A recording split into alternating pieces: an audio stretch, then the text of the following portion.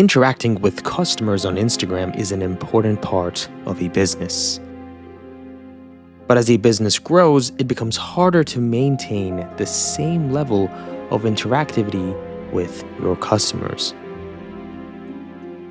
And ManyChat solved this exact problem in 2015 with DM automations on Instagram. And now they serve over 1 million users, bringing in millions of dollars every single month. And today, we will be building a better version of ManyChat powered by AI. In this free course, you will learn how to build a SaaS product just like ManyChat. Slide is an automation tool built specifically for Instagram that allows users to capture and nurture leads through an automation sequence. When viewers comment or send you a DM with a specific keyword, we can use that as a trigger to fire off automations that send that user a DM. And that's why it's called Slide, because you can slide in people's DMs. And so this is the only video on YouTube that will teach you how to build a ManyChat clone. There's not a single source out there that can physically teach you how to build an application like this. And the best part is this course is completely free. You will not find a link to purchase this course. And another exciting announcement is we have hidden a cash prize challenge inside this course. And so by just watching this YouTube video, you can potentially win money. Now, before we jump into learning how to build the product, let's understand how it works. That way we know what we're building before we start. So please do not skip this part or the next section, because I'm going to explain how Slide works under the hood. Automations in Slide are powered by triggers, and a trigger fires when a user comments with a keyword or sends you a DM with a specific keyword. And the reason why Slide is so much better than ManyChat is not only can we send a single DM as a response to this viewer, we can also tell the AI and instruct it to have a full conversation with the viewer. And so this means you can fire your DM setters. The AI can be trained by the user, and you can tell it exactly what you need it to do if you choose to use smart AI to respond to these customers. Now, I have been very transparent in the past as to why I'm doing this. And the reason is because I want to give you so much free value so that hopefully I win your trust, and then eventually somewhere down the future, you decide to start, run and grow a profitable SaaS company. And that's when yours truly can come in and help you scale to the moon. But before we get started, the sponsor of today's coffee is Wasim. Thank you so much for giving back to the Web Prodigies community. This way we are able to give you so much more free value. And now I'm not going to ask you guys to subscribe, because I know you're going to do it anyway, because I'm sure you'd want to see high quality projects like this on your feed and not the other type of projects out there. But here's what I ask for you to do. Share this with another friend. Share this with another SaaS developer so that hopefully they have the opportunity to quit their boring 9-to-5 web development job and start their own SaaS. And so without further ado, let's jump straight right into this project. Users first land on our landing page, which shows two different plans that we have: the free plan and the Smart AI plan. With Smart AI, they can essentially plug in the AI to respond back to the customer, and they can train the AI to react the way they like. With the free plan, on the other hand, they can, however, send unlimited automations, but it's only a single message automation. Next, the user can log in, and once they do, they are redirected to a beautiful dashboard that they can see once they begin integrating their Instagram profile. If the user hasn't logged in already and connected their Instagram profile, they can connect their Instagram account by clicking on the Integrations tab and then clicking on the Connect button, which will then redirect the user to Instagram to log in. To create an automation, all the user has to do is click on the Create Automation button. But notice how blazing fast our application responds to the user's click. There we go. It was almost instantaneous. And now when you click on this tab, it takes you into the automation editor. This is where you can create the automation triggers and the actions. So first, to rename an automation, just click on the automation title and set it to whatever you like. I'm just going to call it new name. And then when you click outside, it's going to save instantly again. And this is because we're using optimistic UI in this entire application. Next, our automation builder is a simple step-by-step process that anyone can read and understand. The When tab indicates to the user that when one of these triggers take place, the automation will fire. And so the first automation trigger is when a user comments on a post with a specific keyword. And the second one is when a user sends a DM with that specific keyword as well. And so for now, I'm going to select user comments on my post, and I'm going to add a keyword as well. So I'm going to say start, and I'm going to hit enter. And once that's saved, you should see a pill icon like this. And now once we have the trigger, we can go ahead and create this. I'm going to click on create, and there we go. Now we see the keyword that's required to fire off this automation. Then the next stage is the action. And the action here is either to send the user a single message, or you can let smart AI take over. That means you can train the AI bot to respond back in the way you want. So for now, I'm going to select send the user a message because this one is an upgrade. So let's go ahead and click on this. And then down here, you can send a message to the customer. So I'm just going to say, here is a link, and I'm going to paste a link. You can also reply for comments. So essentially, if a user left a comment on a video, you can respond back to that comment. But this is a small challenge that we left inside the video for you, and we'll also show you how to do that as well. Okay, so let's go ahead and click on Add Listener.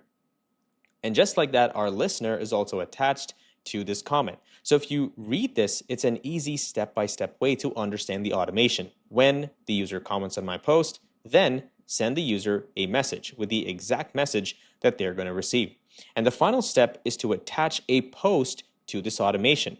So if you click here, you can see all of the posts that are inside your Instagram profile. Right now I only have one, but if you have more, you can select all of them if you like. And I'm going to go ahead and attach this post to this automation. And there we go. Now we have our automation ready to go. To activate the automation, all you have to do is click on Activate up here. And just like that, our automation is activated. Let's go ahead and show you a demonstration of how this works. So I have two different Instagram accounts set up right here. And from this account, I'm going to leave the comment that is set as the trigger word for this specific automation, which is start.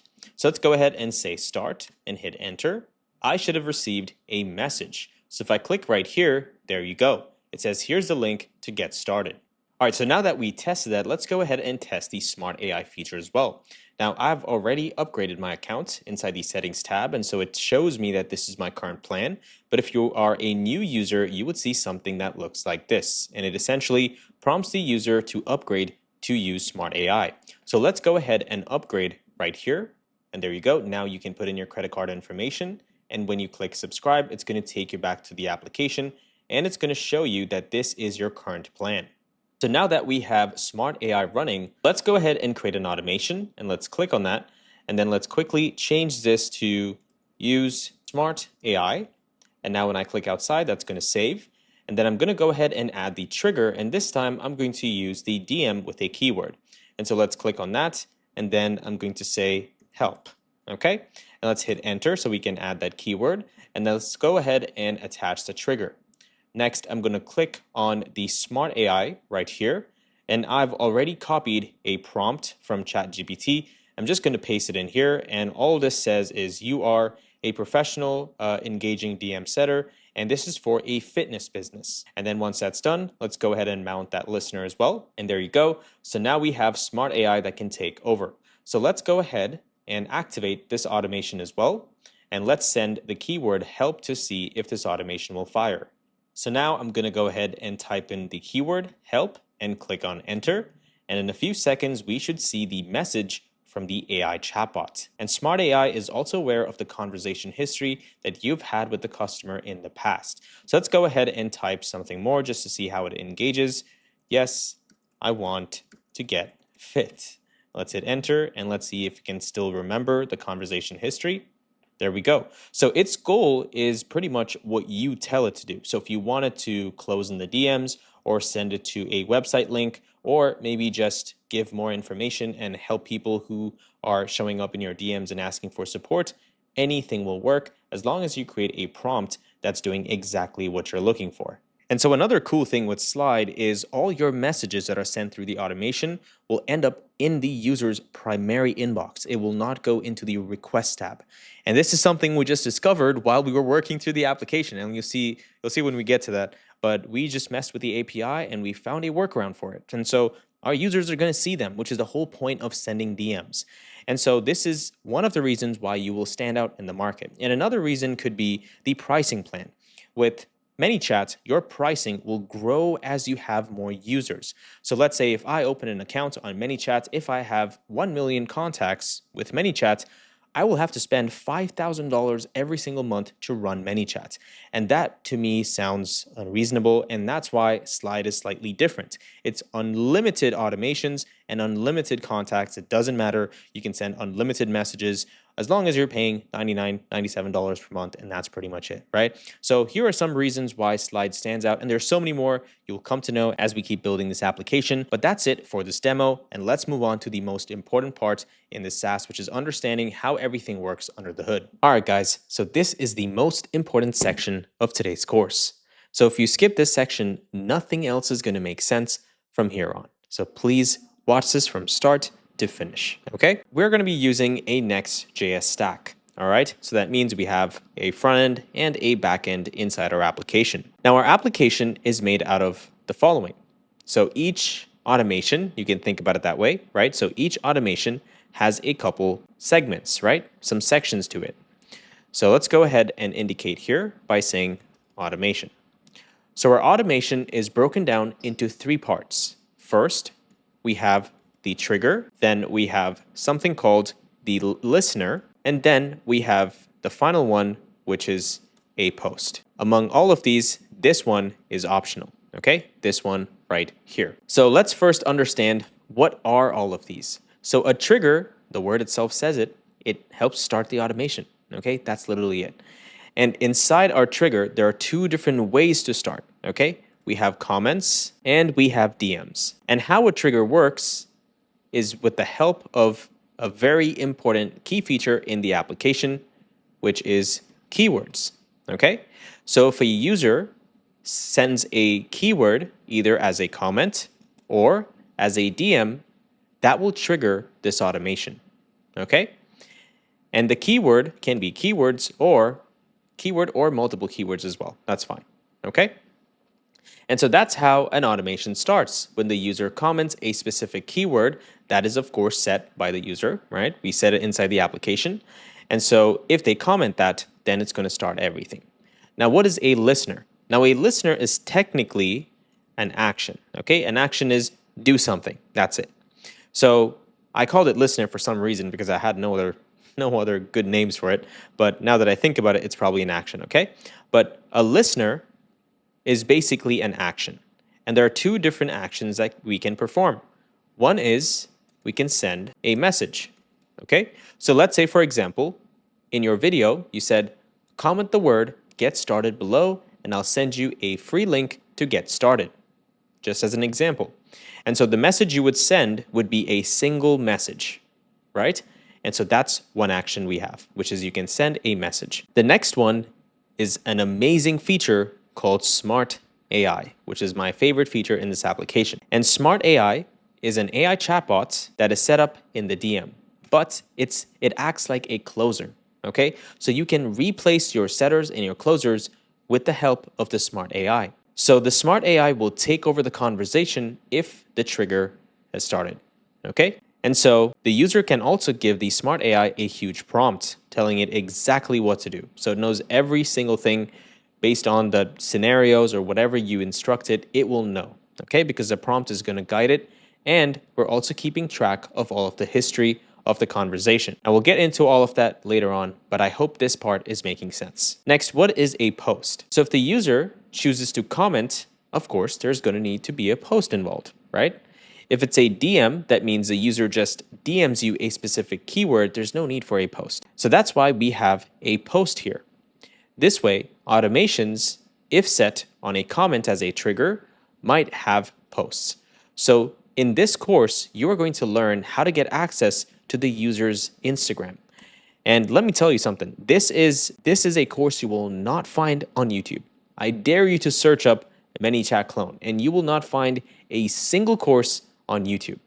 This took me such a long time to figure out because the API documentation is horrible. So hopefully this helps you guys save hundreds and hundreds of hours because this took us that long, okay? So please do smash that subscribe button if you want free value just like this, okay? Awesome. So that's what a post is, okay? I hope that's making sense. Next, this automation fires through an API endpoint. Okay, so I'm going to go ahead and draw an API endpoint right here. API endpoint. So essentially, if you call this endpoint, it's going to look for triggers, and then if the keyword is existing, right, in that trigger, it's going to start firing. Now, how does this work? That brings in the next part of our application, which is the Instagram API. Okay, so our application has a webhook. So we set up a webhook right here, and this webhook is basically connected to the Instagram API. Okay, and the Instagram API will send all of these comments, which we will set inside the Meta developer dashboard. We will set all of these APIs, and basically IG, Instagram, will send us webhook notifications whenever a comment is left on a video or a DM is sent to you. And so once this message comes through, what do we do with it? Well, we are going to send that message that we get through the webhook into our API endpoint. Okay? And what is the API endpoint going to do? Well, this is exactly what it's going to do. There are two different ways to handle this, right? It's going to first check to search for the keyword, right? Because the keyword is what starts the automation, right? And so first thing it's going to do in here is it's going to check for the keyword, okay? And so once we have the keyword, we can find the trigger, and then we can also find the entire automation data. So we can get all of this data that we need, okay? So in here, if there is a keyword, so maybe we can create two lanes here, right? So if there is a keyword, so this is yes, keyword exists, and this is no, keyword does not exist, right? So if keyword does not exist, well, I hope you guessed right, nothing happens, okay? And then if a keyword does exist, then we start a whole process. And so the first thing we're going to do in here is we're going to look as to what type of keyword automation or what type of trigger was set here, and then what type of listeners we have, okay? So stage number one is this is broken down into multiple sections, which is, let me draw a little square here so we can see clearly. Is it an automation that has a comment, or is it a DM? So what type of a trigger has the user set? So that's what we're trying to look for here, okay? And so I can change this to say check for trigger. So this makes more sense, okay?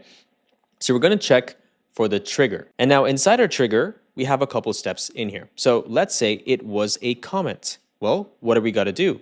First thing is we're going to search for the post. We want to check if that specific post is attached to this automation, okay? So in here, first, we're going to check for posts, okay? And let me put an arrow here. So we're going to check for the posts. And once this is successful, right? Once we find the post, then we also check that that post also is wired up to the keyword. And then once that's done, we send this request and we fire an automation. Okay, we just send a message back. That's literally it, based on whatever listener the user has set. Okay? And then the next stage, the next option or the next variation is if it was a DM type trigger. If it's a DM type trigger, we're doing the exact same thing, right? We're checking to make sure that the keyword exists, right? Of course. And then we also make sure it's a DM type trigger. And then once that happens, we take a look at the listener. What type of listener do they have? Whether it's to send a message or use smart AI. And again, we're doing the same thing here as well, right? So if now what about the DM automation? For DM automations, it's slightly different. Okay, so let's go ahead and bring this out here because there's a lot more happening under the hood. Now with DM automations, you can also send a message listener, right? Just like our comment. But DM automations also have a new feature called Smart AI. And the reason is because DM automations are the only way to trigger a specific keyword, right? So that you can start a conversation, right? And so for that reason, DM automations are the only way for us to have Smart AI, okay? And so how does this work? Well, there are three different scenarios. The first one is a new customer, so a new person, so new lead, right? And they are jumping into a new automation. This is what's happening, okay? Or just new lead. This is good enough, okay? And so that's step number one, or option number one. And option number two is it's a returning lead, okay? So that means they're already having a conversation with us, okay? And they're currently in an automation sequence. And finally, we have one more different scenario, which is returning lead, but it's a new automation, okay? And so this is how we're going to handle these requests. So let's say first new lead. What are we going to do? Well, step number one, if they sent a specific DM keyword, right? This is what Instagram's going to do. It's going to fire off the webhook. It's going to come here. Great. Our endpoint is going to get hit. And then we're going to check for the keyword. So if what they sent does have a keyword, so I'm just going to say keyword exists in here. And if the keyword exists, that means we can proceed, right? And so next, we're going to check for the listener. So first we checked for the trigger, then we're checking for the listener. So I'm going to say listener. And what type of listener is it? Is it smart AI or is it send a message? If it is send a message, then we're just going to send the message, okay? Whatever the user has said. But if it is smart AI, then we have to first check if we have already had a conversation with the user. Okay, so that's something that's important. But here, since it is a new lead, right? It's a new contact. That means they have never entered into that automation. Then all we do is we just use OpenAI, and we're going to get, based on the prompt, we're going to get a message, and we're going to send it. That's it. Okay. Now, when the user is constantly sending a message, keep in mind, Instagram is also firing the webhook constantly. Okay, and so that's why we need to handle the second scenario, which is a returning lead. So a returning lead is someone who is having a conversation with the chatbots. Okay, so we're going to do the same thing here. We're going to check for the keyword. It's called a matcher. Okay, that's what the keyword is. So this process is essentially called matcher. Okay, and so here we're going to check if the keyword exists. All right, and if the keyword does exist, well, that probably means that they might be in a conversation, right? And so that's why we are going to keep track of the conversation history. Because if we're using smart AI, then we need to keep track of this history. That way we can come back to it and take a look to see if they already had a conversation with us. Okay? And so this chat history is what's going to help OpenAI create customized messages. Okay? And so if it is a returning lead, and we match the keyword, right? That means we're going to check the history first to see if we should chat with them. And then once we have a history, once we have all of those messages, we're going to plug that into the AI and send it to the user, okay? Just like this. Now, what if it is a returning lead for a new automation? Same thing. We're going to check the keyword, right? And we're also going to check the history. But history is going to have length of 0, so there's not going to be anything. And so that really doesn't, pose a problem for us because we can just simply send the message, right? We can send the OpenAI message and then we can continue because they are going to probably follow up with a second message because we're using smart AI, right? And smart AI is like a conversation chatbot. And so once they send the first message, we're going to plug that into OpenAI, send that message, and then they're probably going to send another one, so they might end up becoming the returning lead, right? And so once they are a returning lead, that means they probably don't have a keyword or they do have a keyword, right? But we're going to check the history, okay? And so if there is history here, then again, we're going to take all of their history, plug it into OpenAI, and send that across, okay?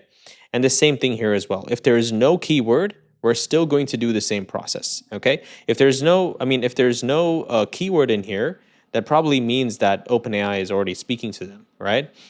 So we still would be looking into, we don't even need to look into the history, honestly, but it just makes more sense to do it because if there is some history, then the chatbot can use that and have a conversation with the user, okay? And that's literally it, guys. It's a very simple yet powerful solution. And if you ask me, this is the best type of SaaS to start right now. And the reason is because the creator economy is starting to bloom, okay? And I personally have a SaaS that does the exact same thing. And I myself use this for myself as well. Okay. And so if you are serious about your SaaS or you're passionate about making money through software, then this is your best opportunity. And the reason is because I have spent months of my time and thousands of dollars into the production of this course just to give it completely for free. Okay. And the reason is because if you win, I am happy. That's all I want. I want you guys to win. Okay. And starting a SaaS is the easiest thing because, let me say that once more in quotations, because we are developers. Okay. It's the only leverage we as SaaS developers have. And so if you were to start a SaaS from scratch, you would need to first hire devs. You need to build a project, spend months of your time, spend a boatload of money, right? But we have done that for you. And trust me when I say this, there was not a single resource out there, okay? There was no YouTuber that created some video like this. There was literally no documentation. Instagram's API is very difficult to read, but we did everything for you and we show you all the pages. We show you where to go. We show you what API to access, everything, right? And if you needed to start from scratch, you would first need to create the idea. You need to validate it. We did that for you as well. And your MVP is already done. And so all you need to do is pretty much launch and market the SaaS. That's it. And so that's why we did every single thing. The barrier for entry for SaaS is very low. There's nothing you need to do as long as it solves a problem. And that's the most important part. And this solves a huge problem: automation. Automation is the future of business. And you know that too. And it has AI, so it's going to be trendy. And so for that reason, we also created a license for this project so you can make money out of our projects as well. Okay. If you want to monetize our code, you can grab the license from webprodigies.com/license. And I love rewarding people who take action. And for that reason, today I'm going to reward every single person that grabs the license by giving you a 20% discount. And so all you need to do is use WP20 at checkout to get access to 20% discounts, okay? But just keep in mind, this offer will end on 10th of December, okay? After 10th of December, you can no longer use this coupon code, WP20. All the best prodigies, I believe in you. I know you guys can do this, and I'm excited to see what you have to create. So here's a direct link into our Discord server. So if you're looking to build this project or any of the future projects alongside other SaaS developers and business owners, then this is the free community where you should be, okay? So grab your phone and take a picture of this. That way you can join our Discord. Next, go ahead and create a folder and please call it slide-web prodigies, just like this. Now you want to drag and drop it into your Visual Studio Code, okay? And that should pretty much open up the project for you, and you can click on this and awesome, there we go. Next, if you're using npm, you can say npx create -next-app, and I'm going to be using 14.2.7 just because I want caching. If you don't want caching stuff and you want to do everything, like a traditional React application, then you can use the latest version, okay? But I would highly recommend you do use the exact version that we are using in this project, okay? So I'm going to be using bun, so I'm going to say bunx create-next-app at 14.2.7 and go ahead and hit enter. And for TypeScript, you want to hit yes for ESLint, yes for Tailwind, yes for source, we want yes for the app router, and for this, we're going to hit no, okay? Awesome, and because I'm using bun, you see it's really quick. And just to confirm, you should find a package.json right here. If you scroll down, you should find next set to 14.2.7. Next, we're going to need ShadCN UI to get a bunch of components. So I'm going to go into ShadCN right here, and I'm going to click on installation for Nextjs, and it's giving me all of the instructions I need to do. So I'm just going to copy this, but I want the bun version. And then inside my terminal, let me expand this a little bit more. I'm going to paste that, and I'm going to hit enter. Okay, so -d flag for defaults. Okay, so I'm not going to use the -d flag. I'm just going to do init. Okay, awesome. And I'm going to select New York. I'm going to select neutral for this, and CSS variables. Yes. Okay, awesome. And now once that's done, we also have to install all the components, right? So I'm going to copy this, and I'm going to get the bun command. I'm going to paste it in here, but I'm going to remove the button, okay? and you just want to hit add for now. It's going to give you a set of instructions, okay?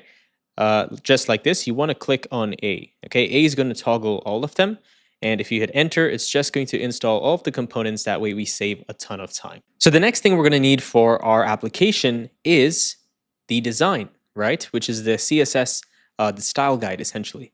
And I have spent probably a whole week getting all of this together for you. This is every single design, including the states, and we also have custom components that use atomic structure. And it also gives you some cool insights into how we came up with the design in the first place, sort of like a mood board, right? And guys, we're also including a full Shatsian component library that is already built for you, including light and dark mode. So let me show you what that looks like, right? So if you click on one of these containers, you can pretty much switch the entire container out to dark mode, and all the components will also reflect accordingly, okay? So you can grab this from the description. It's gonna come with all of the components in Shatsian, including all of the, the styles that we created, the designs, and everything you need from there, okay? And so what I did with the design is I spent like a whole week to create everything for you, and also convert it into a style sheet. That way we can import it into our application. And so I want you to go to the GitHub, and the link is going to be in the description for you as well. Just copy this entire, all the class names, including the styles and the colors. And if you want to type this, sure you can, but it's going to take you a very long time, right? But you can essentially copy all the styles and just go into your code base, go into source, app, and inside the global CSS, just replace all of your styling and the classes with whatever we just got inside our GitHub. Okay, awesome. And the next thing is inside my project, I also might have set up some of these styles using custom names or colors. And in order to reflect all of these, you need to make those changes inside the Tailwind config file, right? So to make sure that we both have the same copy, just go to the GitHub, and you want to go into the Tailwind config file, which is in the root repository, right? And you want to copy everything that is in this file, and you're going to go into your project, click on Tailwind config, and you want to replace your entire file with whatever we just copied. And you can see that right here, right? We're creating custom colors in here, for example, keyword, sort of like highlights, accent colors, and just some newer stuff. And we need to wire that up into our Tailwind config, so that way Tailwind knows which class and which color to use. And now I'm going to say bun run dev in the terminal, and that's going to open up localhost for us, and we can see exactly what we have built. All right, guys, so the next step is we need to build a beautiful website for our SaaS. And this is the most important step, because without a website, we're not going to be able to convey the message of our SaaS to our users, okay? So if you watch this section till the end, I'm going to show you a secret AI hack that helped one of my students make about $900 in 2 weeks by just designing websites. And the coolest part is only with AI, okay? Now, most of you guys also know that we have challenges in every single video. And in this section, we will also have a fun and exciting challenge. But this time, it's going to be even bigger. I want to reward you guys. I want to give back to the Prodigies community. I mean, seriously, man, you guys have supported us so much. We are so close to 100,000 subscribers. And the reason is it's because of you. And so we just want to give back to you. That's literally it. So the first problem that designers face or developers face is what is considered a high converting layout. Because most of the amateur developers, this is what they do, right? To build a website, they just go in there, they put in the website, and they start building navigation, sidebar, whatever. We have the titles, and then we have, 2 CTAs, and then we have some description, and then they also build, the SaaS layout, and then they realize, I actually don't like this. So they will go ahead and start everything again. Say, let's just delete this, and let's make it look nicer. And then they'll build something slightly different, and then they'll finish this, and then they'll come to know they don't like this design as well, and they're going to delete this as well, right? And so this takes very long time. And the worst part is you don't even know if what you're designing actually converts, okay? And well, I have about 2-3 years of A/B testing experience, and I've worked with really big companies, okay? And we've helped them make hundreds and thousands of dollars just through small little changes on their website.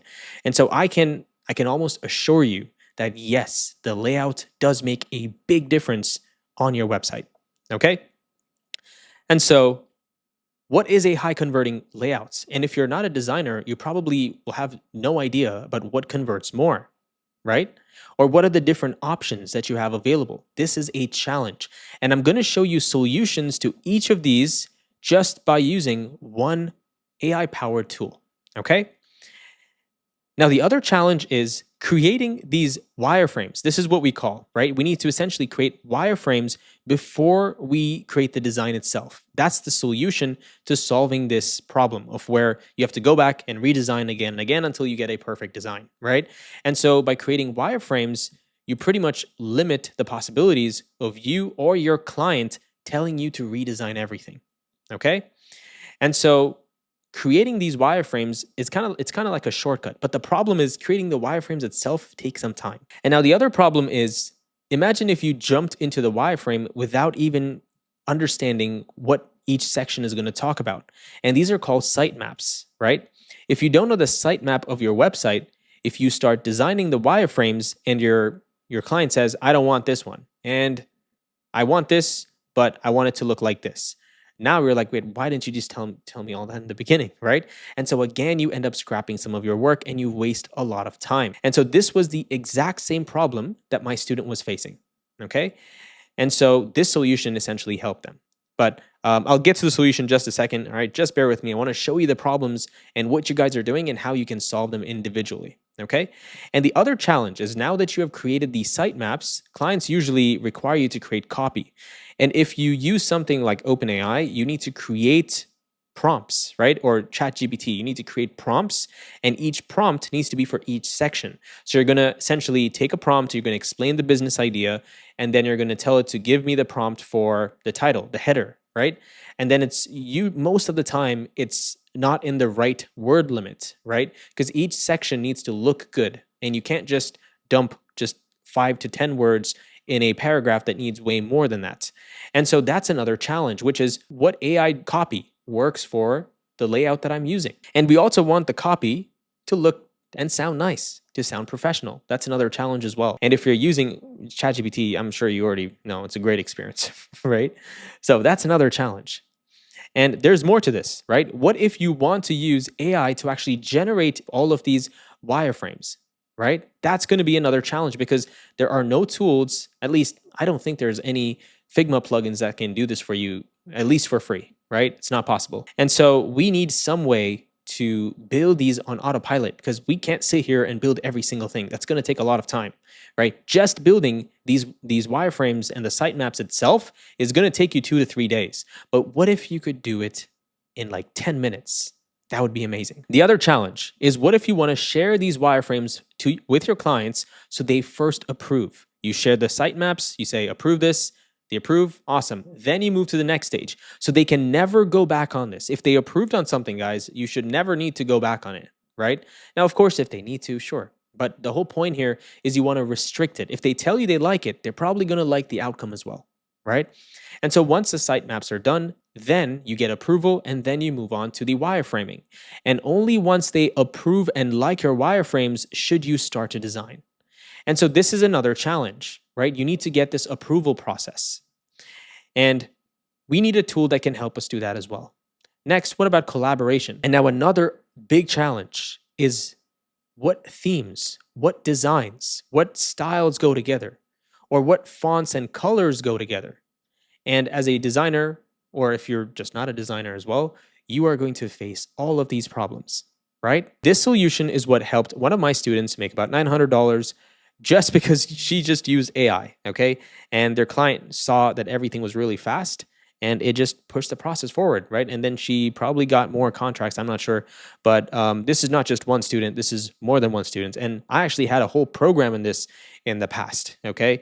This was probably a year and a half ago, and we used to teach people how to freelance, how to build websites. And the AI tool that we used is Relume. Now, Relume helps you build sitemaps, wireframes, and their new beta feature is style guides as well. So you can essentially convert your wireframe into a style guide that gives you the text, the colors, and everything that you need, and you can copy it directly into your Figma files.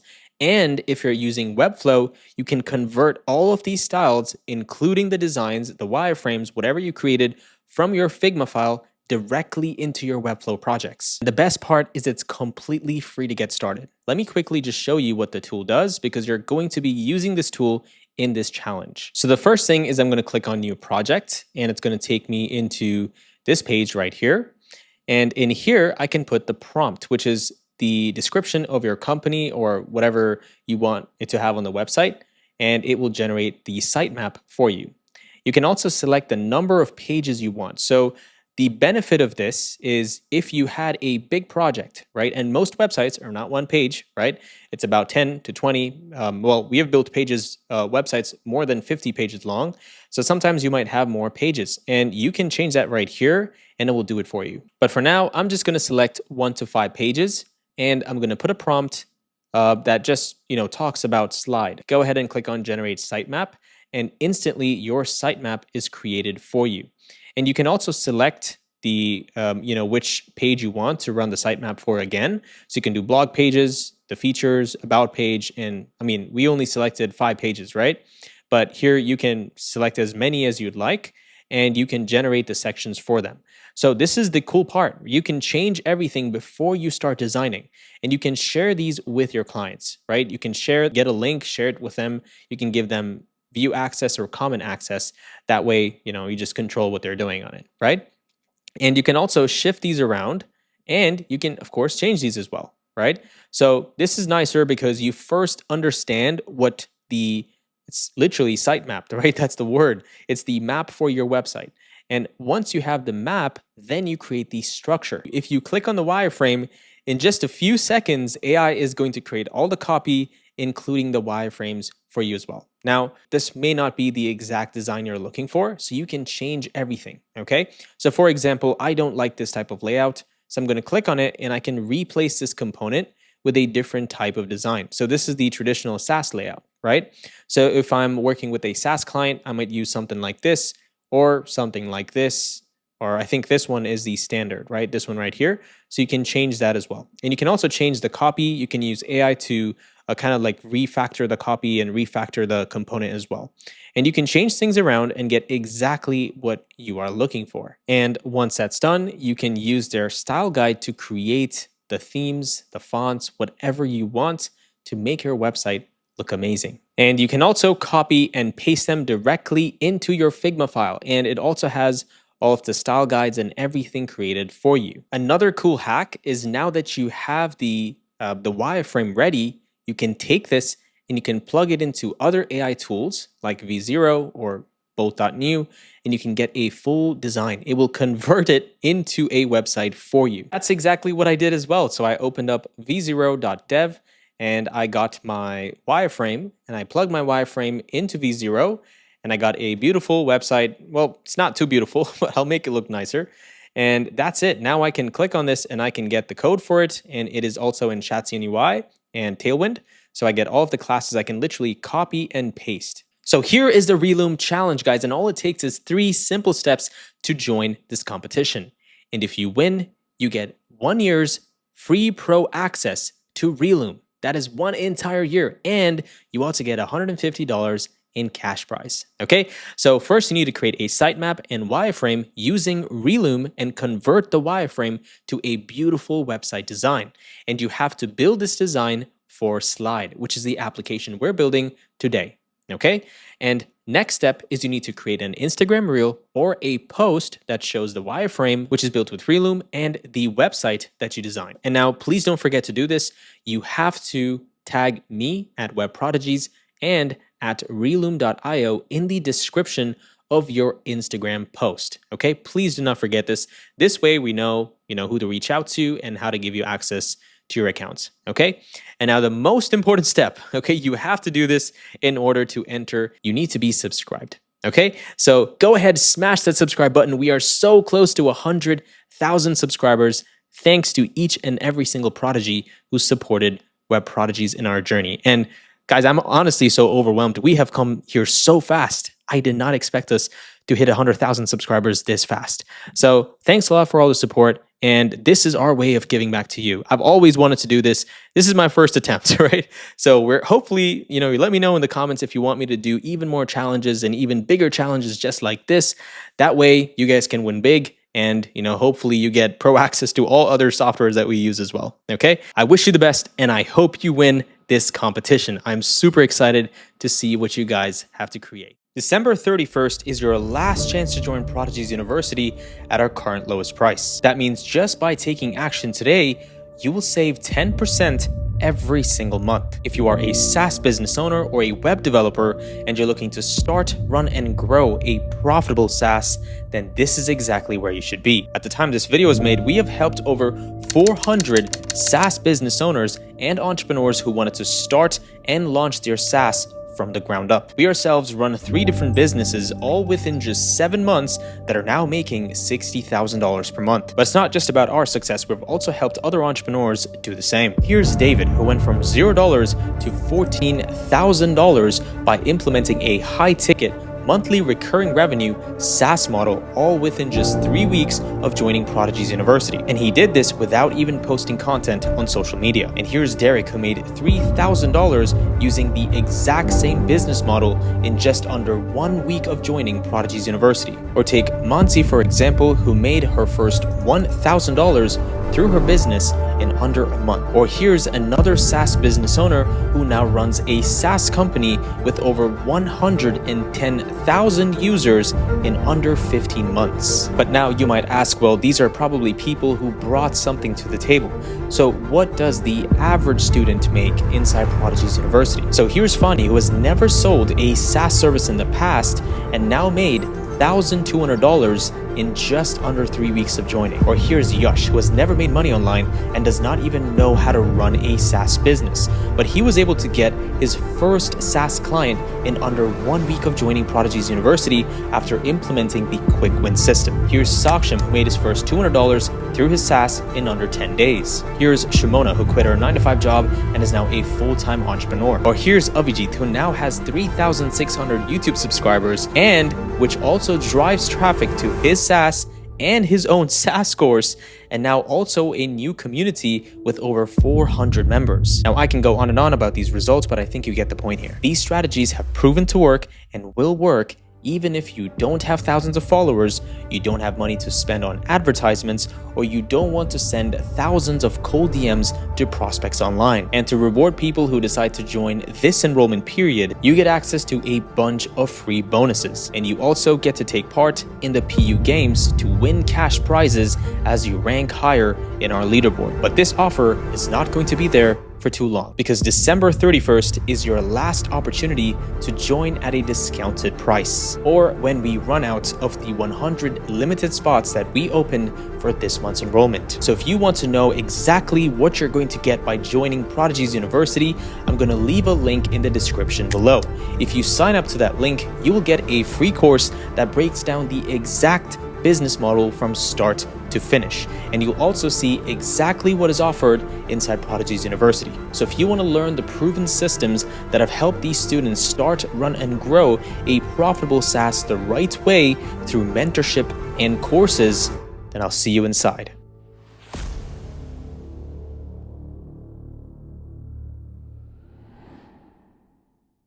All right, guys, so I want to show you what I created. It's not amazing. I know you guys are going to do a much better job, but this is what I built, okay? So I first went to Relume and I got my free account, and you can use the link in the description to grab your free account.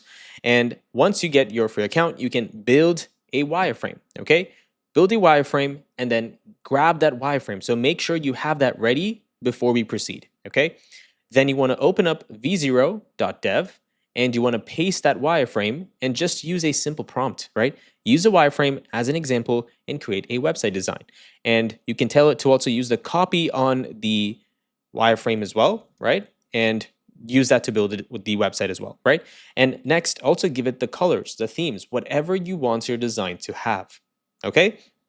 And so once I did that, I got something that looks like this, okay? So first it gave me a hero section that looked like this. And of course, it doesn't look nice, right? We had to change the colors. We had to change some border radius and stuff like that. But I mean, that's not too bad. And so what I did first was just copy all of the code in here. Okay, so make sure you're doing it with me as well. And then go into your homepage and paste it. This saved you about 40 minutes of hard work. Okay. And then the next thing you need to do is pricing card. But I didn't get a pricing card with it. So I asked it, please add a pricing card. But it gave me a really horrible looking design. Okay, I didn't like this at all. So I told it to just use the is not suitable for light mode and dark mode. Please use the general styling given by Shatsian UI. And then it gave me another set of pricing cards, and I like this a lot. So I went in here and now I copied the pricing card and I pasted it in my code as well. So 2 sections, one for the hero section, one for the pricing card. Okay. And the next thing is they also used the dynamic plans array. And through that, because I gave it enough information about the company, because remember, the wireframe has everything, right? So it's so clever, it used all of that data and also created dynamic features for me. So I can update directly in here, and I can update the card in here, and it's going to automatically show on the front end, okay? So it created this array, and if you want, you can create your own array, and I just plugged that in. It already did it for me, right? See, it's mapping over the plans, and it's returning a list. And that's all I had to do. And my website was done in probably less than 10 minutes, okay? And all I changed was the class names for the colors and the color right here. And I just gave this slightly different type of border radius. Now it looks more like, I guess, a content creator type SaaS, right? Great job, guys. Hopefully you have an amazing design and you're ready to participate and showcase your design in that challenge, all right? All the best, and I hope you win. The next thing I'm going to do in here is I have a button on my page, okay? So if you don't have a button, just create a button anywhere. Or if you don't even know how to create a website, that's fine. Just delete everything. All you need is just a button that says login, okay? So I said button like this, and inside that I put a link with the href set to /dashboard, and I said login inside this link. So when you click on this, it's going to navigate to the login page, but of course we don't have that, the dashboard page, but we don't have that. And that's why we're seeing a 404. But that's good. That means we are, rerouting the user to the right page. Now, the next thing we want to do is we need to go into our GitHub repository. So please use the link in the description and open up the GitHub. And you want to go into the .environment.example files. Okay, these are essentially all the variables, and we just need to populate these with the values. So just copy these and paste it inside your file, okay? And as we go, guys, I'll keep explaining each and every single variable, okay? Don't worry about it. For now, you need this because I don't want you to spend next 30, 40 minutes typing it out, okay? So go into your root file and you want to say .environment, okay? And inside this, just go ahead and paste all the variables that you just got inside the GitHub. Now, just to have a quick overview of this as well, we have the next clerk sign-in URL and the sign-up URL, which is essentially tells clerk under the hood which link or which path to access. And then we also have the clerk public key and the secret key, which we're going to get right now. So let's go ahead and open up clerk.com. There's a link in the description. So click on that link and it's going to take you to Clerk. So if you clicked on the link in the description, it's going to take you to a page that looks like this. And now I'm sure you already heard of Clerk. I mean, the entire world knows about Clerk, but Clerk is a user management platform. And Clerk makes it very simple and straightforward to wire up user authentication into your application. They give you a single dashboard where you can handle all the users inside your application. You can also impersonate users. That means if you have a support team, you can log in as their accounts. And to set up this feature, it's going to take you a while, okay? But you also have ready-made components that are already built for you that have been tested, and it's secure as well. So you get sign in, sign up, user profile buttons, and you can also create custom multi-factor authentication flows and some advanced security functionality that you will not get if you were going the traditional route. In fact, you would need to hire a whole team to make sure your application is secure, okay? And if you're doing this in a production environment, the best way is to start with Clerk. And today's video is also sponsored by Clerk Authentication. So thank you so much to the Clerk team for making this possible. This is how we're able to give back so much more free value to the Prodigies community. And guys, we need to support them because they're one of the few tools out there that give you free access to their software. It's completely free to get started, and you can build as many projects as you like. In fact, I use Clerk for my production grade applications because I don't want to spend time and, build a team just to handle authentication and security for my application. So go ahead and click on Dashboard, and that should take you into a page that looks just like this. Now, as you can see, I have so many projects in here, right? You're going to create a new one. So your screen might look slightly different. All you have to do is create a new application.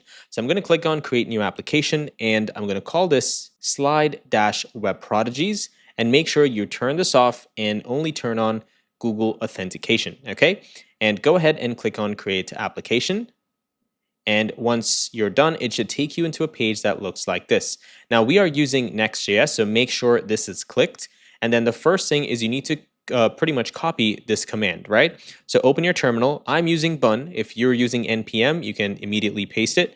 But I'm going to first quit my terminal, and I'm going to say, I'm going to paste this, and I'm going to delete the npm command right here and change it to bun, okay? And once you hit install, that's going to install into your project. And the next thing is they're telling you to copy these and paste it into your environment variables. So go ahead and copy this.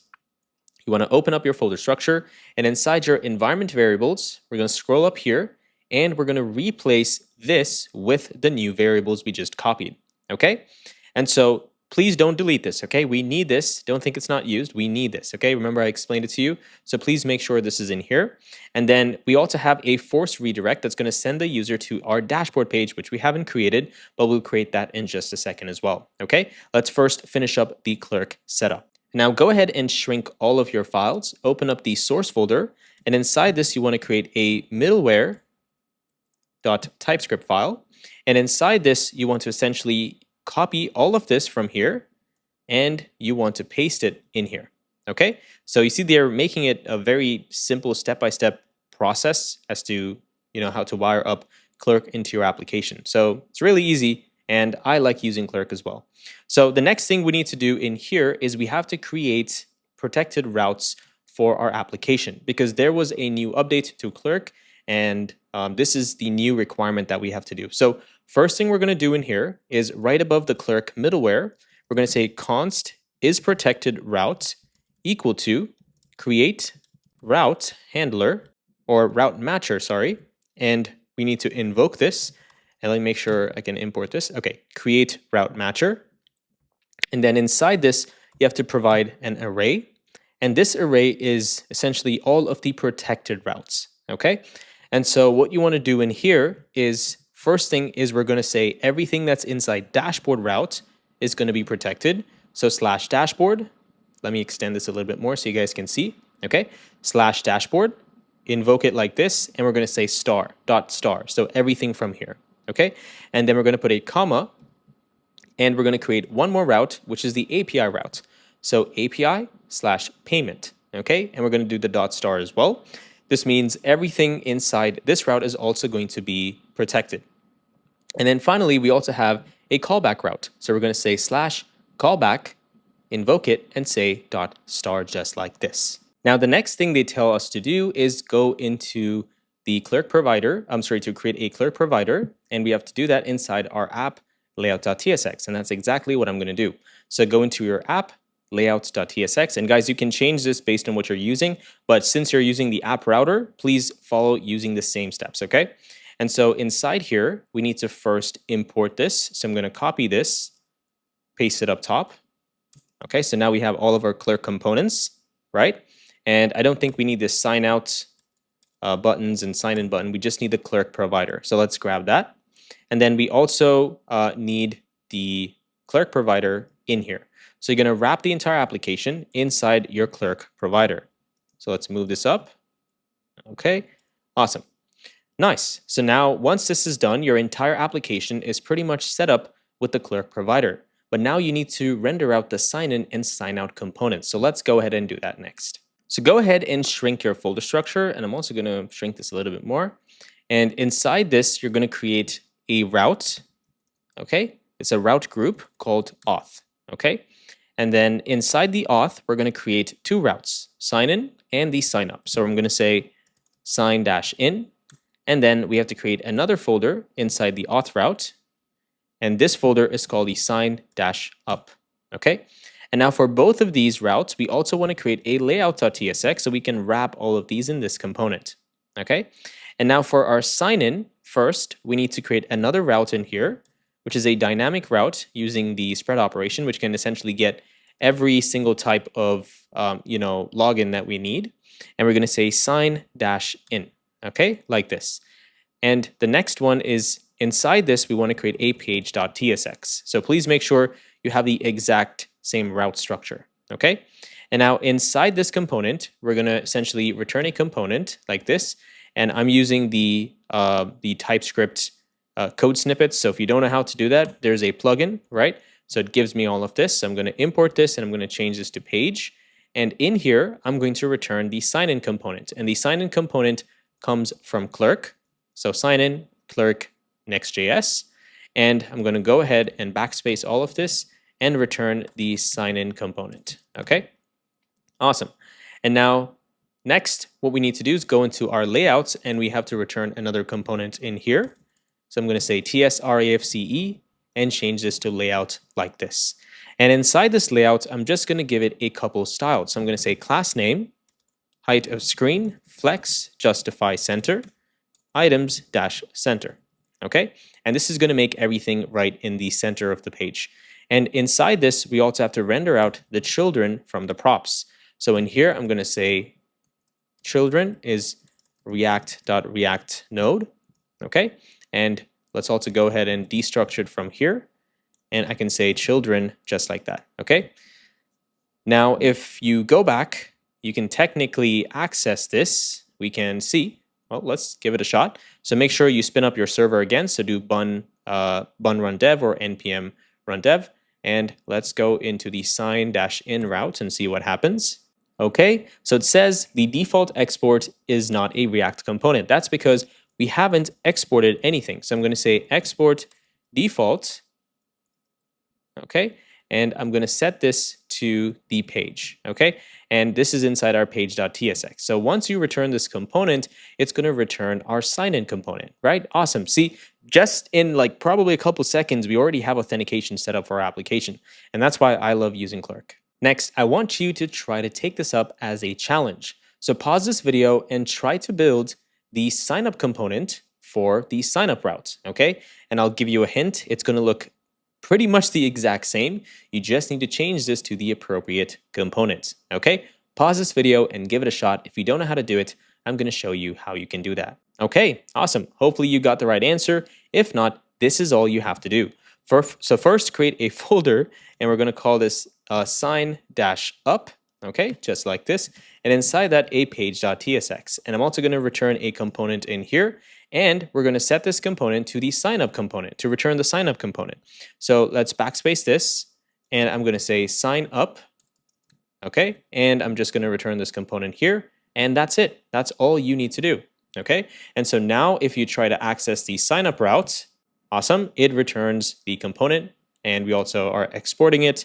Great job. Now that we have set up clerk authentication inside our application, I also want to have a theme provider. Okay, and this theme provider comes from ShatsCNUI. So if you go to ShatsCNUI's website, you're going to find a sidebar, and inside this, you want to click on dark mode, and it's going to ask you, where do you want to enable this?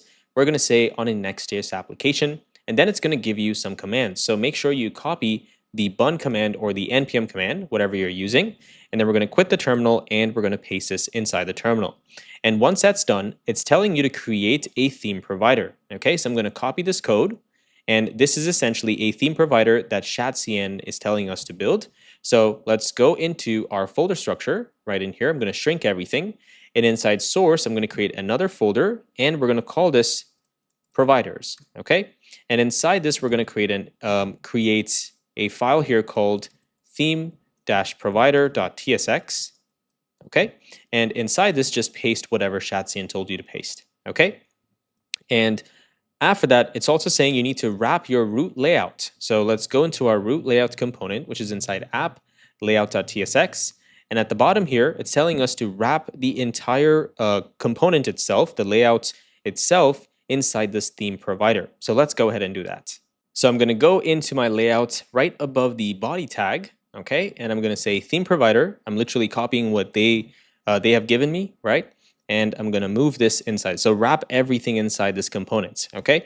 And next, we also need to import this. So import it from the providers/theme provider. And then you want to set the attribute. So only add the following class names, okay? The following properties. So attribute set to class, default theme set to dark, and disable transition on change, just set it to true here. So you just put this in here, it's also considered as true. All right, so the other thing you need to do is you need to actually wrap the theme provider inside the body, okay? So what we had before was a theme provider wrapped the entire thing. That means theme provider was right here, right? So you want to move the theme provider inside the body tag, and only the children components will be inside this body tag, okay? So please make sure you update that as well. And you can also put the suppress hydration warning on the body tag if you like. Now, the next thing is inside our application, we're going to use toast messages, right? And so we'll be using Sonar that comes from ShatsCN UI, which is already installed for us. So just go ahead and import this up top, saying import toaster from Sonar. And at the bottom here, after the children components, you can essentially render out the toaster component, okay? Just like this. So now that we have Clerk middleware set up, we should expect Clerk to work by protecting our dashboard page. But if you try to access the dashboard page, it's going to give you a 404 instead of redirecting you to the sign-in page. And the reason is simply because inside the middleware file, we created the protected routes, but we haven't used them inside the middleware to indicate to Clerk middleware that this route that's being accessed is protected or not. And so all you have to do in here is this Clerk middleware essentially gives you a callback function. And inside that callback function, we have to check the route that's being accessed. And based on that, we have to protect the auth route, okay? So the Clerk middleware callback in here is an async function. So I'm going to grab that as well. And this is going to give us the auth object that we need and the request as well. And now in here, we're going to say if is protected route, and we're going to pass in the route, the request itself. If this is true, then we're going to say auth dot protect. We're going to invoke this, but we also want to say await right here. And so now if you try to access the dashboard page like this, it's going to redirect you to the sign-in page. So now if you try to sign in, it should take you to the dashboard page, but it should show you a 404. Great job, guys. Next, let's go in here and let's kind of tidy up the folder structure and our routing structure a little bit more. So we have an auth folder here for sign in and sign up. That's awesome. The other one I want to create is a route group called protected. Okay, so everything that's protected will go inside this folder. And then I also want to have a website folder. You can also call this public, but the reason why I didn't want to call this public is we have another public folder, right? So that's why I'm just going to call it website for now. And the next thing is inside this, you want to drag and drop the page.tsx.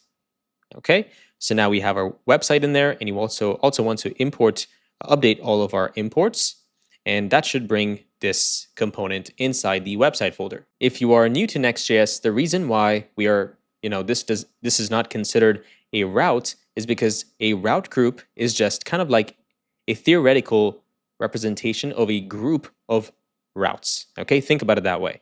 So it's not really a route itself, okay? Because folders I know create routes, but this is not a route. It's kind of like syntactical sugar just to group all of your files in one single route.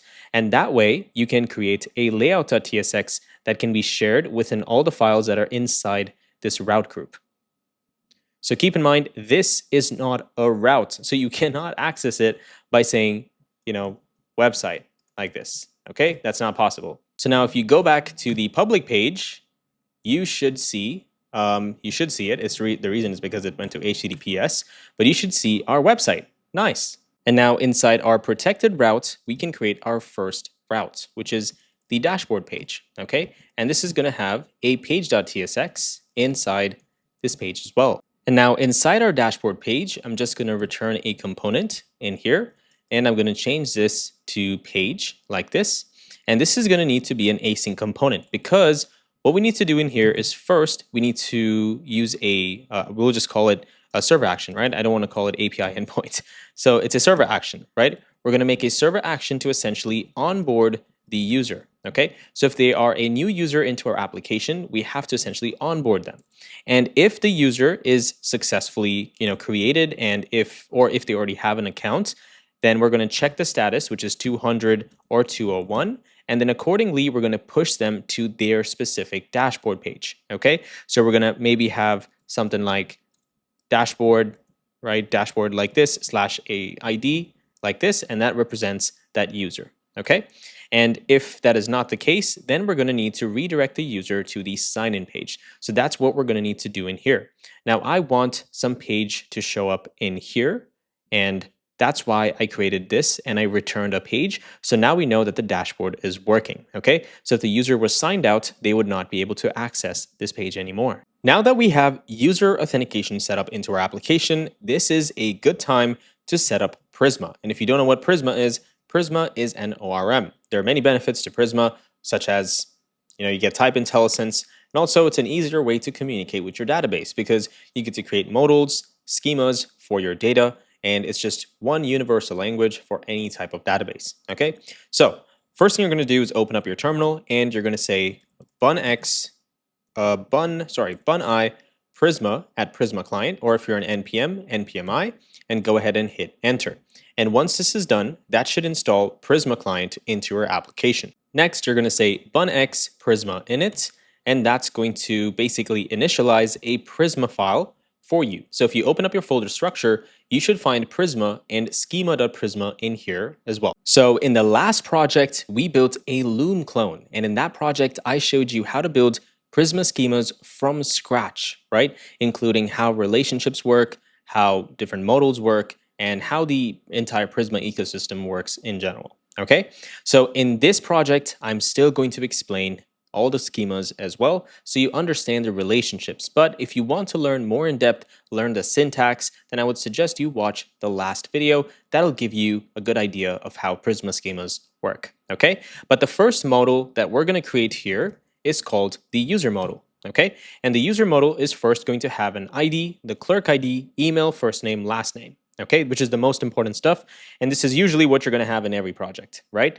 But the difference here is the types that we set on them, okay? Again, I'm gonna give you the user modal as an example, and I'm gonna break it down and show you how it works. But then for the rest of them, I'm gonna, just run through it because we have a huge application to build, okay? So first thing is we have the ID, and the ID is the name of the field. Think about it that way, the name of that property. Next, we're gonna have the type that we need to set, and this type is gonna be a string. And then we also have some syntactical stuff here, which is a way for us to communicate with the database as to what this field is, okay? So this one is an ID type field, okay? And its default value can be set to a specific value as well. So you can say default value like this, and inside that you can pass in a generated UUID function like this, okay? So default is db generated gen random UUID, and you want to invoke it.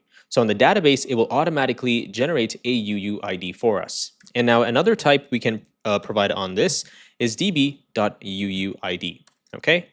Like this, awesome.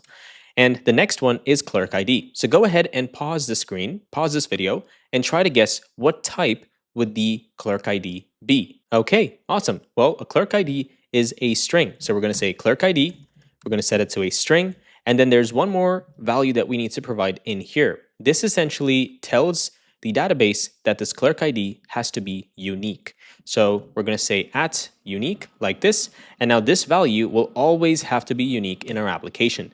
And if it isn't, it's gonna throw an error, okay? The next one is email. I hope you guessed it right. It's gonna be the exact same thing, which is string, and we're gonna say unique in here as well. First name is going to be string, and this is also going to be unique. And the reason why we're making this unique is I actually want the URLs to have the user's name in the URL itself, okay? So maybe you can, improve the functionality if you want, but this should do the job for us right now. And you can also use the clerk ID itself. The reason why I like using the first name and last name is it just looks so much nicer, right? Having a random ID like this looks weird, and it's better if it just says parent, right? Looks nicer. So that's why, okay? So after the first name, we're also going to have the last name, which is going to be the same thing, string and UUID. Now, what is this question mark? this question mark means that these values are optional. Okay, so what I'm going to do here is I'm going to set both of these to optional. Okay, and the next thing I need to do in here is we're going to also have the created at timestamp. So I'm going to say created at, and the type here is date time. So you see this is a different type inside Prisma, okay? And its default value is going to be now. So whenever we create this entry, Prisma will essentially create these values, and the database will also have the date and time set to the current date and time, okay? Now the next step in building Prisma schemas is sometimes some schemas are related to other schemas, right? So for example, a user can have a subscription. Now what I can do is I can go in here and say subscription ID, right? I can say subscription type, whatever, and I can create all the values in here. But that is very redundant. You're going to have hundreds and hundreds of fields in here, and it's going to be very difficult to create relationships and at the same time manage it, right? And so for that reason, you can create another modal and you can link that modal into this user modal. Think about it that way, okay? So I'm going to say modal like this, and I'm going to set it to subscription. And first we need the ID. So I'm going to do the exact same thing like we did in here. So I'm going to say ID string, and it's of type ID, and the default is going to be the same DB generated gen random UUID, okay? And now we need to link this subscription to this modal right here, okay? So how do we do that? Well, first thing is we need to tell it what type of connection it is, right? Or what type of a modal we're connecting to. So I'm going to say, well, connect the subscription to a user. So a user can have a subscription, right? And so we're going to say this user field is going to be a user modal, and this is going to be optional. And now we have to let it know that it's a relationship. But before we tell it's a relationship, we also have to show which field in this modal connects to this user modal right here. And the field that connects is the user ID. And this is going to be a string, which of course has to be optional, right? So this is a relationship that connects this table and this table together, okay? And so the other thing is this is also going to be unique, right? The user ID is going to be unique. So I'm going to put some types on it and say unique DB UUID. Now this gave me a spoiler. Anyway, oh man, I was working my way up. Anyway, so what you have to do in here now is do the relations, right? If you save it, guys, it's going to automatically do it for you. And the reason's because my project has, we have ESLint and all that kind of cool stuff, right? And I also have a Prettier installed, so it does it for me. But if you don't have this, you probably don't have the autocomplete, okay? So I'm just gonna create a relation here. And first we have to tell it the fields. And the fields are gonna be an array. And here I want the user ID because that's the connection. And what does it reference inside the user table? Well, it references the ID field. And the other thing is when the user deletes this value, what do you want it to do to the other related items? I also want those to be deleted as well. So I'm going to say cascade. Okay, so this is how you create a relationship between different values. Now the other thing is between different modals. Okay, now inside our user table, this was also not there initially, right? Because now we have to say a user can also have a subscription. And so what you need to do in here is you have to say subscription like this. And this is going to have a subscription type modal. So a user can have one subscription, okay? And the subscription is going to be like this, okay? And now the subscription is connected to the user with these properties. That's literally it. Now I have one more question for you. What do you think this means? Try to pause the video and try to guess. Take it up as a challenge. What does it mean if we have an array next to the type here? Awesome. Hopefully you said it's a many relationship, right? That means the user can have many subscriptions. Great, great job. That's basically what that means right here, okay? So you're gonna also see for the next modal, we're gonna need this. So first, a user can have one subscription only, right, of course. And the other thing is our users are also gonna have automations, okay? So let's go ahead and create an automation value right here, okay? So the automations is going to have, again, multiple automations. So multiple of a specific modal. So let's go in here and say modal automation. And this automation is going to be of the following. So we're going to need an ID, we're going to need string, name, ID is going to be a string, the name, the created at, I'm going to go ahead and put that in here as well. And then we also have active. That means an automation is active or not. And now I have a new model for the automation. Okay. And also, we need to create a connection between our user and the automation. But keep in mind, a user can have multiple automations. So go ahead and pause this video and try to take this up as a challenge. Try to create a relation between automation and a user. That means one automation belongs to one user, but a user can have many automations. Okay? Pause this video and give it a shot. If you don't know how to do it, I'm going to show you exactly how to do it. Okay, awesome. Hopefully you got the right answer. If you didn't, no problem. This is what you had to do.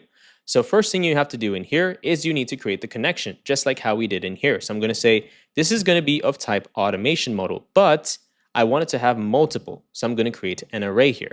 Okay. Next, I'm going to go down in here into our automation model, and I need to create the connection between the user and say which field is connected to this model as well.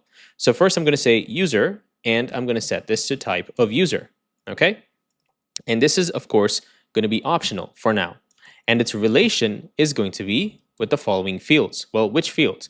The field we need in here is a user ID. That means I'm going to connect this field to this user. Okay. And inside this, we have to also state that user ID field, and then we have to tell it what it references in the user table. And it references the ID. And next, once that is deleted, we also want to delete this data as well. Okay. And now we also need to provide the types for this user ID. Well, it's going to be a string, and it's optional, and it's going to be db like this .uuid. Okay, awesome. So now that we have connected these, we can go up here and we can provide the array, and there we go. Now we have a connection between all our models. Now that you know, or at least have a rough idea of how models and schemas work, I'm sure you can create more on your own. But for the simplicity of this video, I'm going to explain every single thing and break down all the models instead of typing every single thing out. Okay, so let's go ahead and jump straight right into it. So the first model we're looking at is the user model, right? And we already came all the way up to subscriptions. What's next? We also have integrations, and we already completed the automation as well. So let's first take a look at integrations. Okay, so integration is going to have ID, the same thing that we did before. And it's also going to have something called name. What does this name mean? It is of this special type that we have never seen before, called an enum. And this is of type only one value, okay, which is Instagram. So the type here can only be Instagram for now. Guys, you can expand on this application. That means you can build automations for Facebook APIs as well. So even for if someone ran an advertisement, you can use a chatbot there and also do the same exact process. You could probably use Twitter. You can use any application that you want, and you just have to wire it up into Slide. Okay, so this is the type of enum in here, and the integrations that we're setting in here is the type for name, and the default value is set to Instagram. So you can create multiple enum values just like this, and you can set a default value from there. Okay, what's next? After that, we have created at, which we already know, and we're connecting it to the user table, right? We're saying user ID is linked to that table. Okay, that means an integration is connected to one user, and the integration is an Instagram account. So a user can have multiple Instagram accounts connected in here. Okay, and what's next? After that, we have the user ID token. These are all things that come as part of the API, so you don't really have to care too much about it. But we also have some tokens, Instagram ID, and the user ID, okay, which is connected right here. Okay, so after integrations, what else do we have? The automations table is also updated slightly more. Okay, let's go ahead and take a look at that. So we came up all the way up to here. We have more. So now an automation will also have a trigger, right? What is that? A trigger is another model right here, and a trigger has ID type, and it's connected to the automation as well. And if you don't know what a trigger is sort of like the thing that causes the automation to start. And so a trigger can be of two different types. What are the types? Let's go ahead and take a look. Can click on this. It can be of type the smart AI or a message, right? Because we have two different type of, actually, sorry guys, that's not the trigger itself. The trigger is basically if the user has a comment automation or a DM automation. Okay, two different type of triggers. And so you can add, if you want, you can add another type in there, another enum. But for now, I just skip that because I think I covered it everywhere else, right? You see here and a lot more places. So what's next? The other one is, let's go up here, okay? And so after the triggers, which means an automation can have multiple triggers, right? We also have listeners. And the listener is basically, is the user going to be responding back with smart AI, or are they going to be responding back with a message? And so that's exactly what we did in here as well. Okay, so a listener has the ID, the automation it's connected to, and the type of listener. And we only have two types here, right? You can hover over this and see. All right, smart AI and message. And then all we did is we connected a default value saying message. And then we have the prompt that the user can add in here. And we can use the prompt to essentially connect it to the AI. And then comment reply is just a string. This is just some stuff that we had to do in the backend. Don't worry about it. You'll come to know about, every single thing as we build. Now, I'm not going to bore you by reading every single thing. I think you can spend your own time, but let's just understand kind of like a 10,000 foot overview, right? So inside the automations, we also have posts, right? So which posts are we connecting? We have the DMs, that means what was sent inside the automation. And we also have the user it's connected to, and keywords that are connected to the automation, because our automation fires based on keywords. Guys, if you missed the first main part of this entire video, which is the architecture, stop whatever you're doing, scroll back, and watch that section, because nothing is going to make sense from here. Okay, so please watch the architecture breakdown. Go back and watch it a million times until you know exactly what we're doing. Okay, so that's it for automations. The next thing is let's take a look at this as well. What is DM? I think you guys understand what a DM is, right? And for post, I think you know what a post is as well. It's just an Instagram post, right? What types do we have for an Instagram post? Well, what type is it? Image or a reel or a video, right? And the post is also connected to automations. So that's something we connect in here as well, okay? And that's pretty much it, guys. That's how we created the entire, Prisma schema and the tables for our project. Now that we have all our Prisma schemas set up, we need to store these in a database so we can keep track of data in our application. And today we're going to be using Neon. And Neon is a blazing fast serverless Postgres database, which has some really cool features like auto-scaling, branching, and so much more. And the best part is, again, it is completely free to get started. And they have a new plan that they just rolled out where if you signed up today using my link in the description to get your free account, you get 10 free projects, okay? And now I don't know if it's only a limited time thing or they just did it for now, but I just think they're doing so much for the dev community and we need to support them. Companies like this deserve our support. So go ahead, click the link in the description and grab your free account, and then we can get started. So once you have logged into your account, go ahead and click on New Project. And I'm going to call this slide/web prodigies, just like this. And now just leave whatever it is, just leave it as whatever it is, and just click on Create Project. Okay, awesome. And just like that, they give you the URL. So go ahead and copy this URL, and then open up your folder structure, scroll down to .env, and you want to paste it inside your database URL, okay? And I put it inside a string in case I need it, so you can put it in a string and paste that URL in here. Now go ahead and open up your folder structure, just open up the terminal, and then you want to say bunx Prisma generate, hit enter, and that's going to generate all your Prisma files, and then you want to say bunx Prisma db push, okay? And then go ahead and hit enter.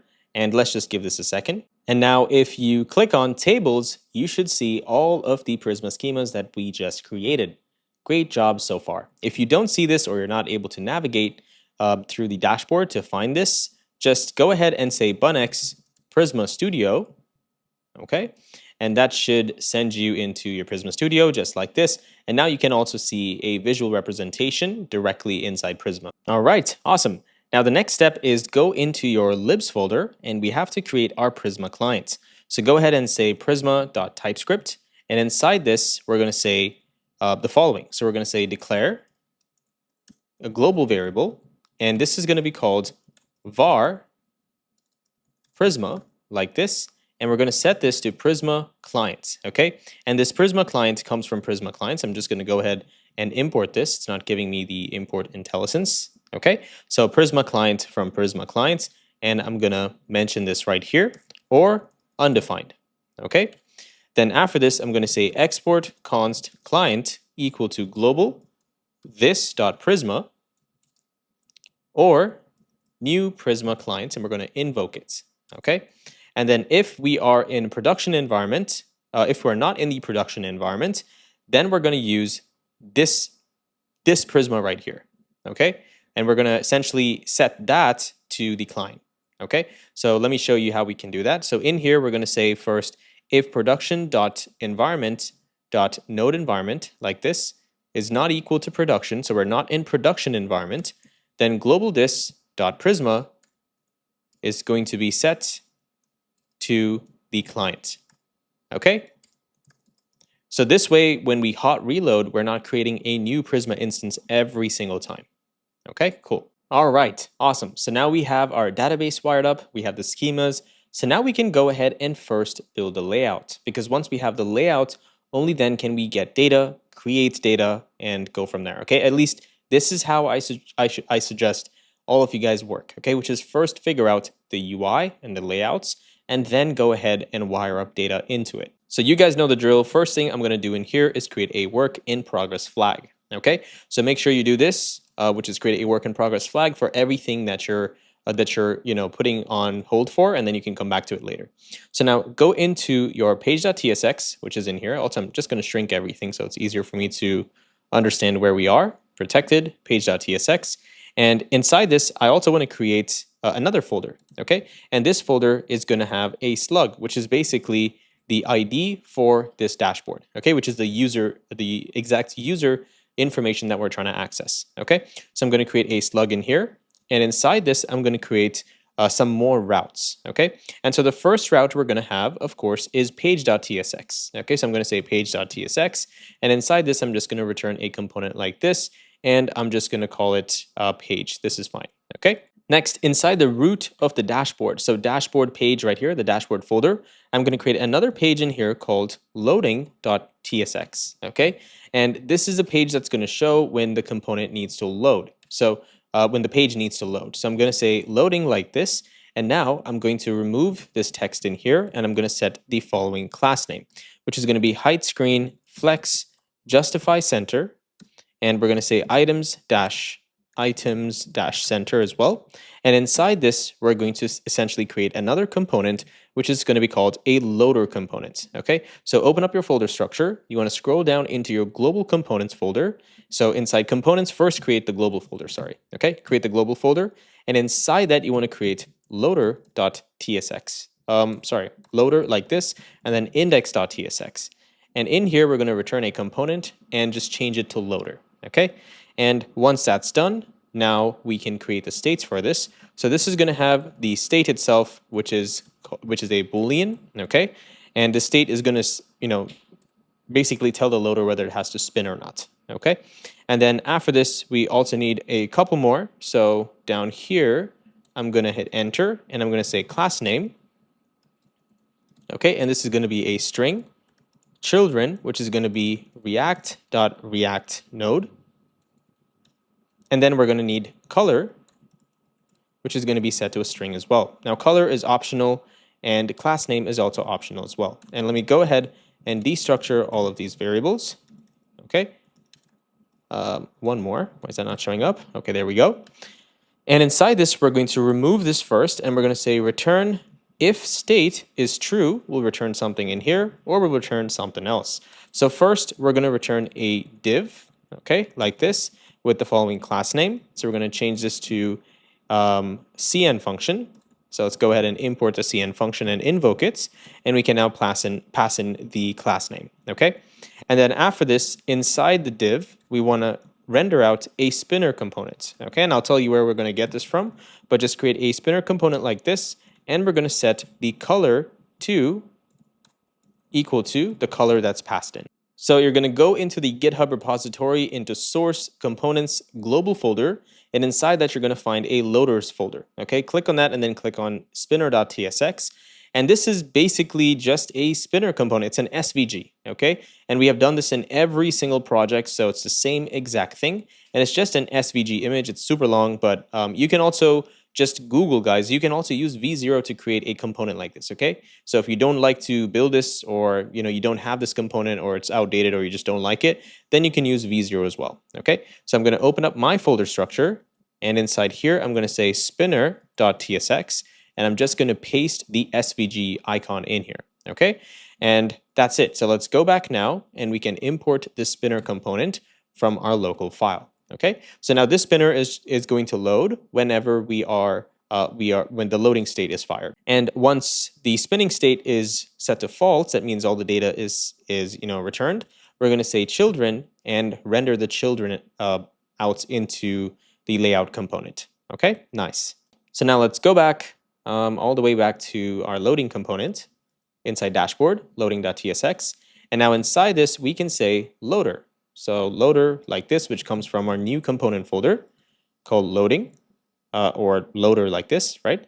And inside this, we're going to pass in the state set to true, and we're just going to say loading like this. Okay, nice. And once this is done, now we can move on to the next stage. So let's go back to our code. Okay, let's refresh the browser. Okay, everything is running, nice. And now the next thing is let's go back into the slug page, and let's head into our page.tsx, and now let's continue from here.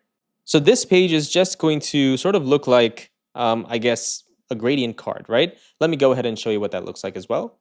All right, there you go. So you see we have some gradient cards on this page, and that's what we're trying to build, right? So for now, what I'm going to do is I'm going to first create a layout for our entire dashboard, right? Because this layout is going to show on every single page. So that's what I'm going to do first. And to make that work, first we need to go into the slug folder.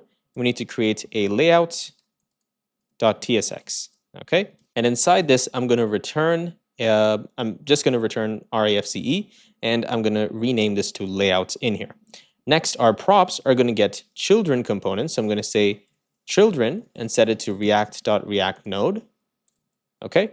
And we also need params. And if you don't know how this works, you can read some more documentation in Nextjs, but essentially, when you have a dynamic slug like this, right, you get access to the slug through the params. Okay, so let's extract it from here, and it's plugged into this component, guys. We're not manually doing it. Okay, under the hood, it just gives you access to it. Okay, so we're going to get this, and now we can destructure these values. Okay, so now that we have both of these, we can now use them in our code. Okay, so the first thing we're going to do down here is we need to create something called a query client. Now, why do we need this query client? We are going to be using a super powerful library called React Query. And honestly speaking, you don't really need it, okay? The main reason why I'm using it in here is if you choose to use future, latest versions of Nextjs, you are not going to have caching functionality, okay? And so you would have to manually cache all the data.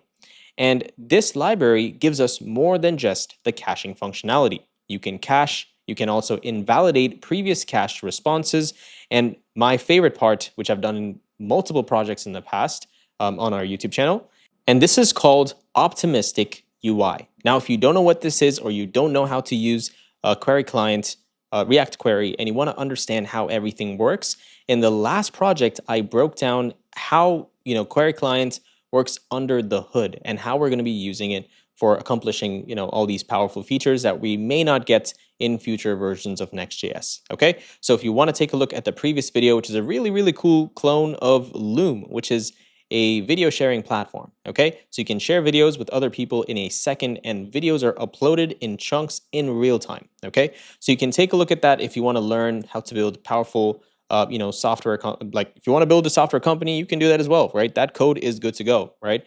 So you can learn from that project, and in that project, I also explain how React Query works under the hood, okay? So that's what we need to do in here, which is first create the query client, and then we're going to prefetch some user information and pass them down into components, okay? Awesome. So first thing I'm going to do in here is I'm going to tell this component right here that I need, I'm going to tell this component work in progress, we need query client, okay? and fetch data. And so this way I can come back to it later in the future, okay? So let's go ahead and say class name padding of 3, like this. And I also want to make sure this component is rendering, okay? Let me also change this. It has to render out the children component, right? So children like this, and let's pass in an ID in here. Okay, nice. There you go. You see that padding, right? That's exactly what we're looking for. And so we're going to render the children component just to see if this is working, right? So I'm just going to remove this for now. We don't really need it. And the first one is I need something called the sidebar. So I'm going to say sidebar in here. And then I also need the navigation. So let's go ahead and say sidebar like this. Okay. And the sidebar component is going to be a new component that we need to create. Okay, so copy this name. Let's open up our folder structure. Let's go into our global folder right here. And we're going to create a sidebar folder in here with an index.tsx. Okay, and inside this, we're going to return a component using the snippets. And I'm going to rename it to sidebar. Now this sidebar is going to need a slug, right, which we're going to get from the component as props. So I'm going to bring that in, saying slug is going to be string. And then I also need to destructure it in here so I can get that data, okay? Now inside this component, first thing is we're going to need to render out the slug as well as the page that we're on, the path name. And so for us to do that, we're going to need a hook called usePaths, okay? And so what we're going to do first is change this to a client component because we need this hook, okay? So I'm going to say const page equal to usePaths. And this is essentially use path name under the hood. So let's go ahead and create that. So scroll down, actually first shrink everything. And inside this, you're going to find a hook folder, right? So inside this, go ahead and say use-nav.tsx. And inside this, we're going to first say export const use paths like this. And this is equal to a function, okay, arrow function. And this arrow function is going to first have the path name. And the path name is equal to use path name. And let's invoke this. And then next, we also need to split the path name. So we're going to say const path equal to path name dot split. Why didn't it show? Okay, so this will rename this to path name, or actually, we'll just call it path name like this. Path name dot split, and we want to split it at the backslash. Okay, and then we're going to say let page equal to path like this at path dot length -1. Okay, and after this is done, let's go ahead and return this data. So we need the page and we need the path name as well. Okay, nice. And so now I can use this hook inside this component. So let's import this use path hook, use paths hook, and now we can destructure page from the returned variable. Okay, so once this is returned down here, now we can use this inside our components. So first we see an error here. So let's go ahead and import the sidebar. Okay. And now let's go back. Oops, sorry guys. Let's import it from the right folder, which is UI sidebar. And then I'm going to, oh, it looks like we also have a sidebar component. Let me do that once more from global sidebar. Okay. And let's go into this component and we also need to pass in the slug. So let's make sure we pass in the slug as well. So I'm going to say slug is equal to, we need to get params dot slug. Okay, nice. Now let's go back into our sidebar component, and now everything should look good for you. Now the first thing I'm going to do is I'm going to create a div, and I'm going to remove sidebar actually. And inside this, I'm going to type the following class names to give the sidebar some styling. Okay, so the first one is width of 250 pixels, border of 2. Radial, fixed, left 0, LG inline block, border, and we're going to set the border to this specific color, okay? And then background gradient is going to be to bottom from this color right here, so pause and type this color, and we're going to say via this color, so 171717, and then for the next one, we're going to say to this specific color, the same thing right here, and then we're going to say hidden, bottom 0, top 0, margin 3, rounded 3XL, overflow, hidden. Okay, so this is going to give us the style for our sidebar. Okay, nothing is in here. That's why we don't see it, and that's because it's hidden on the smaller devices, okay? So if you expand it, you're going to see everything. And now inside this, I'm going to create another div, and I'm going to give this div the following class name. So I'm going to say flex column, gap y of 5, width of full, height of full, padding of 3. BG is going to be this color right here, 171717. The opacity is going to be 90. Background clip padding, the backdrop filter, and the backdrop -- blur _ Safari as well. We're going to put that in here. And this is a custom class that we created, right? And then after that, backdrop blur of 3 pixels. So now if you expand it, you're going to see it has a slightly different design. Okay, nice. And the first thing I want to do now is have a logo up top, right? So what I'm going to do is inside this component, I'm going to create another div, and I'm going to give it the following class names. So I'm going to say flex gap of x of 2, items center, padding 5, justify center. Okay, so justify, we'll say center, like this.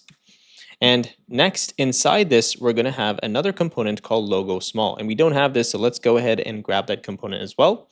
So you're going to open up your folder structure, and you could also do this inside an icons folder.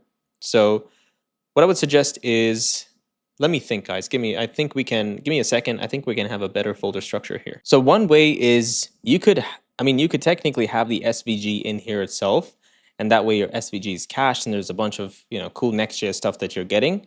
But I think it's nicer to have it in here because you could do some styling to it if you want, right? So you could use light and dark mode and a bunch of other things in it. So what I'm going to do in here, guys, is I'm going to create another folder inside the source. I'm just going to call it SVGs, okay? Just to make it simple. And inside this, I'm going to say logo-small.tsx. And inside this component, I'm going to need to paste in an SVG file that I'm going to get from my GitHub, okay? So I'm going to go into the slide premium. Now, this is another code base. You don't need this code base. This is for our PU students, and it comes with the starter kit mixed with Husky and some good front-end principles, right? Some good coding principles. You don't really need it, but if you want to grab it, there's a link in the description. But for now, all you need is just this file, right? So what you need to do now is you need to go into your source folder, and you want to go into the SVGs, click on logo small, and you want to copy this entire file. Okay, so copy this file, and you're going to paste it inside the logo small. It's just an SVG, so go ahead and paste that in here. And another thing I want to do in here, guys, is I'm going to change the color for background for this component right here, right? I'm just going to change it to the following color, okay? So it used to be this, I'm just changing it to this. So please make sure you change that as well. Looks slightly better, okay? And I also see we have a border, and the border could be a little too thick.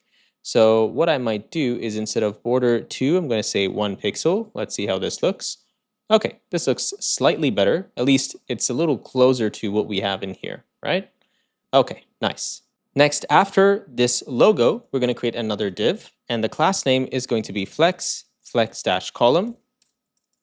Sorry, made a spelling error.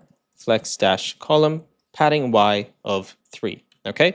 And inside this, we want to essentially create an item component, okay? What is the item component? It's basically this, okay? So home, contacts, and whatever, okay? So let's go ahead and do that as well. And one more thing, guys, it's a little distracting for me to open the screen. So we have hidden here, right, on the first element. So I'm just going to remove this or just add something in here, and that way it shows. Also, there's a crazy storm today, and I don't know, it might be ASMR to you, but it's very scary to me.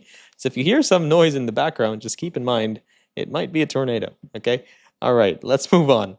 So down here, I'm going to create the items component. So I'm going to say items like this, and let's go ahead and create this component as well. So open up your folder structure, and inside the sidebar, you want to create another file, and you want to call this file items.tsx, and I'm going to quickly return a component using the script, using the snippet. And in here, I'm going to get some props. So page, I'm going to say string, and slug, I'm going to set this to string as well, okay? And let's go ahead and destructure these values. Why is it not destructuring? Hello? Hello? Okay. I'll just do it. Page and slug. Okay, there we go. And after this, we need the sidebar menu items. Okay, so how do we do this? So open up your folder structure again. You want to scroll down into your constants folder. And of course, we're not going to have that right now, so we'll create that folder as well. So create a folder in your root directory, call it constants.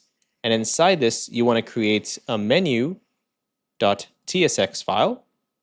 And inside this, I'm going to essentially, you can either copy it from the GitHub or you can type it out with me, okay? So I'm going to say export const sidebar, like this, is going to be an array, and it's going to need a specific type called sidebar props, okay? So what are the sidebar props? Well, let's go up top here, and we're going to say type sidebar props, like this, equal to an object like this, and we're going to say icon is going to be react.react node. And then we're also going to expand this, and we're going to say and some other props that we're going to create. So what are these props? So let's go up top here, and we're going to say type props are going to be label, which is going to be string, and we also need an ID. I made a mistake here, sorry. This is equal to, and then we need ID, which is going to be string. Now I don't like this name, so I might actually change this. Maybe we can change this word props to, let me think of a better name. Okay, maybe field props, okay? It just sounds nicer because I guess a field has a label and ID, right? And I mean, you could also just make it local to just this one, and you could call it something like this, but I think we might be using this somewhere else, okay? So that's why I'm gonna say field props for now. And then in here, we are saying the sidebar items, sidebar menu items are going to be an array of these props, okay?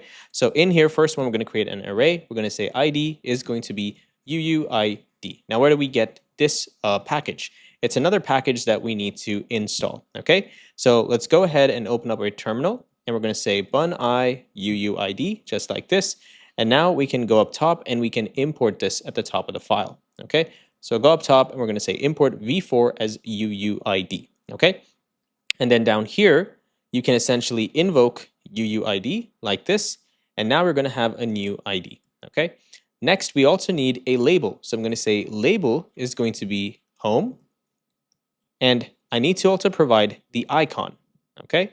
So what type of icon do I need? Now, we have spent probably 2-3 days creating the best icon pack for you. It's already done, okay? And if you did have the Figma file, you will also have all of the icons put right in here, okay? So you can scroll to the icons file, and you can take a look at all of the icons for the entire project, okay? So what I would suggest you do is go ahead and grab the GitHub, right? So grab that, open it up, and go into your icons folder and download the entire folder. Okay, so pretty much download this entire folder, and that way you just have to drag all of the icons, because there's a lot of them, and just paste it in here, okay? Because there's a bunch of things you need to do, like remove, you know, pretty much set it into a component and a bunch of stuff like that. So just go ahead and download this folder, and then drag and drop that folder into your folder structure, okay? So in here, we have constants, right? You want to create another folder like this called icons, and you want to paste everything inside this folder.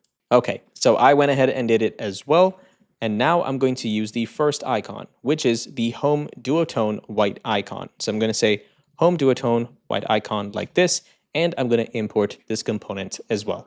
So the same way, I'm going to do this for every single sidebar item that I have, including contacts, automation, integration, and the settings page, okay? So here's what I'm going to do. I'm going to first have the automations one. So for automations, I'm going to say ID, UUID, label, automations. And for this, I'm going to say automation duotone white. Okay. Next, for integrations, same thing here. Okay. So rocket duotone icon white as well.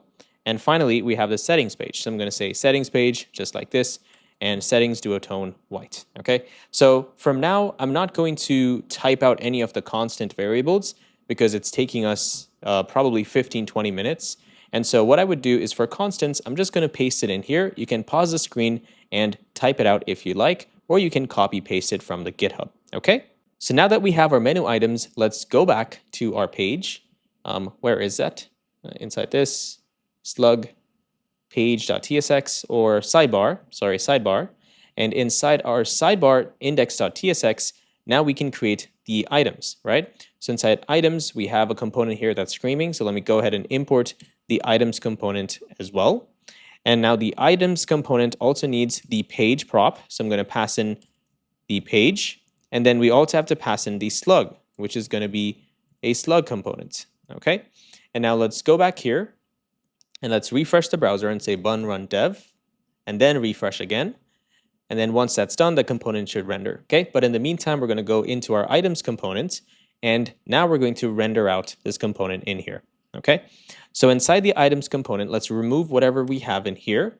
And I'm going to say return sidebar menu, which is the constant name that we just created. And we're going to map over these. And for each of these, we're going to return a component. Okay.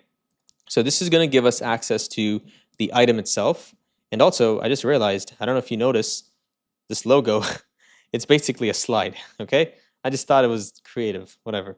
So, it looks a little weird actually now that I look at it, but I don't know, man. I just had some creative ideas. I got some inspiration, and that's pretty much it. Okay. So what I'm going to do in here now is I'm going to essentially return a link component. So I'm going to say link, and inside this link component, we're going to pass in some props. Okay. So let me just remove this real quick.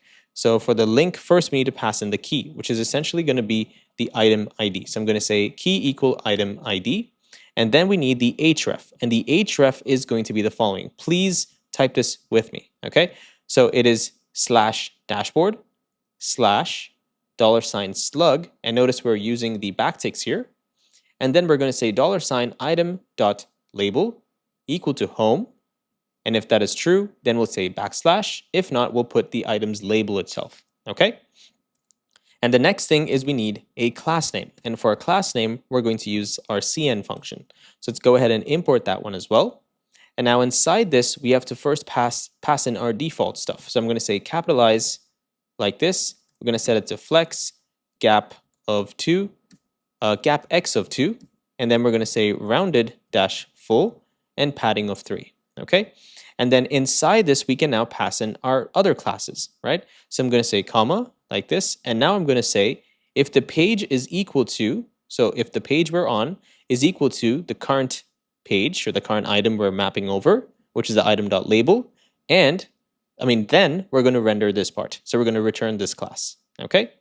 And the next if we have in here, one more if condition, is if the page is equal to the slug and the item, so if the page is equal to the slug, then we're going to render this condition, okay? So, and we're going to render this part in here. So render this if it is true, okay? So if this is true, what are we going to do? We'll render something else here, or we'll render something in here. So if it is true, we're going to render a different color. So the color we're going to render is the same thing up here, okay? And if it is false, we're going to render another color in here. So we're going to say text is going to be just like this, okay? Nice. And now inside this link component, I'm just going to render out the item.icon and the item.label, okay? And there we go. Great job. We just created our sidebar. Awesome. And if you notice, the background was a little, kind of a little dark, right? I mean, it was a little too, there was no contrast. So I'm just tweaking this around until I get the perfect color, and then we should be good to go. And I mean, the main reason is because the background is slightly different, because this is I put this color and I hard coded it. So my bad on that, guys. Probably shouldn't have done that, but I think this should be fine. It's just to show that we're clicking on something, right? So what I'll do now is I'm going to copy this right here and I'm going to paste it in here as well. Okay, nice. So once this is done, now you have this. And if you click on it, you see it's going to take us to that page, okay? Which is awesome, but of course we don't have those pages, so we're going to see a 404. So now let's go back to our sidebar component right here. And inside this, after the items component, we're going to create another div. So hit enter here after this div, and we're going to say div class name px of 16. And then we're going to use our separator component from our UI folder, okay? And then we're going to say orientation horizontal, and class is going to be this following color, okay? Oh, why is it hovering? Okay, there we go. And you can maybe make this slightly darker if you want. It doesn't really matter. I just want some level of separation between them, right? So maybe something like this would be good. Up to you. And after this, we're going to have another div, and here we're going to show the auth state, right, the clerk state, and maybe like a help icon, something like this. Okay, and so let's go in here and hit enter after this div. I'm going to create another div that has px3, so padding x of 3, flex column, gap y of 5. And then down here, we're going to have two elements, a div here and a div here. This is going to have flex gap x of 2. This is going to have flex gap x of 3. And inside this, we're going to use an icon, or actually another, it's basically the clerk icon itself, right? What do you call that? I think it's like the clerk profile element. So we need to grab that component. So go into your global components, and we're going to create another component in here called clerk-auth-state, and inside that an index.tsx. And in here, we're going to export const, or let me use the snippet, sorry. So I'm going to use the clerk auth state in here. And inside this, I'm going to remove this component, and I'm going to return a React fragment. And now the first thing I need is a couple components from clerk.js. So I'm going to say clerk Nextjs, import from this, and I want to get clerk loading, sign in, sign out, sign in button, and the user button as well. Okay. And then next, I'm also going to need some more icons. So I'm going to get the user icon from Lucid React. So import user from Lucid React. And I also need our loaders component. So from loaders, import the following. So let me go ahead and do this once more. So this is going to say from let's see which one. Not sure. I think, okay, it was because we had loader and loaders, right? So that's why. So this should solve this problem. Loader. Okay, that should solve the problem. And inside this, we can now render this component. So I'm going to say clerk loading like this, and this is going to be an open component. And inside this, I'm going to pass in a loader, right? And a loader is going to have state set to true. And for now, just pass in a React fragment in here. Now this is throwing an error, so I'm going to go back and quickly import the clerk auth state. And then we also have the duotone icon, so I'm going to import this duotone icon in here as well. Okay, now let's go back into the auth state and let's complete this component. Next, I'm going to have a signed out component in here. So after the clerk loading, I'm going to say sign out, just like this. Okay, awesome. And then inside this component, we're going to have a signed in button. Okay, so I'm going to say signed in button like this. And inside this, I'm going to say button like this. And this is going to come from our folder, so components UI. And inside this button, we're going to have the following class name. So I'm going to say rounded XL, and we're going to say BG of 252525, text white, hover, BG set to 252525, but by 70. Okay. And inside this, we're going to say user icon, and we're going to say login like this. Okay. Awesome. Cool. And after this, down here for the signed in, which is after signed out, so you want to hit enter right here. We're going to say signed in is going to be user button, and we're going to say user button dot user profile link. And for this, we're going to say label is dashboard, URL is /dashboard, and the label icon is going to be the user size of 16. Okay, that's pretty much it, guys. So now if you hover over, you get the cool, badge-like design or, animation. If you click on it, you can sign out, do whatever you want directly from here. The next thing we can build is this little subscription card. Okay, so here's what you're going to do. You're going to go back into your sidebar components, index.tsx, and you're going to scroll down to this div right here. Then you're going to hit enter, and you're going to say subscription plan, which is going to be another component. So let me go ahead and say subscription plan component like this. And this component is going to be inside our folder. So inside our components folder. Okay, so inside your global folder right here, you're going to create a subscription plan component. So subscription dash plan like this, and inside that an index.tsx. And in here, first you're going to say export const subscription plan, and this is equal to an arrow function.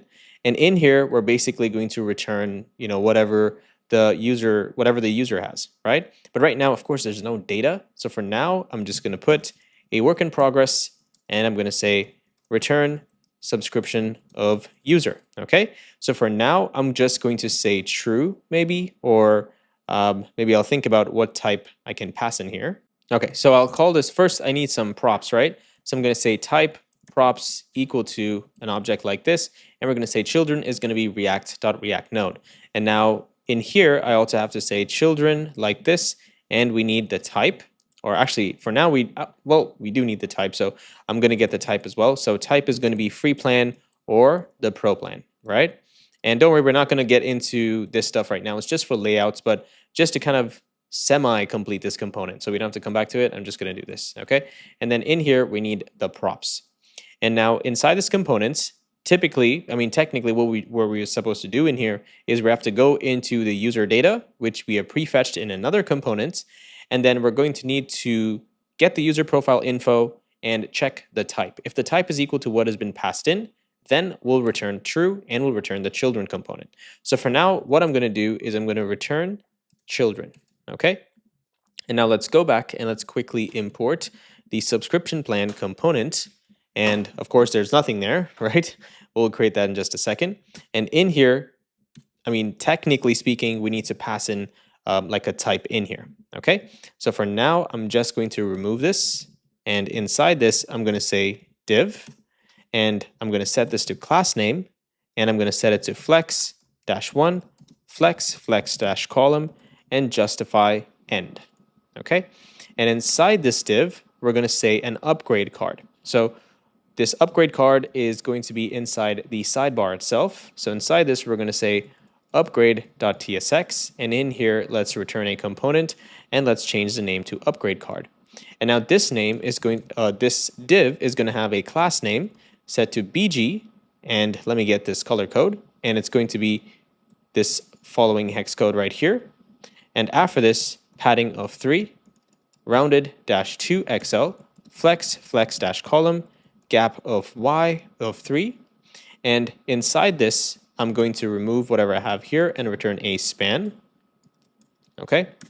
And for span, I'm going to set a text name to a class name to text sm, and then inside this, we're going to have the text itself. So I'm going to say upgrade to, and let's pass in some text here.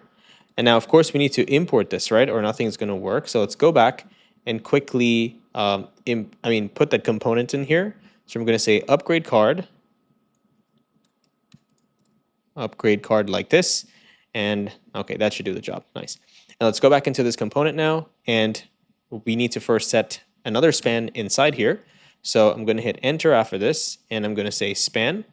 And this is going to have a class name. And the class name is going to be set to background gradient. And this background gradient is to right. So let me make this easier for me. I'm just going to paste this, okay? Background gradient to right. And now I'm going to have some colors for the gradient as well. So I'm going to say from this color right here and font bold to this color right here. So I'm going to move this up here. So from and to font bold. The background clip is going to be text and text transparent. Okay, nice. And inside the span, I'm going to say smart AI. Okay, just like that. Looks amazing. Very different colors, right? We have blue and then we have purple here. Well, I just thought it looked cool, so I'm just going to use this for now. And after the span, you want to hit enter here, and you want to create a paragraph. And the class name is going to be text, and this is going to be set to the following class name. Okay, color. And then I'm going to say font light, and then text SM. Okay, and inside this, I'm going to say unlock all features, including AI and more. Okay, nice. And then next, we're going to have another component in here. And this component is basically a button, but it's called a subscription button. Okay, but right now, again, we're not doing the subscriptions yet. But for now, just to have something, I'm just going to say payment button. And let's go ahead and open our folder structure. And we're going to go into our global folder. And inside the global folder, you can create payment-button like this. And inside that, an index.tsx. Okay. And I'm going to return a component with a snippet and change it to payment button. Now inside here, first I'm supposed to get their subscription details. And you guys know the drill. We're going to say work in progress. Okay. And next, what we need to do in here is just return a button. So I'm going to say button like this. And this button is going to say upgrade. Okay. Or update, whatever you want. Doesn't matter. But I'm going to say button in here. And for the class name, we're going to set the following styles. So BG gradient to bottom right, text white, rounded full. Let me hit enter so you guys can read clearly. Okay. And then after that, rounded full from this color via this color right here, font bold to this color. Okay, awesome. And once this is done, we also need to essentially go back and import this. We're going to import the payment button so we can see something. And just like that, you see it shows upgrade at the bottom. Okay, and we can also have a loading state, guys. There's a bunch of stuff we can do. So I'm going to say maybe work in progress.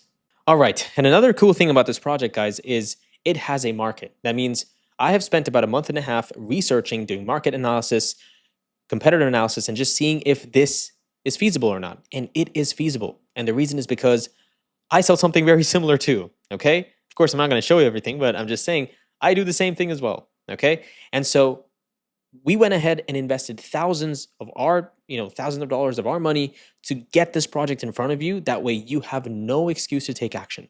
Okay. And so by just watching this entire video, however long it is, right, you will have the most difficult part of a SaaS done for you, which is creating the SaaS itself.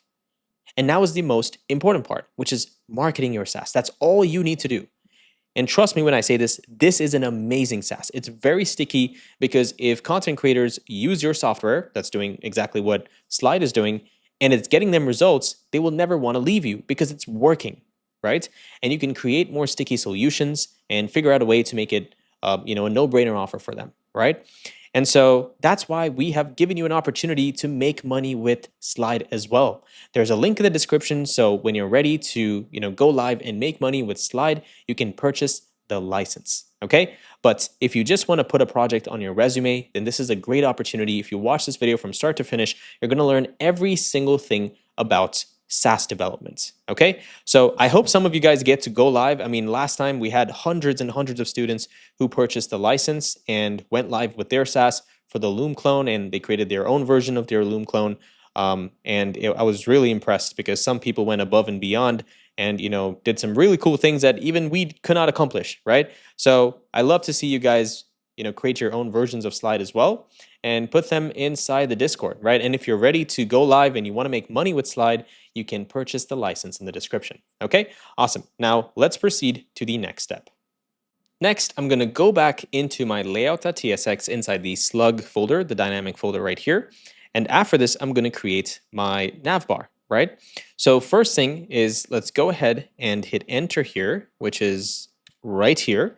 And I'm going to say div, and I'm going to set the following class names. The class name is going to be LG margin left. So from large devices, margin left of 250 pixels, LG padding left of 10, padding Y of 5, flex column, overflow auto, and inside this div, we can then render the children, including the navbar component. So first I'm going to say navbar like this, and let's go ahead and copy this name so I can open my folder structure and just paste it. And inside my components, inside the global folder, I'm going to say navbar, and inside this an index.tsx file. Now let's go ahead and also return a component, and I'm going to change this name here. Oh, all right, there we go. I don't know what just happened, but I'm going to change this name to navbar. Okay, and so inside this first, I'm going to get the slug, right, which is a string. That's a prop that's required for this component. And inside this, I'm going to destructure the slug as well. And the next thing I need here is the page that we're on. So I'm going to say use paths, I'm going to invoke it, and I'm also going to change this to a use client component. And now I can get the page from here, okay? Now we also see the error because we haven't imported the navbar, so I'm going to go ahead and do that. And next I need to pass in the slug. So I'm going to say slug equal params.slug, okay? And now I might also need to hide this. We'll come to that in a second, but for now, this is what we're going to do, okay? So inside the navbar, right here, I'm going to say const current page equal to, and I have to create an object in here, which is essentially a constant. So I'm going to go into my constants file. Where is that? Okay, right there. I'm going to create pages.tsx, and in here I'm going to say export const page breadcrumbs, which is going to be an array of strings, and we're going to have contacts, automation, integrations, and settings. Okay, now let's copy this title, and I'm going to set it in here and also import these breadcrumbs. And then I'm going to say if the title includes in one of these, right? So I'm going to say includes, and I'm going to pass in the page title, right? And if that includes, then we'll return that. If not, we'll say page equal to slug. Okay, just like this. And then down here, we're going to remove this and we're going to say current page. Okay, if this is true, and that means we have a value in here, then we're going to return the following. So I'm going to say div like this. Okay, and inside this div, we're going to pass in the following styles. So I'm going to say class name, flex, flex-column, and that should be enough. Okay, flex-call. And inside this, you may not be able to see it right now. Let's see what we see. Okay, it's right behind that. That's okay. And the reason is because we are showing the sidebar, right? We'll hide the sidebar in just a second. So let's go back here and let's go into sidebar, and I'm going to bring in the hidden class as well. Okay, so now we can see whatever we're trying to build. So let's go back into our navbar now, right here. And now whatever we put in here should show up top here. Okay, and if you expand it, you see it's going to take that space accordingly. Okay, awesome.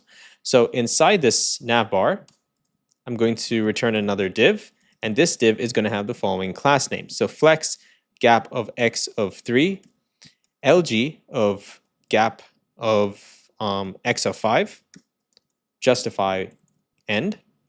And inside this, I'm going to have a span with the class name set to lg hidden, flex items center, flex-1, gap-x-2, okay, and that should be good to go. Okay, awesome. And inside this span, we're first going to have a sheet component. Okay, so I'm going to say sheet like this, and let's go ahead and import this sheet component. And it's going to have a trigger, which is going to be our menu. Okay, so I'm going to say menu from Lucid React, and on large devices, we're going to hide this sheet components. Okay, what seems to be the problem with this? Let me see. Okay, I think. Okay, let's do this instead, guys. So I'm going to remove the import that I had for sheet because I want to create a different version of the sheet components. Okay, so go into your global folder, and I'm going to say sheet like this, and inside that an index.tsx, and I'm going to return a component in here. And I'm going to rename this to sheet like this. Okay, and so now when we try to import, we want to import only this sheet. Okay, at least for this custom design. And the next thing we're going to do here is we're going to get the props. So the first one is a trigger is going to be a React node. The children are going to be React node as well. And the class name is going to be a string, but it's optional. Okay. And I'm also going to go ahead and destructure these values from here. Let's do that once more. Okay. And inside this, now we can return that sheet component. But we want to return the shatcn UI sheet component. So I'm going to go up top and I'm going to say sheet as shatcn sheet. Okay, so I'm going to import this and rename it to a different name essentially. Okay, and then after that, I'm going to scroll down here and I'm going to say shatcn sheet, and now I can render this components. Okay, and now inside this sheet component, we have to render the trigger and the sheet content. Okay, and inside this, I'm just going to render out the trigger that comes in from props and child that comes in from props as well. Okay, should be pretty straightforward. And now let's go back real quick and import this component, but you want to import it from the same folder, okay? Not the other sheet, the one that we just created, custom sheet, okay? And then the next thing you need to do is you need to pass in our children components. Now, I want you to take this up as a challenge. Basically, try to recreate the other navbar that we created, right? Remember, we created a sidebar in here. We want to use the same sidebar elements, but we want to put them into, into this components, right? So create a way to make it reusable. Now, if you don't know how to do it, that's totally fine because we don't need it. But I think that is kind of like a good bonus challenge you can take up. Okay, so pause this video and try to render out this sidebar, all the elements we see inside this new sheet component that we just created. Okay, hopefully you got the right answer. If not, no worries. This is another way you can do it as well. So you can go into the previous components, right? And you can copy everything in here. So let's go up to, let me search for, where is this? Right here, okay? So you can copy everything from here and you can just paste it. So I'm just gonna copy this for now and all the way down to the subscription plan. And I'm gonna remove this, go back in here and I'm gonna paste it and import all of these components. And then I'll change the styling, okay? So let me import the separator components as well. And then we also need the clerk auth state component and our icon. And then the subscription plan as well. And the upgrade card. Okay, awesome. And that should solve all our bugs. So if you open this now, you can see all the elements in here. Okay, nice. And yeah, guys, you can tweak this around, make it look nicer. I'm going to spend maybe a few minutes and just make this look a little nicer, and then I'll let you know once I have an answer. All right, guys, so I just made some changes. The first thing I did was I went into my components in here, okay? So this one, and I removed everything from here because I wanted to put in another component. And so remove this stuff, and then you want to go back into the other sidebar, and you want to also include this component right here, this div, okay? So copy this entire div with the subscription plan, not the one above, just the one below. And then in here, I'm just going to paste that, okay? Then you're also going to need to import the logo small component. So go ahead and import that as well. And if all of this is just, going to a different line, you can just bring it back on the same line. And once that's done, you want to go back into the sheet component. And then in here, I'm just going to set class name to 0, padding 0 on the sheet content. And then I also created another prop called side, which is left or right. And I added, destructured it from props here, and I passed the prop in here as well.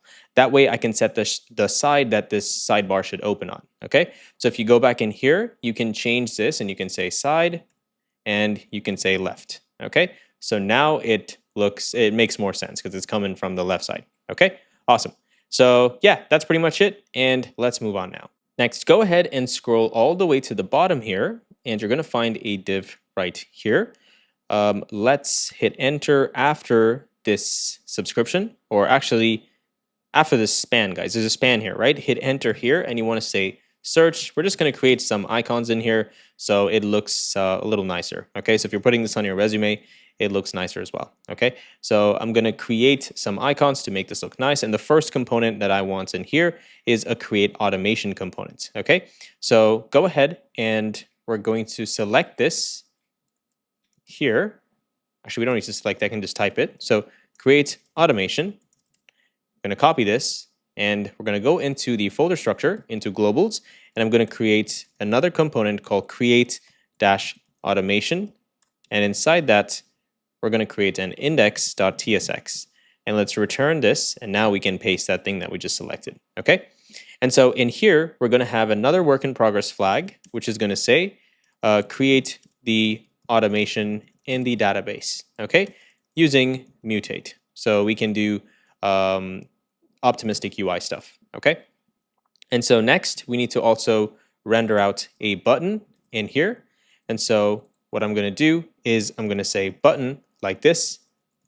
And inside this button, I'm going to give it a class name. And please pause and type with me. We're going to say LG of 10, padding Y of 6, BG gradient to bottom right, hover opacity 80, text white rounded full. I don't think I have to read this, right? You can probably pause and just type. Okay, let's go ahead and refresh this. And now it's going to show that the component doesn't exist. So go back here and let's import this create automation component. And now inside this, you can essentially render whatever you want, right? And so the next thing we're going to have is we're going to have a loader component. So let's go ahead and bring in the loader component from our folder, the new component that we created. And then we're going to pass in some states in here. So for now, I'm just going to set the state to true, okay? And then after that, we're going to need another icon in here called automation duotone white. So let's import that one as well, okay? And let's refresh our code base, okay? And I see some really cool designs here. Not sure why. Let me see if I can fix this. Okay, so the reason is because I set state to true, so I'm just going to set it to false for now, and that's going to show the icon, and when you expand it, it's going to say create an automation, okay? And I can also look at the design here. So you see, create an automation just like this, okay? And we also have to fix the search stuff. So instead of the, what do you call this? Instead of just the icon, maybe we can create the search component itself, okay? So I'm going to remove this, and I'm going to go into my folder structure. Inside global, I'm going to create a search component, and inside this an index.tsx, and let's render a search component in here, okay? And inside this component, first we're going to remove this in here, and we're going to set the following class name. So we're going to say hidden lg flex overflow hidden gap x of 2 border with this specific color rounded full px4 py1 item center flex of 1. And let's go back and let's render out the search component inside our navbar. Okay, so I'm going to say search, but from the new component that we just created. Why is it not showing up? Let me go up top and delete this search. We have one more search in here, right? Okay, let's delete this. Let's scroll all the way down, and we're going to say search. Okay, thanks for, this is happening because I'm zooming in too much, guys. So that's why there's a limit, okay? You don't want to zoom in too much. And so, okay, now we have the search. Let's go back into this. And inside this, we're going to first pass in the search icon, okay? And the search icon is going to have the following color, not class name. It's going to say color, and the color is going to be this specific color, okay? And inside this, we also want to pass in the inputs. So you're not going to see it right now because it's hidden on, smaller devices, but now you should be able to see it, okay? And for border, I'm also going to change this to 1 pixel because it's too broad, right? And that should also, we're zoomed in a lot. So this is what 100% looks like, but it's also because this device is slightly different. So I'm just going to zoom in so you guys can see clearly, okay? And so let's shrink this down again. Nice. And so the next thing is in here, we want to hit enter after the search icon, and let's put the input. So inputs is going to be from the components UI, and then we're going to say placeholder, search by name, and class name. Now in the last project, we built a optimized search component, right? And so if you have a moment, I would suggest take a look at that project because it shows you how we build complex stuff like search functionalities that are also optimized, okay? So you can take a look at the last project if you want to know how to make this functional, but it doesn't matter. Nobody cares.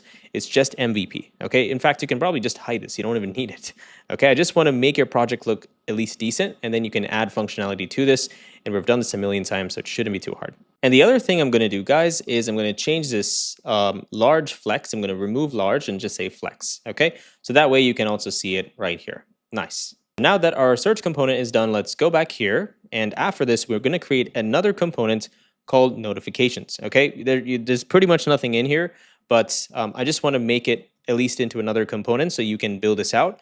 And I've done this in Plura, I've done this in Loom, I've done this in so many projects. So you can take a look at those to see how to build notifications, okay? But for now, we're just going to say notifications. And in here, we're going to say index.tsx, okay?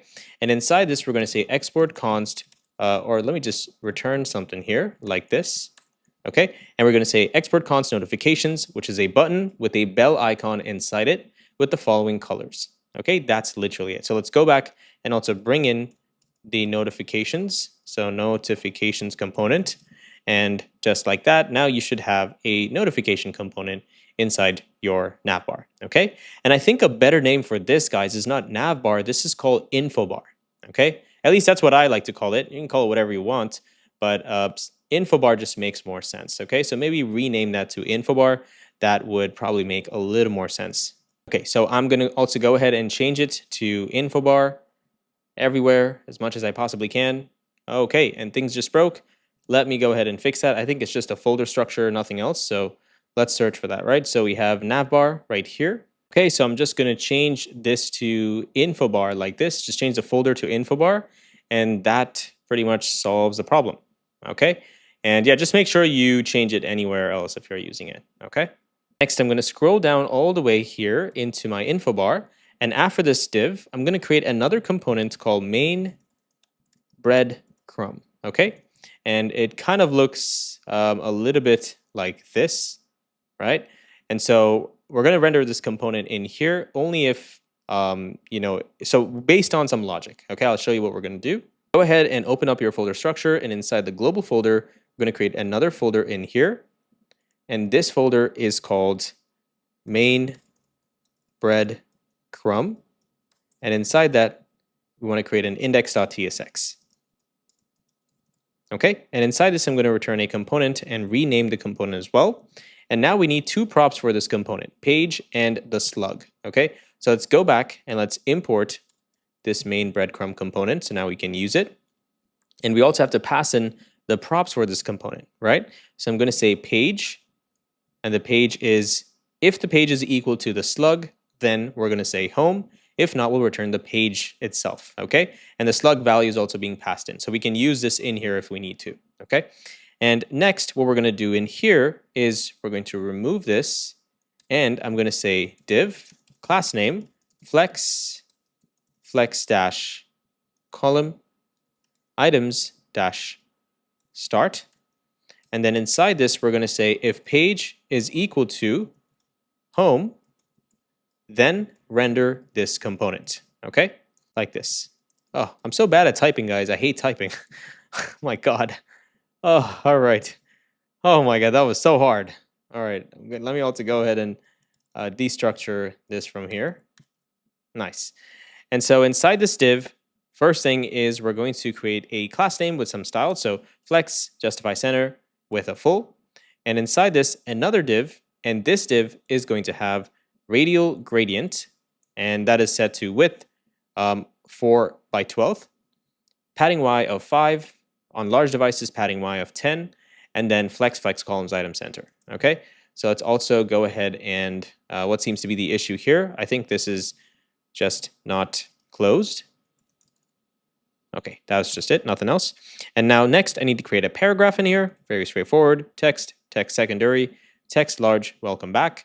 And then inside this, I'm going to create an H2, and I'm going to say the slug. So whatever the slug is, that's going to show up in here as well. Okay, that's it. And we also have this cool gradient effect right here. All right, looks nice.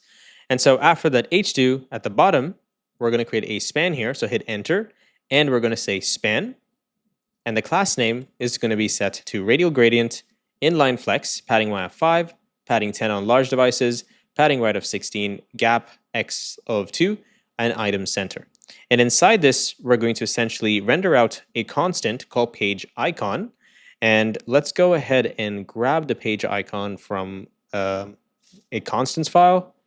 Where is this? Okay, right here. Click on pages, and we're going to create another const here. We're going to say export const page icon equal to, or sorry, this is of type props, and these props are actually the sidebar props that we created, right? So let's go ahead and grab those, which is the field props, right? So I'm going to say field props like this, and I don't think I can, okay, because I probably need to export that, or never mind, guys. This is not the one. We need to create another one. Sorry about that, okay? So I'm going to remove this, and I'm just going to create a prop in here, okay? So type props, page and props, and then we're going to say each of these are going to have, going to be of type React node, okay? And so now in here, we're going to have this set to props, okay? And that's equal to an object like this. And for each of them, we're going to pass in their icons. So I'm going to say automations, and we're going to set it to the blue, tone blue, and then contacts duotone, rocket, contact duotone as well. And this one, actually, this is not contact duotone. Let me see what I'm supposed to put in here. This one would be settings duotone. So let's go back. And for settings, we're going to say settings duotone, okay? Like this. And let's also import this component. Nice. And now we're going to see some errors. So let's go back and solve these errors as well. What seems to be the problem? All right, there's no problem. Let's go back to our component. And at the bottom here inside the span, we can now render that component. So I'm going to say page icon like this. And let's import this component at whichever page we are at. And we're going to convert it to an uppercase. Okay. And then after that, we're going to put an H2, and we're just going to render out the page. So we're just going to say home page like this. Okay, awesome. One more thing, guys. Sorry, this breadcrumb is the main breadcrumb, right? The other one I showed you in the navbar, that's something else. Okay, so for now, this is the main breadcrumbs. All right, awesome. So now we are done with our navigation bar or our info bar. So let's go back and let's just verify real quick to make sure everything looks good. Okay, we have the info bar. Nice. And now we also need to render out an element here, which is all the children elements, right? So let's go ahead and say children like this, and let's render out all the components after this info bar. And just like that, you should now see the page show up in here. Great job. And so the next thing that is worth changing is the fonts for our application. So shrink everything. You want to go into your app folder, into layout.tsx, and inside this folder, we're essentially going to create a font for our application. We're going to change this font. So first, I'm going to rename Inter to Jarkatha because that's the font that we're using. And then the font that we need to import is plus Jarkatha Sans, and I'm also going to import that from Google Fonts. And then in here, subset Latin, this is fine, no problem. And then you want to scroll down here, and you also want to change the metadata. You want to say slide. And for description, you can say automate DMs and comments on Instagram, okay? Just as an example. And then down here, you want to change this to Jarkatha, okay? Jarkatha.classname, and now all your fonts are going to look much more uniform. Nice. Next, open up your folder structure. Let's shrink everything. We're going to go into app, inside protected, inside slug, and we're going to create a settings page, okay? We'll come back to the dashboard because we don't have data, right? So there's no point building it right now, but we'll create the settings page. And inside the settings page, we're going to create a page.tsx. And let's go ahead and return a component, just call this page. And this is basically just going to have billing related information, okay? So I'm going to say billing like this. And inside our folder structure, inside components, global, I'm going to say billing.tsx. Sorry guys, not tsx. It's just billing as the folder itself. And then inside that index.tsx. And let's go ahead and return a component and rename it to billing as well, okay? And so this component, of course, we're going to need to fetch some data. So work in progress, fetch billing information for the customer, okay? Something like this. And then in here, we're going to remove this. And for class name, we're going to say flex. And let me just copy this. And then we're going to say large devices, flex row, flex column, gap 5, with full LG with 10 by 12. And on extra large devices, 8 by 12. Okay, and we're going to also set container inside this. And now let's also render this out so we can see what we're building. So let's go into this component and let's import the billing page, the settings page essentially. And let's try to click on the settings page right here. Okay, awesome. And just like that, it took us into the settings page. All right. And so if you render something in here, you should see it. Okay, nice. And so the next thing we need to render is a payment card component. Okay, it's a custom component. And let's go ahead and say payment card just like this and copy this name. And then you're going to open up your folder structure, and inside your global folder, we're going to create another folder in here. And this folder, actually, you don't need to create another component, guys. Just say card or payment card.tsx, and I'm going to return tsrafce and change the name. Okay, now this is going to need a couple props. We need the label, we need the current plan the user is on, and the landing, essentially whether they're landing on this from the landing page or not. Okay, and so that way you can use that as a state to persist what type of plan the user is looking for. Next, I'm also going to go ahead and destructure these values from here. And inside the component, now we can remove this payment card, and we can return a class name, which is going to need the cn function. And inside this, we're going to have the label, right? So I'm going to say if label is not equal to the current, right? Then we're going to return background is inactive, okay? And if not, we're going to say bg to right like this. And then from indigo 500 via purple, just copy paste these colors, okay? And after that, inside this, we're going to have another div, okay? And inside this div, we're going to have another class name, and we're going to say if landing, right? So landing, if this is true, then return radial gradient pink, flex column, rounded XL, padding left 5, padding Y 5, right of 10, background is going to be 90, okay? And inside this div, now we're going to render out the title of the plan that they have, right? And so what you can do here is we're going to hit enter, and we're going to say landing. If this is true, that means they're coming from the landing page. Then we can say H2 label. If it's pro, then we're just going to say premium plan. And if it's free, we're just going to say standard plan. Okay. And then after that, down here, if they're not coming from landing, then we can say label equal to current, your current plan. And if this is true, then if label is equal to current, then if that's true, we're going to say your current plan. And we're going to say current plan is, if it's pro, we're going to say downgrade or upgrade based on that.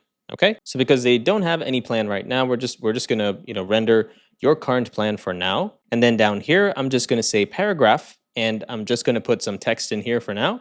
Or you can say, this is what your plan covers. Okay. And for automations and AI features, just something slightly more, okay? And then after this paragraph, we're gonna, again, check the label, and we're gonna return smart AI or standard. So we're gonna say, if label is pro, then we're gonna say smart AI.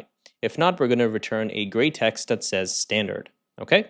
And then after this down here, we're going to say, if, again, the user is on pro plan, sorry about this, I made a quick error, small error. So we're gonna say, if the label is pro, then we're going to say 99, okay? And if not, we'll just say free. And I'm also removing this, guys. I don't want this to be text 3XL. It doesn't make any sense because this is already really big, right? So I'm just going to change that and change this to margin top of 2. Okay, nice. And so now after this, we're going to essentially create 5 variables because we need to return features. And you can do whatever you want in here. For now, I'm just going to make it a little simpler on my side, and I'm just going to render out feature like this. Okay, or this actually looks bad. I mean, I want to make it slightly easier for you. I don't want you to build everything. So let me do this, right? So go into your page, which is inside the website, page.tsx, and you see these plans right here, right? We already have this, so we can reuse this. So copy it, and let's go down into constants. I already went ahead and did this, but just paste it in the constants file and change it to export const and make this capital plans, okay?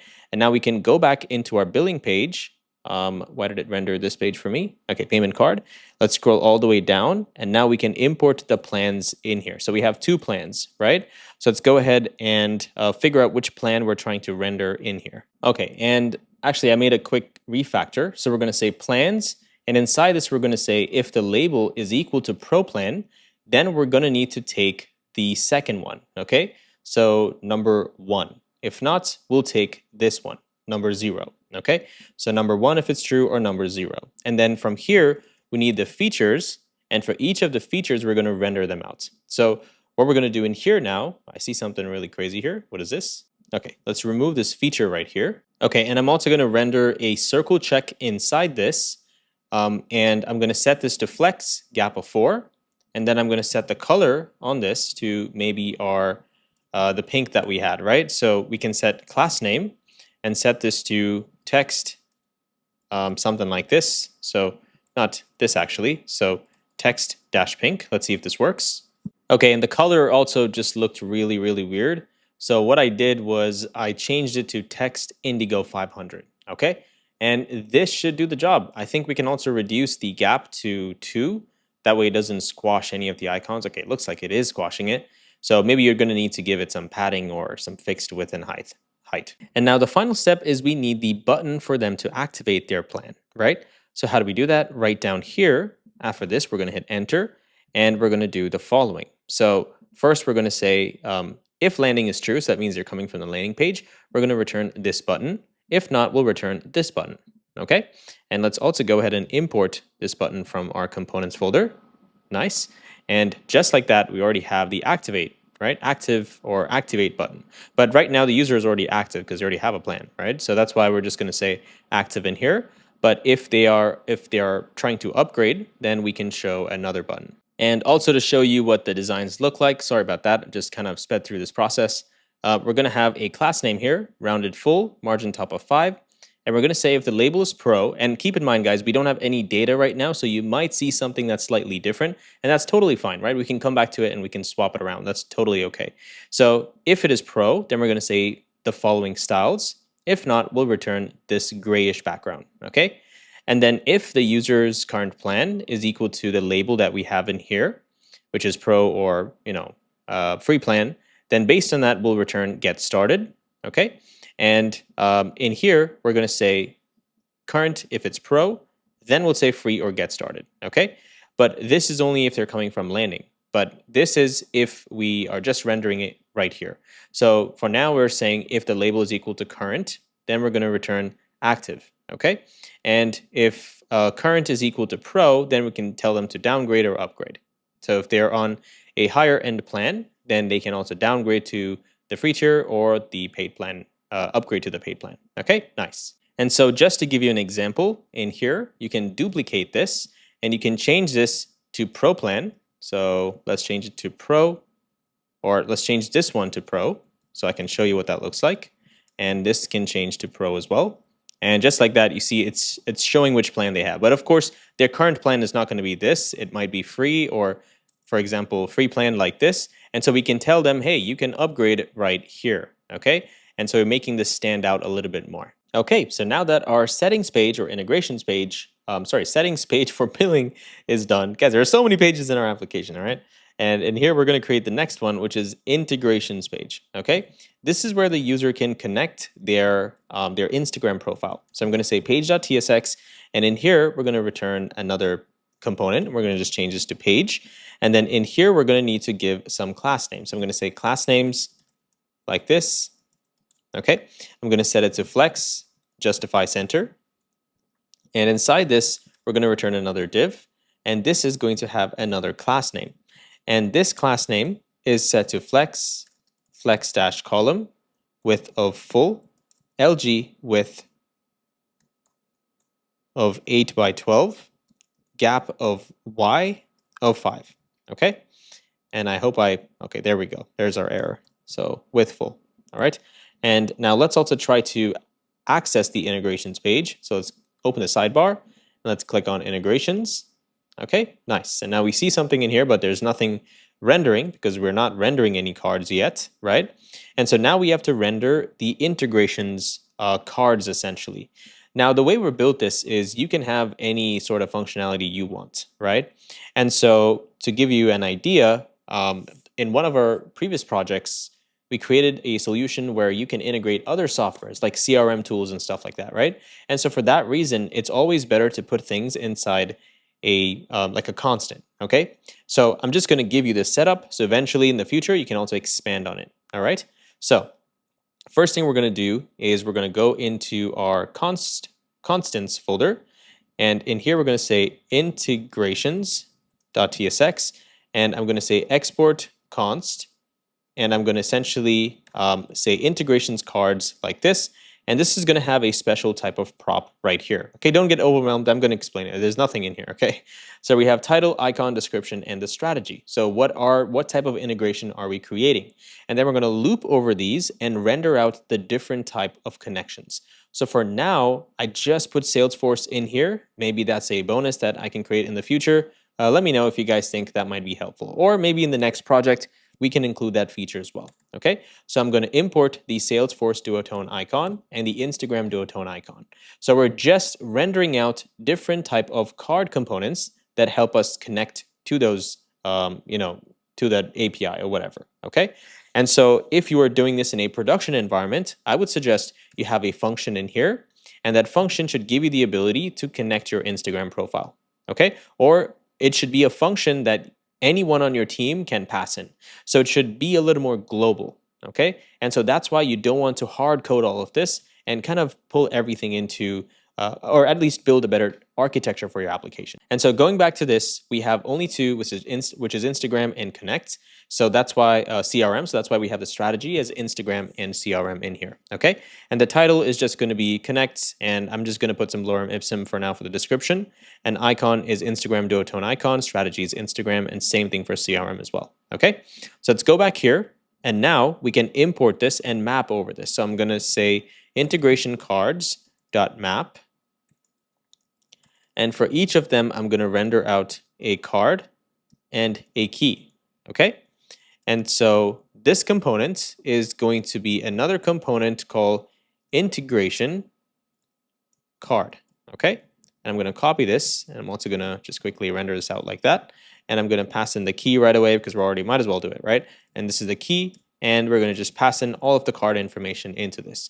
So open up your folder structure, and inside this, we're going to scroll down all the way to, or actually we can do it in here itself. So inside this integrations folder, you're going to create another folder, call it underscore components. And someone asked me this question last time. What does this components underscore mean? This underscore essentially does not consider this folder as a route. Okay, so it bypasses it. Okay, and the other reason why we're doing it in here is we're never going to need the integration card in any other folder, in any other page. And so that's why we're creating that component directly in here. Okay, so in here I'm going to say create a folder, call it integration-card. And now this will not be considered as a route, guys. Even though it's in here, it's not going to be considered as a route. And now inside this component, I'm going to create a page.tsx, and I'm going to return a new component using our snippet, and I'm going to change it to integration card. Okay, now let's also go back and quickly import our integration card component, and now we should see two cards rendered out in here. Okay, nice. Now let's go into our page, and let's grab whatever we need in here, such as the props first. So the props that we're going to need is first a title. So I'm going to say title is going to be string, description is going to be string as well, and we also need an icon, which is going to be React node. And then next we need the strategy. So what type of card is it? And right now we only have these types. You can also move this into a type if you like. And I'm also going to go ahead and destructure all of these values. Wow, it's not doing it anymore. Okay, I thought I had a superpower at one point. Never mind. And so now that we have this, we can use them inside our components. So just like usual, we're going to say work in progress, wire up prefetch or some data that we need, right? Or wire up fetching data, and also get the integrations from the database, right? Or OAuth integration stuff, basically. For OAuth for Instagram, basically. So down here, we're going to remove this. We're going to say class name, and we're going to set it to the following styles. So I'm going to say border 2, and border is going to be this color. And then we're going to say rounded 2XL, gap X of 5, and padding 5, and flex item center. And now inside this, I'm going to render the icon. Okay, awesome. And after this, I'm going to create a div. I'm going to give it a class name, flex of column, and flex of 1. And then inside this, h3 is going to be class name text-xl. And inside this, we're going to pass in the title that we just received. Okay. And then inside here, we're going to pass in another paragraph. And this is going to have the following class names. So text with this color, it's a grayish color. And then text base with full. And then on medium devices, we want the width to be 10 by 12. And just go ahead, pause this, and type it out. Okay. And then inside the paragraph, we're going to pass in our description. So I'm just going to say something here. We just have lower MIPSIM for now, right? And this is what it looks like on a larger device, just to show the different connections available. Okay. And then after the paragraph, we're going to need to have the integrate button. So down here, after this div, we're going to have a button. And this button is going to have, let me also go ahead and import our button first. And the button is going to have an on click, which is basically when the user tries to click, we need to create the OAuth flow for Instagram, right? So let's comment that out. And then after that, if it's disabled, that means they're already connected or whatever, something's going on, then we can disable it with that prop. But we're going to need some class names in here. And then after that, we're going to also show if it's connected or not. And based on that, we're going to render some text. So I'm going to comment this out for now and say connect. Okay. Connected or connect like this. And so now if you refresh the browser, there you go. Okay. We don't need this anymore. Let me remove that. And there you go. Now it gives the user the option to connect. All right, guys. And just a few more changes that we need to make. I made an error here. So this is not Q. This is 1. And then this is going to be justified between on top. And that way the button will stay on the right and the other elements will be on the left side, right? Just like this. Nice. All right, guys, the next tab that we're going to work on is the automations tab. So inside this slug in here, we're going to create another folder. We're going to call this automations. And please don't make any spelling errors, okay? And inside this, we're going to say ID. Okay, it's a dynamic folder. But before that, inside this, we're also going to have a page.tsx. okay? And this page.tsx is going to, again, have a component. So I'm just going to bring that in, and I'm going to rename this to page. And now let me try to click on the automations page and just see what happens. Okay, cool. It takes us here, and this is the exact page that we need to access. Okay, awesome. And so this page, we're just going to list out all the automations that we have, right? And so first thing I'm going to do in here is I'm just going to say work in progress, connect real automations list, okay? Because we're going to need to get the automation list and render that. And of course, right now we don't have any data, right? So in here, we're going to remove this. And first, we're going to say class list, class name.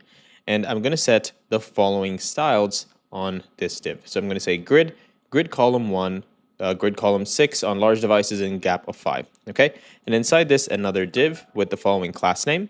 I'm going to say LG column dash span of 4, not 1. And it's going to look something like this, all right? Just as an example, something like a little subtle, just to show all the automations that we have. And so inside this, I'm just going to say automation list for now, right? And after this, right down here, we're going to create another div with the following class name. We're going to say LG column span dash 2. And inside this, we're going to have another div.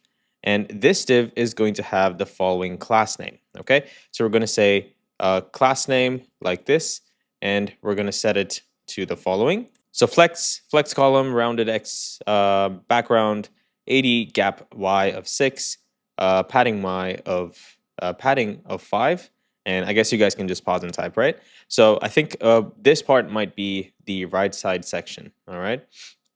And so first thing we're going to do here is inside this, we're going to have another div. And inside that, we're going to have an h2. And the class name is going to be set to text XL. And inside this, we're just going to say automations, something like this. Okay.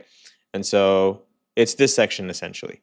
And then after that, right in here, we're going to have a paragraph tag. And this is going to have the class name text dash secondary, right? And let me actually change this and make a spelling error. Okay, like that. Is it? What?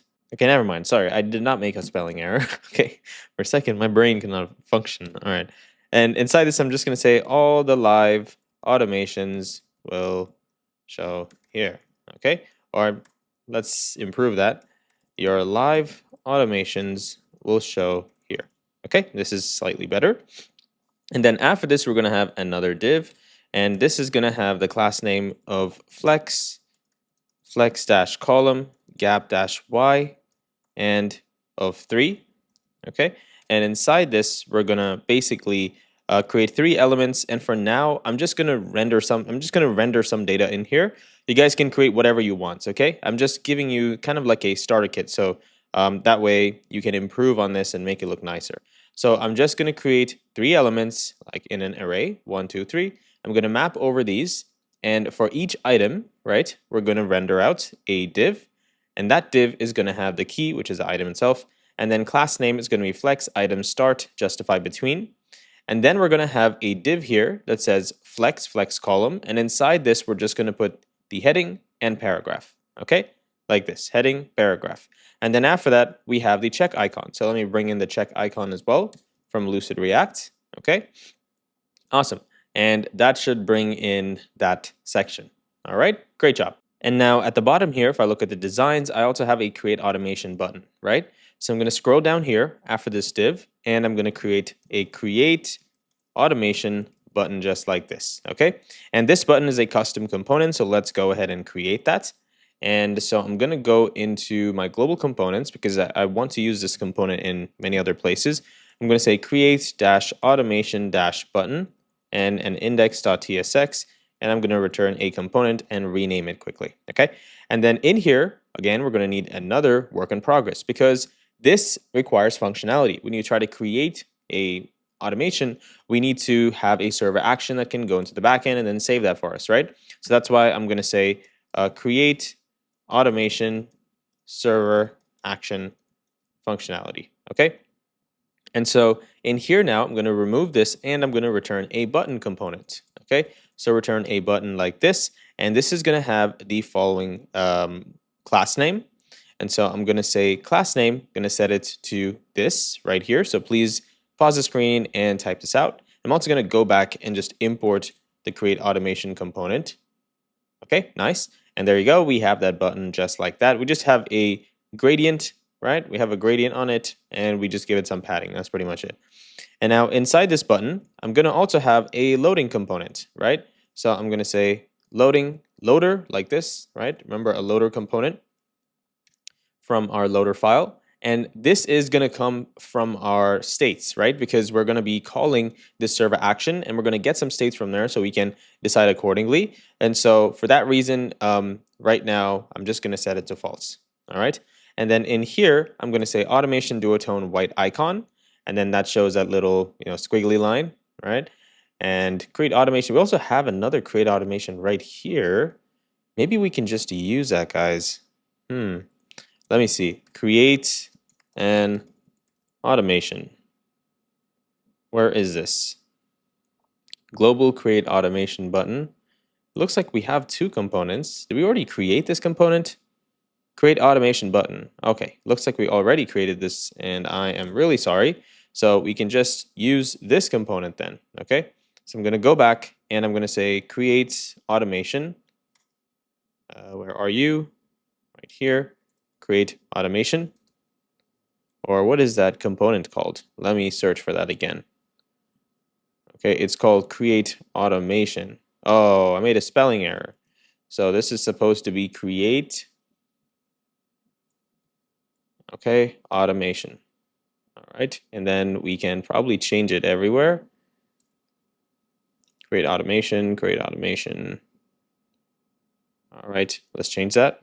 Nice. And now let's go back and let's import this create automation component. Okay, hey, nice. Look at that. All right, great job. And so now it shows just like that. And you could probably actually show this, but it's up to you. All right. And so now that we have the create automation button, we can go and create our automation list component right here. So go ahead and scroll down in here. We're going to remove this and we're going to call it automation list component. Okay, copy this title so it's easier to rename the component. And want to go into our folder structure inside global components, and I'm going to create another component in here called automation-list, and inside that an index.tsx. And let's go ahead and use our snippet and create a component and also rename it to automation list. Now inside this component, we don't really need the props, but it's okay, it can be there for now. And in here, we're going to need to first do a couple things, right? Work in progress, we need real data. So we need get the automation list data. Okay, so there's some stuff we need to do in here.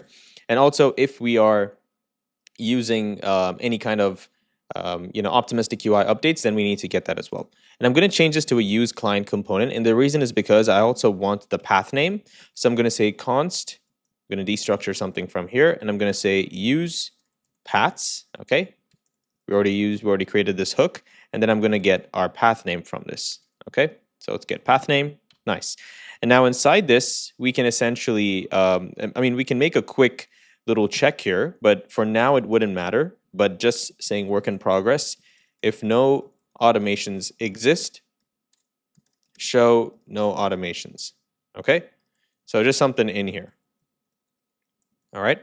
But let's go down here now, and also, actually I'm gonna import my automation list component. And now let's go back here. And I'm going to remove this and I'm going to set a class name on this element. So I'm going to say flex-column gap-y of 3. Okay. And then inside this, I'm going to essentially return a link component. Okay. And so what I would have actually done here first is I would have looped over the data and then data.map, and then I would have rendered some data, right? But since we don't have that, I'm just going to say link component. And I'm going to import this from next link. And this is going to have href. The href is going to be set to some sort of a path name, right? So what I'll do is, let me just first put the path name here, okay? So I'm going to say $ path name like this. And in here, we're going to say /, and we need an ID for the automation. So for now, I'm just going to say something random like this, okay? And This also needs a key, technically, but for now, it's fine. And then after this, we also need to pass in a couple more props. So we need the class name to give it some styling. So I'm going to say class name BG like this, hover opacity 80, transition, duration 100. Just pause and please type the class name, okay? And inside this, I'm going to say div class name flex dash column flex dash 1 items dash start, okay? And inside, so you can see it's already forming, right? It's just all of the automations that we have, and that's pretty much what we're trying to render out here, okay? You can take a look at the designs as well, like this, see? Just like that, all right? And let's go back. And now inside this, we're going to essentially render out the an H2 with the automation name. And so for that, I first need an H2. So I'm going to say H2 like this, and it's going to be text XL, font of semi-bold. And let's refresh the browser. I don't know why it's stuck. Okay, there we go. And then inside the H2, I'm going to just say the automation name, right? So I'm going to say automation name like this. Okay, awesome. And after this, we can render a paragraph with the following class name. And this class name is going to say text with this specific color. Okay, and then text SM font light and margin bottom of 2. Okay, and inside the paragraph, I'm just going to put some sort of message in here, like what type of a automation it is. So I'm just going to say this is from the comment, okay? Just giving it some data in here.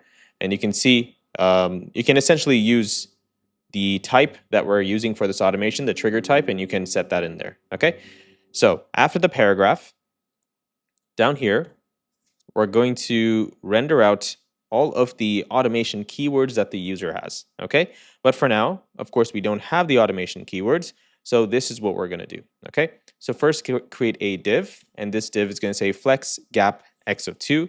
I'm also going to have another work in progress flag here, and I'm going to say automation keywords, okay?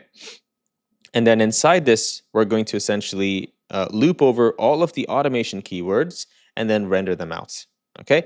And so in here, we're first going to have a div, and this is going to have a class name, but this class name is going to need our CN function. So let's import CN, and let's invoke CN, okay?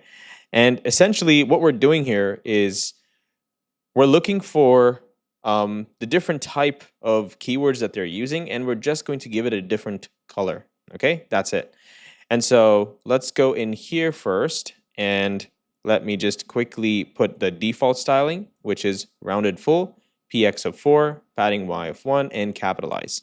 And then for the first statement, I'm going to say if the key exists, or essentially if key plus 1, percentage 1 is 0, right? Then we're going to render another color, okay? So this color is going to look like this, all right?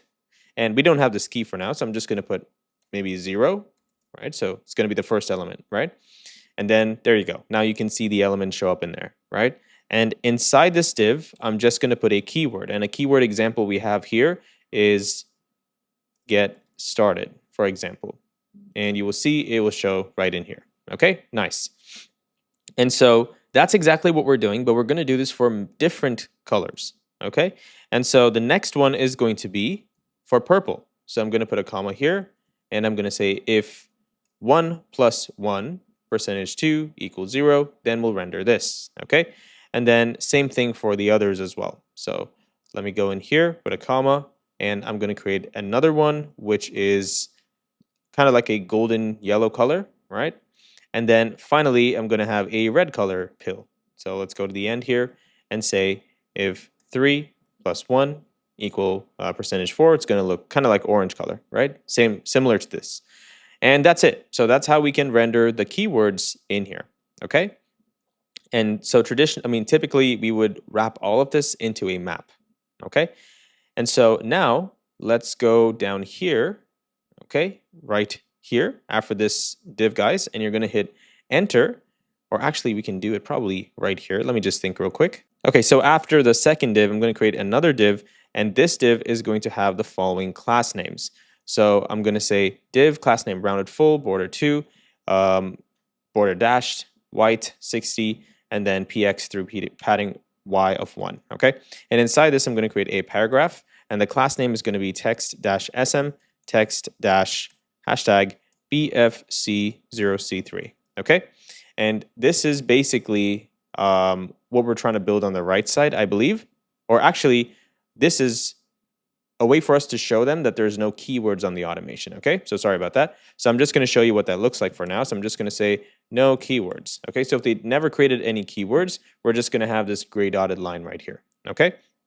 And so for now, I'm just going to keep it like this, and I'm going to scroll down here. And after this div, we're going to hit enter right here, and we're going to create another div. And this is essentially going to be this section right here, okay? The date, and kind of like it tells them what option did they use to create that automation.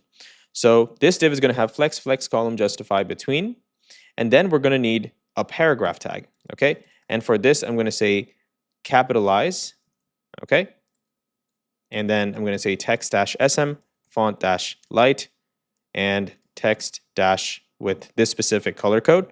So 9B9C A0, okay? And inside this paragraph, I'm just going to give it some sort of text for now, right? And so right here, I'm just going to copy this, whatever I have here, and paste it in here so you can see it. And of course, we also need to create that work in progress, right? So work in progress flag, attach real date. Okay, nice. And then after this paragraph down here, we're going to check if they're using Smart AI or if they're using the regular default text, right? And based on that, we'll return a different button, okay? And now this button is a custom component that we're gonna need to create. It's called gradient button, okay? So gradient button like this. And this component is gonna have two types. And before that, before we pass in all the props, let's also go ahead and create the component itself. So inside global components, I'm gonna say gradient dash button, and inside then index.tsx, and let's return a component like this. And this component is going to need some props. And the first one we need is the children, which is React node. The types is it can either be a button or a link. Any href, because if it's a link, we're going to need that. And this is going to be optional, of course. And then finally, any class names, so some sort of styling. And then let's also go ahead and destructure these values. And in here, we're going to first create the gradients. Okay, so I'm just going to say const gradients, and we're going to store this inside a variable, okay?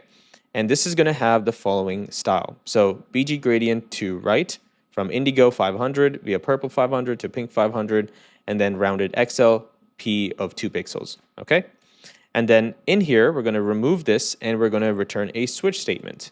And this switch statement is going to be based on the type that is passed in from as a prop, okay? And so if the case is of type button, then we're going to do something in here. So for now, I'm just going to say return div like this, okay? And at the end, we also have to, okay, because the return is there, we don't have to say break. And then down here, if the case is of type link, we want to return something else in here, okay? And then finally, we can also have a default like this. And we can just return the button element, right? Whatever we have in here. So I'll just return, actually we can just return null for now, okay? So inside this button, what we need to put in here first is a class name, and we need to pass in all the gradients that we just created. Okay, like this, gradients, nice. And then if it's a link, we're gonna do the exact same thing. So I'm gonna remove this, and I'm gonna say gradients, okay? And now inside this, now we have to return the button component. So I'm going to say button like this. And this is going to have a class name, which is going to need the cn function. So let's import that. And then we're going to need to pass in the class name that the user wants. So class name like this, that comes in from props. And we're also going to pass in something that we want, right? So it's going to be rounded XL right here. And then inside this, okay, we also need to import this guy. So I'm going to go back and import the gradient button so we can see something.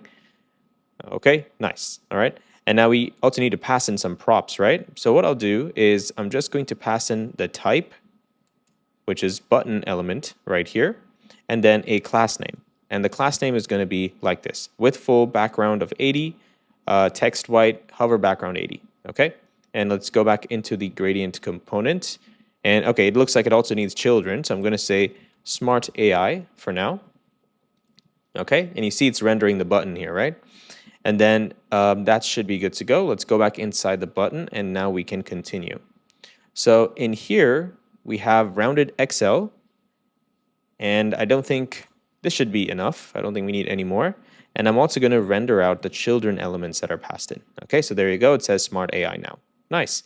And the same thing, we're going to copy this. We're going to paste this in here, but this is going to change to a link element from next link. Okay, and the other thing we need to pass in is the href. So href is equal to href, and we're just going to put the exclamation here so it doesn't throw that weird error. Okay, and there we go. Now we have a button here. Looks amazing. Now I'm going to go back to our the same automation list page, and I'm going to duplicate this button. Or actually, we don't need to duplicate this button because we just want to use a regular button, right? This is a regular button here. So I'm going to say button like this. And inside this, I'm going to pass in a class name, okay? And this class name is going to look like this. So background 80, hover background 80, text of white, okay? And inside this, I'm going to say standard, okay?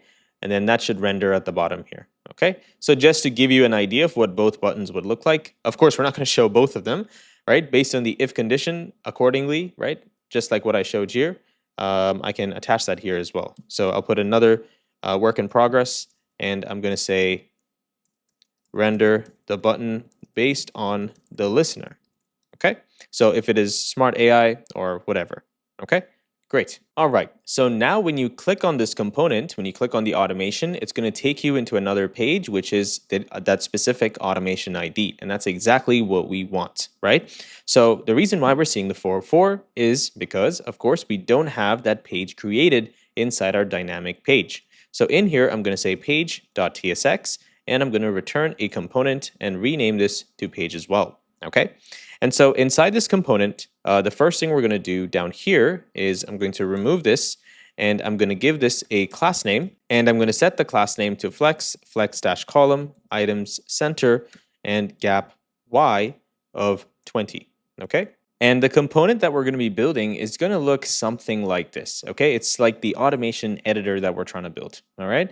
So we're not calling it an editor, and the reason is because this application is for anyone. That means it's not complex. It's very basic and simple to use, okay? And so if we called it an editor, they're going to think it's a whole automation editor, and we don't want that because honestly, anyone can build this, okay? And so let's go ahead and build that out as well. So in here, I'm also going to have some stuff that I need to do, guys, right before this, but I need to add work in progress flags. I'm going to go ahead and do that as well, okay? So first, I'm going to say work in progress. And in here, I'm going to say I need to prefetch the user automation data, right? Based on the params we're getting, right? The props we're getting in here. And then after that, on top right here, I'm also going to do some metadata settings, okay? So work in progress, set some metadata stuff, okay? Awesome. And once that's done, down here, I'm going to also need to, because we're prefetching, we're also going to need the hydration boundary. So I'll add that once we get to it. But for now, let's just focus on our layout, okay? So after this div, we're going to create another, or we can first build the automation crumbs, right? Breadcrumbs. So I'm going to say automation breadcrumb like this. And this is going to have an ID set to the params.id, which we're going to get. It's not showing up, and that's because we need to first get it from here, right? So first we're going to need children right here. So I'm going to get the children items. And actually, we don't need children in here. So I'm going to remove that. We need the params, sorry. Okay, so let's get the params, and we're going to get ID from this slug. So I'm going to extract that. And I'm also going to destructure it from here.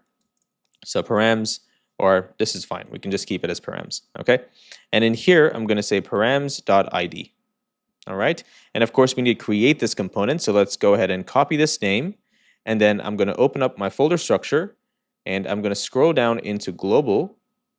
Where is this? Okay, and I have something called breadcrumbs in here. Maybe it would have made more sense to call this breadcrumbs, and then we could have had a bunch in here, right? Like main folder or whatever. So let me see if I can create that. So in here, I'm going to create bread dash crumbs like this. And inside this folder, I'm going to move the main breadcrumbs. And so it's going to also update that for us. Yes, please update. Don't break. Okay, didn't break. Awesome. And now inside this, I'm going to create automations. Okay. And inside this, I can create the index.tsx file. And let's return a component and let's rename the component. And also let's import the component from here so we don't see that error anymore. Okay, nice. There you go. We can see the breadcrumbs.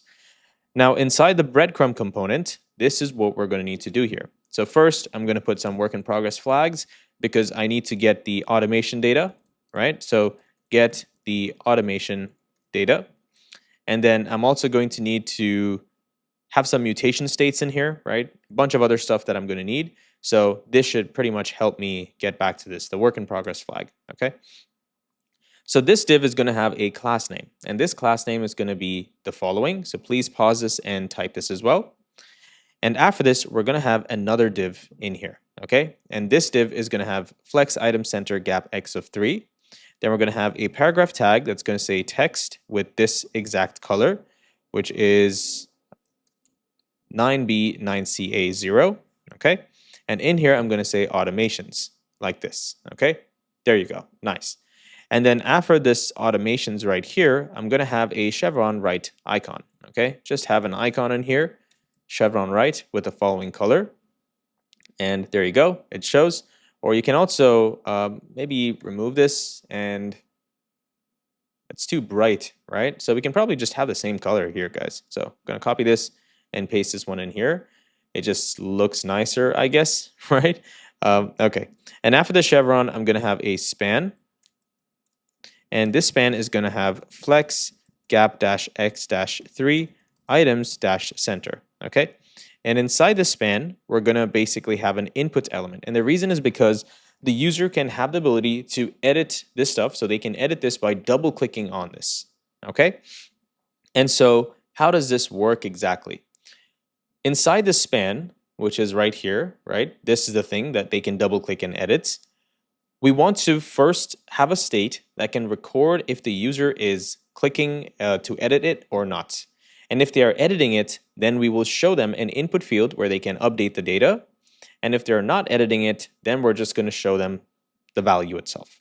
Okay, hope that makes sense. And so for now, just for simplicity, I'm going to say show editing data and create a work in progress flag. Okay, and so in here, I'm then going to return a paragraph, and I'm going to set the value in here to this is the automation title. Okay, and so they should be able to click on this, double click, and edit it. And to let the user know that they can edit that, I'm also going to return a span with a span right after this. So hit enter after the paragraph, or actually inside this, so right here. And I'm going to create another span. And for this, we're going to have a class name, and I'm just going to import an icon. Okay, so it looks like this. So the user knows that they can edit that title. All right. Okay. And maybe we can, you can reduce this if you want to, but I'm just going to keep it right here. Maybe you can make it smaller, right?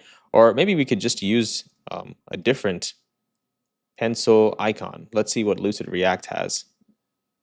Hello, give me an icon. Okay, that's what it has. So let's use this one and let's see what that looks like. Okay, and what about size? 20, 10. Okay, so, okay, this one looks so much better, okay? It's subtle and it doesn't take away from the attention. All right, so after this, down here, we're gonna hit enter after this div. We're gonna create another div and set a class name of flex gap-x-5. And inside this, we're gonna create a paragraph with a class name text-text secondary and divided by 60 in here. And then we're gonna say text-sm. And inside this paragraph, I'm gonna say all updates are automatically saved. Not sure if they are, but I'm just going to say automatically saved. Okay. And after this paragraph, I'm going to create another div. And in here, I'm going to give a class name of flex gap of x of 5. And I made a spelling error here. Okay. And inside this, we're going to return a paragraph, actually 2 paragraphs. And in here, we're going to say text dash text dash secondary. Oops, sorry guys. This is class name. Text dash text dash secondary. Okay. And text dash sm, we're going to say changes saved like this. Okay. And then maybe here you can have something like an undo redo button, right?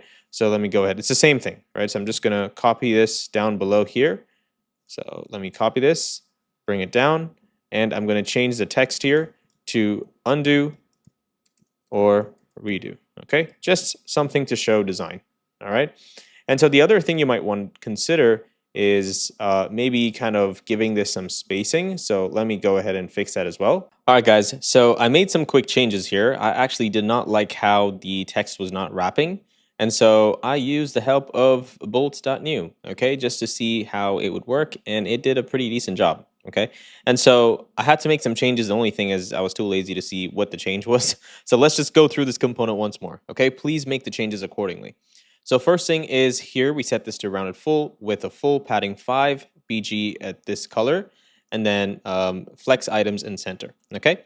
And then inside that we had another div, flex item center, gap x of 3, and then we added this minimum width of 0. And then in here, for paragraph, we set it to text with this color, and then we set truncate at the end. So you see how it truncates the text, right? And then for the chevron, we set flex shrink to 0.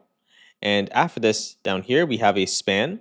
And this span says flex gap x of 3, item center, minimum width of 0. And in here, we have truncate, okay? And this truncate also kind of clips this text right here, okay? Awesome. And then after that, we have another span here with the cursor pointer, hover opacity 75, duration 100, and transition flex shrink 0 for the pencil as well, okay? And then down here, we have a div with flex item center, gap x of 5, margin left of auto, and then we say hidden because we're going to hide this on mobile devices, this text right here, because changes saved already tells that everything is saved, right? And so that's why we no longer need the second text. So we can hide that, and that's why I said hidden here, and then from medium devices block text secondary 60 divided by 60, so it has an opacity. And then text SM truncate minimum width of 0 for this as well. And here, flex gap of 5, x of 5, flex shrink of 0. We have a paragraph, and that paragraph also has truncate minimum width of 0, and this one also has truncate minimum width of 0. And that's essentially what's helping us accomplish that, okay? And now the other thing is we had a margin left. Let me search for that. Okay, we had a margin left here, margin right here. And so we have this icon, right? Where's that icon? Right here. And so you could give this a margin right of 2 or maybe 4. And let's see what that looks like. Okay, that kind of pushes it off a little bit more. So it looks slightly better. All right, great job to this tool for helping us accomplish or helping us solve this problem. And then at the bottom here, after this div, so you see we have a span here, right? So let me see where this is. Okay, there's a div right here. I'm going to hit enter. And after this, or actually, let me put it right after this one, guys. I'm going to say activate automation button, okay? And this is another button that I need to create. And so I'm going to open up my folder structure and I'm going to go into button and into global. And inside, I'm going to say activate dash automation dash button, okay? And inside an index.tsx, and I'm going to return a component just like this, okay? And inside this component, again, we're going to have a work in progress flag that tells us to, essentially set up the mutation stuff. So we're going to do some optimistic UI here, right? So set up optimistic UI, and also maybe fetch some automation data, okay? And then after this, down here, I'm going to remove whatever we have in here, and I'm going to return a button instead, okay? Just like this, a button. And let's go back and quickly import this automation button, the activate automation button as well. And let's see what that looks like. Okay, nice. We see the button right there. And I'm going to go into this button, and here I'm going to give it a class name, okay? So the class name is going to be large devices, padding of X, padding 10, gradient, bottom right, hover opacity 80, text white, rounded full, from this color to this color, and font is going to be medium, okay? And I also want to give this a margin, so I might say margin X of 4, and that should push it off, or maybe 2 might be better. That's going to push it a little bit more, okay? So you see everything is getting a little too truncated. You could probably remove the undo redo technically is not needed, right? So let's do that. Let's go back and let's just remove this. We don't need it anymore. And that should give us more space. Nice, okay? And so let's go into our automate button again. And in here, now we can create whatever we need. So the next thing is we're going to need a loader. So I'm going to create the loader. I'm going to import the loader as well. Okay. And for state, I'm going to set it to false. And again, zooming in is so hard, guys. And then in here, I'm going to say set the loading state, right? It's going to be another work in progress flag. And then for this, we're going to need to, inside this, we're going to have a paragraph that essentially shows whether we can activate or deactivate it. And for now, I'm just going to set it to activate. And then we're going to need a button in here called active automation, okay? And this is just like a kind of like an SVG, okay? So what I'm going to do, I don't think I already have this. Okay, I already have this, guys. If you downloaded the icons folder, you're going to have this, okay? So I'm going to import the active automation icon, and there you go, okay? It shows and it looks amazing. And I'm also going to give this maybe margin left of 4 instead of all of this other stuff that I did. Okay, there you go, much better. Looks amazing. Now I'm gonna go back into my automations breadcrumb component, right, this one, and I also need to get a prop from here, which is called the ID, right, and the ID comes from our dynamic slug, right, and so I'm also gonna go ahead and destructure this from here, and now I can use it inside this, okay? Right now we don't really need it, but eventually we're going to need this. So this also needs a work in progress flag, and in here we're going to need to maybe fetch some automation data again, right? And then maybe we might also use mutation stuff to update the automations, okay? Because we're showing some automation list, right? Okay, and so let's also go back now and make sure we're passing that prop. Okay, we're passing it, awesome. And then after this, down here, I'm going to say div. And in here, we're going to pass in the following class name. So this one is going to be with full. Just pause and type this, okay? And inside this, we're going to have another div with a class name set to flex, gap of x of 2. And inside this, we're going to say, we're going to have a warning icon from our icons folder. And inside this, I'm going to say when, for example, okay? So when this happens, what do I do? Okay, and so after this down here, hit enter, and we're gonna create another component called trigger, okay? And this trigger component is also going to be inside maybe this folder, or let me see, maybe there's a better way, because I don't think we're gonna use a trigger anywhere, but it's okay. For now, I'm just gonna go into global, and I'm gonna create something called, do I have something called automations already? No, okay. Or maybe I do. Let's see. Okay, we don't have. And inside the automations, I'm going to create a trigger in here. Okay, so trigger, and inside that's an index.tsx. And let's return a component, and let's also rename this to index. Rename index to trigger. Okay, looks like it's not going to do anything, so I have to do it myself. Thank you. All right. And so this component will also need an ID, which is going to be a string, and I'm also going to destructure it from here. Okay, just like that. And now I can reuse it inside my components. And now let's go back and quickly import the trigger so it doesn't panic, and let's refresh the browser. Okay, and we are seeing must be collapsible. What is this? Oh, it came from Radix UI. Sorry guys. Make sure you import it from the right component folder. Okay. So trigger should come from components global automations, and we need to pass in an ID like this, and this ID is going to be the params.id. So I'm going to say params.id like this, Okay, nice. And now we're passing in that trigger in here. So now let's go into the trigger component itself, and we need to start building the trigger element. Okay, and it's going to look something like this. Okay. So now that we're coming towards the automation section of this application, I think this is a good time to go back and start wiring up our database. Okay, so first thing we're going to do is we're going to go into the dashboard / page.tsx. And the first step that we need to do in here is we need to create our user and also onboard the user into this application. Okay, and so let's go ahead and do that first. So in here, I'm going to say const user equal to await onboard user, which is a server action that we need to create.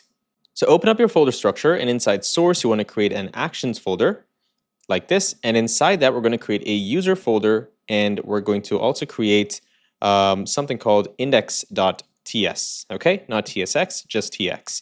And now for this file to become a server action file, we have to change this to use server. Okay, and this is what allows us to create server actions.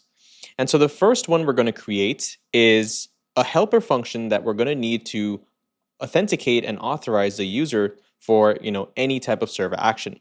And so let's first go ahead and create that one. So we're going to say on current user equal to an async arrow function. Okay, and this arrow function is going to help us pretty much authenticate and authorize the user. Okay, so we're going to say const user equal await current user, which comes from next server. And if there is no user, then we want to return something called redirect from next navigation. And this is going to help us redirect the user back to the sign up page. Okay, or sign in page is better. And then if the user does exist, then we'll return the user profile. Okay, so you see we're going to need this in different areas in our application. So now let's go ahead and open up the other folder in here. Okay, sorry, this is just the onboard error. So let's go back here again, and let's continue building that function. So export const onboard user equal to an async arrow function again, right? So async arrow function, and this is not going to need any params. And then in here, what we're going to do is I'm also going to go back and quickly import this server action. And now inside this, the first thing we're going to do is we're going to call our helper function. So I'm going to say const user equal await on current user, and we're going to invoke this. So it's going to give us the user if it exists. Okay. Next, we're going to create a try catch block, and I'm going to use the snippets here. And inside this, we're first going to see if the user exists. So const found equal await find user, which is another query that we need to fetch the user from the database. And so let's create a better structure here. Last time we had all of the server actions doing all of the fetching, creating, and stuff like that, but it was in one single file. So what we're going to do is we're going to create another file here called queries. Okay, and inside this we can use all of our query files, and that way we can reuse these queries in all of our server actions. So this one is going to be called find user. Okay, and in this we also need to change this to a use server file, so don't forget about that. Okay, and so let's go ahead and first say export const find user equal to an async arrow function, and inside this we're going to need the clerk ID of the user. So clerk ID is going to be a string, and next we're going to say return await client, which comes from our Prisma file, right? .user.find unique, and we're going to invoke this, and we're going to say where the clerk ID, or where the data for clerk ID itself is this one right here. Okay, and then after that we want to include some data in the response. We want to include the subscription stuff, so we're going to say true. We're going to include integrations, and we're going to say true for this, or actually I want something more specific in here, so I'm only going to select the ID right here, and let me do that one more time. So ID true, and then we're also going to get the token and set this to true, and then I need expires at, and finally the name. Okay, and so this will be returned if the user exists. So let's go back here, and now we can import the find user server action, and now we can invoke this and pass in the user.id. Okay, so if we found some data, that means if the user does exist, then we're going to do something in here. So we're going to then look at the integrations. So the reason why we need to do this is when we're integrating the user's Instagram account, there's something called a refresh access token, okay? And this token will always refresh based on a certain span of time, like 5 days or something like that, okay? And so if it's less than 5 days, we're going to need to pretty much refresh this token again, okay? So I just wanted to point that out, and that way you can keep that in mind. So if we need to update the integrations accordingly, we'll need to refresh that token, okay? So that's what we need to do in here. So we're going to say if found.integrations.length, if we have any integrations in here, then we're going to do the following. So we're going to check the refresh access token in here. Okay, check to refresh, not check the. It's check to if we need to refresh it. So I'm going to say const today equal first new date. Okay, we're going to invoke this, and then I'm going to say const the time left for this token is going to be found.integrations. Okay, at 0 dot expires at, and if this exists, dot get time. And then we're going to subtract, also we need to put this in here so it doesn't scream at us, and subtract today.getTime. Okay, and let's invoke this as well. So now we'll know how much time is left. And now we need to get the days from that. So I'm going to say days equal to math.round, and I'm going to say the time left right in here, okay, and then divided by a formula. So this is 1000 star 3600 star 24. Okay, and then now we know how many days are left for this refresh token. Okay, and so the whole process here, guys, is we're trying to create the user in the database, but we have to check if there is a refresh token anytime they log into the app as well. Okay, so that's why we're doing this right here.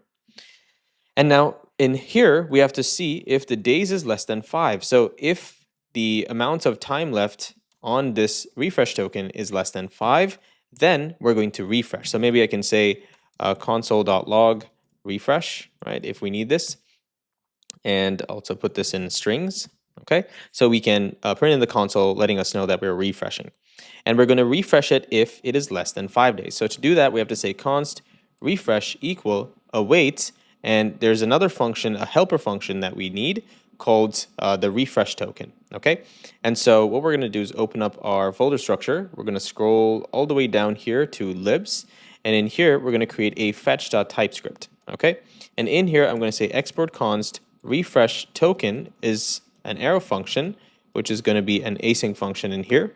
And inside this, we're also going to need the token that we have in the database. So I'm going to say this is going to be a string, and then const refresh token is equal to await Axios, and Axios is a library that's going to help us make API calls. So I'm going to open up the terminal and say bun I Axios and hit enter, and then bun run dev.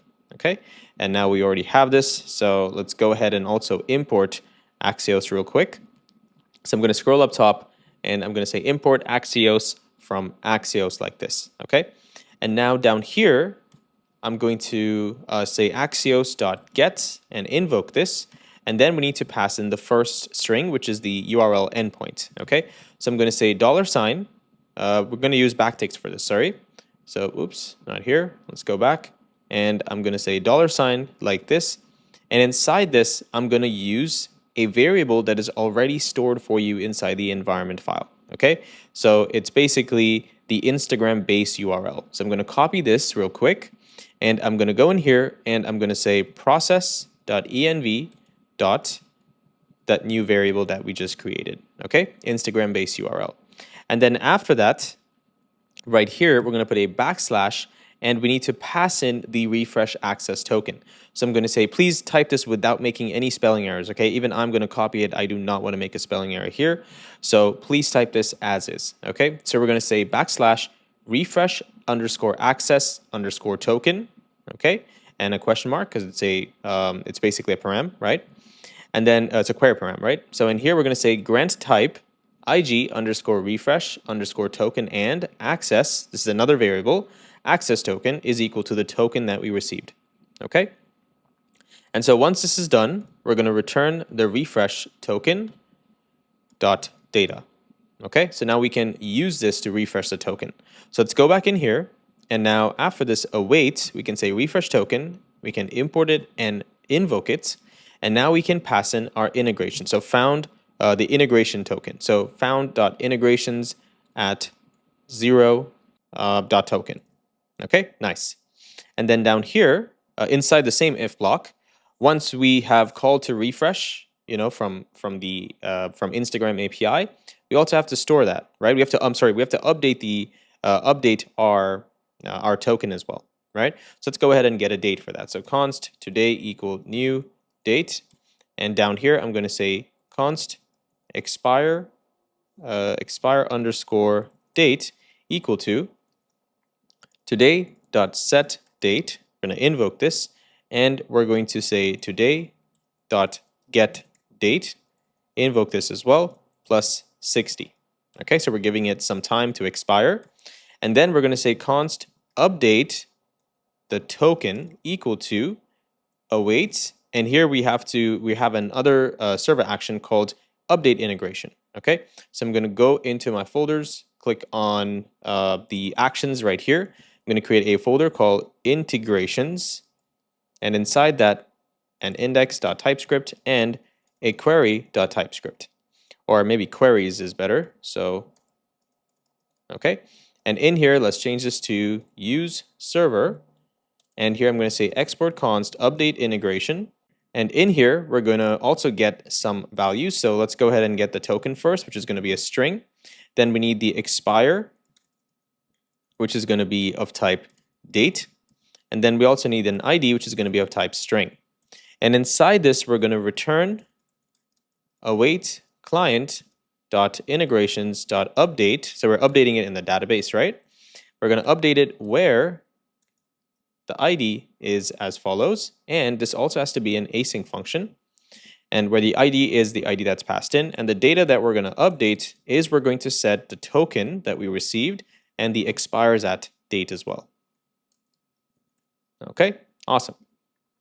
And so let's go back now, and let's go back to our index.typescript file. And at the bottom here, we can now import this. So this server action was called update integration. So I'm going to bring this in. And now in here, I need to first pass in the refresh token. So refresh.access underscore token. Where is refresh? Refresh right here. Let's go in here and see if we're passing that refresh underscore token. Okay, so it's called access token. So let's go in here and we're going to call this access underscore token like this. And after this, we also have to pass in a new date. So new date expire underscore date like this. And then we need to also pass in the ID of the integration that we're trying to update. So integrations at 0 dot ID. Done. Okay, cool. And then at the bottom here, maybe we can also print a message if something happened wrong, right? So I'm just going to say if there's no update token, like something happened wrong, we'll just console log update token failed. Okay, nice. Now after this blue bracket right here, I'm going to return a status of 200. And I'm going to say data, and I'm going to set this to first name, which is found.firstname. And then last name is going to be found.lastname. Okay, nice. And now after this, let's go ahead and create the user. So right here, after the purple bracket, we're going to hit enter, and we're going to say const created equal to await create user, and we're going to invoke this. And this is another server action that we need to create. So let's open up our folder structure, go into queries, and in here we're going to scroll down to the bottom. We're going to say export const create user is going to be a server action in here, and we're going to need first the clerk ID, first name, last name, and email. So let's go ahead and bring those in. And then here we're going to return await client.user.create for we're going to create with this data. So we're going to say data like this, clerk ID. We can actually pass all of these in. So I'm just going to copy this, paste it, remove this string, and maybe remove these as well. Okay, we're passing in the data. What seems to be the issue here? Let me see. Data. Okay. All right, so after this, something, okay, this is why it's wrong. So want to put the dot there, okay? And this is going to be an async function in here. And we also want to create a subscription, but it's going to be empty for now. So we're just going to say create like this. Okay, nice.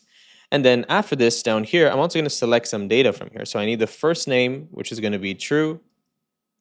And I also want the last name, which is going to be true as well. Okay, nice. Now let's go back and I'm going to import this server action. Okay, let's wait for that error. Okay, error is gone. And now after this, we can go ahead and pretty much pass in all the data. So in here, I'm going to need to first pass in the user's ID. So I'm going to say user ID like this, nice. And then we also need the user first name and last name. So user first name and then user dot last name, not last active, last name like this, okay? And then we also need the email. So user dot email addresses at 0 dot email address. Okay, nice. So now this is done. We can send a 201 because we created the user. And if nothing happened, some sort of error took place, then we're going to get the error. And I'm going to console.log the error. And I'm going to print return a status of 500. Okay, nice. And now let's go back to our page.tsx. And now that we have called this onboard user, we're going to check the status of the user. So if user.status is equal to 200, or user.status like this is equal to 201, that means we either created the user or they already have access, right? We updated the refresh token. And then what we're going to do is we're going to return redirect from next navigation, and we're going to send the user to the dashboard along with their first name and last name. So I'm going to say dashboard like this, and we're going to use backticks in here. And now we're going to say $user.data.firstname. And after this, we're going to say another variable. It's going to be user.data.lastname. Okay, so first name and last name. All right, and now at the bottom here, I'm going to hit enter. And so we can remove this work in progress. We can remove this one as well. And next, we're just going to redirect the user if they are not, if they're not signed in or they don't have an account. So return redirect the user to sign-in. Okay, nice, great job. So now if we try to access, let me also quit the server and refresh everything. And so now if I try to refresh the page with dashboard, there you go. I can now see the first name and last name. And it's also showing first name, last name inside the account. So let me go into Prisma, the Prisma Studio and refresh here. And just to confirm, okay, we have the user, awesome. And we also have the subscription that is created with nothing right now. Great job. The thing we're going to do is we're going to go into our layout.tsx under the dashboard page and dashboard/slug layout.tsx. And in here, we're going to need to use a library that's going to help us prefetch data, cache the data, and also give the user optimistic UI features. And the benefit with React Query is more than just caching. I mean, in a way, it's kind of like you're using server-side states. And in the last video, I explained every single thing about React Query, including the mutation, including, how the optimistic UI works under the hood. I broke down every single thing. So if you're looking to learn more about this, you can watch the previous video, which is the Loom clone, and maybe you can learn a thing or two from that project as well, right? But if you want to learn more about React Query, I would suggest you watch the previous video because we already broke down every single thing. In this video, I'll still walk you through how things work and what we're doing, but if you want to learn more in detail, the last video is your best bet, okay? So open up the terminal, and we're going to quit the terminal real quick, and we're going to say bun I at tanstack/React Query, and go ahead and hit enter, and that's going to help us install our React Query package. Okay. Next, we need to create a query client. That's how we can get access to React Query. Now, you can do that directly in one file. That's fine, or you can do it, in a separate file and import it. That's no problem. It's just one line. So I'm just going to say const query equal new query client. Okay, and this query client is going to come from React Query. Okay, so let's go up top here, and I'm going to import query client just like this, and now I can invoke it down here. So now I have a new client instance, and now I can use whatever I want on top of this. And we're also going to create a helper function. Okay, this helper function is sort of like a prefetch helper.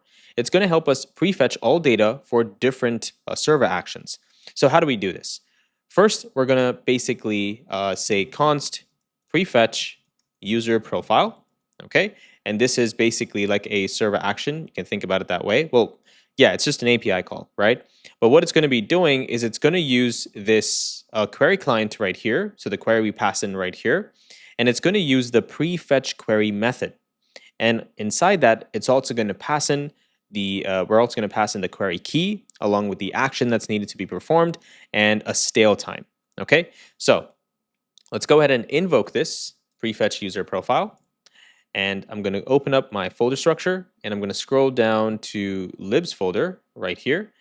And inside this, you can create a prefetch, or maybe you can create a React query folder itself, right? So let's do that. I'm going to shrink everything open source. And inside this, I'm going to say React-query. Okay. And inside this, we're going to create a prefetch.typescript. Okay. And so in here, we're going to export const that prefetch user profile, right? The thing that we just created. And this is going to be equal to an arrow function. And inside this, we're going to return await that new helper function that we're going to create, which is called prefetch. Okay. Of course, we're not going to have this right now, but we're going to create that in just a second. But it's called prefetch. Okay. And in here, this function is also going to get us the client. So I'm going to say client, and this is going to be of type query client. Query client right here. Okay. And down in here, this prefetch is going to need the client itself and any sort of action. So we'll pass in an action right here, and then we'll also pass in the key. Okay. And the key for now is just going to be user-profile. Okay. So let's go up and let's create this prefetch. So it's called const prefetch equal to an arrow function, which is an async function. And this is also going to be an async function.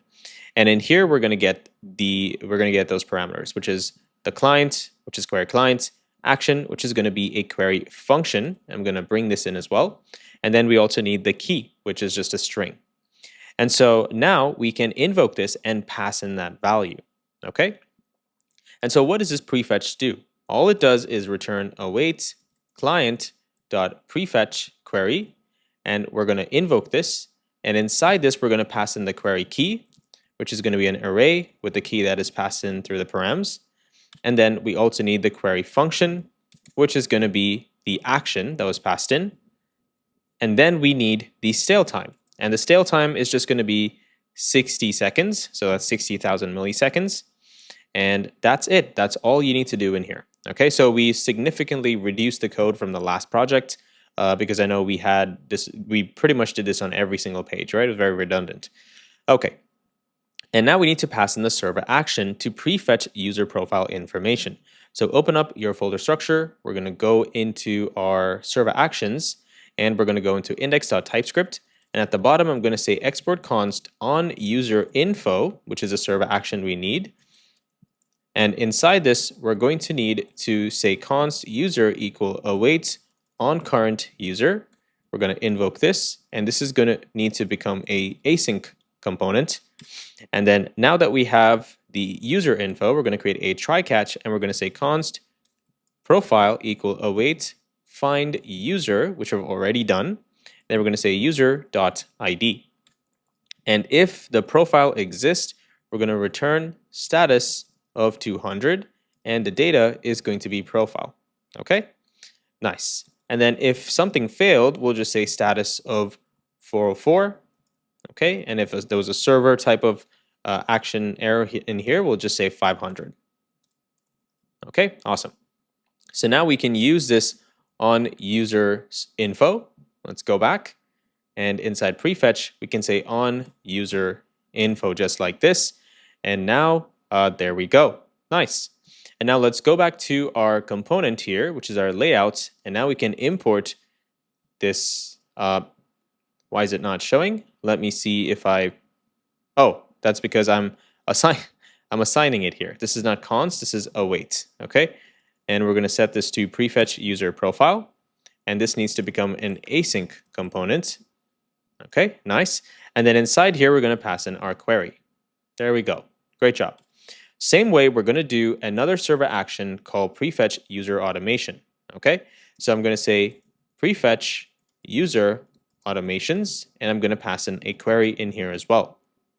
And now let's also copy this, and I'm going to need to go into the same file right here, which is a prefetch.typescript, and I'm going to say export const prefetch user automations, which is going to be an arrow function. I'm going to change this to an async function as well. And this is going to give us the client, which is going to be of type query client. And in here, I'm going to say return await prefetch. We're going to invoke this. We're going to pass in the client that we got and a server action. And the key that we want is user-automations. And guys, this key is essentially what assigns the data to. So imagine it's like a key that represents this version of cache data. Okay, so every key represents cache data.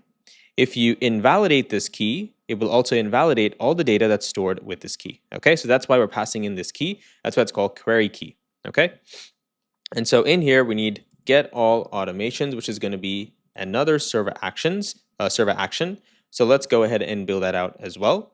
And this server action is going to be inside our automations folder. So I'm going to create a folder in here called automations and index.typescript inside this, and then a queries.typescript as well.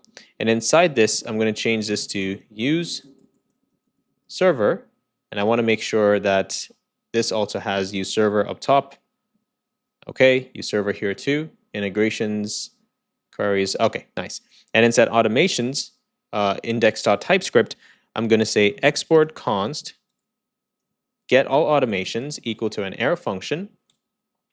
And in this arrow function, we're going to say const user equal await on current user. We're going to invoke this, and this is going to need to also change to an async function. And then in here, we're going to have a try catch block, and we're first going to create an automation, and this is going to be a query, a new query that we need to create. So I'm going to say const create equal await create automation, and I'm going to copy this title, this name right here. I'm going to go into queries. I'm going to change this to use server, and down here I'm going to say export const create automation equal to an async function, and this is going to need the clerk ID. So clerk ID, which is going to be a string, and here I'm going to say return await client dot user dot update where clerk ID is of this, right? And this is going to need to change to an async component. Okay, and the data that we're going to update is going to be as follows. So we're going to set the automations to an empty automation right now, just like this. Okay, great job. And now once this is done, we're going to go back and we're going to import this create automation server action. Okay, let me make sure I didn't import it from the wrong components. Okay, queries, nice. And so after this, we're going to check if we found some data, we'll return 200. So return status 200, and the data is going to say automation created. But if something took place incorrectly, we're going to say 404 error. And if there was a server-side error, we'll say 500 internal server error. Okay, great job. And now let's go back. And this is our integrations queries. We don't need this. Let me go back real quick. Okay, and now I'm going to import this server action right here, and I can close this and also import it right here as well. Prefetched user automations. So now we're prefetching all the data that we need. Now inside this component, if we need to access the server-side cache and the values, we need to wrap it in something called a hydration boundary. Okay, so go ahead and say hydration boundary like this, and I'm going to move all of this data inside this hydration boundary.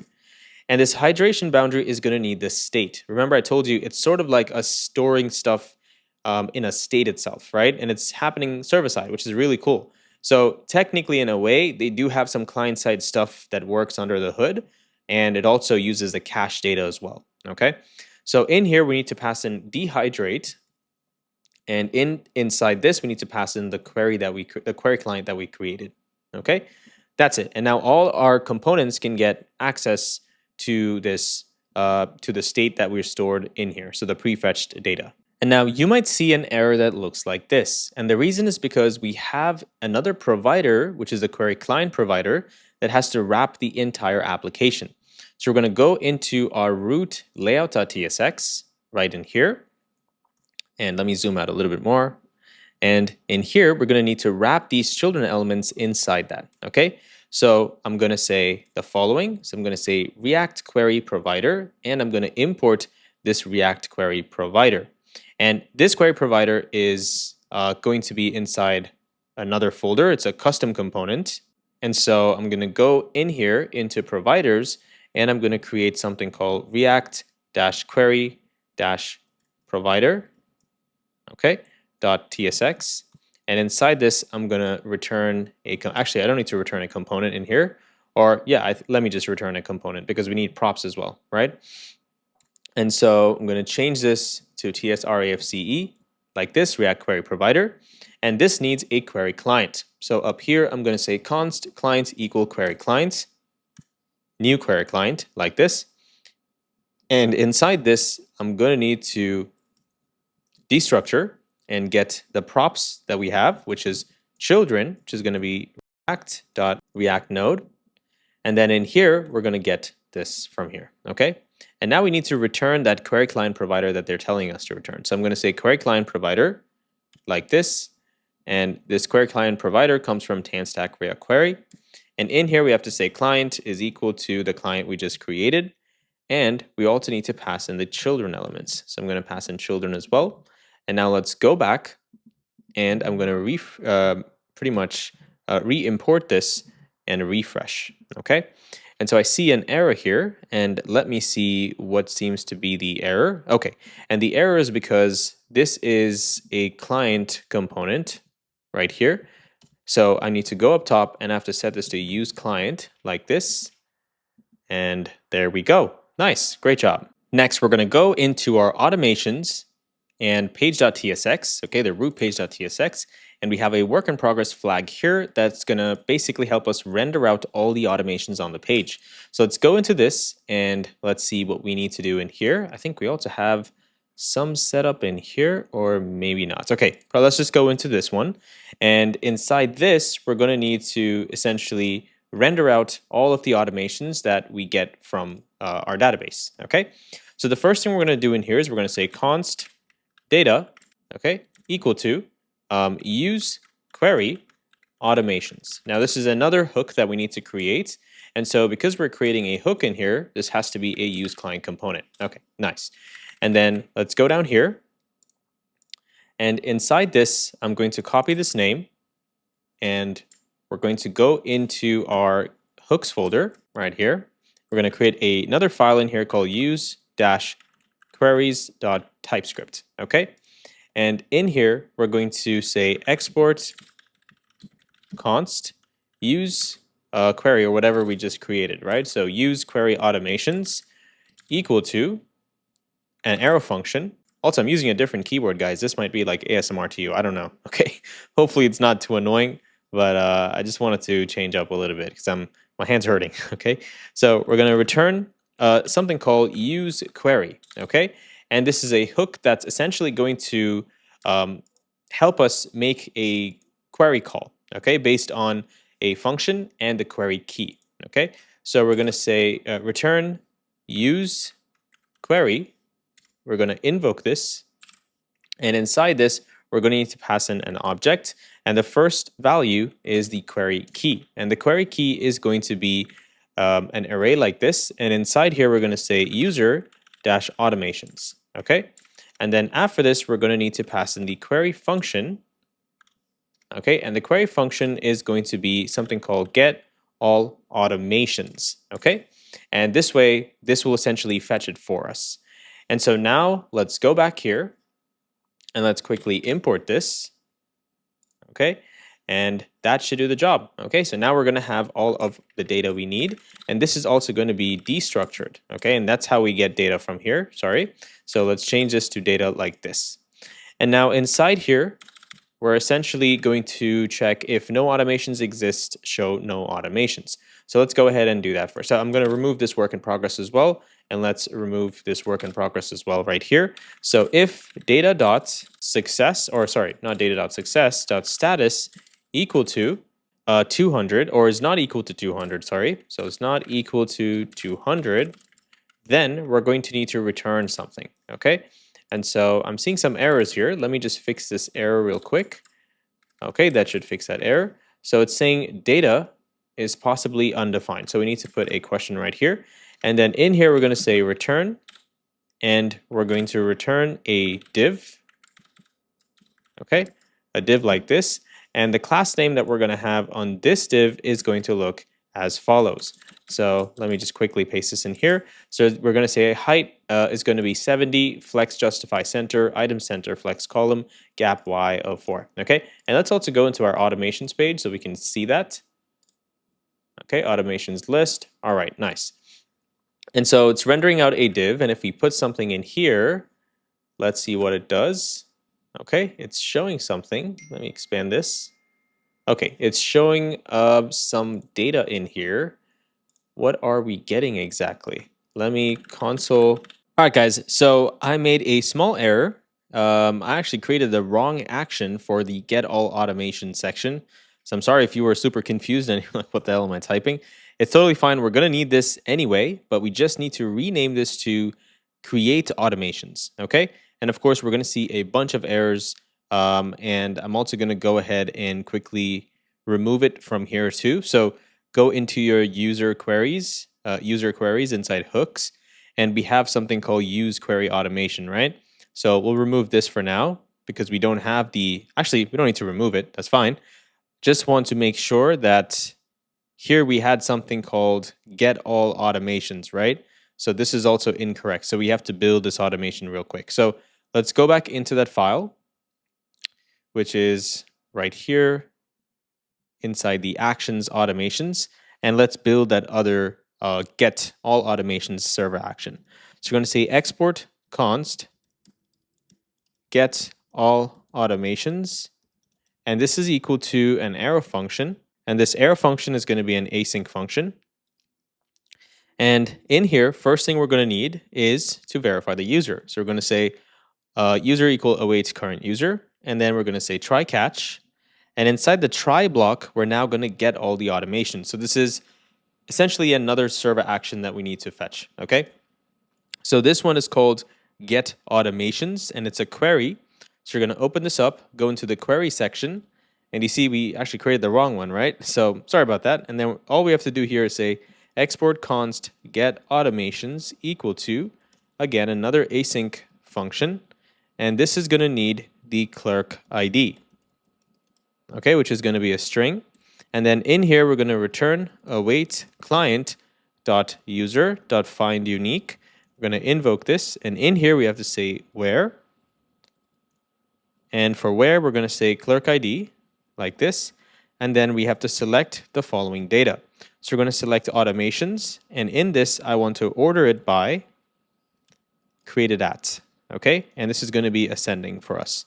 And then after this down here, I'm also going to include the keywords, set it to true, and we also need the listener, okay? We're going to set this to true as well. And let's go up here and remove this, okay? Awesome. And now that we have the get automations, let's go back and quickly import this new query action, okay? And after this, we're just going to make a quick if statement to see if automations exist. If it does, return 200.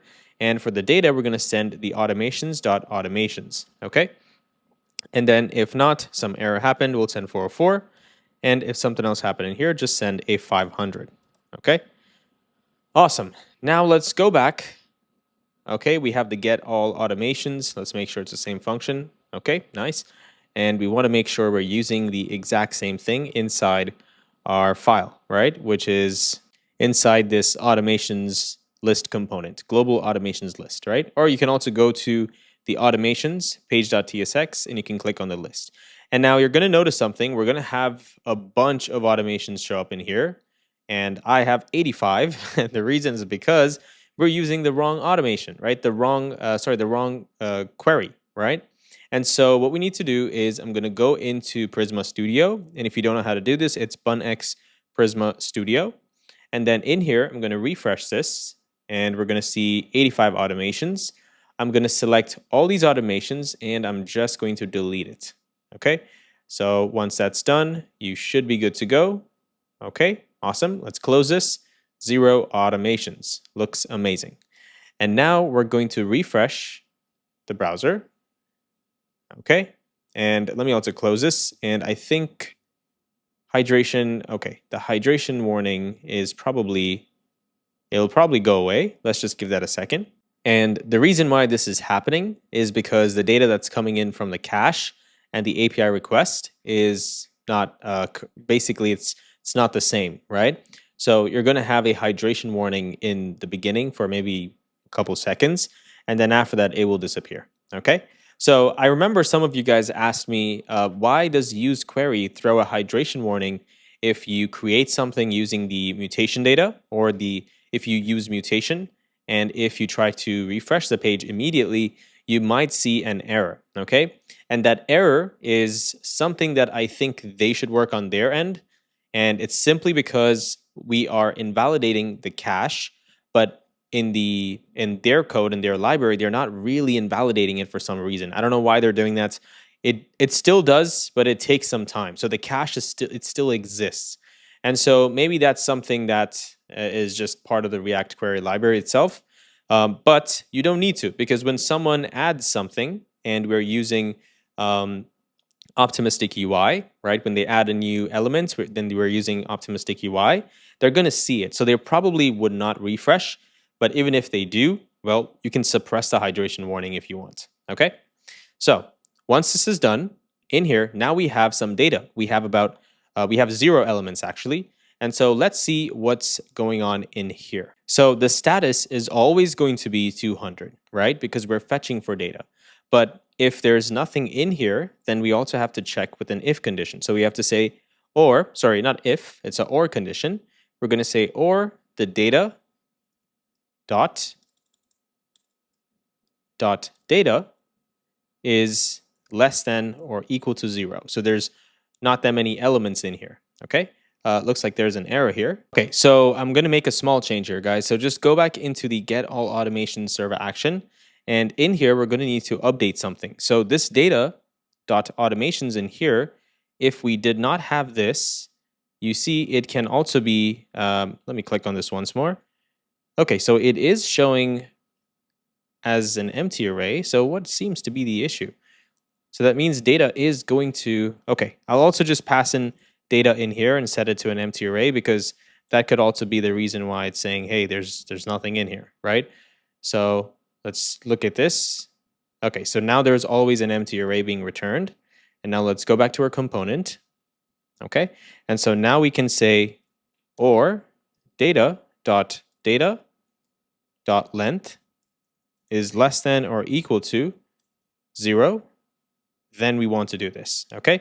And awesome, now it is rendering this component in here. So now I'm gonna return an H3 element, and for class, I'm just gonna set text LG, text-gray-400, and in here, I'm just gonna say no automations created, okay? And after this, I'm also gonna put an icon in here, it's called create automation, or maybe we could possibly just return the create automation button, right? So they can create something directly from here itself, all right? And let's go down here now and make the change. So I'm gonna remove this link, and in here, I'm going to say data.data.map.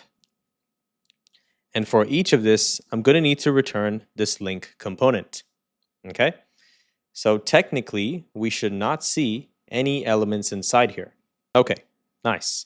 And I also see something in here, direct traffic. I think that's coming from somewhere else. So let's go ahead and fix that. But now we're essentially looping over all of the elements, right? And then we're rendering a link. And now we also have to change the path name. So let's go in here, and I'm going to say $ automation, or whatever we get from here, right? So we can call this automation like this. And we're going to say automation.id, okay? And then we also need a key in here, because now we're mapping. So I'm going to say key is equal to automation.id like this. And then this should be good to go. Inside the H2, we can remove this and we can set an automation.name. Okay. And for the content, we'll just keep it as whatever is in here. You guys can create another property if you'd like. And we can also, let me see what other data we have in here. Okay, this is fine. And so down here, we also need the keywords, right? So I'm going to remove this work in progress flag from here. And I'm going to copy all of this. So just remove all of the, what do you call this? The keywords itself, right? So let's remove that. And I'm going to say automation dot keywords dot length. If it's greater than 0, then we're going to check. If so, we'll return something. If not, we'll return something in here. And so if it is greater than 0, then we're going to return the keywords, right? And if it is less than 0, then we need to return something else. Well, we're going to scroll down here and return this div instead. So I'm going to remove that and paste it in here. Okay, nice. So now we're returning the keywords. And if there's none, we'll say no keyword selected. Okay, and then in down here, we have to also attach some real date, the real date of this automation, right? So what we can do now is we can remove this work in progress as well. And now we're going to say the following. So first we need to get the month. And the month is another helper function that we have. So let's go into our libs utils file right here.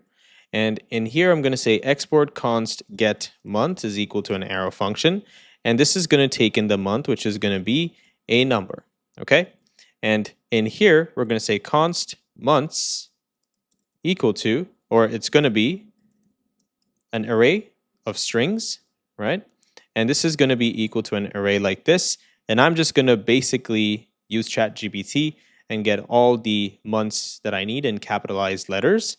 And then once that's done, I'm going to first check if the month's number that is passed in is between 1 and 12. Okay, and if so, I'm going to return I'm going to return a message saying invalid month number. Please enter a number greater than 1 or 12. Okay, so down here, I'm just going to say if month is less than 1 or month is greater than 12, then we're going to return the following text. Okay, so return this string like this.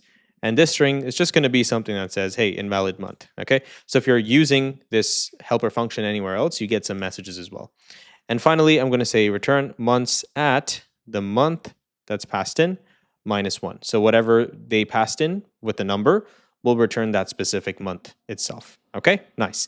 So now we can reuse this. So let me copy this. Let's go back here. And where do we do this? Okay, right here. So I'm going to create this bracket, and I'm going to say get month, which comes from libs util, and you want to invoke that. And in here, you want to pass an automation.createdAt.getUTC month. Okay, right here. You want to invoke it and say +1. And then after this, right here, you're going to put another bracket, and you're going to leave a space. Okay. And so once we have the month here, we're also going to need to get some date and time related stuff. So I'm going to create another bracket. I'm going to say automation.createdAt.getUTCDate. Okay, we're going to invoke it and we're going to check if it's equal to 1. And if so, we'll return something. If not, we'll return something else right here. And so in the first block, we're going to remove this and we're going to say with backticks, $, automation.createdAt.getUTCDate. We're going to invoke it, and after this, we're going to say st. Okay, it's just formatting for the date. And then in here, we're going to say backticks again, $, automation.createdAt.getUTCDate. We're going to invoke that, and after this, we're going to say th. All right, and then here we're going to do the same thing and leave a space. And then after this, we're going to say automation.createdAt.getUTC full year. We're going to invoke this, and that should be it. Okay. And now down here, we also have to render the Smart AI button or the regular button, right? So now that we have data, we can also do this. So I'm going to remove this real quick, and I'm going to say automation.listener. Why is it not showing up? Sorry, making some spelling errors. .listener. The listener itself. And if this is equal to the Smart AI, then we're going to do something here, or we'll do something else right here, okay? And so for the first block, we're going to copy this gradient button and we're going to paste it in here. And for the second block, we're going to return the standard button, okay? And yeah, that's pretty much it. So as you can see, now we have this that shows up right here saying no automations, right? You don't have to say no automations created. Let me remove that. Or is that right here? No automations, okay? And so on a larger screen, it's going to look like this. But also this is going to disappear as well. So let's go ahead and remove that one. So now let's go back to automations.page.tsx right in here. And now we can remove that card based on the if condition. Or I think it's okay, guys. You can have it. I mean, in a way, it just gives the user more info as to what happens here. So I think this should be fine. So I'm just going to leave it because, again, we're going to need to fetch data in here, then make an if condition. We've already done that, right? We've already showed you how to do that. So yeah, this is okay. No problem. Just have this in here, and that just provides more info to the user. Now, the next thing we're going to do in here is the create automation option, okay? And so to make this work, we're going to need to create a new hook. And this hook is called use create automation, okay? So I'm going to copy this title so I can use it. And we also want to assign it to a value. So I'm going to say like this and destructure the values that come from this, okay? So let's copy this, and you want to open up your folder structure. You're going to scroll down to hooks right here. And inside the use automation hook, we're going to do this, okay? So use automations.typescript. And in here, I'm going to essentially say export const use create automation equal to an arrow function. And in here, we're going to first say const. We're going to destructure some values that come from use mutation data, which is another hook that is super, super important for us, okay? This hook is essentially going to help us use optimistic UI updates, okay? So open up your folder structure, and in here, we're going to say use -mutation -data.typescript. And in here, we're going to essentially say export const use mutation data is equal to an arrow function again. And this is going to take in going to get a couple parameters. So let's grab that as well. First, we need the mutation key, mutation function, query key, and an on success. And these two are optional, okay? And the reason why it's optional is the query key is a way to kind of reset or invalidate the past responses, right? So that's why. So now I'm going to import some types. So I'm going to say mutation function for the mutation key for the mutation key, mutation function for the mutation function, and query key is going to be a string. On success is just going to be an arrow function that returns nothing, so void, okay? And so now inside this, I'm also going to go back and just quickly import so I can reduce the number of errors I see. And okay, what seems to be the problem? Okay, nothing's being returned. So let's go in here. And now inside this function, first we need to create our client. So use query client, and I'm going to invoke this, okay? And then down in here, I'm going to say const mutate and is pending. December 31st is your last chance to join Prodigy's University at our current lowest price. That means just by taking action today, you will save 10% every single month. If you are a SaaS business owner or a web developer and you're looking to start, run, and grow a profitable SaaS, then this is exactly where you should be. At the time this video was made, we have helped over 400 SaaS business owners and entrepreneurs who wanted to start and launch their SaaS from the ground up. We ourselves run 3 different businesses, all within just 7 months, that are now making $60,000 per month. But it's not just about our success, we've also helped other entrepreneurs do the same. Here's David, who went from $0 to $14,000 by implementing a high-ticket, monthly recurring revenue SaaS model, all within just 3 weeks of joining Prodigy's University. And he did this without even posting content on social media. And here's Derek, who made $3,000 using the exact same business model in just under 1 week of joining Prodigy's University. Or take Monsi, for example, who made her first $1,000 through her business in under a month. Or here's another SaaS business owner who now runs a SaaS company with over 110,000 users in under 15 months. But now you might ask, well, these are probably people who brought something to the table. So what does the average student make inside Prodigy's University? So here's Fani, who has never sold a SaaS service in the past and now made $1,200 in just under 3 weeks of joining. Or here's Yash, who has never made money online and does not even know how to run a SaaS business. But he was able to get his first SaaS client in under 1 week of joining Prodigy's University after implementing the quick win system. Here's Saksham, who made his first $200 through his SaaS in under 10 days. Here's Shimona, who quit her 9-to-5 job and is now a full-time entrepreneur. Or here's Avijit, who now has 3,600 YouTube subscribers and which also drives traffic to his SaaS and his own SaaS course, and now also a new community with over 400 members. Now, I can go on and on about these results, but I think you get the point here. These strategies have proven to work and will work even if you don't have thousands of followers, you don't have money to spend on advertisements, or you don't want to send thousands of cold DMs to prospects online. And to reward people who decide to join this enrollment period, you get access to a bunch of free bonuses. And you also get to take part in the PU games to win cash prizes as you rank higher in our leaderboard. But this offer is not going to be there for too long, because December 31st is your last opportunity to join at a discounted price, or when we run out of the 100 limited spots that we open for this month's enrollment. So if you want to know exactly what you're going to get by joining Prodigy's University, I'm going to leave a link in the description below. If you sign up to that link, you will get a free course that breaks down the exact business model from start to finish. And you'll also see exactly what is offered inside Prodigy's University. So if you want to learn the proven systems that have helped these students start, run, and grow a profitable SaaS the right way through mentorship and courses, then I'll see you inside.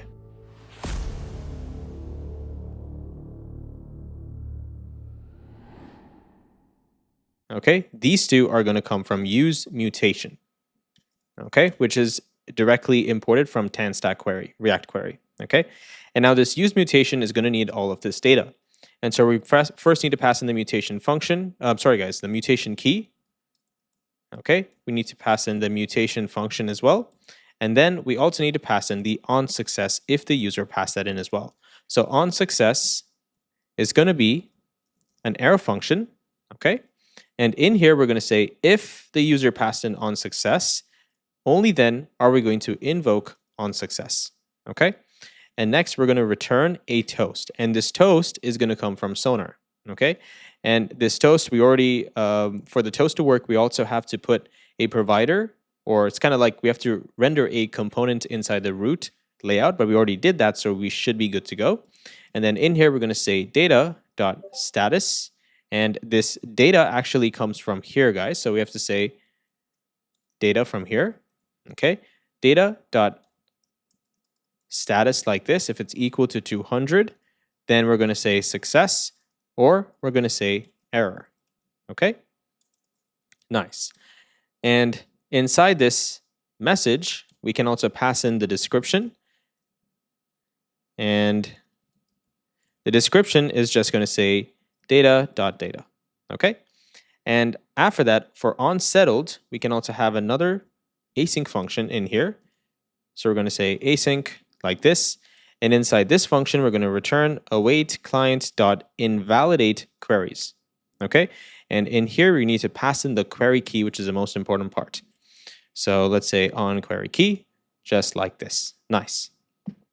And finally, we also have to return this stuff, right? So return the mutate function and is pending. Okay. So you see how to set up optimistic UI, there's multiple components, right? You also need a pending state, you need the mutation, you need to invalidate the cache, you also need to essentially revert back in case something failed. And there's a lot of complexities that go into creating optimistic UI, at least the right way, right? And so that's why this React query library can help us simplify the process a ton, okay? So once this is done, let's go back, and now we can extract the data that is being returned from this function, okay? If it will give me an opportunity to do so. What's going on? It's not letting me get the mutate. Okay, and now we need to pass in some values in here, right? So let's go ahead and pass that in. So if we use create automation, the first one we need is called the mutation key. So the mutation key is going to be an array with a string. And I want to say create automation for this key. Next, I need to pass in a callback function. And my callback function is going to be create automations. Okay, create automations like this. Okay, and invoke this. And let me make sure that this is the same function. So if I go into this, I have create automation, which is another function in here. Okay, that's good with the user ID. Okay, this is good. So let's go back. And so now we have the callback that it requires. Let me put this on a new line if it will allow me. Okay, I don't think it will. We'll see. And then after this, we also need one more, which is the, let's see, what's the final one? Mutation function and query key, right? We have mutation key and now the query key. So which query exactly is this? This is the mutation key, but there's also a query key. That means the original response that we're trying to invalidate. And that is going to be called user automations. Okay? And that's pretty much it. Now I'm also going to return the states that we need. So is pending and mutate. So I can also grab it from here. Okay? So now let's go back and let's import our use create automation hook.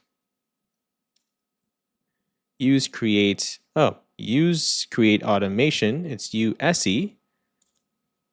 Okay, let me go back and also change that.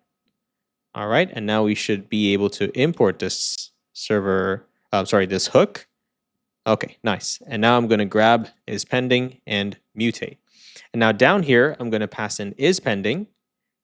Okay, and our mutate function is going to be inside the button. So I'm going to say on click is going to be mutate. All right. Okay, awesome. Let's refresh this. And I see some errors here. That's because we're using a hook inside a component that should be a client component, I believe so. Let's go ahead and figure this out. Okay, so we have use. Okay, so let's change this component up top to use client like this. And everything inside should also change to use client component. Okay, nice. And now if you try to click on the create automation button, you're going to notice that no automation will be created in real time. At least you're not going to see it happen optimistically. And the reason is because there's another hook that we're going to need. It's called use mutation data state. Okay, and the use mutation data state is a hook that essentially allows us to pass in a specific keyword, which is the mutation keyword, and then it returns a variable called latest variable. And then that latest variable is what we need to render out here when it is available. Okay? And so that's exactly what we're going to be doing right now. So go ahead and inside your automation list component right here, you're going to say const, you're going to destructure a value here, and you're going to say equal to use mutation data state. And inside this, we're going to need to pass in the mutation variable. And if you go inside the create automation button and you go inside the use create automation, you see this is the mutation key. So you're going to copy this and you're going to paste it inside that inside this right here. Okay. And now you also you're going to get a value from this, and we're going to grab that in just a second. But before that, let's go ahead and create this data state. So you're going to scroll all the way down into your use mutation right here. And inside this, we're going to need to say the following. So export const use mutation data state is equal to an arrow function that gives us a mutation key. Okay, mutation key like this. And the mutation key is going to be of type mutation key like that. All right. And then inside this, first thing we're going to do is we're going to say const data equal to use mutation state. Okay. And this is what we get from the React query library. We're going to invoke this, and in here we're going to say filters, and we're going to set the filter to the mutation key. Okay, so only for this specific mutation. And what we're going to do now is we're going to select the following data. So we're going to say select mutation, and we're going to return the variables, so whatever is stored in the variables, and a status. Okay, so this is the latest variable essentially. Okay, and now we need to create that latest variable so we can return it back to the front end. So I'm going to say variable equal latest variable equal data at data.length -1. Okay. And after this, we have to return that as an object. So I'm just going to say latest variable like this. Okay. And now I can grab this latest variable and import the use mutation data state. And I'm also going to open up the terminal so we can kind of see this work. And let's refresh the browser. Okay, awesome.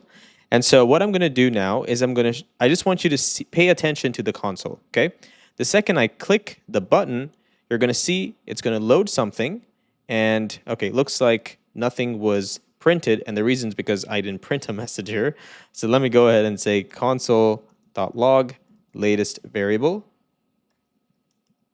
Okay, and I'm going to go back and also delete this from my Prisma schema. So let's delete all of the automations. Okay, and you might see an error here, which is a hydration error, and that's totally fine. That's because we're seeing cache data. Okay, and so let's refresh this.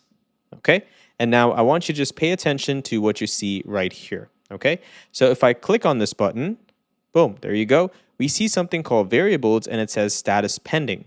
All right. And if you open this, you're going to see it's a specific type of variable that we're going to pass in. Okay, so where do we pass this data?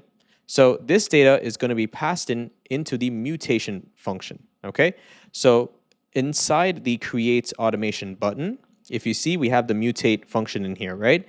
You have to create an arrow function, and whatever you pass in here will essentially be passed into the component itself. All right, or it will be passed into the mutation function. Okay. And so that data is what we see right here. Okay, hope that's making sense. And the other thing is it's not going to refresh, so we can just look at the variables, the latest variable, and we can return that. All right. Now, another thing you can do is instead of returning only the last variable, which is, -1, you can return the entire, string. So the entire array, so whatever is in there, and you can render all of them as well. That way, if the user keeps spamming this, it's going to keep showing in here. Okay. And now I'm going to go back here, and I'm also going to delete this real quick so we can do that once more. Let's go ahead and delete this. All right, awesome, cool. So we deleted that, and now the other thing we need to do is we have to pass in that state. Okay, so the first thing is the name is going to be untitled, right? So I'm going to say name untitled like this, and we also need an ID, and the ID is going to come from v4, which is also UUID. I really hope they change that. I don't know why it's called v4. I think it's just a version, but maybe it's time. It's probably time, guys. Please change it to UUID. All right. So now we have the ID itself. And what other type of information are we going to need? I think we're going to need, let's go into a Prisma schema here so we can take a look at that. Name created at. Okay, created at might be something else that we probably might need. So let me go ahead and do that as well. Okay, I'm not sure if this might work, but we'll see what we need to do. Okay, so now that we have this mutate function, another thing is we also want to save this specific ID in the backend. Okay, so here's what I'm going to do. So I'm going to first create a variable called mutation ID. Okay, and I'm going to set it to this v4 in here. Okay, and you can also use memo if you want. That way you can kind of store that variable and not just keep refreshing all the time. But for now, I'm just going to store, or maybe let's do that. Okay, so mutation ID is going to be use memo. We're going to invoke this, and this is going to take an arrow function like this with an empty dependency. And then here we're going to return the v4.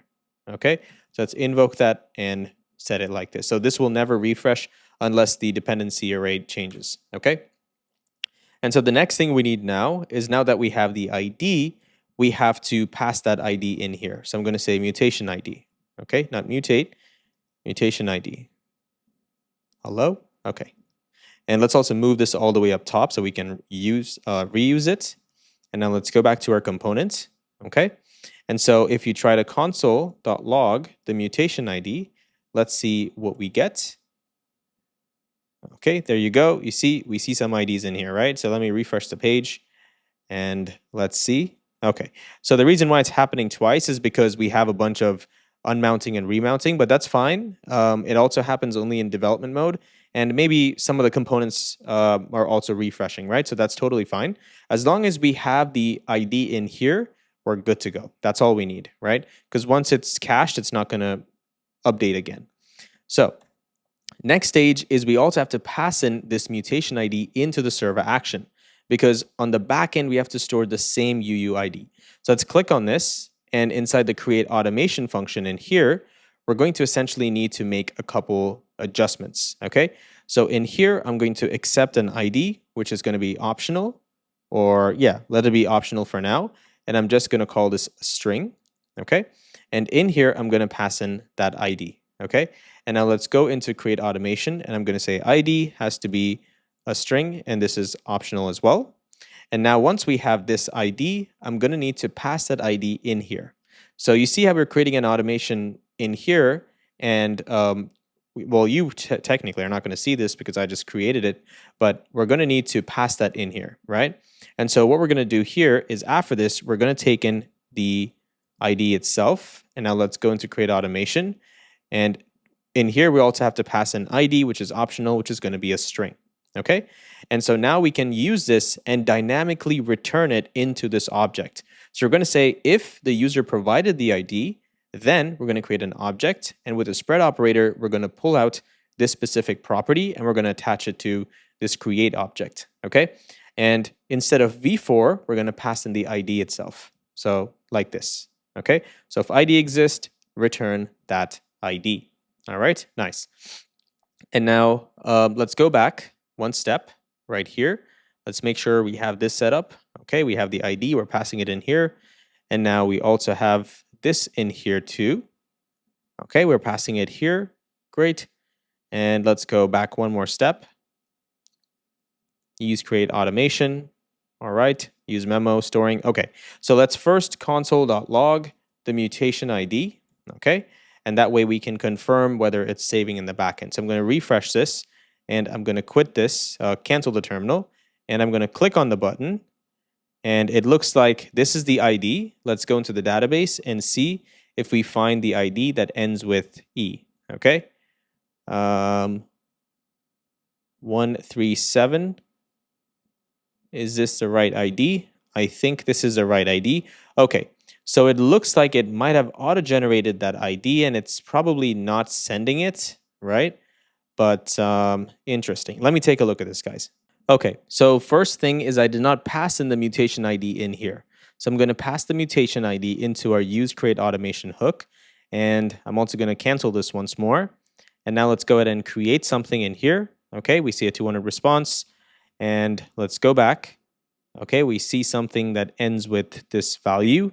So it ends with 4. Let's go in here and let's refresh this. And let's click on this one. There we go. Okay. So that was the problem. I just wasn't passing it in. Okay. So now that we have that, it's all set. All we have to do is render that data out. Okay. And we can get that data with the help of that use mutation data state hook that we created. So let's go back to our automations list index.tsx component.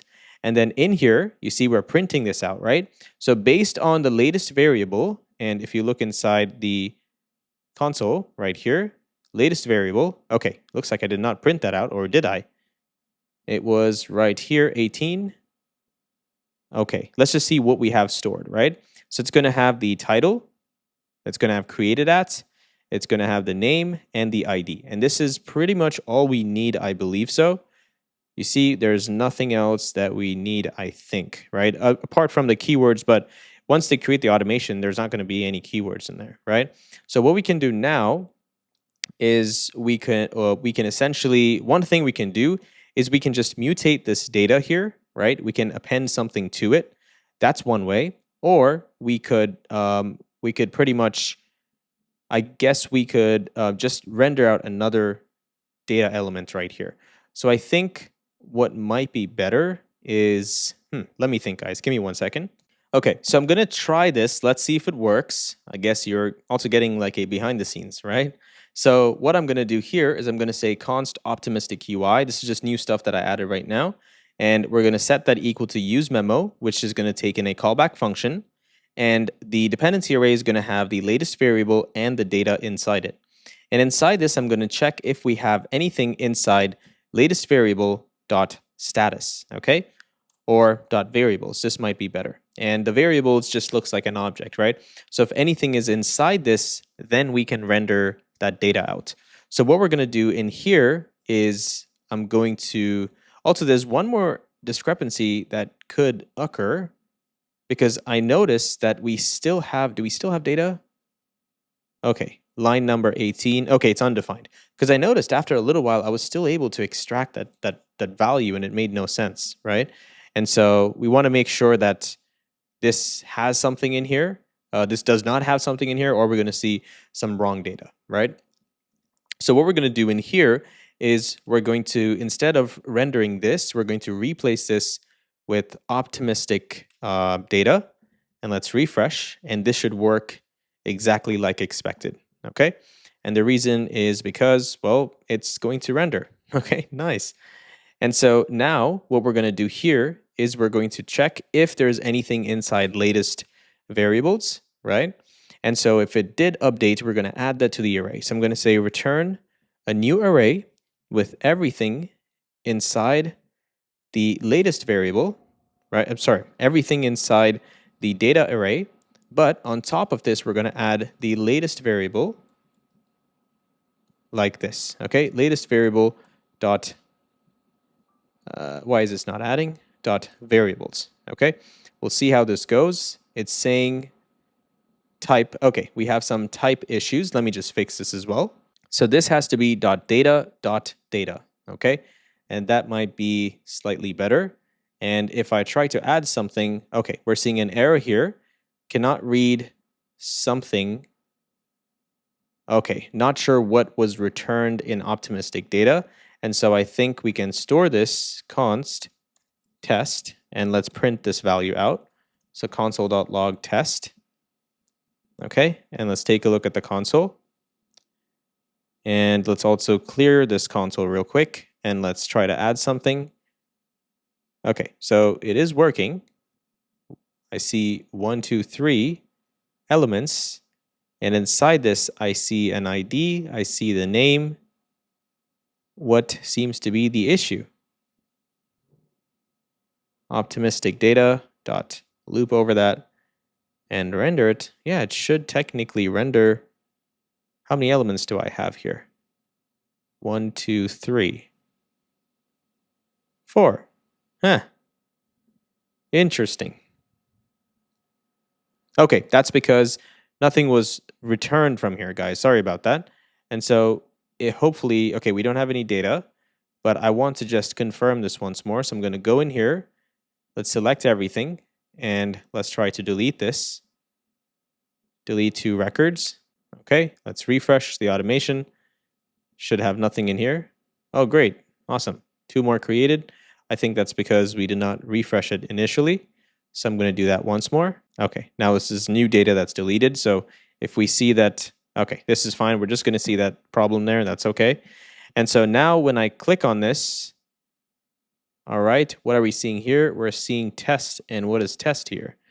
Test is this, line number 32. And so this use memo is actually not getting fired, even though this is, or is it? Okay, so I tried and I think it worked now. So what I did here was I updated this to return and an object with data set to test. And let's remove this. And now I'm going to go into create automation, and I also have to create the keywords, right? So I'm going to say keywords, and we're going to set the keywords itself to an empty array like this so it doesn't throw an error for us. And now if I click on this, hey, there we go. How awesome is that? And this is the latest one. Let's just test it out and see. Okay. We need to refresh, I think. Let's refresh this. We might see some errors. That's totally fine. Okay, there we go. That's the latest data that we want to see. And now if we click on this, it should take us into the automation with the exact ID, which ends with 68. And I'm going to refresh the automations in here. And 86. Sorry, I think that's, did I make an error? Yeah. Hey, 68. 86. Which one is it? Okay, 68. It's right. It's right here. Oh, that's crazy. What is it? What are the odds, right? So let's go back now. And now let's change this back to untitled. Okay, awesome. There we go. So this is one way to do it. The other way would just be to render out whatever's inside the latest variable. Okay, that's another way. But this is slightly better because I can keep appending to this. Right? So you see, I can keep appending, and it also shows right here. Okay, so that would be my approach to this. And now I'm just going to go in here, select everything, and delete all of this. Okay, I need to refresh first, but that's fine. I'm just going to delete this once more. And let's go in here, refresh, and we shouldn't have anything. Awesome. Now if I create one, oh, it's because we have some weird errors here. Okay, yeah, it's trying to return the old stuff. I guess that's one problem with the React query, right? Let me know, guys, if you don't want me to use React query again, or you think it's overcomplicating things, let me know. And maybe next time in the next project, I'll show you how to do every single thing from scratch with Redux, okay? All right, then the next thing I'm going to do is I'm going to go into automations, the automation page.tsx, and first thing is we need to add some metadata in here, okay? Remember I told you we're going to add something.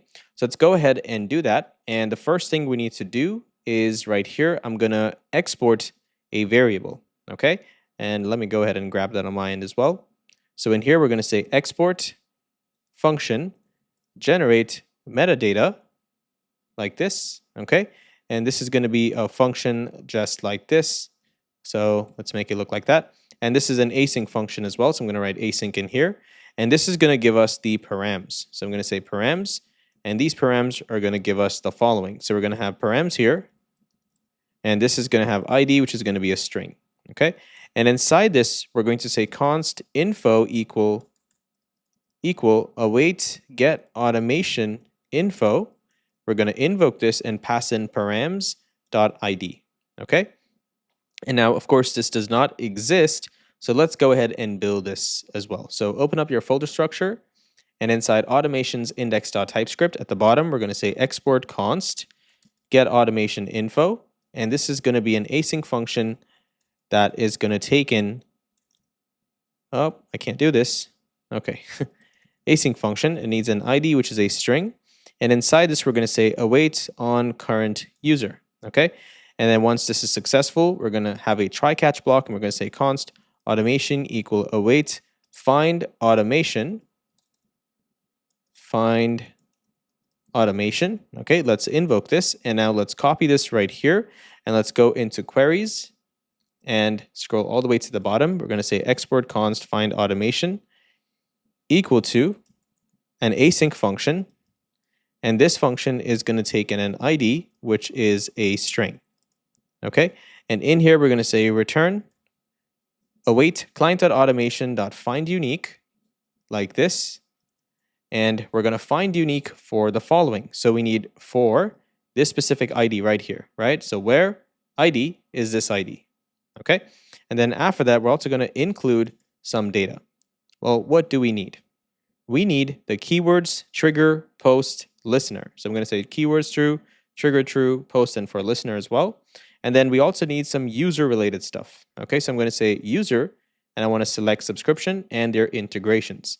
And at the bottom here, actually we're already returning, so we don't have to do this. So I'm going to go back and now import the find automation. Okay, awesome. And then after this, in here, we're going to pass in the ID that we just received. And then if the automation is successful, not at rule, sorry. Why is it? Oh, I hate typing, guys. I need someone to type for me. Please let me know if you would be okay typing for me. All right, and then return status of 200, and then we're going to pass in the data, which is going to be an automation. Okay, this response right here. And then return status of 404 if some error happened. And then in here, I'm going to return 500. And now let's go back and quickly import this get automation info server action.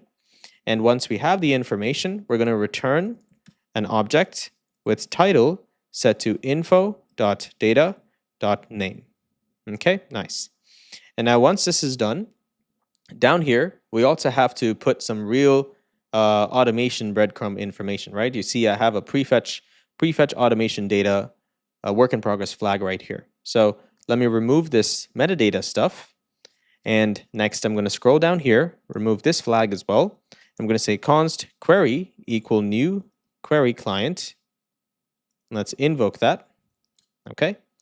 And I want to make sure I used new pretty much in all the places. I feel like somewhere I didn't use a new query client. Okay, I think I did. All right, no problem. Okay, let me shrink this. And so down here, we're going to say await prefetch user automations. Not automations. It's actually automation. It's a new one. So I'm going to go up top and I'm going to delete this. And then I'm going to invoke this right here. And this function is going to be inside React query. So let's scroll all the way down here to React query inside prefetch. And at the bottom, I'm going to say export const prefetch user automation like this. Okay. And inside this, first, let me change this to an async function. And we need the client, which is going to be of type query client. Okay. And then we also need the automation ID. So automation ID, which is going to be a string. Okay. And inside here, I'm going to return await prefetch, our magical helper function. And inside this, I need to pass in the client first. Okay. And after the client, I need to pass in a server action, which is a callback with something called get automations. What is this? Client comes from here. Prefetch. Do you not have it already? Prefetch. Something seems to be wrong. Let me fix this. Or is it just saying, I don't know. Let me see what's going on. So I'm going to have, give me a second, guys. Okay, so I made an error here. This is not supposed to be an object. It's just a function, right? So prefetch, client, and then an arrow function here is a second parameter. And in here, we need to pass in another server action called get automation info. So open up your folder. We want to go, your folder structure, you want to go into index. And at the bottom, we're going to say, oh, it looks like I already have this. Why did it not let me import that? Okay, now there we go. Okay, and so this one is going to need an ID. So I'm going to pass in the automation ID. And finally, I need a key here, right? And so this key is going to be called automation info, like this. And now I'm going to also go back and import this prefetch function. Okay, just like that. And this needs to be an async component. And in here, I have to pass in the query, and I have to pass in params.id. Okay, where is params? Where's the ID? Why is it? What's going on? But got 2. Okay, I think I'm passing in the wrong prefetch function again. So I'm going to import prefetch automation like this. And let me see what seems to be the problem here. Well, technically, it should be from the same folder. So I could just say this and remove this unless it's not being imported the right way. So let's go back in here and search for prefetch user automation. Okay, spelling errors. Hey, look at that. Automation. Okay, and now let's go back and rename this prefetch user automation. Okay, there we go. And so now we are prefetching this data. Why is this like this? Okay, there we go. We're prefetching this data. We need to use it inside this component. And the way we should is by wrapping it in a hydration boundary. So I'm going to say hydration boundary like this. And I think I accidentally deleted the return statement, hydration boundary. And inside this, I'm going to pass in the div. Nice. And this is also going to need the state, and that has to be set to dehydrate with the query passed in. Okay. And dehydrate also comes from TanStack React Query, so let's import that as well. And that's it. So now we are passing it into this component as well. Okay, cool. We're gonna go inside the automation breadcrumbs component right in here. And now we have some more work in progress flags that we need to do inside here as well. So first thing is we're gonna fetch all the data from use query automation, which is another hook. So I'm going to say const equal to use query automations, sorry, not automations. And let's remove this. And inside this, we're going to need to pass in this ID that we're getting from the props. And now this is another hook that we need to create. So I'm going to open up my folder structure, go down to hooks, and go into use queries. And at the bottom here, I'm going to say export const use query automation like this. Okay. And inside this is also going to, actually not an async component, sorry.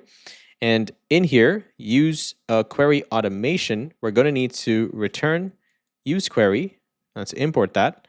And we need to pass in the query key and the query function. The query key is automation info, and the query function is get automation info. Okay. And this is also a callback. So pass a callback and then invoke it so we can pass in the ID that we're going to receive from here. Okay, nice. Now we can go back and quickly import this specific hook. And now we can grab data from this. Okay, so now we fetched the automation data. Nice. So now what we need to do is we need to wire up. Okay, I'm seeing an error here. Okay, this has to change to a client component, I believe.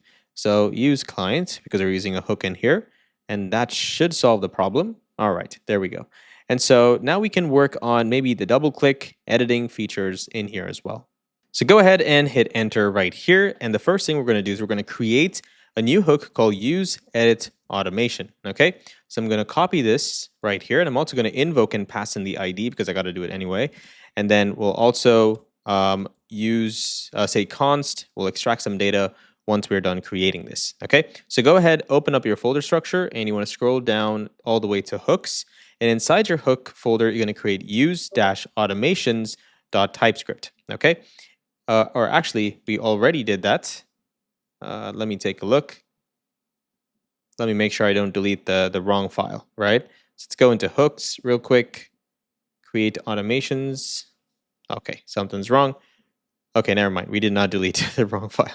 That was scary. So inside use automations, we're going to say export const use editor edit automation, which is going to be an arrow function. And please build this with me, okay? I hope you guys are building this with me. There's no point in you watching this. So once you're done, go back inside this function. And in here, we're going to get the automation ID, which is going to be a string, okay? And in here, we're going to say const edit and set edit, which is going to be a state, which comes from use state. And let's get that. And then this is going to need to change to use client, okay? Or actually, we don't need to because it's a file, so it should be okay. And then inside this state, we're going to set false as a default value, okay? And then const input ref is what we're going to need to essentially refer to the value that we're pretty much putting inside that input field, right? So this is going to create a ref for us, and we can mount that ref to that element. So I'm going to say use ref, and this use ref is going to be of a specific type. So it's going to be an HTML element, input element, right? Or null, okay? And then in here for now, I'm just going to set it to null. And next, we're going to need two setters that are going to help us set this value. So I'm going to say const enable edit equal to an arrow function that sets edit to true. And then we need another one called disable edit, and this is going to set it to false. That was funny. Set it, edit. All right. And so after this, now we're going to need another hook called use mutation data. So I'm going to say const something right here is equal to use mutation data. We're going to invoke that. And from here, I'm going to get is pending and mutate. Okay. And so in here, we're going to say the mutation we're going to create is called update-automation. Okay. And then after that, we're also going to need to pass in some more props in here. So we're going to pass in an arrow function. Okay. And this arrow function should return a server action. So for now, I'm just going to do this. I'll fix that in just a second. And then after that, we need to pass in another function in here, another key in here. And this key is the query. So the query is going to be called automation info, okay? And then finally, we're going to pass in our disable edit right here, which is, I think it is our on success, okay? And now let's fix this, this callback function right here. So this one first is going to give us access to data. So I'm going to destructure the name from this, okay? And now I can use it in here. So I'm going to say update automation name, okay? Or automation data. And this is going to be another server action. So let's go ahead and create the server action inside index.typescript. So I'm going to say export const update automation name. And we're going to set this to async. And inside this, we're going to say we're going to need a couple values. So first, we're going to need the automation ID. So I'm going to say automation ID, and data is going to be name, active, and automation. Okay, active is Boolean. All right.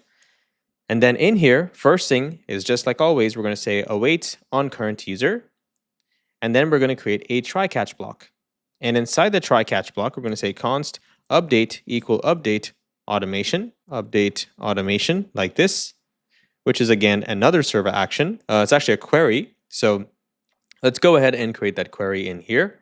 So scroll to the bottom. We're going to say export update automation, which is going to be another async function.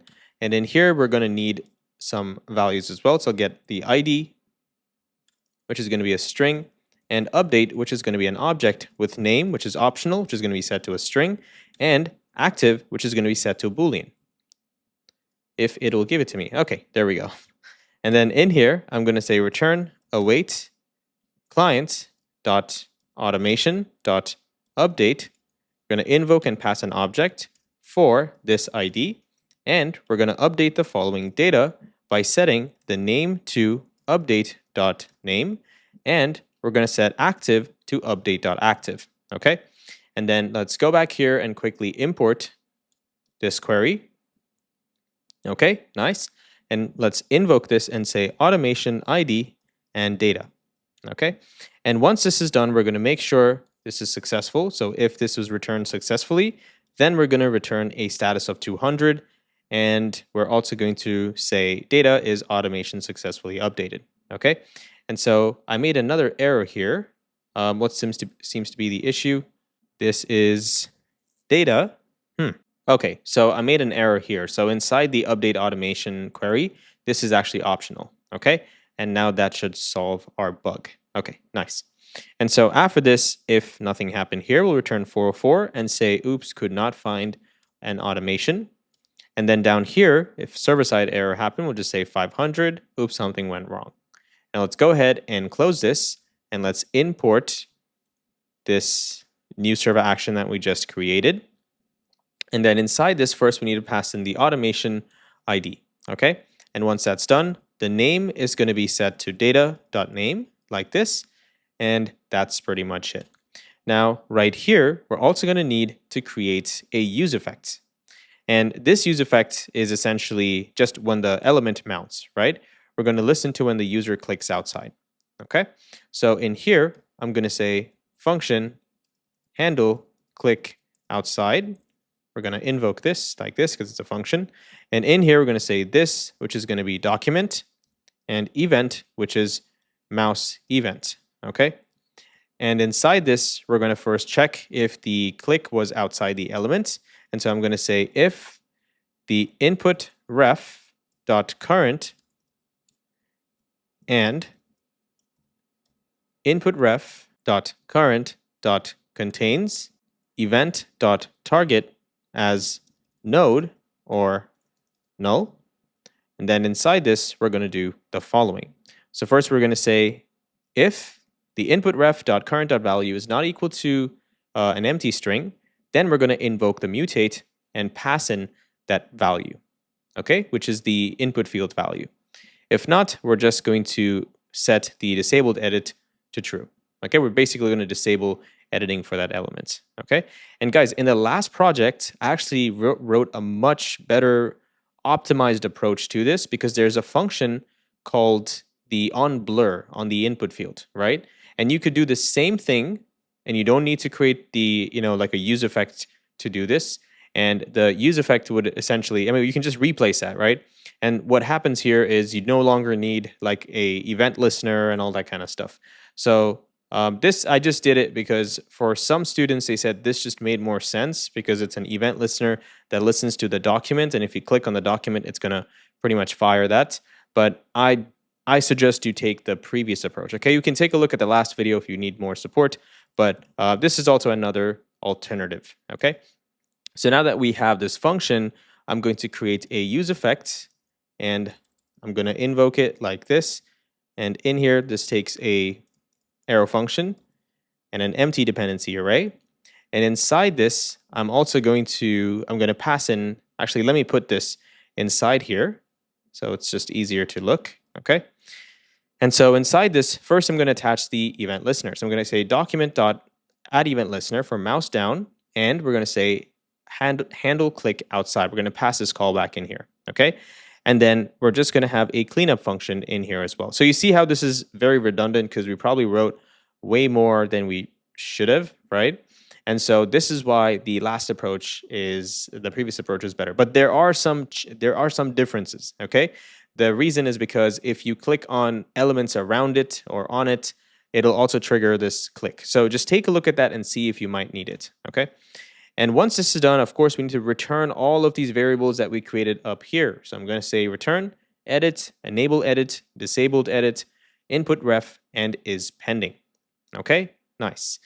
Now, let's go back and let's quickly grab all the values that were returned from our use edit automation. Okay, right here we need edit enabled, enable edit, input ref, and is pending. Okay, and then we're also going to need to get the mutation data state value. That means the optimistic UI value. So I'm going to say const equal to use mutation data states, and we're going to invoke this. And the value that we're going to pass in here is the key, the mutation key. And if you remember, we have a mutation key in here, right? It's called update automation. And that's the mutation key we want to use. So I'm going to put an array like this and pass in the string, okay, just like this. And now I can get the latest variable. And now down here, we're saying automations, okay. And then we have a chevron here for editing. Let me take a look. We have a span as well. Okay, right here we're showing some text, right? So let's remove this, just do Command X, so cut it, and then we can paste it later. So I'm just going to cut it from here. And then I'm going to say edit. If this is true, then we're going to return something in here, or we return something else. So in this section, I'm going to return an input field. And in this one, I'm going to return exactly what I had before, which is a paragraph. But I'm going to change it to data.data.name. Okay, like this. And not sure what this error is. Okay, there we go. And so we're just returning that value in here. And now for this section, we're going to say input. Okay, and this input comes from components UI. And inside this component, we're going to need to first pass in that ref. Okay, we have a ref from here, right? So let's pass in the ref, saying ref equal input ref. And then after this, we have to have a placeholder. Okay, and so this placeholder is going to say, if it is pending, that means we're making some save or API request. Then we're going to say latest variables dot variables or add a new name. Okay, and then after that, some class name for some styling. So I'm just going to say BG transparent, H of auto, outline none, text space border none, and padding of 0. Okay, and now down here we also have another span, which is the pencil icon. And so what I'm going to do is I'm going to copy this, just remove it. Okay, remove it again, and I'm going to say edit. If you're editing, we're going to do something if it's true or false right here. And so if it's true, we'll just return nothing. Okay, and if it's false, we'll return the span. Okay, awesome, cool. Now let's also scroll down and make sure we have everything else, changes saved. Okay, this should be good to go. Let's just try. So I click on this, edit. Let's see what happens. Well, we had to make a quick change here. So right here where we are saying last variable dot variables, right? We're rendering it when we are loading. But when we click outside, that means we're no longer editing. What we're doing is we're just showing the paragraph, which is this right here, right? But that is technically going to be the old value. So we need to first check if latest variable dot variables exist. So this is the only change you need to make. Okay. So inside the paragraph here, you're going to change it to latest variable dot variables. If this exists, then latest variable dot variables dot name, or we'll return this one. Okay. Else we'll return the data dot data name. So now if you trying a new name and you click outside, it's going to stay there and it's not going to swap again. Okay. So that's why you saw that flash if you tried to pretty much save it without this option right here. Now let's go back to the automation /id /page.tsx. And now we have a component in here called trigger, right? That's probably something that we can work on right now. So let's click on the trigger component in here. And first thing we're going to do actually, I think we have this when. Let me search for this first. So when, right in here. Okay, I think we are, all right, I think we're done with this section. Yeah, so inside this trigger, let's go ahead and complete this component now, okay? So what we're gonna do in here first is we're going to need to use a hook called use triggers, okay? And so this hook is essentially going to help us store some state in our application.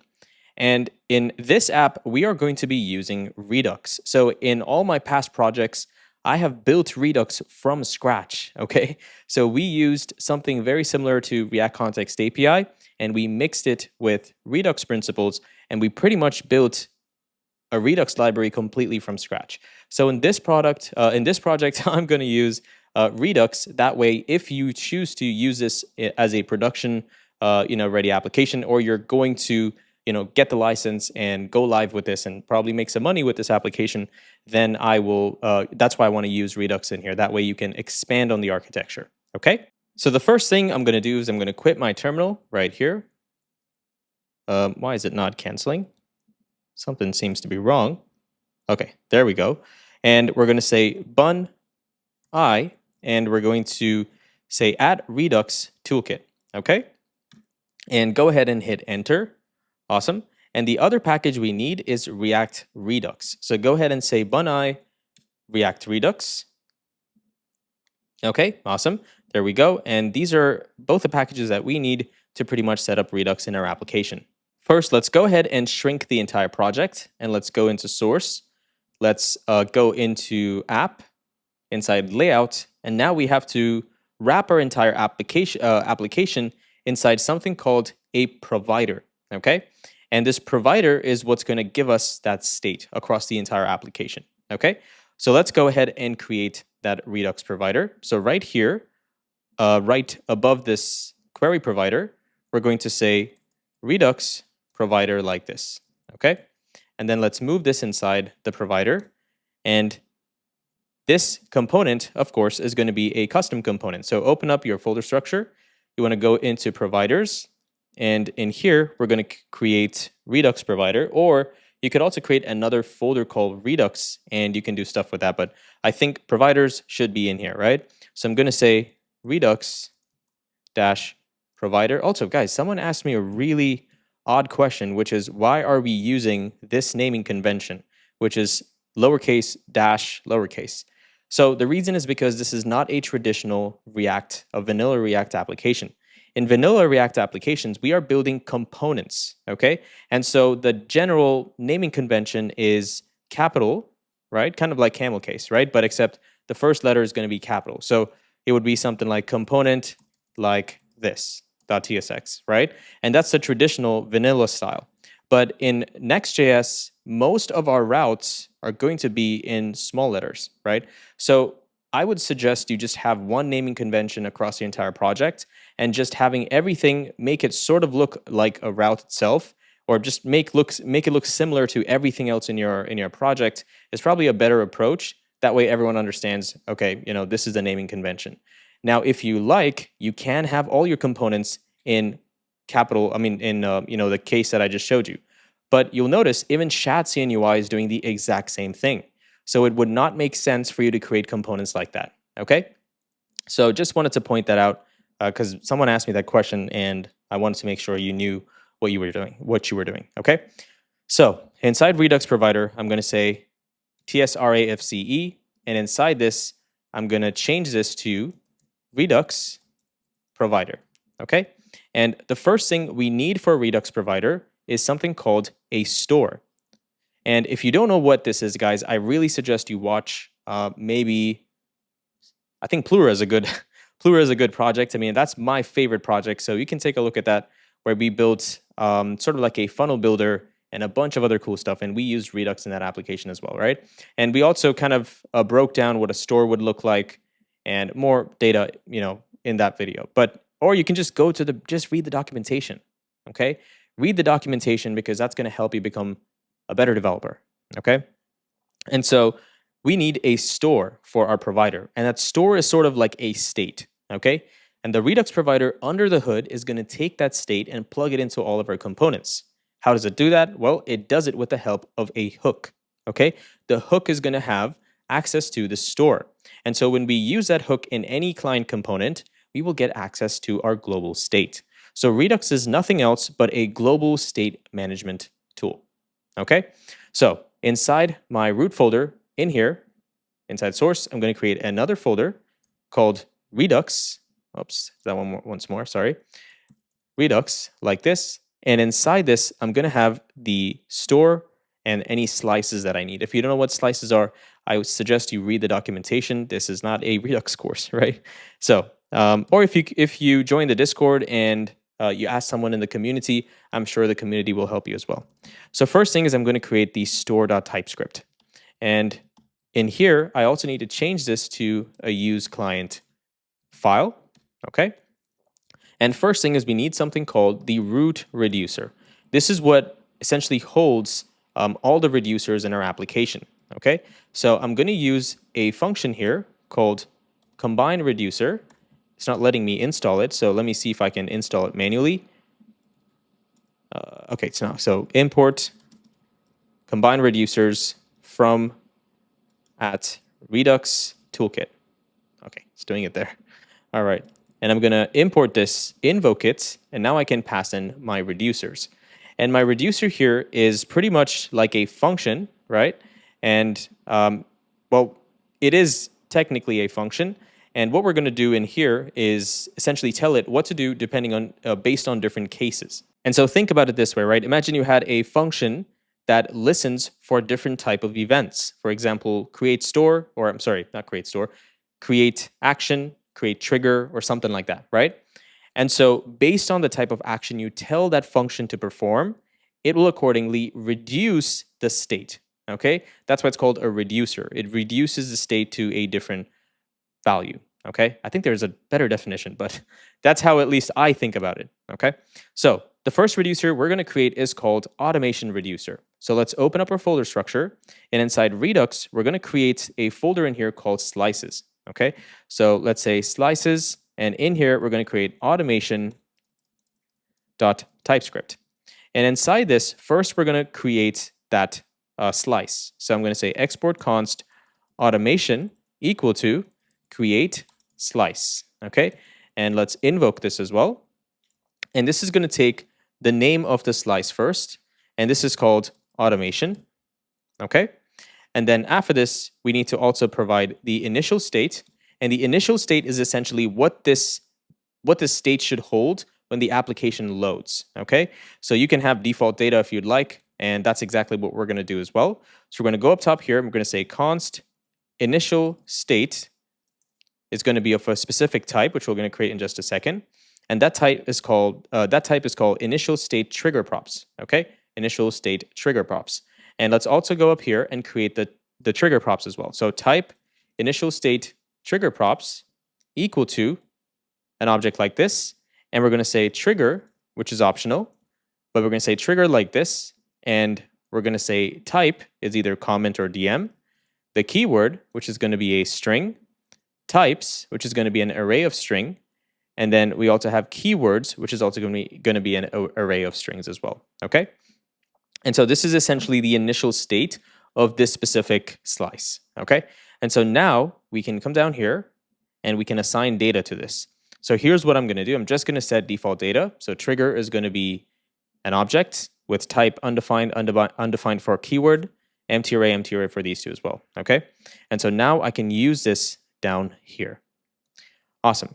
Finally, we need the reducers, and the reducer is going to be an object, and we are going to create a trigger reducer. Okay, this is the word trigger, and inside this, this is the keyword trigger, right? That basically acts like a case, right? Like a switch statement. And so if we're trying to trigger something, then it's going to fire this function. So first, this function gets access to the state and the specific action.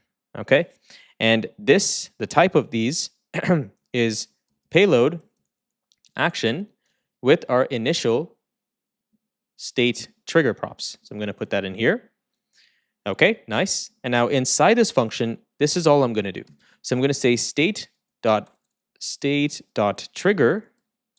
Okay, if this exists, then I'm going to say .types equal to duplicate validation, which is a helper function that we're going to need. So let's go into our utils folder right here.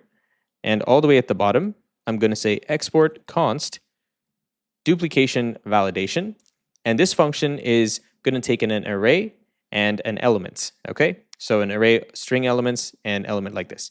And essentially, we're going to say if we find that element in here, we're going to push it into the array, and we're going to return that new array. Okay, if not, we're going to filter it. That means remove it and return that value. So let's go back here, and I'm going to import this duplicate validation function, and we're going to invoke it. Okay, and so in here, I'm going to say state.trigger.types like this. And after that, I need to pass in the action.payload.trigger.type. Okay? Like this. Guys, and if you need more help, just join the Discord, and we probably might have one session where we might help you guys understand a little bit more. And so if you need more assistance, we'll be in there, or even the community, and we'll be more than happy to help out. Okay? At least we'll try our best, because I'm here trying to make more free projects for you guys, right? All right, so now we have our automation slice created. Let's go to the bottom, and we want to say export const trigger equal to automation.actions. Okay, so this is an action that we can fire. And then we also need to export default automation.reducer.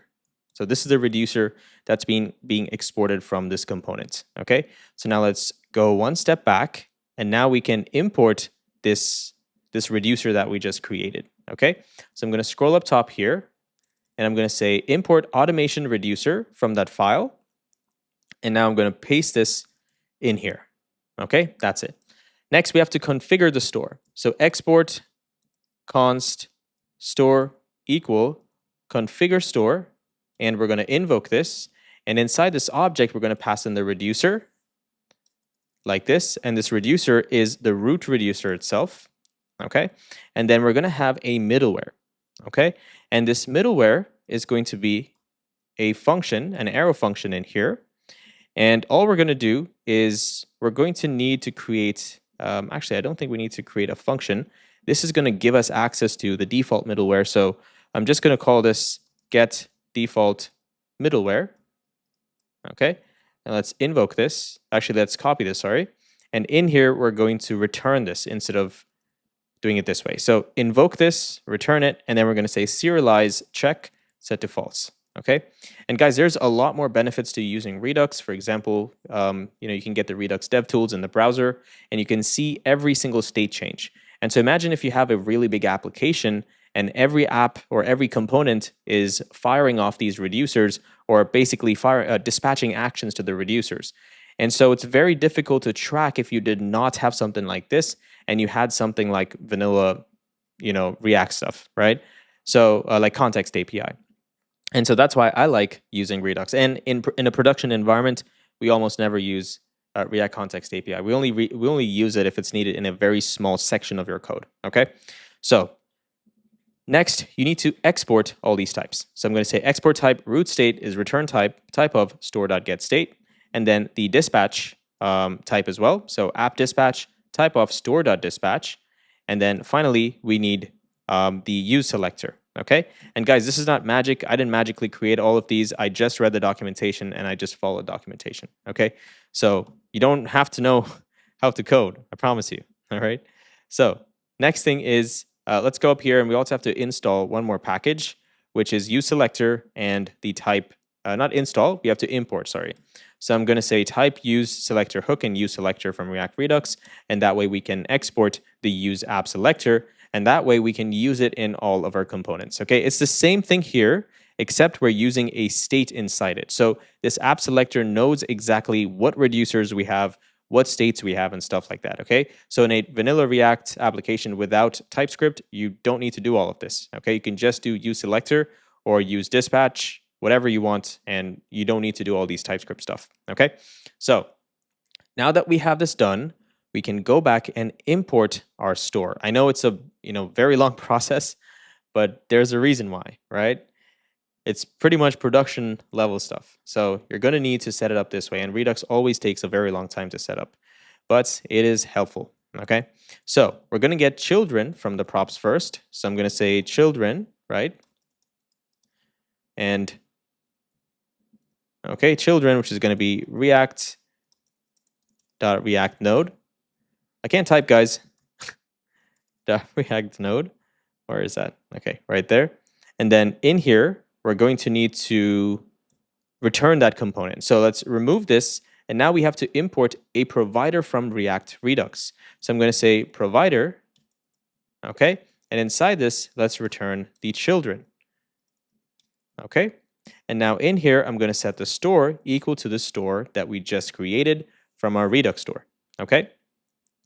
And that's it. That's all we need to do for the setup. Now let's go back to our root layout and let's import our Redux provider. All right. So now that this is done for our trigger, that's the whole point of why we need this, right? So we're going to go back now all the way to our trigger page, which is automations, page.tsx, ID right here, and trigger component. And now we can proceed from here. So first, we're going to need to get the automation data. So I'm going to say const data like this equal to use query automation. And let's import that and pass in the ID. Okay. And here we can destructure data from this.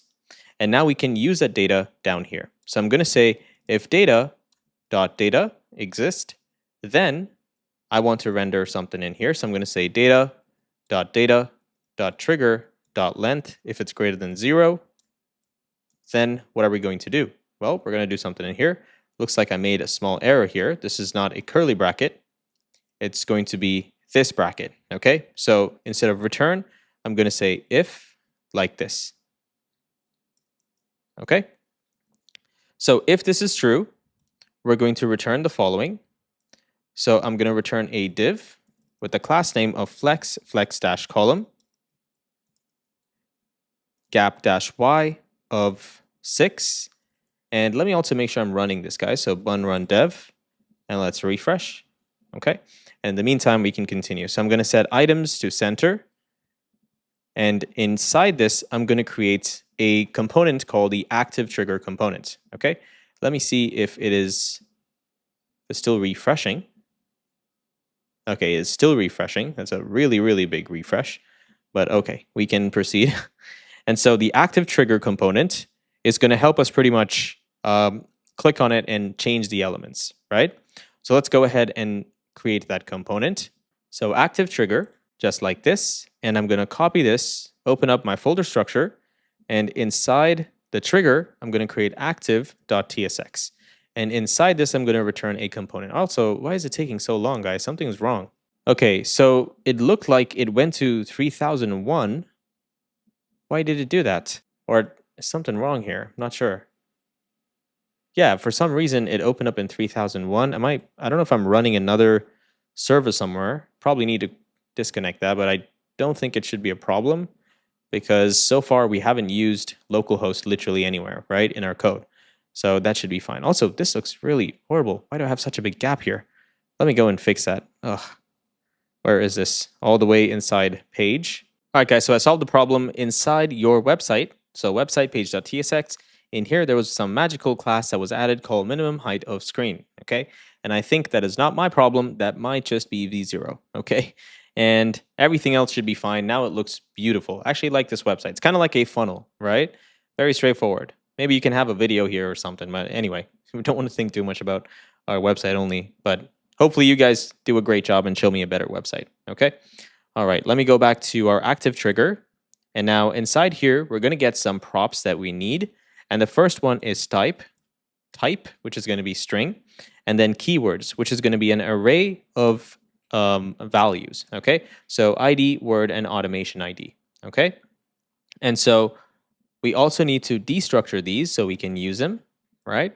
And let's go into our application and let's quickly log into everything.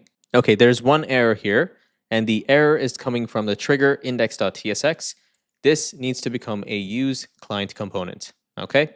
And that should solve that problem. Okay, let's go. Nice. And now this, I'm just going to import the active trigger component as well. All right. Okay. So now inside this component, I'm going to remove this action trigger, and I'm going to set a class name to the following. So background is going to be BG background 80, padding of 3, rounded XL, and width full. And then inside this, I'm going to set another div, and this div is going to say flex gap X of 2 and items center. And I also want to make sure that this component is actually rendering in here. Let me take a look. Okay, so the reason why nothing is rendering in here is because there's nothing inside data.triggerLength, right? So I'm just going to comment these 2 lines out, and now you can see that the active trigger. So now we can see what we're building, and then we can turn it off if we need to, okay? And so inside this component now, I'm going to check the type, okay? The type here, if it's equal to comment, do I have some type IntelliSense? Nope, okay, no problem. Comment, then I'm going to render something in here, or I'll render something in here. And now for this, I'm going to render in some icons, right? And should already be there for you. And I made an error here. So equal to, equal to, equal to. We're going to set this to Instagram blue component. And the other one is going to be planet blue, okay? Or plain blue, sorry, not planet blue, okay? So let's import this as well. Okay, just like that. And you can just swap between these and take a look if you want. So let me remove this and show you what this looks like today, hopefully. Okay, I think it's rendering the same thing. So we need to remove this one right here. Okay, like that. Nice. So let's go back. All right. So if it's a comment, we're going to use this one. And if it's not, we'll use this. Okay, kind of looks like a DM. And then after this, we're going to render a paragraph with text-lg. And inside this, we're going to say if type is equal to comment, then in here, we're going to do something. If not, we'll do something else in here. So here, we're going to say user comments on my post. And in here, we're going to say sends me a DM. Okay? So user user comments on my post, or they send me a DM. Okay? So I can say user sends me a DM. Or DM is probably not a nice word to use in production, so I'm going to change that to direct message. Okay? People need to understand. And so after this paragraph, we have a div here. We're going to hit enter, and then we're going to say class name text text secondary. And in here, we're going to say, what are we trying to render? What are we trying to let the user know? So that way they can click between the different options. Okay, let me show you what I mean from the design. So I'm going to copy this line right here, and I'm going to paste it in here. And I'm just going to give a description. Okay. And so the description here is going to be if the user comments on a video that is set up to listen for keywords, this automation will fire. Nice. Now we can copy that and we can paste it in here. And we can say if the user sends you a message that contains a keyword, then let me remove this. This automation will fire. Okay, there we go. So it gives more information now. And next, after this, we're going to create these little, I guess, pill components, right? Kind of like keywords. And so I'm going to say div, class name, flex, gap -2, margin top of phi, flex -wrap. And then inside this, we're going to loop over the keywords, and we're going to say .map. And for each of these words, we're going to return a components. Okay, looks like I made an error here. What is this error? Oh, right here. Okay, so keywords.map, and we have to return a div. Okay, nice. And now this div is going to first have a key, and the key is going to come from here. I honestly think React should just fix this problem. I don't know why we have to create keys still.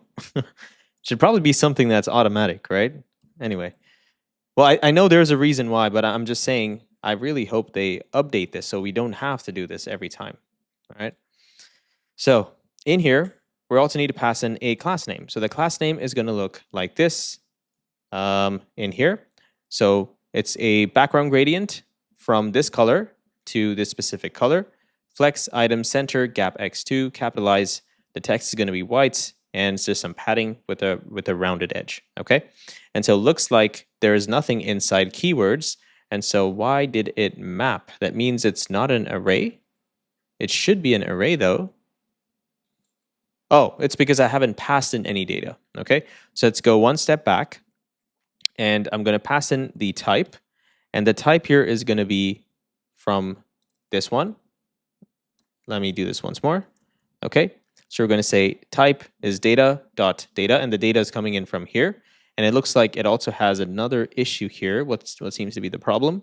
Okay, it's because of this if condition right here, right? So that's the main issue. And what is this supposed to be? It's supposed to be a type here. And so for now, I'm just going to say comments, okay? Just to make this simple. So I'll put a work in progress right here and also copy this and maybe just say comment for now. Okay, so let's say work in progress, add this instead. Okay, add this for the type. Okay, and so the next prop we also need here is the keyword. So I'm going to loop, I'm sorry, I don't have to loop over it. I just have to return it in here. So keywords is going to be equal to data.data.keywords. Okay, and because it looks like we don't have anything, I'm just going to pass in some default data. So let me copy this object. Let's go back, and I'm going to paste an array with this object in here. And the ID is just going to be a random ID, right? And the word is going to be get started like this. And the automation ID is going to need to be this specific automation ID. And I think this one is the same thing, params.id. I think this ID should work, right? So we can pass that value in here like this. Okay. And let's see what it does now. Okay, it's not screaming anymore. Awesome. Now let's go back inside the trigger, so active trigger. And let's search for the word. Okay, right here. So we just have to render out those keywords now.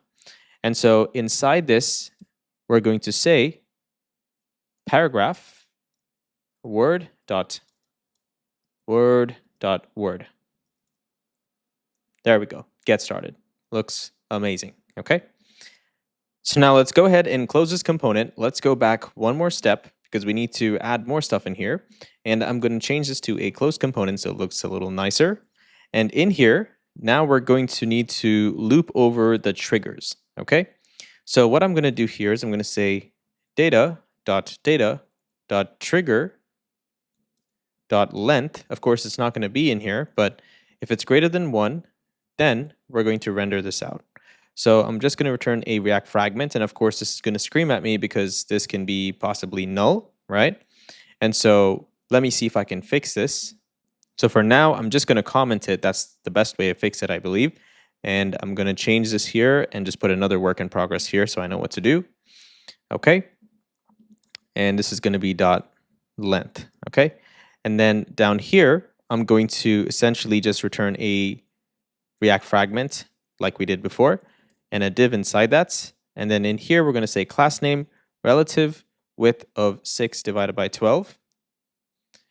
And inside this, we're going to return a paragraph and we're going to say or. Okay. And it kind of looks like this, guys, right here. Okay. So we're going to say or like that. And looks like it's too far off what seems to be the problem. Okay. The reason is because I said relative. Relative. Okay. So relative, and that should bring that up there. And the background color can be removed. You don't need it. That should be good. Nice. And then after this or, we're going to have a separator component. So I'm going to say after this separator like this. And this comes from our components UI folder. Orientation is going to be horizontal. And the class name for border is going to be a different color actually. So let me go ahead and add that. Okay, so I changed this to border muted like this. And I'm not sure why that happened. Okay, I don't know what exactly was going on. And then in here, I set the margin top to 4. Okay, so it gave it a little bit more spacing from the top. And now it looks a little clean. Okay, and then after this, we can we can also put the background if you want to kind of give it some space, right? Like a little space in left and right, but that's okay. If you don't want to do it, that's fine. And then after this div, guys, we're going to hit enter here, and we're going to create another active trigger component. So I'm going to say active trigger like this. And for this type, we're going to need to pass in a different type in here. So let me see what other types we have here. So I just went ahead and added the message as a type. And for keywords, I just copied what was up here and I pasted it down here. Now, for those of you who skipped the first video, I really suggest you go and watch the first section so you understand what these are and how everything works, okay? But for those of you who skipped, unfortunately, and you're just jumping into the project, I just want to help you understand what we're building right now, okay? So a trigger is essentially these two options right here. A trigger is what helps start the automation. And there's two ways to trigger the automation. User comments on a post or user sends a DM, okay? This is no longer called replies to story because initially I thought, okay, story is something cool, but it's the same thing as a DM, okay? So sends you a DM keyword, okay? And so basically the user can select one of these or both of them as well, all right? So there are technically three ways to trigger an automation. One is through this, second is through this, third is through both of these, okay? And the keywords you attach will attach to both of them as well, like this, okay? And then down here, you can also see that once the trigger is done, you can also add a then block, okay? This then block is basically an action, which in the code, we are calling listeners, okay? And the then is sort of like, once this happens, then what are we going to do? We're going to send a message to the user, right? And that's pretty much it. And you can see this is what it looks like. And if you attach the posts to it, the post will also mount to the bottom like this, okay? Let me change this to dark mode so you guys can see what it looks like on dark mode as well. All right, there you go. And the posts will pretty much attach. So you get to select them and put them in here. And story doesn't really matter, right? Remember, because it's just a DM, so it's pretty much the same thing. And that's it. So that's what we're trying to build right now. Okay, so let's go back here. And just to confirm, this is why we have this if condition right here, okay? If there are more than one triggers, that means greater than one, then we'll render the extra trigger at the bottom right here, okay? Which is this one. And if there's not, I mean, there's just one, then we'll render only the top one. Okay, cool. So now after this, down here, I'm going to hit enter right above this. And in here, I'm going to create the then button that we just spoke about, which is this section, okay? So I'm going to say then action, okay? Then action like this. And this is going to be another component. So let's open up our folder structure. And inside this trigger, inside the same folder, I'm going to create the then button. So I'm going to say then action.tsx, okay? And now in here, I'm going to return a component and I'm going to change this to then action. Also, looks like I made an error here. For triggers, this makes sense. It's not a trigger, it's a then, right? So I'm going to call this then, like this, and I'll move this then action inside this one. Okay, awesome. And now let's also go ahead and import this, okay? And now we can go inside this component and pretty much do whatever we need to do, okay? So the first thing is we see everything render here. That's awesome. We're going to get a prop called ID, which is a string, and I'm also going to destructure it from here. And after that, in here, we're going to use a new hook called useListener, okay? And I think in the previous component, we're also going to need another hook in here. Let me just take a look. Give me 1 second, guys. Yeah, we're going to need another hook in here, which is essentially going to help us store that state, right, inside our Redux store. But for now, we don't really need it. We can just go into this and we can finish creating this component, okay? So inside our then component, what we're going to do here is first, we're going to create that hook. So this hook is called listener, okay? Use listener. Use listener, okay? I don't want to call it use action because it sounds like a server action, but up to you, okay? At least our Prisma says listener, so I think that makes more sense. Now that I think about it, I probably could have come up with a better name. Sorry guys, just change it if you like, okay? So I'm going to copy this now, and I'm going to open up my folder structure, and I'm going to go to actions. And actually, sorry, this is a hook, so we're going to go to hook down here. And inside this, I'm going to create a hook called use dash, or we already have the automations, right? So let's do it in here. So scroll all the way to the bottom, and we're going to say export const use listener is equal to an arrow function. And this arrow function is going to take in a string, which is called ID. Okay. And then first we're going to create a state called the listener itself. So I'm going to say const listener, okay, which is basically the action, guys. Remember, this can be done in two ways. One is with AI, right?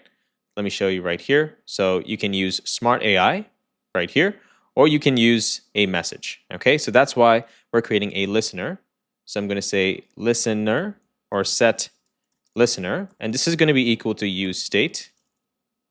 And the types in here is going to be message or smart AI, okay? And now inside this, we're going to need to use React hook forms.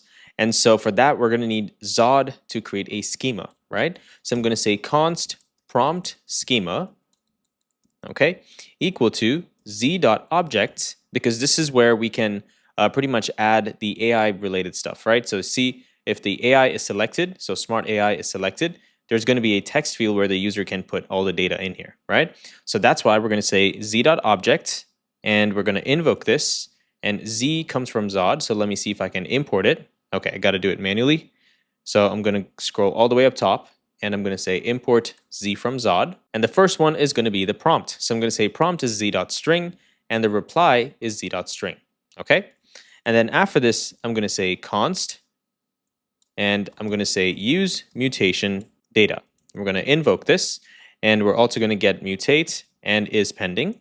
And now inside this, we have to pass in the parameters. So the first one is the mutate key, right? Mutation key. So I'm going to say create dash listener, okay? And then in here, I'm going to pass in a callback function. And then after this, this is going to give us access to data. And I'm going to destructure this value and get the prompt from this, which is going to be a string, or the reply, which is going to be a string as well. And now inside this callback, I can essentially pass in the server action, which is called save listener, okay? And I'm also going to remove this because we're returning this back. And this is another server action that we need to create. So let's go into automations, in actions, and inside index.tsx at the bottom, I'm going to say export const save listener equal to, and inside this, we're going to need a couple parameters. So we're going to need the automation ID, which is a string, the listener type, which is smart AI or message, the prompt, and the reply, sorry. And then inside this, first thing we're going to do is we're going to wait for the current user. So wait current user, and then we're going to have a try catch. And inside the try catch, we're going to create another query, right? And so we're going to say create equal await add listener. Please go away. Thank you. And then in here, I'm going to also change this to an async component. And then I'm going to copy this and then go into my queries file. And at the bottom, I'm going to say export const like this, which is an async function. And in here, we're going to, again, get access to those values, right? So I'm going to pass in the parameters, the same thing, automation ID, listener, smart AI message, prompt string, reply string. And in here, we're going to return await client.automation.update like this. And in here, I'm going to say where ID is going to be automation ID, okay? The one that we got from the params right here, okay? And then after this, we're going to say data. And inside data, we're going to pass in the listener, which is going to be create. So we're going to create a listener. We're going to pass in that listener in here, the prompt in here, and the reply as well, okay? Now let's go back and quickly import this add listener. Okay, not from process, it's from queries. And then after that, down here, we can check if this exists and it was created successfully. And then we'll return a 200 status saying data listener created. And then after that, if something happened wrong, we're just going to pass the 404 error saying can't save the listener. And then if a server-side error happened, I'm just going to return a 500. Okay, now let's go back to the other component right here, use automation.typescript. And guys, if you don't know which page I'm on, or I'm a little fast because I have to be fast, just use this right here, okay? Look at this breadcrumb, all right? The breadcrumb should help you, okay? And so I'm gonna invoke this save listener now, and I can pass in the props that it needs, okay? So the first thing it needs is the ID, which is right here. So I'm gonna say ID like this, the listener, which is here, the data.prompt, okay? Data.prompt is coming from here, and data.reply, okay? And then after that, I also need the key for the query itself. So I'm going to say automation info, okay? And then once this is done, we have to essentially use a hook called use Zod form, okay? And this is essentially going to help us wire up the fields or the input fields or whatever elements you're creating with React hook forms using the use form hook along with a schema and all that kind of stuff, okay? So let's go ahead and say const equal to use Zod form, okay? And this use Zod form is going to be inside our hooks again. So I'm going to create another hook, say use dash Zod dash form dot ts. And inside this, I'm going to basically say const. Oh, I said is instead, so it's ts. And this is Zod, not Zon. So in here, I'm going to say const use Zod form equal to an arrow function. And this is going to need some properties. So just going to pass in these arguments. So schema, which is going to be Zod schema, okay? And the mutation function is going to be use mutation function as a type, and the default values, okay? And so now in here, we're going to say const equal to use form hook, and we're going to import this use form hook. And this is pretty much the magic of this entire application, okay, this entire hook.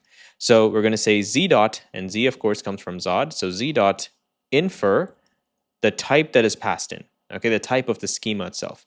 So in here, we got to say type of schema, and in here, we have to pass in an object like this, and now we have to pass in the Zod resolver, okay, so Zod resolver comes from Zod resolver from hook forms, so I'm going to import that as well. And then, guys, if you're wondering where is this package, I think it's already too late to tell you, but Shadcn UI is going to install it, okay? All right, it's probably way too late now, but I just wanted to let you know if you're still confused and you're just coding with me. So finally, we need the default values, which is going to be everything inside default values like this, okay? Or you don't even need to do this, you can just return this object itself, okay? Cool. Now down here, we're going to say const on form submit equal to handle submit, which is going to be a function that's going to come from React hook forms itself, okay, like this. And this handle submit is going to come from here. So I'm going to extract it by first saying register. So let's get everything we need, right? Register, we need form state, and this is going to give us errors, which is important. And then we also need a couple more. So after form state, we also need handle submit, watch, and reset, okay? And after that, down here, now we can invoke this handle submit function, okay? Not sure what it did here, okay? Like this. And now we can pass in the values. So I'm going to say async function, which is going to be an arrow function like this. And this is going to give us access to the values. And if you hover over this, you're going to see any for now. And that's because we don't actually need this. Okay, so it's a promise. Okay, I don't think it's going to matter, but you can actually set the type of these as well. But in here, all we need to do is return mutation like this. And we're going to invoke that and pass in everything that's inside values. Okay, like that. Nice. And now let's go ahead and return everything that we just created. So return, register, errors, on form submit, watch, and reset. Okay, nice. Now that we have this function, we can export default use Zod form hook, right? So let's scroll all the way to the bottom. Export default use Zod form. Okay, and now let's go back and let's import this magical form, this magical hook, all right? And now we can get all those values that are being returned. Okay, nice. And now in here, we need to pass in the schema that we just created, which is prom schema. So let's go ahead and pass that in. And let's see what's the second prop. Okay, it's mutate. So I'm going to pass in mutate as well. All right, nice. And then after that, I'm going to set a function here called onSetListener. So I'm going to say const onSetListener equal to an arrow function. And this is going to have type, which is smart AI, or it's going to be message, right? And this is going to essentially return something called setListener, okay? And we're going to invoke this and pass in the type. Now, where is the setListener? It's right up here, okay? There we go. Nice. So we can use this kind of like a helper function, and we can pass in a type into it, okay? And then after that, we want to finally return everything that we created. So return onSetListener, register, onFormSubmit, the listener itself, and the isPending state, okay? Great job. Now let's go back and import this useListener hook, okay? And now we can destructure all of the values that are being returned from that hook right here. Okay, cool. And then now I'm going to remove this, okay? Remove it like that. And I'm going to return another component in here, and this component is called a trigger button, okay? And so we're basically reusing the same component for another section as well, all right? So we're going to say trigger button like this, and we're also going to be needing this for the other sections, right? So this place right here. And so in here, I'm going to say label, because it's the only prop that we need for now, is equal to then. And then let's copy that title. And then inside this automation tab, I'm going to create another folder called trigger-button. And inside that, an index.tsx. And let's return a component and rename that component as well. Now, this is going to take in two props, the label and children. So let's bring that in. Okay. Let's also destructure that from here. And now down here, we're going to essentially return another component called a popover, because this is basically a popover component, right? So let's go here and remove this. And also let's go back quickly and just import this component before it screams. Okay, nice. And then, all right, we're good to go. What seems to be the problem with label? Is it, okay, it's because it needs children elements, right? We don't have any children elements. So I'm just going to say children, something like this. Okay, this is wrong spelling. Child, all right? So let's go in here now. And then I'm going to remove this. I'm going to create a pop over component. This is a custom component, okay? And so we're going to open up our folder structure. We're going to shrink up. We're going to click on global and create a pop over component in here, .index.tsx, and let's return a component and change it to pop over. And this is going to need the trigger for the pop over, the children that's going to be inside the pop over, and any class name, right? So let's grab that from the props like this. And also, you guys know the drill. Let's destructure them really quick.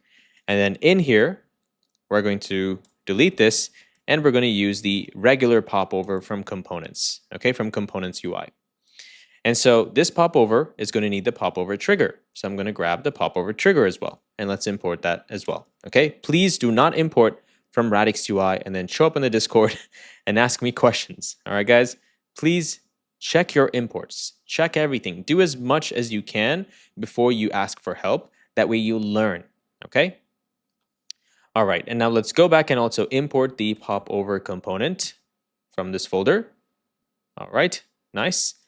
And now inside this component, I'm going to essentially do the following. So in here, I'm going to pass in the trigger. And then after this, I need the popover content. So let's bring that component in as well. So popover content is going to be from components UI as well. And it's going to have a class name, which needs CN. So let's bring that in. And then we're going to say the following class name and anything that's passed in into this component. Okay. Next, align end side bottom. So it shows up on the right side. Okay. And then children are also going to be rendered inside the popover content. And that's pretty much it. So now let's go back, and inside our popover, we can now pass in some styles. So I'm going to pass in a class name, width of 400 pixel. And then the trigger is going to be like a blue icon, okay, like this. So what I'm going to do is I'm going to go in here and I'm going to say trigger equal to a div. Okay, it did not do what I expected it to. So div like this, and this is going to have the following class name. So I'm going to say class name like this. Just please pause and type this, okay? It's just an element that's going to look like this right here. Okay. And so after we have this, inside this element, I'm going to have an icon called a blue add icon. And you should also have this installed already inside your code. Okay. And what's the error here? Okay, there is no error, no problem. And then we also need a paragraph right after this that has a label in here that says then. Okay. And so if you click on it, it's showing the popover. You see that? So there's just nothing inside the popover, but it's doing exactly what it's supposed to. So nice, awesome. Now let's go back here. And inside this, we want to render out the children elements. Okay, and then what else do we have to do here? I think this should do the job. There we go. Now we can see the children elements. Okay, now let's go back really quick into our previous component. And here we have this trigger, right? This trigger button. Now we can pass whatever we need to have inside this. So I'll try to open it and type along. If it resets, I'll just open it up again. Okay. And then for this, I'm going to say div flex column and then gap of y of 2. And inside this div, we're going to have some listeners. Okay. And so I think we may not have these. Let me go into constants and take a look inside. Okay. So we're going to create a file called automation.tsx inside constants. And now we're going to need to create something called automation listeners in here. So export const automation listeners are equal to an array of objects. Okay. So I'm going to say it's an array of objects, but which specific type of object is it's going to, we're going to call this automation listener props. Okay. So automation listener props is going to have ID, label, both are string. Icon is a JSX element. And then, or you can also say React node. That should be fine as well. Description is string, type smart AI or message. Okay. And now this is the specific type that we need in here. Okay. Now for the automation listener in here, I'm going to pass in some data. Guys, you can also copy this from the GitHub. All right. Please feel free to copy. Don't worry about it. But I'm going to paste this as well. And all we need to do in here is we're going to say ID is generate UUID. Label is user will, we will send, sorry, this is wrong. So send the user a message. Okay. And then we're going to have an icon here called plain blue. And then enter the message that you want to send the user. Okay. And then the type is going to be message in here. And now this is basically a helper function. You don't need this. You can just do v4 if you want. Okay, that's fine as well. It's just UUID under the hood. Okay. All right. And so after this done, we have one right here. We need one more. So this is the smart AI. Okay. So I'm going to say smart AI and let's change this to v4. And I'm going to import the smart AI icon. And then I'm going to say label, let smart AI take over. Icon, smart AI, description, and type. Okay. Tell AI about your project, upgrade to use this feature, and let smart AI take over. Okay. So basically, they can swap between these, right? And the smart AI is a chatbot that's essentially going to speak to the user, which is really, really cool. Okay. So let's go back now. All right. And now we can use this constant that we created and we can map over them. And for each of these, we can return an element. Okay. So in here, I'm going to say listener like this. And I'm going to say listener.type. If it's equal to smart AI, then we want to do something here, or we're going to do something else. Okay. And so what are we going to do in here first? Well, if it is smart AI, then we're going to return a subscription plan element. Okay. And if not, we're going to return a regular div. So in here, first, I'm going to say subscription plan like this. And first, we're going to need to pass in a key. Okay. And the key is going to be the following, which is listener.type. Okay, that's fine. And then the type here is going to be equal to ProPlan. Okay, of course, we don't have this yet, so we're going to create this component as well. It's a really, really small component. So let's go into our components folder and let's search for, we have billing in here. Okay, do we have anything that says payment? All right, so we already created the subscription plan component, so we don't need to create it again, but we have a work in progress flag because we have to do something in here, right? And so what we're going to do in here is we're first going to say const some data in here is equal to use query user, which is another hook that we need to create. So let's go ahead and copy this title here, and then we're going to go into use queries down here. Okay, we're going to scroll to the bottom and we're going to say export const use query user is equal to an arrow function. And in here, we're going to return use query. We're going to invoke it, and the query key is going to be equal to an array with user dash profile. Please don't make any errors here, okay? And then after that, we're going to say query function. And then the query function is going to be a function here called on user info. Okay, so make sure you pass that in as well. And let me make sure we created this completely.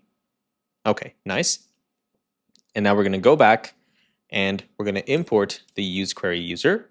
And now inside this, we can now destructure the data. So we're going to grab the data from here. And now we're going to return something in here. So we're going to say return data if subscription exists, right? So data.subscription.plan. If it's equal to type, then we're going to return that. Then we're going to return the children elements. If not, we're going to just return this, okay? And now let's go back here and let's import that subscription plan. Okay, subscription plan components. Nice, there we go. Great job. And now another thing I want to do here is I want to go back to the trigger component, so trigger index.tsx, and I'm just going to import the then action, or do we still need this? Okay, it is rendering. Well, we do need this, of course, because we need to see the component. That's what we're building. But we need to pass in some props, right? Or it's not going to render correctly.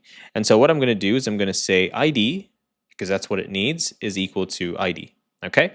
And then we're also going to say something in here, which is if the data has a listener, then render this out. But actually, guys, we don't need it because that has to be wrapped inside the if condition, right? So what I'll do is I'll copy this and I'll put a work in progress for this as well. And right down here, I'm going to render this out, okay? And now what seems to be the problem here?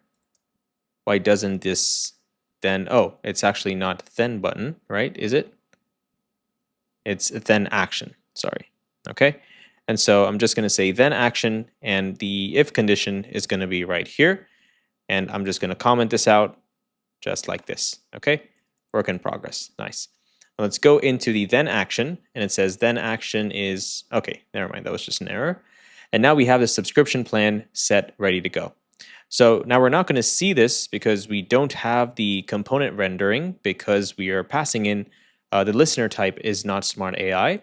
So what we can do, guys, is we can probably just change this to message. Let's see if we can change this here.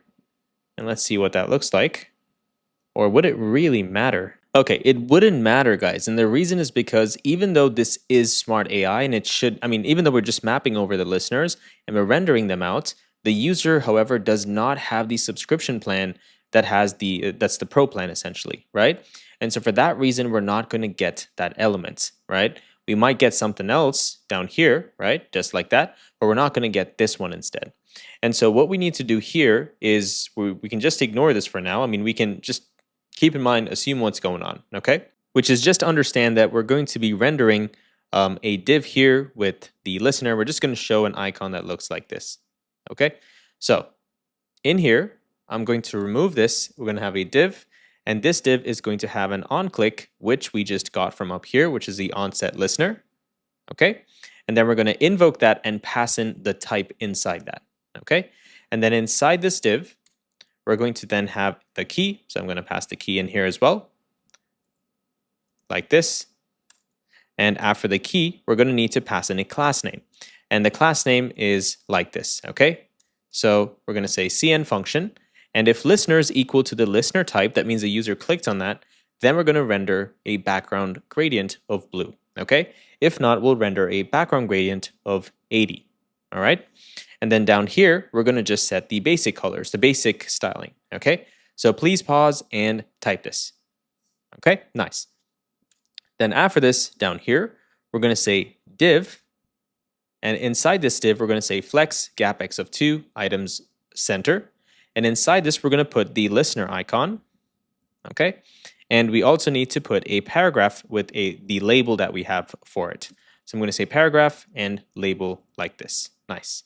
And then after this, guys, down here, after this div, we're going to have another paragraph with the description of that specific listener. Okay, cool. And now we are done with this part. Now let's go down here and let's create the other one. Okay, so we're pretty much going to need the exact same thing. So I'm just going to copy this div all the way till here, and I'm going to paste it in here, and I'll see if I need to make some changes. Okay, no changes needed exactly. And all right, that should be good. And also one more thing real quick, the reason why this is already pre-selected is inside our hook right here, we set that as a default, okay? So I assume if I remove this and let's refresh and let's just see what happens. There we go. Now it's not selected. So if you select it again, it's going to show up like that, okay? Just wanted to point that out. And now you may also see another error down here, right? And that error takes place because we're creating the use mutation data. And for the server action, we're setting this in here, okay, which is the listener. And if there's nothing in the listener, and we're trying to save it essentially, then we're going to need to pretty much save a default value, right? So I'm just going to say message as a default value. So if listener is null for some reason, then just use it. So that way TypeScript does not scream. Okay, nice. And now let's go back. Let's go back down here. And now you shouldn't see, well, now you're going to see this now unselected. And now you can select this if you like. Now down here, also, I don't like this weird indent. Let me actually push this up. So I'm going to click on the trigger button, and inside this class right here, I'm going to click margin top of 4. Okay, so that sort of pushes it out just a little bit more, so it gives it some space. And now let's scroll down here to the bottom, and after this div, after this bracket right here, we're going to create a form element, and this form is going to have the on submit like this set to the on form submit that we got from here. Okay. And then after that, we're also going to need to pass in a class name, which is flex-column, gap y of 2. And then inside this, we're going to create a text area component, okay? Text area like this that comes from Shatsian UI. And this is going to need first a placeholder. So for placeholder, I'm going to say the following. So if it is smart AI, all right, the listener is equal to smart AI, then I'm going to say add a prompt that your smart AI can use. Okay, and if not, I'm going to say add a message you want to send to your customers or to, yeah, this should be fine. Okay, and then after this down here, we also have to use the register to register this element. So I'm going to say spread operator for register, and I'm going to pass in the prompt. Okay, this is the type, essentially the ID for this. And then after that, we need a class name. So I'm going to say class name, background 80, outline none, and we're going to say ring 0, focus ring 0 as well. Okay. And then after this class name, after this text area, we're going to have another field in here, which is an input element. So let's bring in the input, and we're going to use the spread operator for register, and we're going to call this reply. And then for the placeholder, we're going to say add a reply for a comment, right? For comments. This is optional.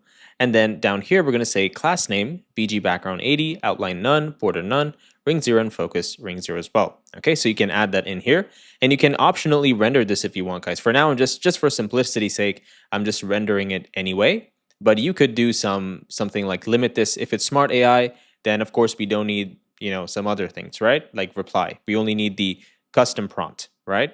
And so you can basically kind of go between that and decide which one to render. Next, we need to submit. So, right, so we need a button here. So for this, I'm going to say button like this, which comes from Shatsian UI. And for the class name, I'm going to set the following style. So please pause and type. And then after that, we're going to have a loader in here. And I'm going to say state is pending, and I'm going to say add listener. So it's a button that you can add now. Okay, cool. And if you try to add it, let's see what happens. Okay, it's just focusing on this. Cool. All right, now let's go back here, and we're going to go one step back, which is your trigger index.tsx. And in here, we're going to turn on these flags. Okay, so let's go ahead and turn this on right here, and let's turn this off as well. So you're not going to see both of these. Let me also save this. Okay, you're not going to see them. That's because, of course, it doesn't fulfill that, right? And so let's also make sure I complete all of this as well. So return this and say add this for the type data.trigger.type. What does this mean? Okay, it's the value. I got it. So we're going to copy this and we're going to remove that work in progress flag. And for the type, I'm going to change it to data.data.trigger.type like this. And for keywords, we're going to remove these keywords and change it to data.keywords. Okay. And then down here, we also have another if condition. So I'm going to turn this if condition on. Okay. And this React fragment is going to go into this if condition right here. Okay. And so we have if the length is greater than 1, then we want to do this. Okay. So add this. I'm going to remove this as well. And let me just quickly look through this. Okay. So here's one more error. So we need to change this active trigger as well. So I'm going to remove the type and keyword, and I'm going to copy these two, and I'm going to paste them in here. Okay, so type is data type trigger dot type, and then data dot keywords. And then after this down here, this is one more that we need to create. So I'm going to remove the work in progress. Okay, we're going to remove this then action, and we're going to place it in here. Okay, cool, done.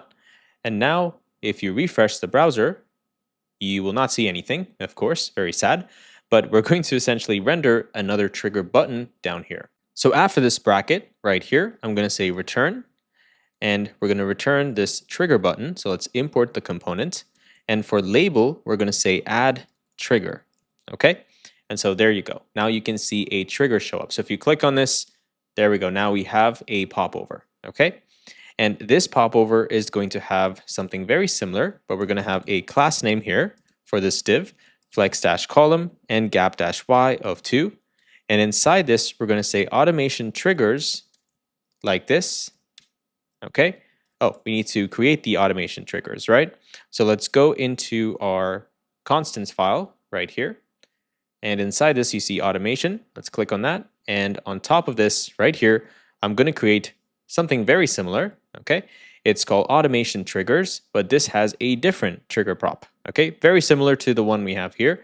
So I'm just going to say export type automation trigger props is going to have the ID, label, the icon, description, and the type, which is going to be set to this.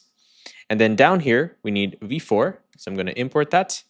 And then that's it. We're just creating two values. One is comment, one is DM, right? Remember, we had two different triggers, right? And then here, I'm going to import these two icons. And I'm going to change this if I need to. So user comments on my post, select if you want to automate comments on your post. Okay. And then we also have v4 in here as well. Replies to my DMs. Okay. And then select if you want to automate DMs on your profile. So this is not replies to my DMs. This is sends or when.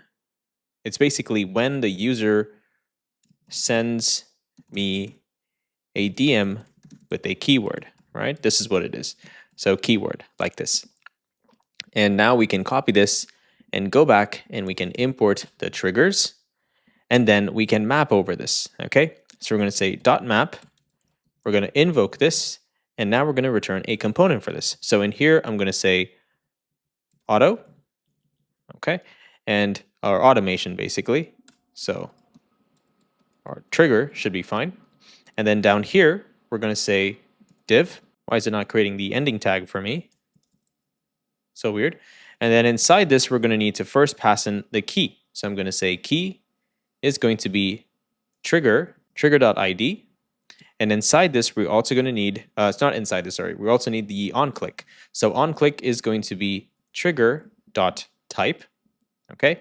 And the onset trigger is going to come from, let me see up here. Okay, so we're going to need to create this hook, and this is essentially going to help us activate this. Okay, so this hook is called onset, not onset trigger, sorry, use triggers. Okay, so this is equal to use trigger, triggers like this, and it needs the ID. So I'm just going to pass that in, and let's scroll down into our hooks folder.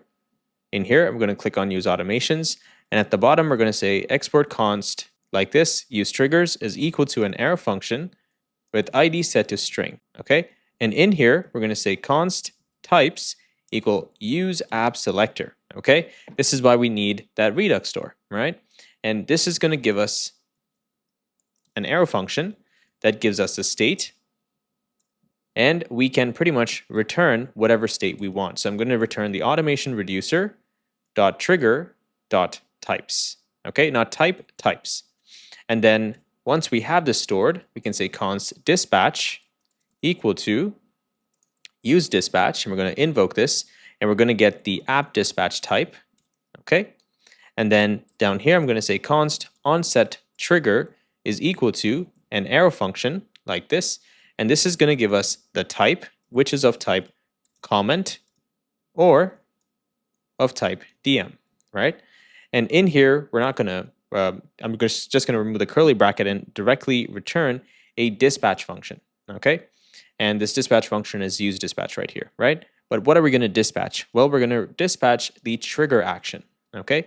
So let's dispatch this, and we need to pass in the values, so the payload essentially, and this is going to have type set to this type, okay? Sorry, this type is set to this one right here. Okay, cool. Then after this, we're going to say const onSave trigger, which is another helper that is needed for the mutate function. And we're going to say, actually, before we do this, guys, we need to grab the mutate. So I'm going to say const equal to use mutation data. We're going to invoke this, and this is going to give us is pending and mutate. And then down here, I'm going to say mutate, we're going to invoke it, and we're going to pass in types. And this use mutation data is also going to need some values. So the first thing is it needs a mutation key. So that's going to be add.trigger, and then we need a callback function. And this callback function is called data, which is an object with types, not type, types set to an array of strings. And then finally, this arrow function also has to return a save trigger server action, which we don't have, of course, but we're going to make that. And then we can do that by going into the automation index.tsx. And down here, I'm going to say export const save trigger, which is an async function. And I'm going to set this to async. And we're going to say automation ID is going to be a string, and trigger is going to be string array. And in here, first, we need to await the current user. So I'm going to say await current user first. And then we need our typical try catch. Okay. And inside here, we're going to basically add that trigger. So I'm going to create another server action called add trigger that's going to take in the automation ID. So this one and the trigger itself. Okay.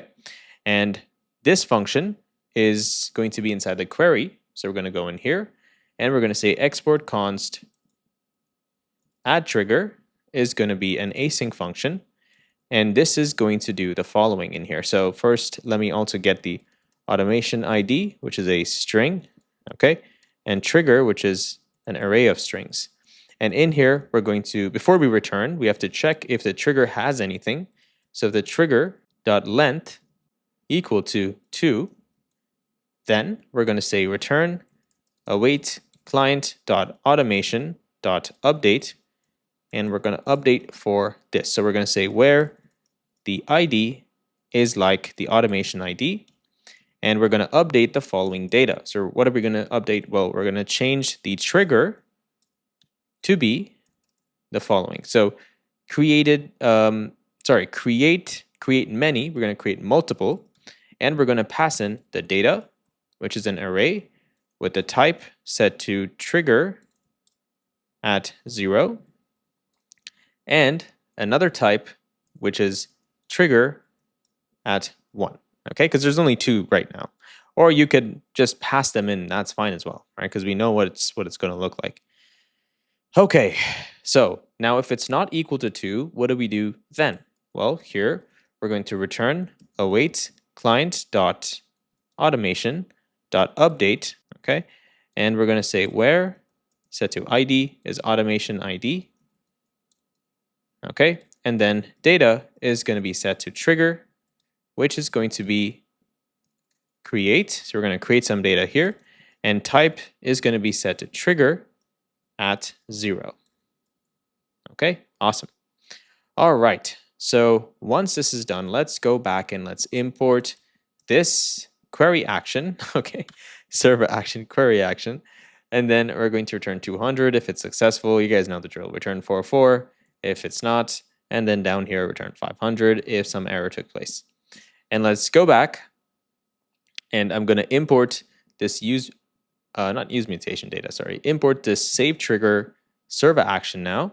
And I can also pass in the ID and the data.types. Okay. And then we finally need one more, which is the query key. And so this is the automation info. Okay, let me make sure I didn't make any spelling errors. Okay, that's good to go. And then after that, we're going to now create this on save trigger, mutate. We're going to invoke mutate and pass in the types. Okay. And then we also need to return everything that we just created. So let's return everything right here. Okay, something looks wrong here, guys. It's saying, okay, I messed this up. So this is not an array. This is an array. Okay. Only this part. Okay, this is a function. We're passing in parameters. Okay. Or this side is called arguments, all right, not parameters. Parameters, I think, is when you are accepting it into the thing, right? So if you're accepting it in here, that's called parameters. This is called arguments. Okay. All right. Phew, that was a lot. So now let's go back and let's import our beautiful hook. Okay. And we can also destructure all the values right away. And we're going to need the types, on set trigger, on save trigger, and is pending. Okay. And now let's scroll down right here. And for the on click, this on set trigger should now work. Nice. Now for the class name, I'm going to say class name is cn function, right? Let's import that. And the default styles that we're going to need is this right here, which is hover opacity 80, text white, rounded XL, flex cursor, pointer, flex column, and padding 3 and gap y of 2.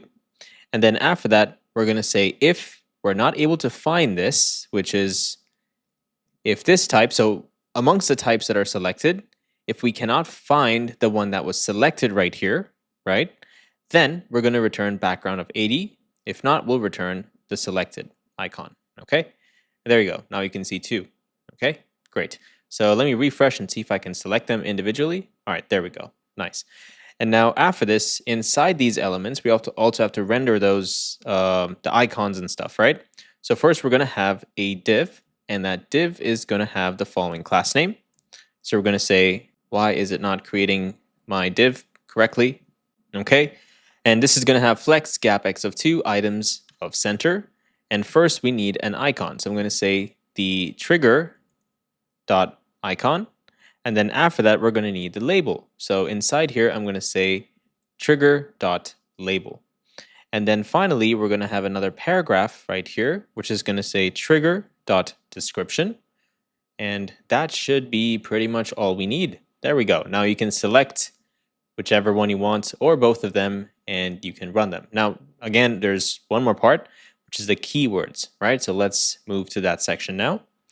And so after this one right here, we're going to hit enter, and we're going to create a component called keywords, okay? And this is going to have ID set to the ID, like this. And now let's go ahead and create this component. So inside the trigger page, we can say keyword.tsx, and let's return a component and let's rename it. Okay, awesome. It's probably keywords. Is it? Okay, it's one word, I think. Okay. Now we need some props. So I'm going to get the ID and also destructured from here. And inside this component, let me make sure I can also import it so it doesn't scream. So let's go back and also quickly import the keywords component. Why is it not? Oh, it should be capital. Okay. Let's do that once more. There we go. Nice. And now inside this component, we can essentially render out keywords and give the user a way to enter keywords as well. Okay. And so let's first do the setup, because we're going to need a hook here that's going to help us with this. And this hook is called use keyword. Okay. Use keyword. Okay. And then I'm going to invoke this. and I'm actually going to add an S here to make it plural. And now let's go into our hooks folder right here, and we're going to click on use automations, and at the bottom we're going to say export const use keywords, which is going to be a server action, and this is going to first need an ID, which is a string, and we're going to first create a state here. Okay, this is the keyword itself, so I'm going to say const keyword and set keyword. Okay, and this is equal to use state, and let's invoke that. And the default values for this is a string, so you don't have to add it again. Even for Boolean, guys, if it's a static type, you don't actually need to put that type in here, okay? If it's Boolean number, it will automatically do, TypeScript automatically knows, okay? And then next, we're going to say const on value change, which is a helper function, which is going to take, which is an arrow function that's going to get an event. But this event is of type react.changeEvent for the HTML input element, okay? And then in here, we're going to return the set keyword function, and we're going to say e.target.value, like this. Nice. And then we're also going to have another one, which is on key press, but which specific key press? So when the user clicks on enter, we want it to essentially mutate and set that keyword, right? So that's why we're going to have the on key press as enter. So down here, we're going to say const on key press equal to an arrow function. And this is going to have the same element, same event right here, which is HTML input event. And in here, now we're going to say if e.key is equal to enter, okay, then we're going to do something here. Okay, something looks wrong here, guys, because this is not a change event, sorry. This is a keyboard event, okay, keyboard event for the HTML input. And then you'll also get, type IntelliSense for this event here. And so in here, if this is true, we're going to essentially get mutate, right? And this mutate is going to come from our use mutation. And so what we can do is right above this, I'm going to say const mutate equal to use mutation data. We're going to invoke this. And first, I'm going to pass in the mutation key, which is add keyword. And then the server action is called save keyword. So let's pass that in as well. Okay, it's a callback function that returns a server action, right? And of course, we need to create this, and we'll get to this in just a second. But let's also add the query key as well, which is automation info. And then we also need the final one, which is on settle, which is set keyword to empty. Okay, and now let's also go in here and quickly create a server action. So let's go into our server actions folder inside index.tsx for automation. And I'm going to basically copy this, guys. I think we've done this a million times, right? So I don't have to do it again, but I'll read it, of course, okay? So we're going to essentially say save keyword, which needs automation ID and the keyword itself, both are strings. And we're going to do on current user.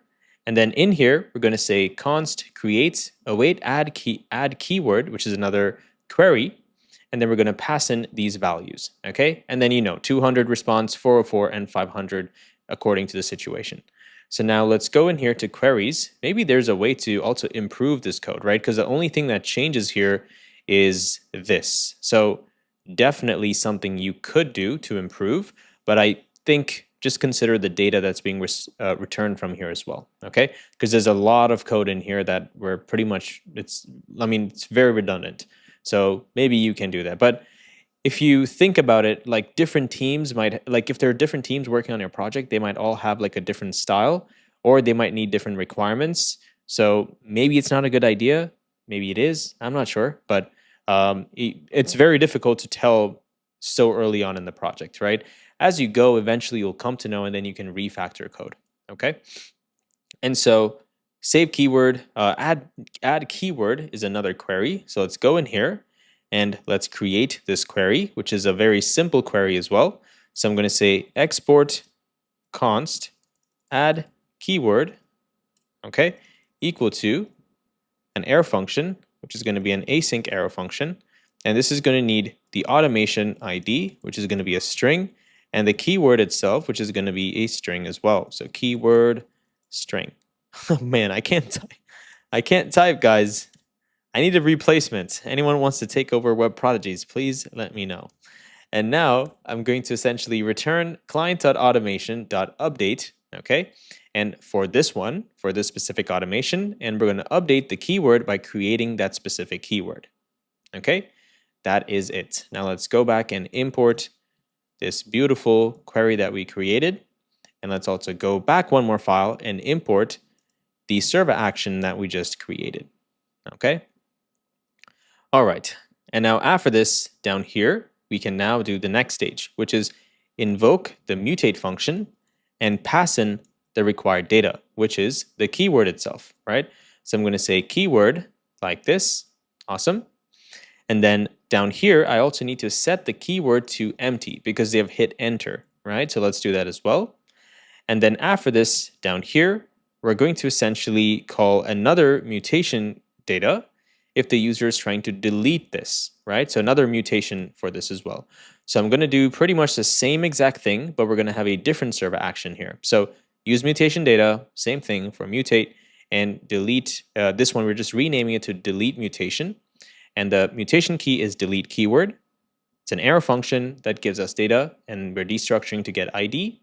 And the arrow, the server action is called delete keyword. And the query key is automation info, okay? So now let's go ahead and create this server action as well.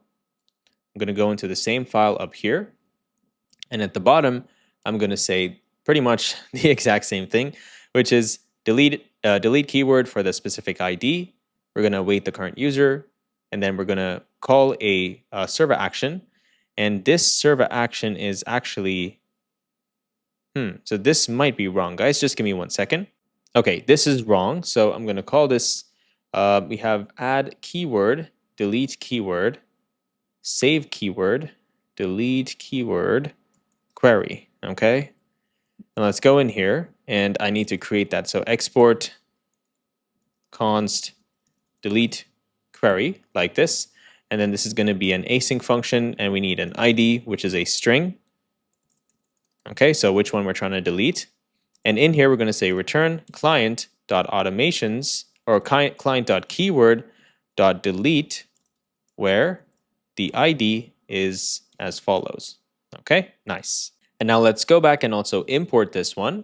Okay, and so if this is deleted, it's going to just say deleted successful, and we're going to return 200, saying keyword deleted.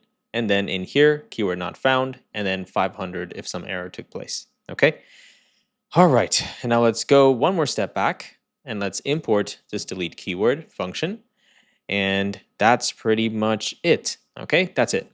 And now down here, we also have to pass in this delete mutation, right? That way we can click on it on the front end and then make a change. So we are essentially returning all of the things that we created in here. And so the things we need to return is keyword, on value change, on key press, and delete mutation. Now let's go back and let's bring in our amazing function, which is in here, okay, our hook, use keywords, and now we can pretty much grab all the data that is being returned here. So I'm going to destructure and grab all the values, and I need to also pass in the ID itself, okay? Okay, so we see keywords here. Nice, we're getting very close. We're almost done, guys. We're very, very close. So next I'm going to say const latest variable, because we're going to need some data from here as well, which is equal to use mutation data state. We're going to invoke that, and we're going to pass in an array with add keyword as the mutation key, okay? And then we're also going to need another server action in here called the use query automation, so we can get all the data that we need. And now we can scroll down here, and we can remove this, and we can return a class name for this div. So I'm going to hit enter here, and let's change this. Okay. Not sure what it did there. Okay, there we go. Okay, so these are the styles, background color, flex column, some gap, and padding and rounded as well. And then we're also going to have a paragraph in here. Guys, one more thing. Do you even remember CSS? I hope you guys do, all right? CSS is my favorite. And I I used to use something called SCSS. I don't know if you know this, but this is in production grade applications, or at least in corporate level applications, they usually have something that's a little older. So they probably don't use Tailwind, okay? And it kind of sucks, but I hope you guys remember CSS, man. Don't forget CSS, okay? Cool. Such a weird off-topic thing, but let's go back. Actually, maybe we can sometime in the future create an application just using pure CSS. It's going to be a pain, right? It's going to take a very long time, probably double the amount of time, but maybe a small little application, okay? All right, and so we're going to have another div. We're going to say flex wrap, justify start, gap 2, and items of center. And then now we're going to loop over the element. So we're going to say if data.data.keywords, and that means if that exists, then we're going to check if data.data.keywords.length. Why is it not letting me do that? .length. Okay.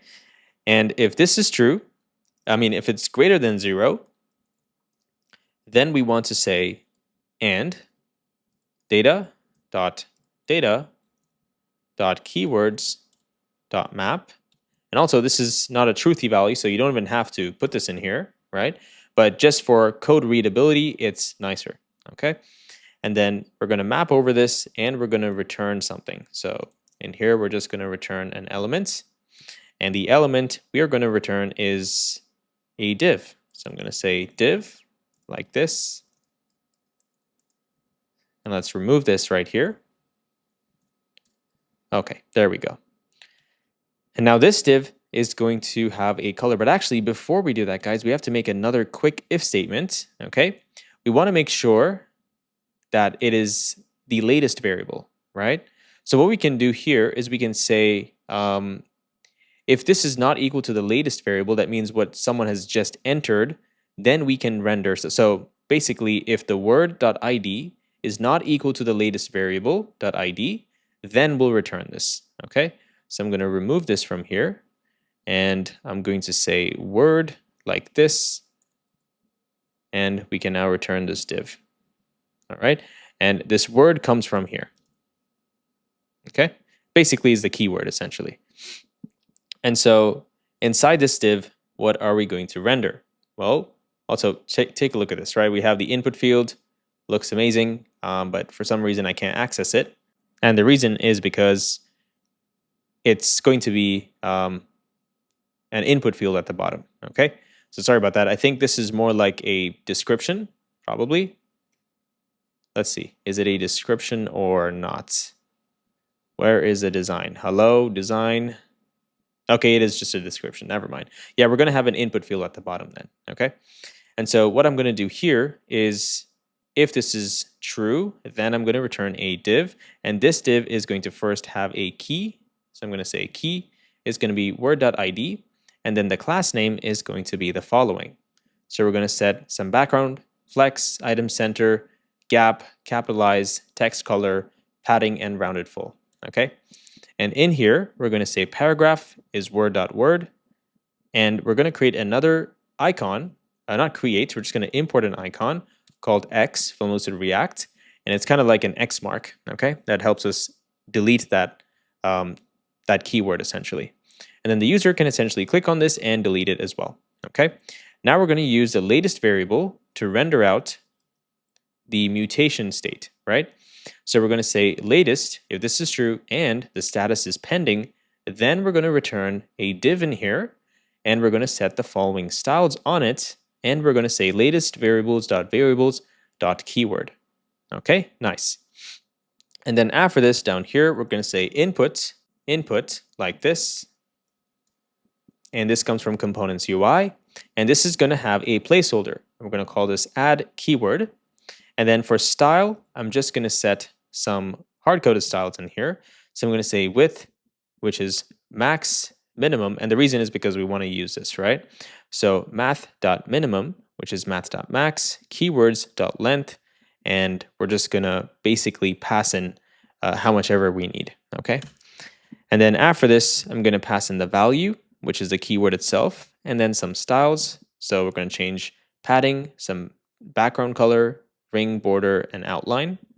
And then after that, we need an on change and an on key up, which we also got, right? So let's pass those in as well. So now if you click on it, there we go. Now you have that thing right here, okay? The input field. And so you see the width also increases accordingly, right? Super nice. Or, I mean, do you even need it? Let me see if we even need it, right? Let's refresh this. Okay, let's click. It's just going to take the entire width, right? Like that. If you like that, that's fine too. I think I probably like that, so I'm just going to remove it. Okay, now let's just quickly test this out. So I'm going to try to add a trigger. So I'm just going to say test and hit enter. There we go, nice. And the X shows up once it is successfully added only. Okay, and now if we close this, we haven't actually set up the optimistic UI for deletion, but it will delete it. Okay, nice, cool. And so if you wanted to do the optimistic UI for deletion as well, you would have to render this data differently, okay? That means you would have to render the keywords without the new latest variable. So you would see the latest variable that's being deleted, right? And you can use that to essentially kind of remove it from here, filter it from here. So another simpler way is you don't even need this. You know that for a fact that when the user clicks the X mark, we got to remove it, right? And so what you could do is you could filter this data for that value that was deleted, okay? All right, guys, great job so far. I'm super, super proud of you. You have come so far. There's so much more, but I hope you're excited now because now we're getting into the juicy stuff. So after the user selects the keyword, they also need a way to save it, right? So we're going to have a simple button in here, and this button comes from components UI button. And we're going to have an on-click, which is a save trigger that came from our hook. And then we're going to have disabled set to if the types is length of 0, we'll disable the button. And then we'll have some class names. So we're going to set a gradient from this color to this color with text white and font medium. And then for loader, I'm going to import our custom loader. And for is pending, state is going to be is pending. And then I'm going to say create trigger. Okay, so you see you can't add it now. And now you can add it once you select something. Okay, so let me refresh the page and let's try once more. So add trigger, user comments on my post, and let's also add a keyword here. So I'm going to say testing or get started, and let's hit enter. Okay, and let's create the trigger. Hey, there we go. Looks amazing. Great job, guys. Okay, so I also don't like the wording of this. So I'm just going to quickly change that from our constant file. So let's go to constants. You might have it already done for you if you copied it from the GitHub. If not, no problem. Okay, so when user comments on my post, that makes sense, right? And so when user sends me a DM, so user sends me a DM with a keyword. Okay, there you go. Now this makes more sense. Okay. All right. I just deleted the trigger because I wanted to try it once more, make sure it looks nice. So let's try it once more. So I'm going to select this one. And now the last time I selected this, so let's select this. And now I'm going to say testing, or we'll say, yeah, testing should be fine. Okay. And then let's go ahead and say create trigger. Okay, there we go. Looks nice. So user sends me a direct message. Great job, guys. So now we have the trigger set up. We also need the then node and the post node, right? So this way we can render them in here. So what I'm going to do is I'm going to say then node in here. And then this then node is going to be another component inside our then. So let me see if we can bring this in here. Okay, you see we have then. We're going to say node like this .tsx. And inside this, we're going to return a component and set it to then node. And let's also go back and import this component as well. So in case you're confused, this then is not the same thing as this, okay? This is slightly different. We need to kind of show the component right here, right? So as a then block right here. So that's why we have this as another component, okay? So in here, first thing we're going to say is const data. We need to get the automation data, right? So I'm going to say equal to use query automation, and we're going to invoke it and pass in the ID that comes in from props. So this is going to be a string, Okay, and we need to go ahead and destructure this, and now we'll have the ID right here. And next, we're going to say comment trigger is equal to data, which comes from here, if data.data.trigger.find, where the comment is equal to comment here, the type is comment, and we're going to store this in a variable. And then right here, we're going to check if there is a listener. So let's remove this, and we're going to say return if the listener does not exist. So if there's nothing inside, I mean, not does not exist, we're essentially converting this to a truthy, falsy value, right? So we can compare it. So if the listener exists in here, then what are we going to do? Well, we're going to do something in here, or we'll return something else. And so in here, what's the issue? Is this loading? That's a really big load. And so in here, what we're going to do is, because we're using a client component here, we got to say use client because we're using a hook. And let's refresh, and that should solve this bug. And then now, here I'm going to just return a React fragment, okay? And in here, now I'm going to return that listener itself. So remember I told you guys this is basically an action, right? So that action is what we're going to render. But we're calling it a listener in the code. It's fine if you want to call it listener or action, but I'm just going to call it a listener because that's what we're worked on so far, okay? So in here now, we're going to essentially return a div like this, okay? So return this if it's true, return React fragment, else return a div, okay? And now this div is going to have a class name, and the class name is really long, so I'm going to copy this, and it's going to say width is full, okay? And on large devices, we're going to change it. Relative, on extra large, we'll change it as well. Padding, rounded, flex, and then we also have some colors, okay? And then in here, we're going to return another div with the following class names. So we're going to set absolute, height, some left, bottom, flex, and item center, and z index as well. And now in here, we're going to next return a span. And so this is just like a element here itself. It doesn't really do anything, right? And so after the span, we now have a separator component. So I'm going to say separator like this, and let's bring it in from our components folder. And the orientation is going to be vertical, and we're going to set some styling on it, okay?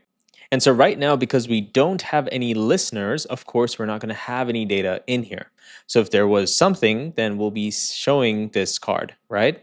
So we can try to add one. Let me just try to add one and see what happens. So add a listener, well, send the user a message, add a message you want to send the user. Thanks for joining PU, okay? Let's add this listener. All right, there we go. So now we see it's added the listener for us, right? Great job. So now after this separator down here, we're going to add another span, okay? Another span like this.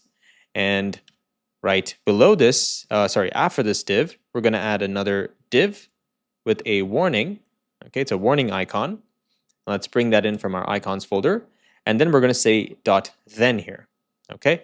And what seems to be the issue? All right, there we go. So when, then, okay? And so what are we going to do here? Well, if this exists, actually, we don't have to check if, sorry guys. After this, we're going to hit another div. And then inside this div, I'm going to create another div with flex, gap of 2, items, center. Okay, I'm going to change this. And then inside this div, we're going to loop over all of the data. And let's make sure we have that. Okay, we have data. So data.data.listener. Okay, and if this is equal to message, then we'll have another operation right here, okay? And this is also, this is incorrect. This has to be one more listener right here, okay? And so for this right here, if this is true, we're going to return the plain blue icon. And let's go ahead and import that icon. And then if not, we'll return the smart icon, okay? Smart AI's icon, like this. Okay, all right, there we go. Cool. So then we're rendering this, and let's see. So the listener message, let's also refresh the browser, make sure everything's running. Okay, there we go. Now we see the icon. And so after this down here, I'm going to create another paragraph. And this paragraph is going to have font bold, text large. And then inside this, now I'm going to loop over the data. So I'm going to say data.data.listener.listener. And if this is equal to message again, then we're going to do something in here, or we'll do something else here. Okay. So if it's true, we're going to say send the user a message. Okay. And then down here, we're going to say let smart AI take over. Okay, very straightforward. And maybe the text bold might be a little too powerful. So we could just remove text bold from here. Okay, so it looks a little more uniform, right? All right. And then after this paragraph, we have a div here, right? Hit enter after this. You want to create another paragraph tag with font dash light. And then we're going to say text dash secondary. And inside this, we're going to say data.data.listener.prompt. Okay. And then it's going to show up right here. Okay. Okay, cool. There we go. And then all the way down here, after this div, we're going to say data.data.posts.length. And this is, of course, only once we connect the post, right? Right now, we don't have anything because we haven't connected the Instagram API. And now, if this is true, I'm just going to return a React fragment. And if this is false, I will return another if condition. Okay, so I'm going to say comment trigger. If this exists, then we'll do something in here. I'll return something else. And so for this one, what I'm going to do here is I'm going to return a button here. And this button is called post button. Okay, and for this, I think we might need some stuff from Instagram. We'll see if we need something. But for now, I'm just going to create the post button like this. And let's also copy this title so we can go back and open up our folder structure. And inside then, or actually not inside then, sorry, inside the automations folder, we can create one for post. Okay. And inside that, an index.tsx and the node.tsx if we need it. Okay. And so for the index.tsx, I'm going to return a component and just rename it to post button. And also let's go one step back and import this component real quick. All right, nice. And it looks like the browser is taking too long to load. I think I have a bunch of things running. All right, that's fine. And so after the post button here, if this was false, we're going to return a React fragment. Okay, awesome. Now, what is this section? Well, if the user had selected comments as a trigger, well, the comment has to be on the video. And so for that reason, we're going to need to render out all the posts that they, oops, okay, that's my alarm, forgive me. So we have to we have to render out all of the posts and the ones that they have selected to listen for. All right, and real quick, just want to give you an idea of how we're going to go about this, okay? So the tricky thing with Instagram API is you want to limit your API calls as much as possible, at least when you're not in live mode, okay? So if in dev mode, we want to make sure that, you know, we limit our API calls as much as possible. And so for that reason, we're going to do the Instagram setup towards the end, okay? Just to be safe, or maybe somewhere in between where it just makes sense to get it set up right then, okay? So for now, what we can do is we need to at least look at the design from our Figma mockups, and this is why Figma is amazing. We're going to look at the design and just have an idea of what we're trying to build, okay? So look at this design, and that way you can know exactly what we're coding. And so with this in mind, we can build a setup, right? We can build a setup, and then we can wire up the Instagram API, okay? Because there are two more sections to this. The first one is we also have to create a webhook, okay? And how Instagram API works is it will call your webhook when the user, you know, basically sends that message or they comment on your videos, right? And so we need that webhook to be set up as well. So there's a webhook section, and there's also an OAuth flow, and we also have the posts. So for now, we're going to do as much setup as we can before we actually grab the API and plug it in here. So take a look at the design, like I said, and let's assume that this is what we're building, and kind of just lock your mind onto this, because for the next few minutes, we're not going to be able to see exactly what we're coding, okay? So just look at this and assume that, okay, this is what we're doing. All right, cool. So first, what I'm going to do in here is I'm going to create a hook called use query automations post. I'm going to say const data equal to use query automations post. I'm going to invoke it. And this is going to come from our hooks folder. So let's scroll all the way down here. I'm going to create another file called, actually, we already have use queries. So we can click on use queries and scroll to the bottom. And we're going to say export const use query automations post is going to be an arrow function like this. And this arrow function is first going to need to fetch the data, right? And so inside here, I'm going to say const fetch the post first. And this is also going to be an async arrow function in here. So async arrow function, okay? And this is going to need to have a wait in here. And we're going to say get profile posts, okay? And so, of course, we're not going to have, we're still calling the endpoint, but it's not going to work because we're not going to have some data. So just keep that in mind, all right? And so what I'm going to do now is let's quickly go to our automations folder and let's build this action, okay? So we're going to say export const get profile posts equal to async arrow function like this. And this arrow function in here is first going to call the current user, right, to make sure the user exists. And then we're going to need to get the access token, okay? And so this is what we need to do inside our try catch. So first, let's go ahead and find the user. So we're going to say find user like this. And then after this, we're going to need to fetch the posts, okay? And so we're fetching the post from the Instagram API. Now, I'm going to need to copy this and paste it because I don't want to make any errors. But all we're doing is we're using the fetch API. And the reason is because for some reason, guys, Axios was not doing it. I don't know what error it was. Maybe something to do with headers. I don't know. But fetch was working perfectly. Axios was not doing it, right?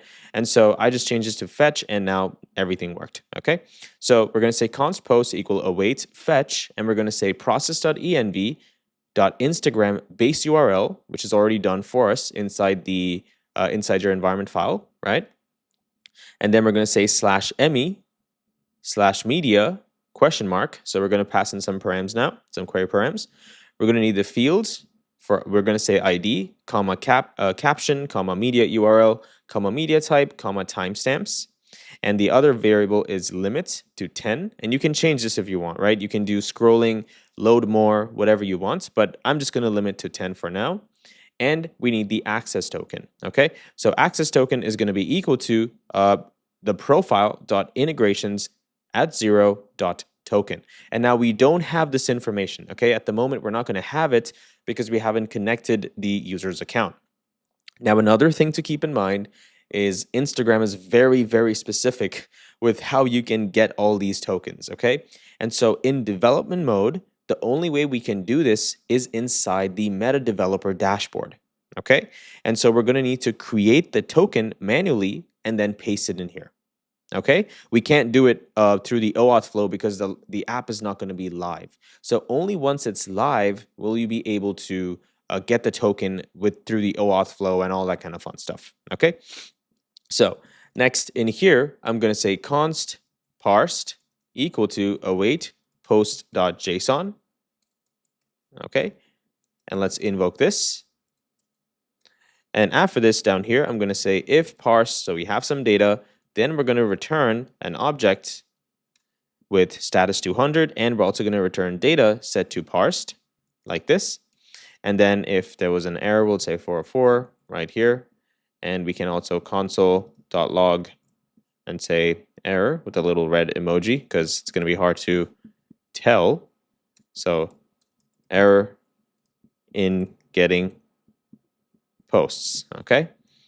And here I'm also going to say error in getting post server. Okay, server-side error. So server-side error. And you can also console the error itself, right? Of course. And then here I'm going to just return status of 500.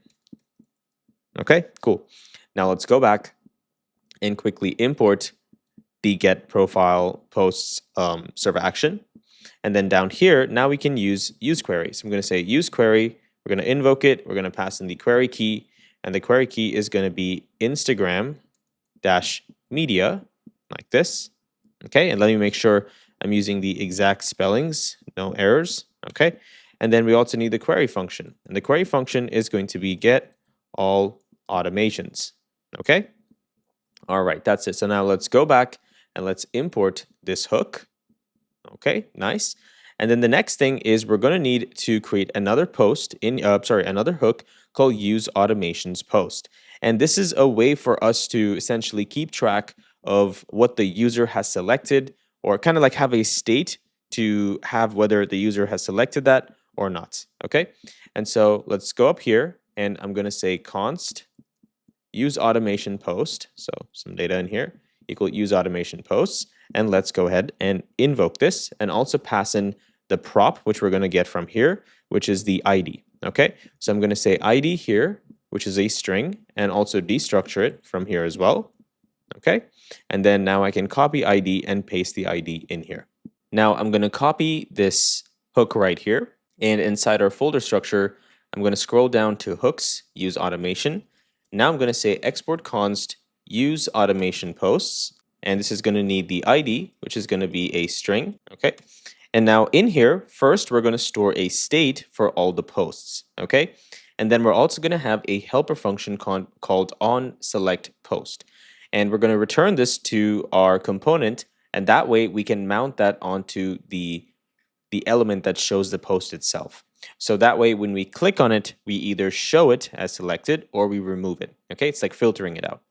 And then we're also going to use the use mutation data to essentially set the post and stuff like that. Okay, so in here first, let's go ahead and create the states. I'm going to say const posts and set posts equal to use state. Okay, like this, and let's import this. And for the type here, we're going to set an array of objects, and I'm just going to give it a default value. And for this, we're going to need media post ID caption, which is post ID is a string, caption is optional in a string, media is a string as well. And then we're also going to need media type, which is image, video, and carousel album. And now inside this, now we can create our onSelectPost helper. So this is going to need the post itself, which of course is going to be this type. So I'm just going to copy this here and paste it in here. Okay. And then inside this, we can now set this set posts to whatever the user clicked on. Okay. So what I'm going to do here is first I'm going to say set posts like this. And this is going to give us the previous state. So previous items. And then inside this, we're going to need to say if the previous items, like this, dot find, and we're going to find for something in here. So we're going to say p, which is a post, if p dot post ID is equal to the post dot post ID, that means this is the one the user wants. Then we're going to remove its duplicate by filtering it out. Okay, so what we're going to do in here is we're going to say return previous items or prev items. What did I? Oh, I spelled it incorrectly. That's why. So previous items. Okay, this is better. So previous items dot filter, not fill, sorry, dot filter, and we're going to say filter for where this is the item. And the item dot post ID is not equal to this post dot post ID. Okay, and then after that, else here, we're going to say the following. So we're going to say return, and we're going to add that new post or add the post the user wants into this array. Okay, so we're going to say return everything that's inside previous items, but we're going to add the new post in here. Okay. And now after this helper function, I'm going to hit enter. And now I'm going to use the use mutation data hook. So I'm going to say const equal to use mutation data. We're going to invoke this. And now we're going to also grab mutate and is pending from here. And inside this, we're going to pass in an array with the key, the mutation key, which is attach dash posts. And then after this, we're going to pass in an arrow function. And this arrow function is our mutation function, essentially, our server action. So I'm going to call this save posts. And now let's go ahead and also create that. So go to the automations folder, actions, automations right here. And inside index, we're going to do the following. So I'm going to say export const. Actually, we've already done this a million times, right? So I'm just going to copy and I'm going to explain each line. So first thing we're going to do in here is we're going to say export const save posts, which is an async arrow function.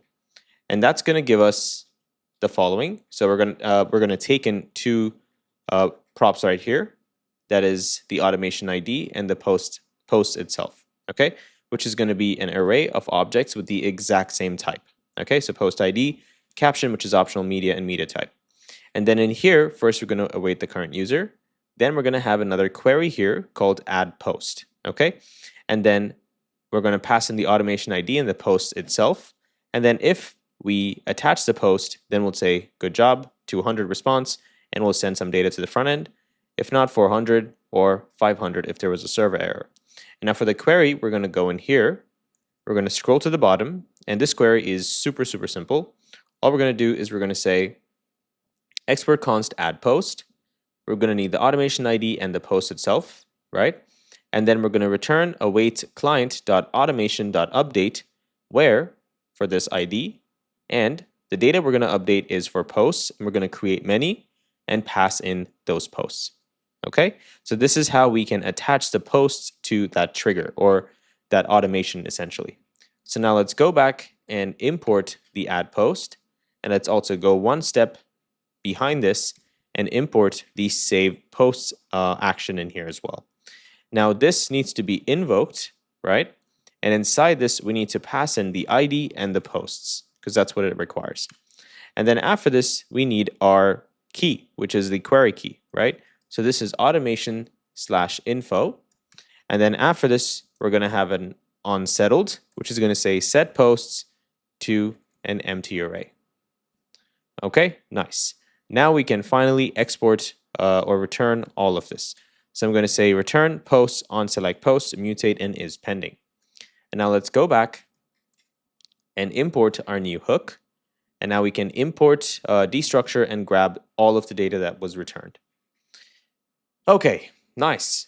Now, down here, what we're going to do is we're going to create a trigger button. So I'm going to say trigger button like this. And inside the trigger button, first let me also import it, okay? Guys, again, just keep in mind, we're not building this, right? We're not going to be able to see this because we have that if condition, and we also don't have Instagram set up, right? So for now, just assume that, based on the design, and just envision what we're coding with the design in mind, okay?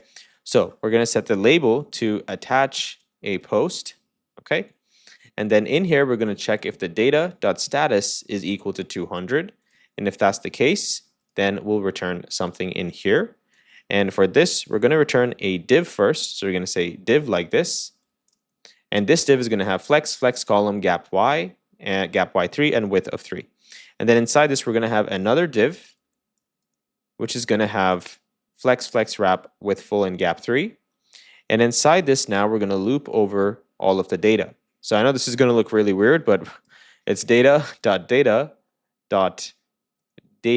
I think so. Let me take a look.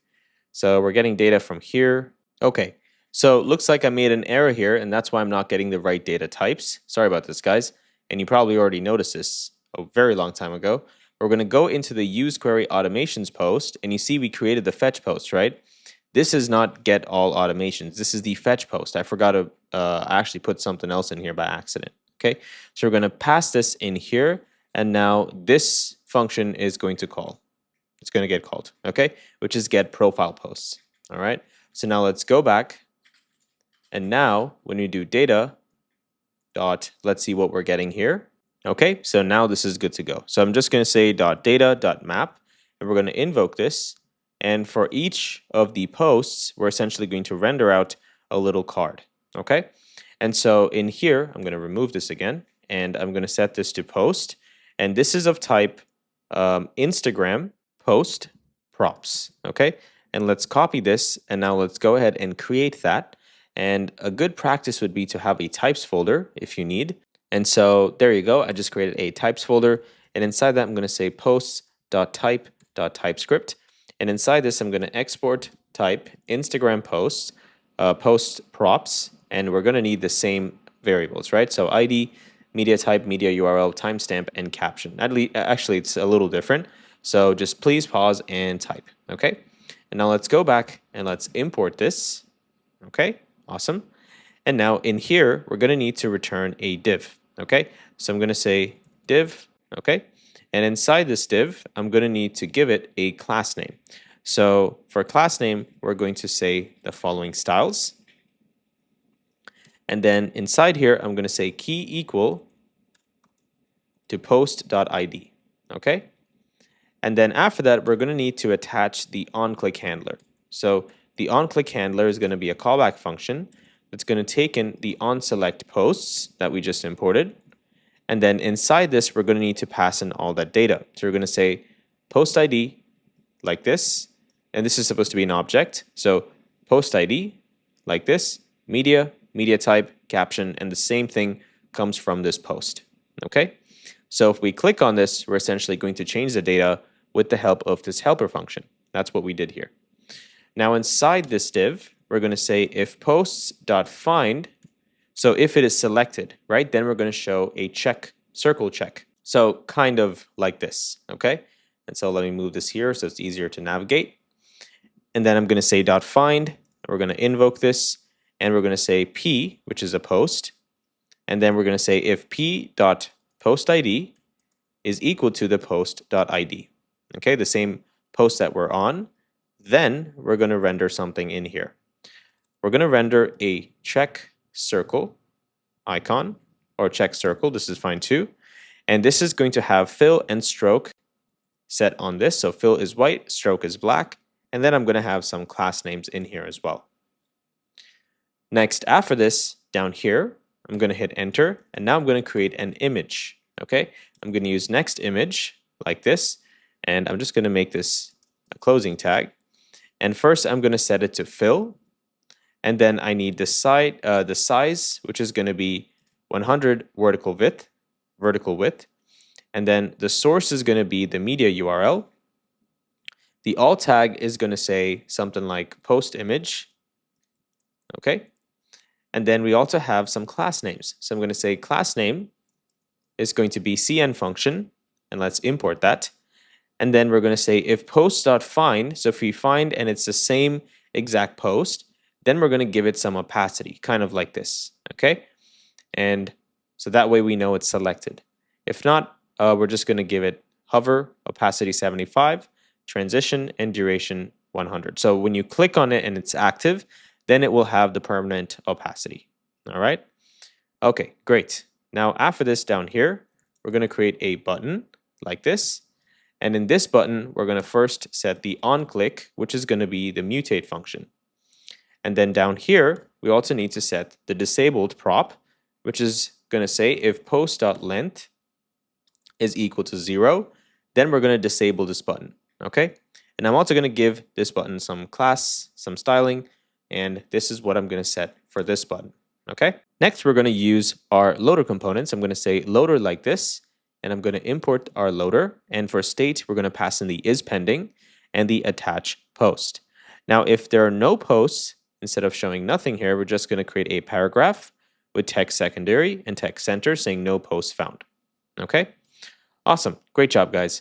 Now I'm going to go back one step into the then node.tsx, and in here, I'm going to set an ID prop, just like what it wanted, okay? Awesome, and then we are good to go with this component. So let's move on to the other component now. So once the then node is completed, we also have to show these elements once they are connected, right? And so that's what we're going to do next. So in here, I'm going to say post node like this, and this is another component that we need to create that's going to need params.id, so I'm just going to pass it in right now. And then let's open up a folder structure, and let's copy that title, and then I'm going to go down here all the way to posts, and inside this, in our node.tsx, I'm going to return a component and rename the title as well. And now I'm going to need the automation details. So what I'm going to do here is I'm going to use our hook called use query automation. And let's go ahead and import this. And now we can get the ID, which is a string, and let's destructure it from here and pass that down as well. So now we can render out that data or whatever post was created, right? So now I'm going to remove this here and I'm going to say data.data. If this exists, then data.data.posts.length. If this is greater than 0, only then are we going to go inside this if statement. So I'm just going to return a div for now just to save that. Okay, nice. And now I'm going to add a class name to this. So let's go ahead and add a class name like this. Okay, so please pause this and type this out. And I also see we need to import the post node. So I'm going to import our post node component as well. Okay. And now inside our component, next we're going to have another div here. So I'm going to say div like this. And inside this div, okay, so since we're using use query automation, this component needs to become a use client component. Okay, so let's go ahead and do that as well. And yes, so we add another div in here, and this div is going to have absolute height 20. Please pause the screen and type it, all right, guys? And then in here, we're going to have a span. Okay, and this span is just sort of like, I think, the connector, right? I think this is what we're going to create here. And then inside that, we're going to have the separator. So the span is this little dot here, and the separator is the line. All right, and yeah, so the separator component right here is going to have the orientation vertical and a class name like this. And like I said, that is going to be this section, okay? And then after this, we're going to have another span at the bottom of this.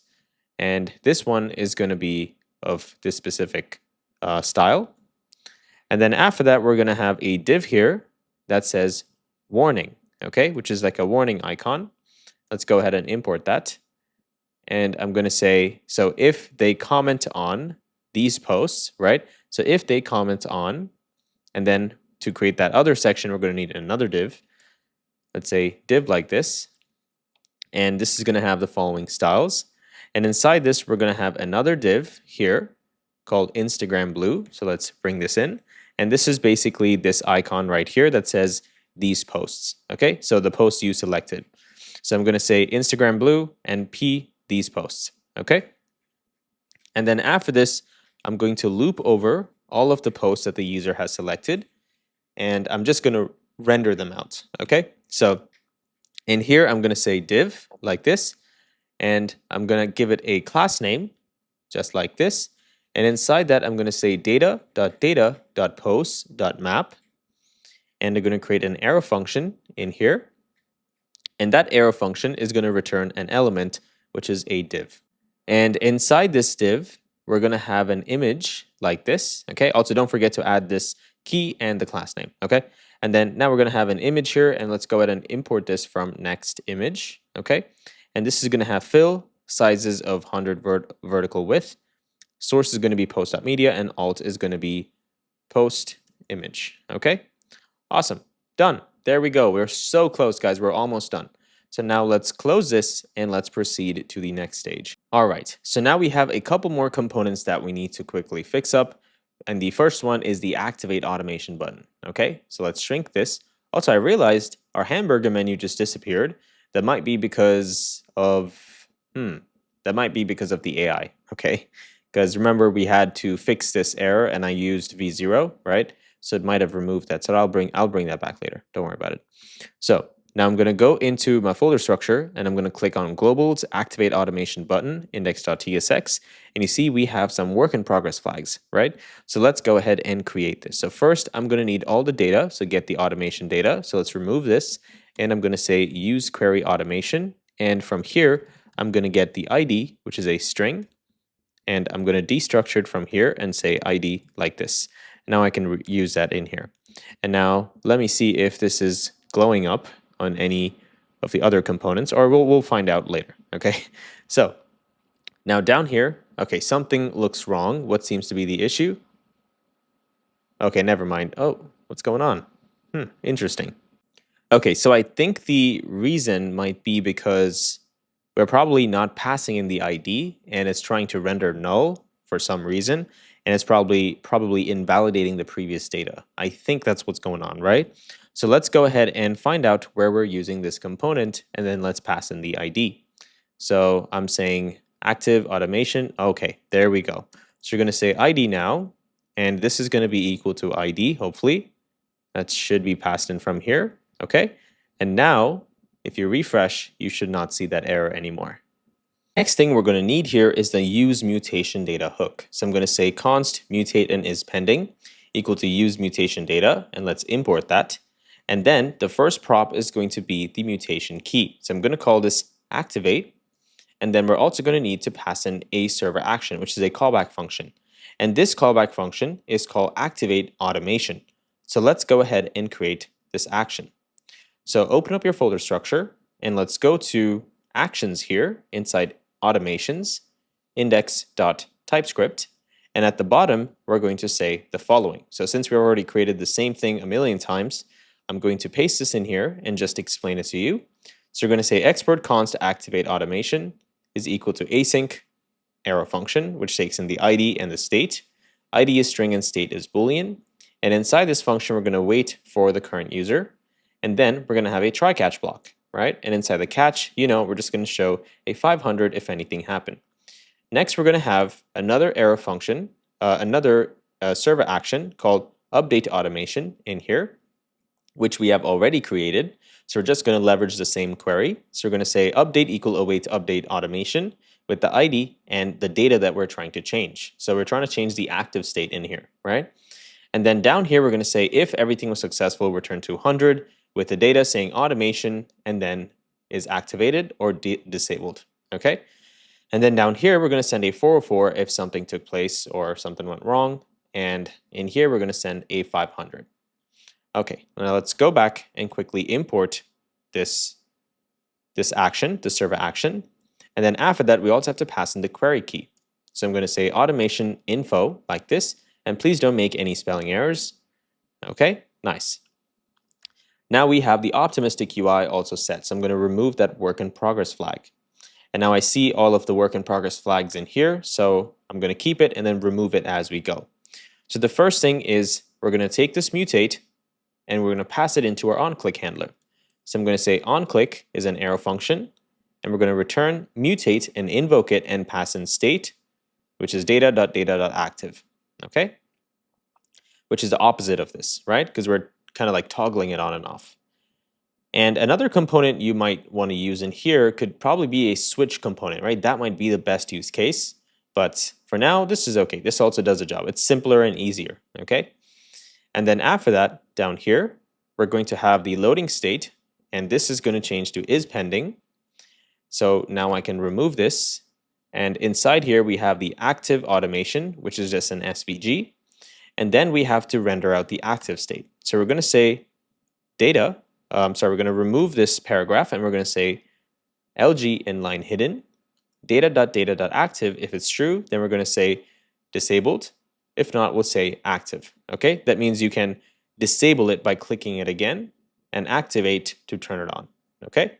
There you go. So right now we see activate, and now if I click it, it saves, and then it says disabled, okay? Nice. And you don't have to show the loading state, guys. I mean, you could technically just remove this and just have this, and that's totally fine as well. If you probably like, this response better, that's fine too, right? Or maybe you could have another class here. Let's see if we can do that. Okay, so I see something in here inside ChatCN called a loader component. So maybe this would be nicer. So what I'm going to do is I'm going to copy this loader. Let's scroll up top and let's import this component. And I'm also going to remove some stuff that I don't need from here anymore. Okay, and CN function we don't need it. We can just set the disabled prop, right? And now that we have this loader too, I'm just going to render it in here just to see what it looks like. And let's go back to our code. Okay, that looks so much better actually. I really, really like it. And so I also see some padding. So maybe I can give it, it looks like our class name disappeared. I might have removed that, sorry guys. So in here, I'm going to set the class name again, which is going to be the following. Okay, and now you see, we can see that loading state. Okay, and now we have to render out that loading state based on what's clicked. So I'm going to say disabled equal to is pending. And then in here, I'm going to say if this is pending, so is pending is true, then we'll render this out. Okay, if not, it's going to remove this logo. And well, right now we're technically not showing anything. I think I had another icon before this, right? Oh yeah, I did. I don't know why I removed that one. Okay, so let's remove this and say if it is pending, then we'll return this. If not, we'll return this component. And let's also import this one. Okay, there we go. And let's refresh our browser. Okay, and now you can see we have the component. So if I click, it's going to swap, it's going to show loading and disabled. Okay, so disable it now. Boom, nice. Okay, much more slicker. Probably should have done that for all buttons. Sorry guys, maybe you guys can take, the extra effort and fix that up. Okay, and I also noticed some weird margin issue here, so let me fix that as well. Okay, so I'm just gonna add margin left of 4 on the button. Okay, and that should solve this problem. So now if I click, awesome. And if I remove it, great. Now if I click on this, it loads. Awesome guys, looks amazing. Here is a challenge for you guys. If you notice, the hamburger menu does not show on the automations tab. But if you click on the home page, the hamburger menu does show on mobile devices. And so the reason is because this info bar up here is different from the info bar inside the automations tab.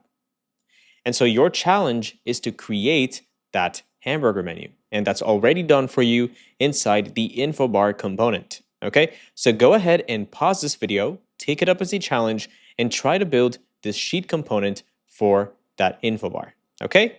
All right, so now we're going to also complete the payment section, right? So inside the settings tab, we have to show the user's billing information, and we also want to, update this upgrade button, right? So that way they can upgrade to a different plan of their choice.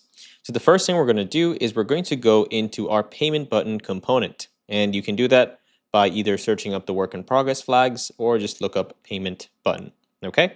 And now inside this, right here, we only have the button itself, but we're also going to need to render out a kind of like a loading icon in case the user is paying, and we also have to open up their subscription, okay? So first, let's do the setup on the code side, and then we'll go into Stripe, which is what we need to essentially set up payments for our application. So this hook right here, use subscription, is what's going to help us accomplish this, okay? So I'm going to copy this real quick, and I'm going to also just say const some data equal to this, and then I'm going to open up my folder structure. Also, let's change this to a client component, right? Use client like this, or I don't think we need to because the component before this might be a client component. But anyways, you can change it to a client component if you want, okay? So I'm going to go down here into hooks, and I'm going to say use subscription. So inside this, like this, use dash subscription dot TypeScript. And then inside this, we're going to do the following. So I'm going to say export const use subscription is going to be an arrow function. And inside this, we're going to essentially first create a state, okay? So I'm just going to say const is processing and set is processing equal to use state. And this is going to be false for now. And then in here, I'm going to create my helper. So it's called on subscribe equal to an async arrow function. Okay. And inside this arrow function, first we're going to set is processing to true. And then after that, we're essentially going to make an API call to one of our endpoints. Okay, we're going to have an API endpoint in here under an API folder. We'll get to that in just a second. But let's first do this here, which is response equal await. And this needs to change to, actually this doesn't need to, we already have async here. So await Axios dot get, and we're going to send it to /API/payment. Okay.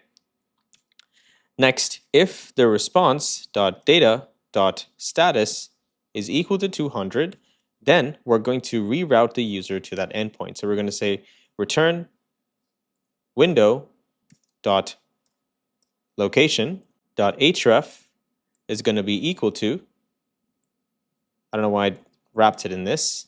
Okay, I think it needs to, but that's fine. So we're going to send backticks like this. And inside this, we're going to say response.data.session underscore URL. Okay, please don't make any spelling errors with this, guys. Even I'm going to copy and paste so I don't make any spelling errors here because we're not going to get type IntelliSense. Okay, and then after this, we're going to set is processing to false. All right, cool. Okay, and then down here at the end, I'm going to also return on subscribe and is processing. So now let's go back and quickly import this hook. Okay, and now we can destructure those values that are being returned. So I'm going to say on subscribe and is processing, and I'm also going to remove this, and I'm going to use the same loading state that we used in the other component. So this is inside my activate automation button, right? So remember we have that is pending state right here. So I'm going to copy this, and I'm going to go back to the other component, which is a payment button. And inside the payment button, I'm going to essentially put this in here. So if is pending, we're going to say loader2, set this to true, right? And is processing is the word here, so I'm going to replace that. And then if not, we have to show some text, right? So what we can do, guys, is we're returning this right here. Okay, I think this should be fine. Maybe we can use like a credit card icon, right? Something like this. And it's going to look like that. That should be fine, okay? And I see some error here. What's the error? I think it just needs to refresh. Okay, awesome. And now the next thing I'm going to do is I'm going to attach the disabled prop on top of this. I'm going to set it to is processing. And then on click is going to be equal to on subscribe, that helper function we created. So if I click on this now, it's going to load, but nothing is going to work. But I just wanted to make sure it's loading, right? And the reason why it continues to load is because there's an error. And so what you can do to improve code quality is you can wrap all of this inside a try-catch block, and then accordingly you can set this to, set is processing to false as well inside the else condition, okay? But just for simplicity, I think you guys already understand that stuff. I mean, we did it so many times, right? So just for simplicity's sake, I am going to keep it like this, okay? So that's it. Now that we have this upgrade button, the user can click on this. We see the beautiful, loading icon. Of course, it's going to throw an error. And now we can finish that API endpoint and also get the user's Stripe credentials. So first, open up your folder structure. I'm going to shrink everything. And inside app, I'm going to create another. Actually, I'm going to use the protected routes. And in here, I'm going to create a folder called API. Okay. And inside this, I'm going to create a webhook. Sorry, not webhook, guys. It's called payment, okay? Just the way we mentioned right here, right? The exact same way. And inside this payment, I'm going to create a route.typescript, okay? And now in here, we're going to have the Stripe credentials and also an API endpoint, which is a get endpoint. And that way we can call this when the user clicks that upgrade button, okay?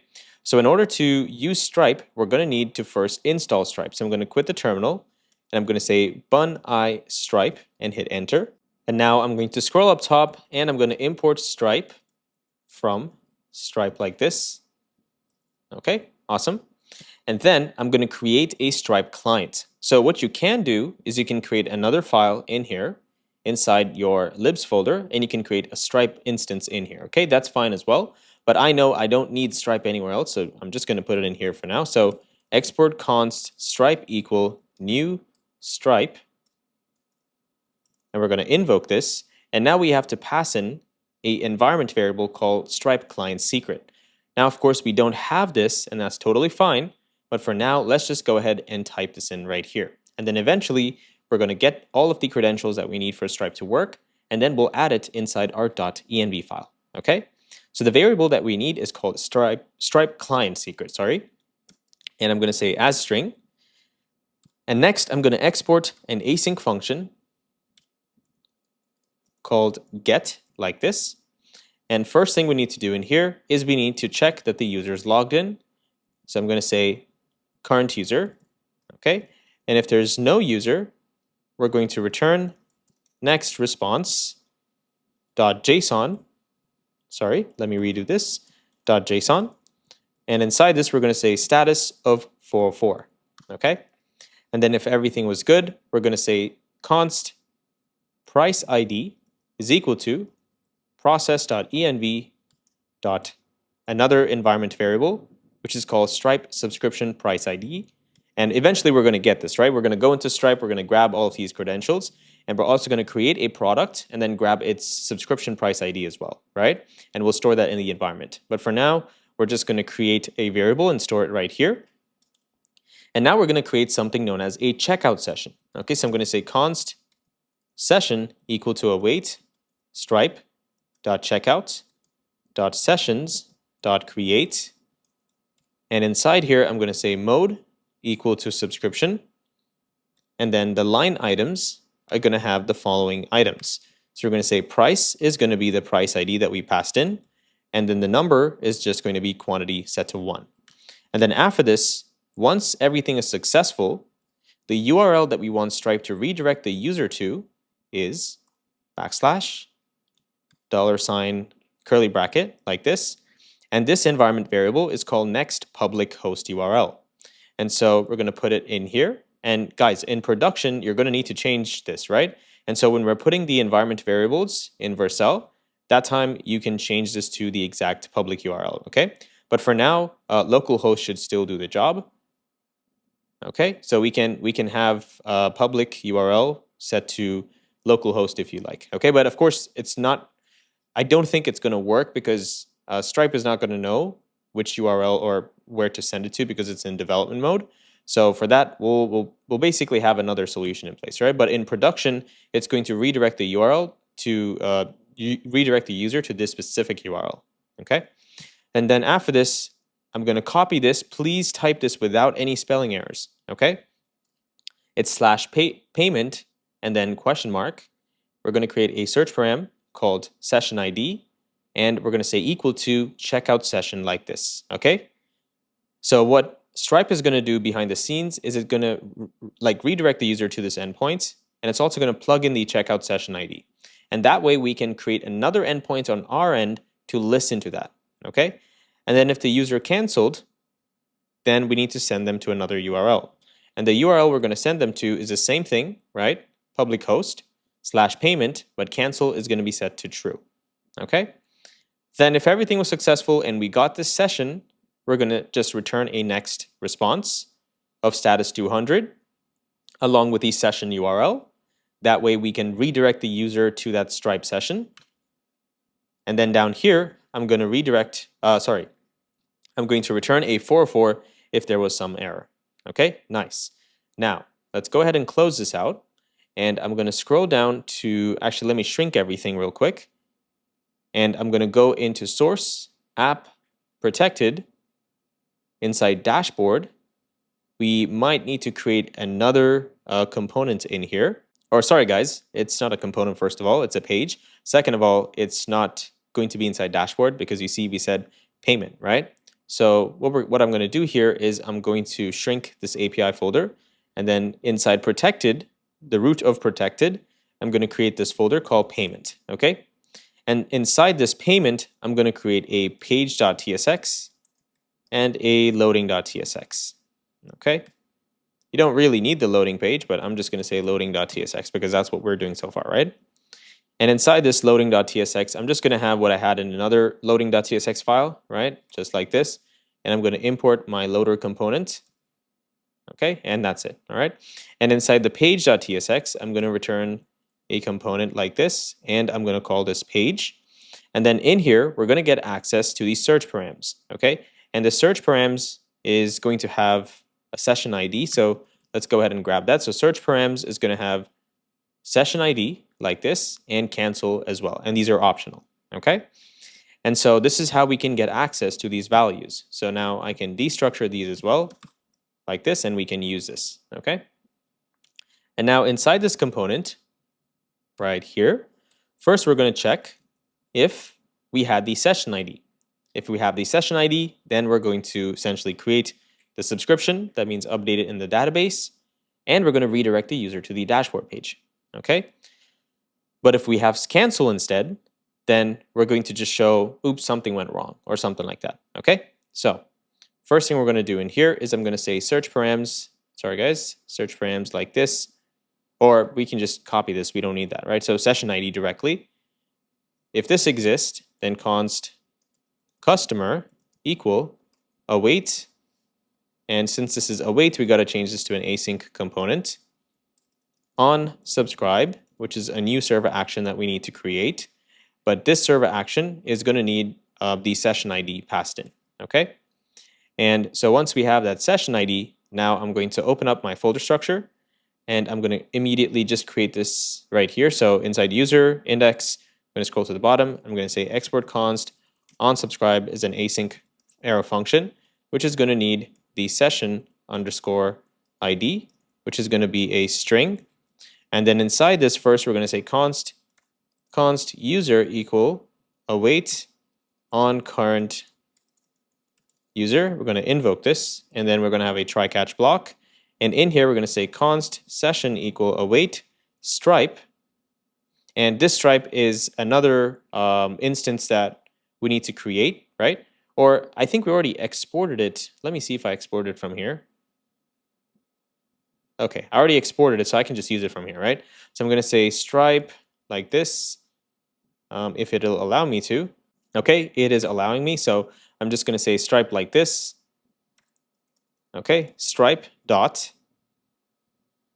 checkout sessions. So checkout dot sessions dot retrieve, and we're going to pass in the session ID. Okay, so if this is a valid session ID and everything looks good, then we're going to say const subscribed or subscribed.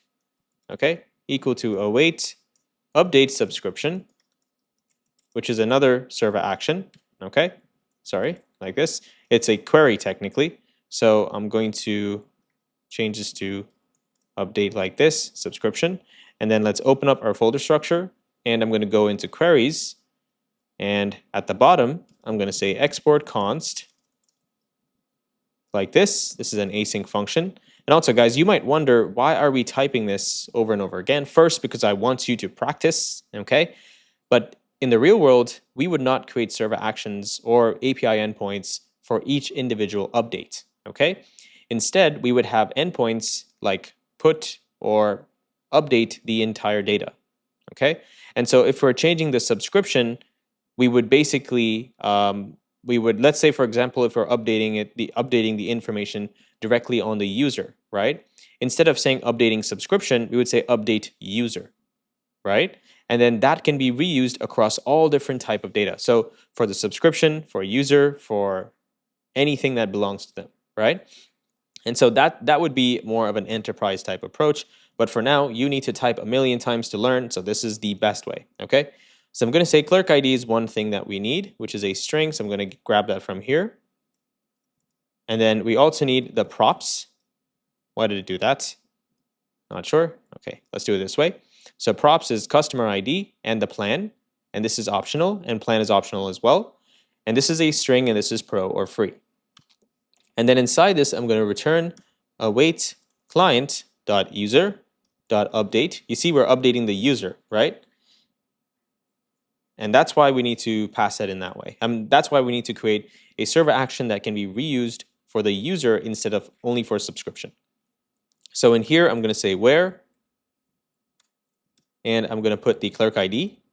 And then for the data, I'm going to create an object, but I'm going to update their subscription. Okay, like this. And I'm going to set update for the data. And I'm going to put everything that's inside props. Okay, awesome. Great job. So let me make sure, yes, this is right. Okay, and I'm also returning. Great. Now let's go back and quickly import the onUpdate subscription. Nice. And now if everything is successful, we also have to pass in the data, right? So user.id, and we also need to pass in an object with customer ID set to session.customer, okay, as string. And then the plan is going to be set to proplan, okay, like this. All right, there we go. And now if subscription was successful, we'll return status of 200. If not, we'll return 401. And then if all of this has failed, we'll return 404. And then if something happened in the server, we'll return 500. And now let's go back and import this server action. Okay, on subscribe, session ID, awesome. And so if the customer, I made a spelling error here, so it's customer dot status equal to 200, then we're going to return redirect from next navigation, and we're going to redirect the user to the dashboard page. Okay. If not, down here, we're going to redirect them. We're just going to show a message saying some error took place. So flex dash column, justify center, item center, okay, height of screen, width of full. H4 is going to have a class name of text-5XL, font-bold, and in here we're going to say 404. Okay, and then we're also going to create a paragraph tag with text XL and font bold. All right, and in here I'm going to say, oops, I don't know how to spell it. Okay, oops, something went wrong. Okay, nice. And then now if the session does not exist, so after this, if we have cancel in the search params, so cancel exist, then we're going to return another div. And this div is going to have pretty much the same style. So I'm just going to copy it from here. And I'm going to say class name, and I'm going to paste it right here. Okay. And then inside this, I'm going to just copy the same thing I have here as well, and just say 404, and also show a like an error, just saying, oops, something went wrong. Okay. Awesome. And then we don't need to return anything right here. There we go. Okay. Now we can close this like that. And now we can use the subscription page. Great job, guys. So now that we have the user's information, billing related information, and we also have our database set up, now we can also complete the other work in progress flag, which is inside the billings component. So all we need to do in here is we're going to say const data equal to use query data, not use query data, sorry. This is use query user. We're going to copy this, and this is going to give us the data. So I'm just going to destructure that. And now I'm going to open up my folder structure, and I'm going to scroll down all the way to hooks down here, and inside use queries, user queries, or this should have been used, guys. I think I made an error here. Sorry about that. Okay, this should be use queries, but it's fine for now. All I'm going to do here is I'm going to say export const use query user, and we're going to return use query use. Have a habit of typing user for some reason. And what seems to be the, okay, looks like we've already done that. Use query user, we already created that. So we can go back and I can import the use query user hook, and that's it, okay? And then down here, I'm going to remove this, and I'm going to say data.subscription.plan, okay? And then this is going to be pro plan. Okay, and then down here, I'm going to also copy the same thing here, and I'm going to change this to data.subscription.plan, and I'm going to change this to free. All right, now let's refresh. Okay, we have to say run dev. Let's refresh the browser. Okay, and now we're going to see an error for Stripe, and the reason is because we don't have those environment variables. So now's a good time to jump into the Stripe dashboard and grab all of these environment variables. All right, guys, now navigating the Stripe API can be extremely challenging, especially if you are a web developer who's just getting started. And even today, I still get overwhelmed with Stripe. And the reason is because their documentation is huge, okay? And they have different versions of documentation for different versions again. And because of this, it's very confusing. And it took me probably 2 months to learn Stripe when I first started, especially when I was creating the Stripe Connect feature in my first viral project on YouTube, right, which was Plura.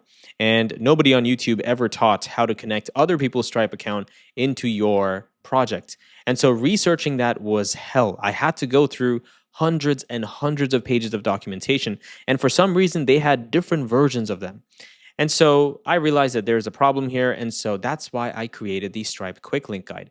This is a simple 3 or 4 page document that gives you only the links that you need and nothing more.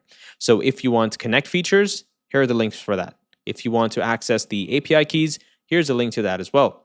If you're trying to create subscriptions, here you go. That's it. Nothing else. You don't need you don't need more to this, okay? And that's exactly what I'm going to be using for this project as well to access our API keys. So if you believe that this is going to save you a ton of time, and that way, hopefully you don't have to read thousands of lines of documentation like I did, then I'll leave a link down below in the description to access the Stripe quick link guide, okay? Or you can just go to webprodigies.com/shop or /store, and then you can pick it up from here. It's the cheapest price I could even think of, right? And yeah, that's it. This is the fastest way for you to access Stripe, okay? And so what I'm going to do here now is I'm going to scroll down to API keys because we need a specific secret key to wire up Stripe into our application. So go ahead and copy this link, and I'm going to open it, and that's going to take me into this page, and I'm going to click on the developer dashboard, and that will take me into the API keys tab. Okay, and you will notice there's no way you can find this anywhere in the dashboard. Okay, so it is a little challenging. All right, and that's why I put together that document. If not, all you have to do is first look up developers, and then you'll find this tab, and then you can click on API. Okay, you won't find it in here, but I think you can pin stuff. I'm not sure if you can do it with this page, but yeah, guys, I'll leave a link in the description if you want to grab that, okay? And so the first thing we need is I'm going to open up my .environment file, and I'm going to scroll down to where I find this client secret key, right, which is this one right here, and I'm going to copy the secret key right here, and I'm going to paste it down in here, okay? So Stripe client secret. And then the next thing I need is to create a subscription. So I'm going to go ahead and copy this link as well. And then I'm going to open up another tab, and I'm just going to paste this in here. And this is going to take me into the product catalog, or you can just click in here as well. That's fine, okay? And then I'm going to create a product, which is a subscription product. So I'm just going to call this Slide Pro, okay? And then I'm going to click on recurring, and I'm going to set the price to $99. You can set it to whatever you want, but I think I had $99.99 if I'm not wrong, right? And so, or we'll just keep it at this, okay? 99 cents, I can't do anything with that. And then once that's done, I'm gonna go ahead, and you can also add a description. I'll just say, this is a description for the Slide Pro plan, or let's make it slightly better. So use smart AI to automate conversations on Instagram, okay? And then let's go ahead and add this product. Okay, awesome. And then it also created a price for us, right? This is the price. I'm going to click on this, and then I see a product ID, and I also see a price right here. And so you can copy this price ID, and if you paste it, it should start with P, with price, okay? And now we can go back to our code. I'm going to open up the sidebar, go into .env, and I'm going to look for the Stripe price ID, subscription price ID, and let's go ahead and paste that ID in here, okay? And now let's quit this, and let's open up our browser, and let's refresh, and we also have to quit the terminal, right? So quit the terminal and say bun run dev, and let's refresh once more. Okay, so that worked, but we have the use query problem, and the reason is because this needs to become a use client component, okay? So I'm going to change that to use client, and just like that, now we have this upgrade right here. Okay, nice. So now if I click on upgrade, it's going to load. Okay, I see an error. It's saying API failed with status code 500. Okay, let's take a look at this, guys. All right, guys. So I assume that Stripe would not know the success URL if it was localhost, but I think it does because it's probably, routing through the same browser. But yeah, so this is good to go. It's not like other applications because Stripe itself is not calling it. I think it's coming from our application, right? And so for that reason, just scroll down here, go into your .environment, and you should put HTTP localhost, not 4,000. You can put 3,000 like this, okay? And then this should be good to go. So it'll redirect the user to this endpoint once everything is done. And don't put the trailing backslash for now because you see we're already having the backslash in here, okay? Awesome. And now if you click in here and click on upgrade, it spins that up and then it takes us to the Stripe page. Awesome. Okay, so I just went ahead and put some fake credit card details. And now let me go ahead and click on subscribe.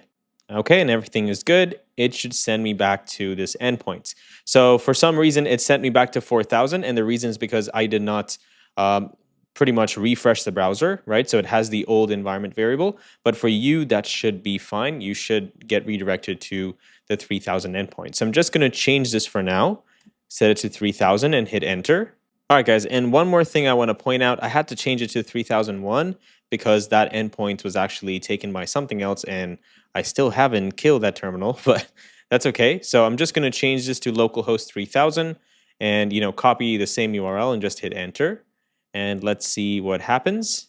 Okay, I think everything worked. Let's take a look at our building page. So inside settings, we should see Smart AI. There we go. Great job, guys. All right, guys, so now that we're done with setting up payments for our application, we can move on to setting up Instagram. So there are 3 parts we need to work on. First is the API, which is basically the webhook. Then we need a redirect path when the auth flow is completed. And we also have to set up the integrations page, right? So first thing I'm going to do is I'm going to go into the integration-card component, which is inside integrations page. And then in here, I'm going to say const on Insta OAuth like this, and this is equal to an arrow function. And we're going to create a function here called on OAuth Instagram. And we also need to pass in the strategy in here, so I'm just going to pass it right now. Okay, and so copy this function right here. They're going to open your folder structure, and we're going to scroll up to actions inside integrations. And then in here, inside index.typescript, we're going to create this action. Okay, so we're going to say export. Actually, first, let's change this to use server, right?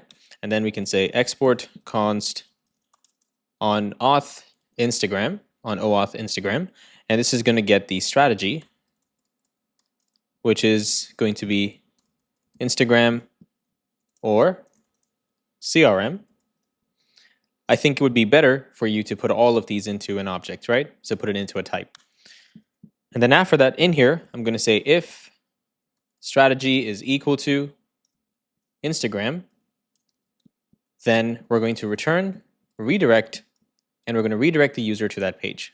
And so what is this redirect URL? Well, this redirect URL is inside our environment file, and it's called Instagram embed OAuth URL. And this is something that Instagram is going to give us. So we're going to need to do a bunch of stuff on meta side, and that way we're going to get access to this, okay? But for now, I'm just going to put this in place because we're not going to be able to click this and do anything anyway because we have to have a live application, okay? And so for that reason, I'm just going to keep this here knowing that it's not going to work, okay? So I'm going to say process.environment.instagram embed OAuth URL as string, okay? Nice. And now I can go back and just quickly import this, okay? Let me import this one, okay? And then after that, let me also comment this out so it's not confusing. And then we need to use query right here. And we're going to say query key is user profile. And then we're going to say query function, and we're going to pass in on user info, okay? And then next, we're going to check if this is integrated. Also, if you're wondering why this is here, it's because I tried something and it didn't work. And then I knew, okay, I have to kind of strategize slightly different, okay? I didn't want you guys to get confused. So that's why I was typing some code, okay? But what we're going to do here now is we're going to say if they're integrated, so data.data.integrations.find for where the integration.name is equal to the strategy, okay? And if this is true, then we're going to store that in here, all right? And then down here, we're going to pass an onClick, which is on InstaAuth, this function, okay? And then disabled, which is going to be integrated.name. And if this is equal to the strategy, then we're going to disable this as well. And then down here, we're going to remove that connect. And we're just going to say if integrated is true, then connected, if not, connect. Okay, done. Awesome. So that's it for this page. And now if you click, of course, nothing's going to happen. In fact, if you look at the description, if you look at the network calls, of course, you're going to get probably a 303, right? Let's see, not that one, this one here, okay? 303. And the reason is simply because we do not have the URL set, right? And so we will get back to that once we do the Instagram setup, okay? Please don't rush into it, and do the setup because there's more important things that we need to do. And the most important part is we don't want to abuse the endpoint and get banned, okay? So that's why we're gonna wait until the last minute. So now I can remove this work in progress flag and I can head over into our API folder.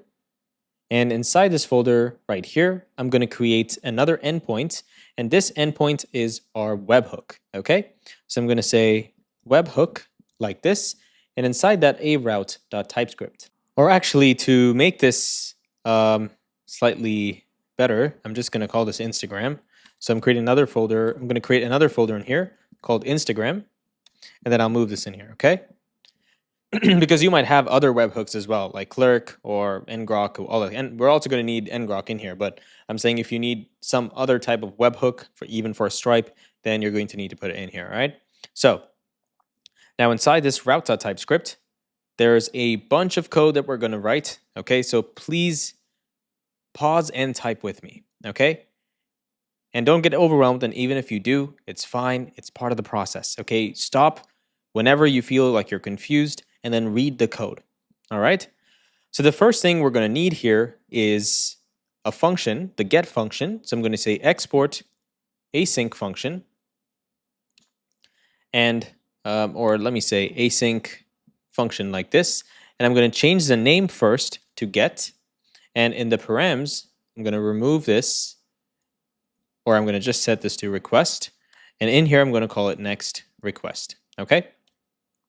And now inside this, we're going to say const hub equal to request.next URL dot search params, and we're going to get a specific param, which is called hub.challenge, okay? Next down here, we're going to say return new next response, and we're going to return this value, okay? Now, this is basically a method that is used to validate the webhook. Okay, so this is required from Instagram. Okay, it's not my magic. Also, guys, sorry, this is next response, not request. So this is required by Instagram because they want to validate your endpoints, your webhook, and this is only needed once. Okay, so once it is verified, Instagram will verify your webhook, and you're never going to need to do it again. Okay, and they are going to do that, not you. And so one more quick thing before we move forward.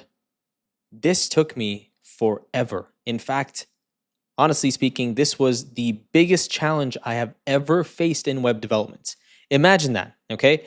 And the Instagram, and the reason is because the Instagram API is almost impossible to read. There are no resources. I don't know why they have it. Like, I don't know why even have documentation, right? And so I had to read every single page, and even then I couldn't figure it out. I had to mess around with stuff.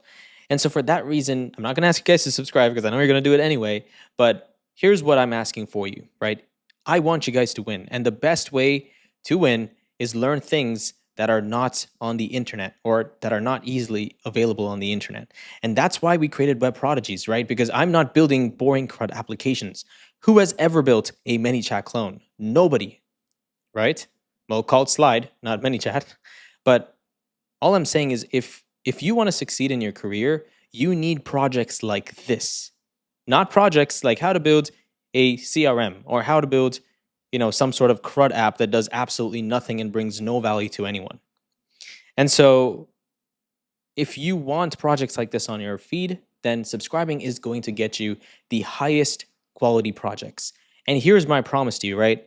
I want to go above and beyond and give you so much free value. It should be a no-brainer for you to work with me, right? And so for that reason, I'm going to give you more value than all the other creators out there, okay? And so this project took me so long, and so by subscribing, I promise you it's going to save you so much time, not just for this project, but any other project I ever create in the future. Because the type of projects I create is something you will never find on YouTube, okay? So thanks a lot if you decided to subscribe, okay? It means a lot to me.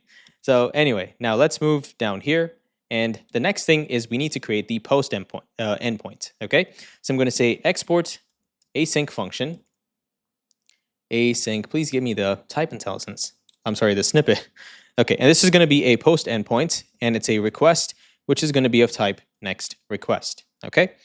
And first we need to get the request payload inside this function inside this API endpoint. So I'm going to say const webhook payload equal to await request.json, and I'm going to invoke this, and then I'm going to create a matcher.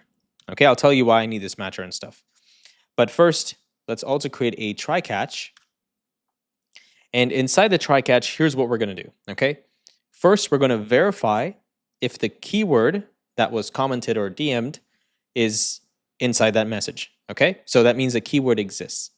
And this way we can tell if we have an automation or not. Okay, so that's what we need to do in here. And so this matcher is essentially going to have that. Like it's like a Boolean essentially. Okay. And this is going to tell us whatever, like the data that's coming back from the API endpoint, right? From the webhook. So first I'm going to say if webhook payload dot entry at 0 dot messaging, and I'm going to copy this so I don't make any errors. Okay, it's just messaging, never mind.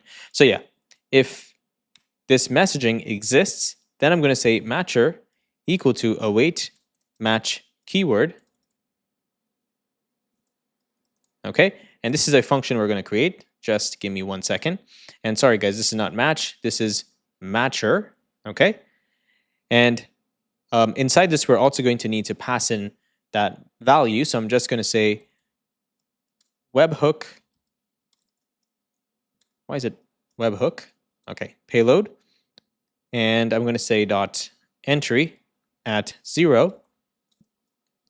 And for this, I'm going to say dot message dot messaging. So messaging messaging at 0 dot message dot text. So this is a helper function that's essentially going to tell us if the word matches or not. Okay. And so what we're going to do next is I'm going to copy this and I'm going to open up my folder structure, and inside the webhooks right in here, or actually, sorry guys, inside actions right here, I'm going to create another folder. Let's just call this webhook. And inside this queries.typescript. Okay. So this is not really just the helper. It's actually a query call to our database. And in here, we're going to check if, we're able to match it based on the query that we make. Okay. So I'm first going to change this to use server. Okay. And then in here, I'm going to say export const match. Actually, we don't need the use server, guys. I think this is not required for now, but I'm going to say match keyword, and this is going to be an arrow function. Oh, how did I create that character? Nice. I didn't even know. And then here is the keyword, which we need, which is a string. And then first I'm going to say return await client dot keyword dot find first. And for this, I'm going to say where the ID, or sorry, where the keyword or word, I think that's what it's called. Okay. Word equals keyword. Okay.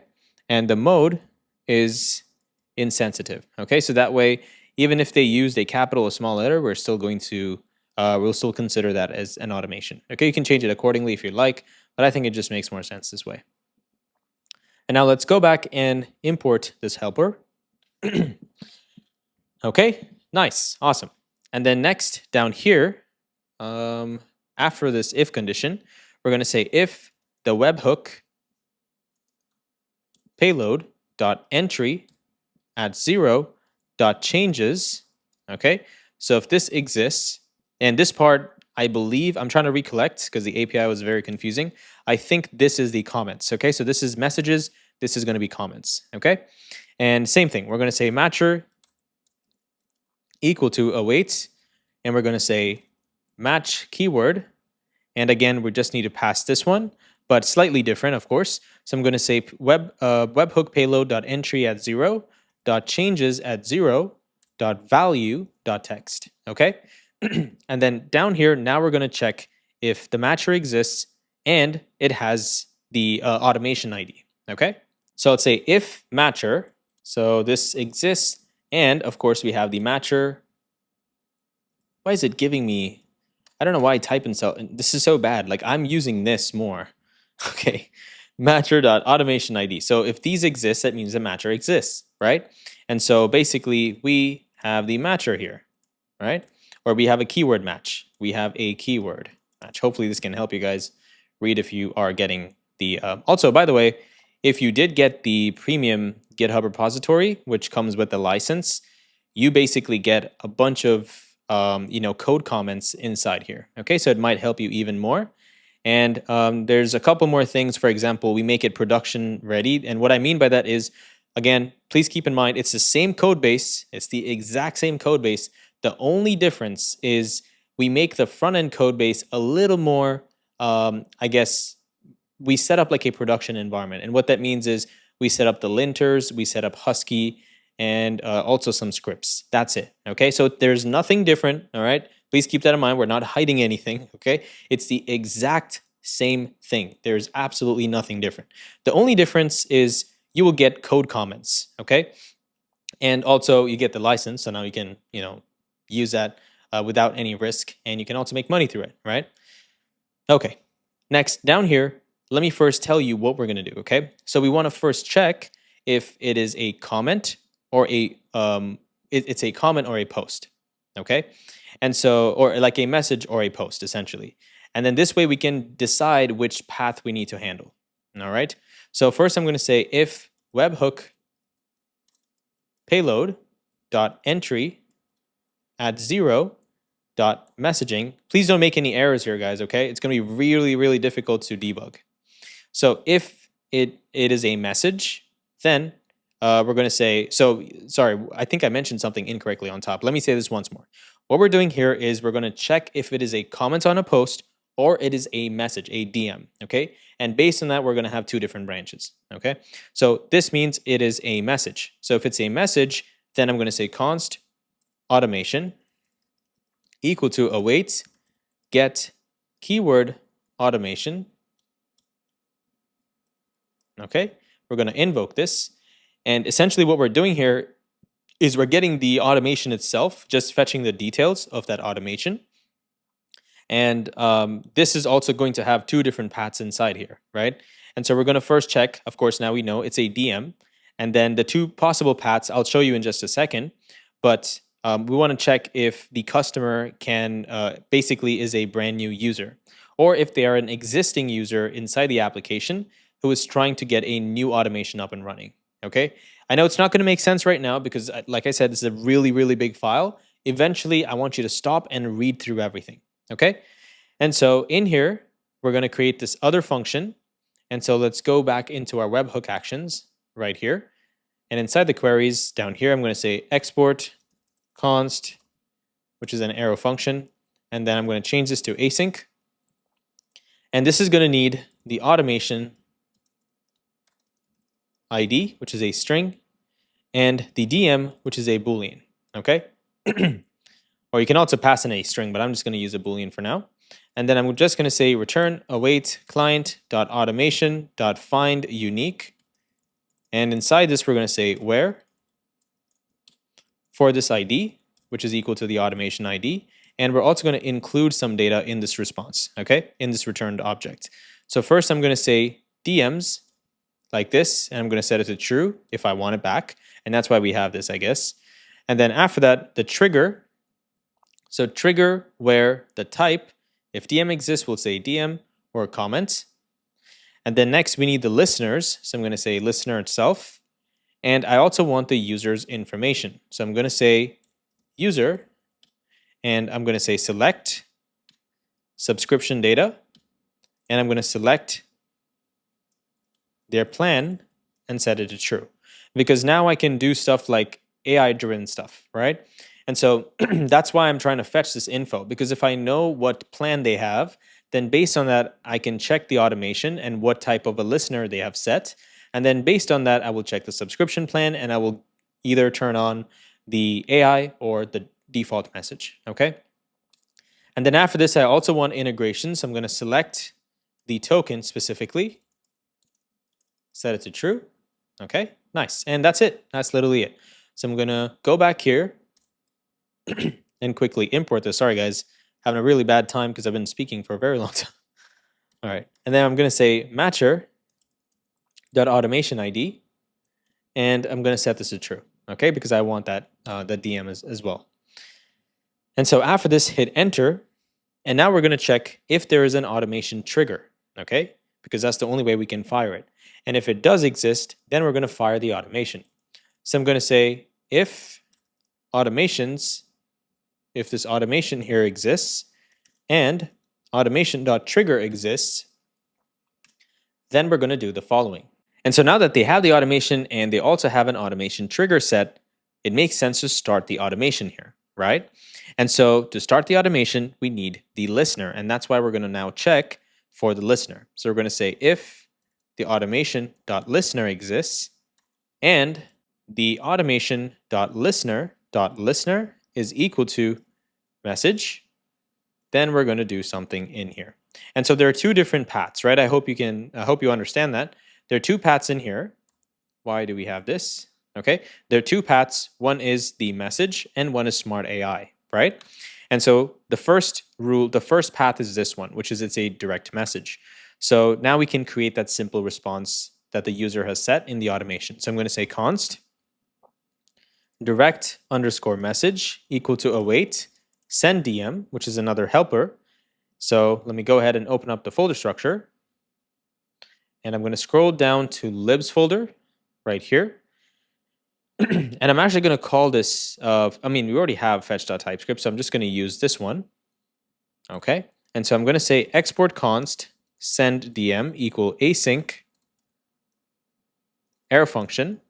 And this is going to need a bunch of values. So first thing we need is the user ID and the receiver ID. So user ID, receiver ID, prompt, and the token. Okay. And I'm also going to print a message here so I know that we're sending something. And first thing I'm going to do is I'm going to return await axios.post. Okay. And the endpoint is going to be process. It's basically the Instagram base URL, right? So let me go ahead and copy that so I don't make any errors here. So it's process.env.instagram base URL. And then after that, please make sure you put v21.0. Okay, sorry, after this, guys. So right here, slash v21.0. And then slash $user ID, like this. And then after that, slash messages, okay, with the exact same spelling. Please don't make any errors. I physically can't help you, okay? And then after that, we're going to have an object here, which has a recipient. Okay, I don't think it's giving me, of course, it's not going to have any IntelliSense. I'm going to hit enter here. I'm going to say recipient is going to be ID, receiver's ID, and the message is going to be text, which is a prompt. And so this receiver ID is essentially coming from Instagram, right? So that's how we're getting it here. Okay. Then we also have to pass in some headers. So after this, I'm going to hit comma, and I'm going to say headers. Headers is going to be an object with authorization set to bearer $, and I'm going to pass in the token here. And then the content type is going to be application.json. Okay, and that's it. Let's go back now, and let's import this. And now we can invoke the send message, and all we have to do is pass in these values. So I'm going to say webhook payload entry at 0.id. That's the first one. The second one is webhook payload entry, which is a sender ID, receiver essentially, right? Sorry, not sender ID, it's the receiver ID. From our side, it's the receiver ID, but from Instagram, it's called a sender, right? Because that's who sent the message. And so first was, let me also check this to verify. First was the user's ID. Okay, that's probably ours. And then this is sender, or is it the other way around? Okay, we'll find out. I think this one is the receiver, right? So receiver is basically the person who is getting the message. So from Instagram's side, it's called sender. I think that's what it is, okay? Because remember, we're triggering this based on what the user has sent us. And next, we also have to pass in the automation listener prompt. So what message the user we want to send them. And then after that, the token. So I'm going to say token like this. Okay, nice. And then after this, hit enter. And we're going to say if the direct message response dot status, actually, not response, is equal to 200, then is successful. Okay, so this basically means we successfully sent everything. So now we have to keep track of the first time responses. And the reason why we have to do this is because if the user keeps spamming, we're going to take, we don't want to essentially keep firing the automation. So that's one condition. And the other condition is if the user swaps between different automations. So let's say they sent get started, and then immediately they sent another automation keyword. We want to take the most recent one. So there's a bunch of things we need to do here. First, let's focus on tracking the first response, okay?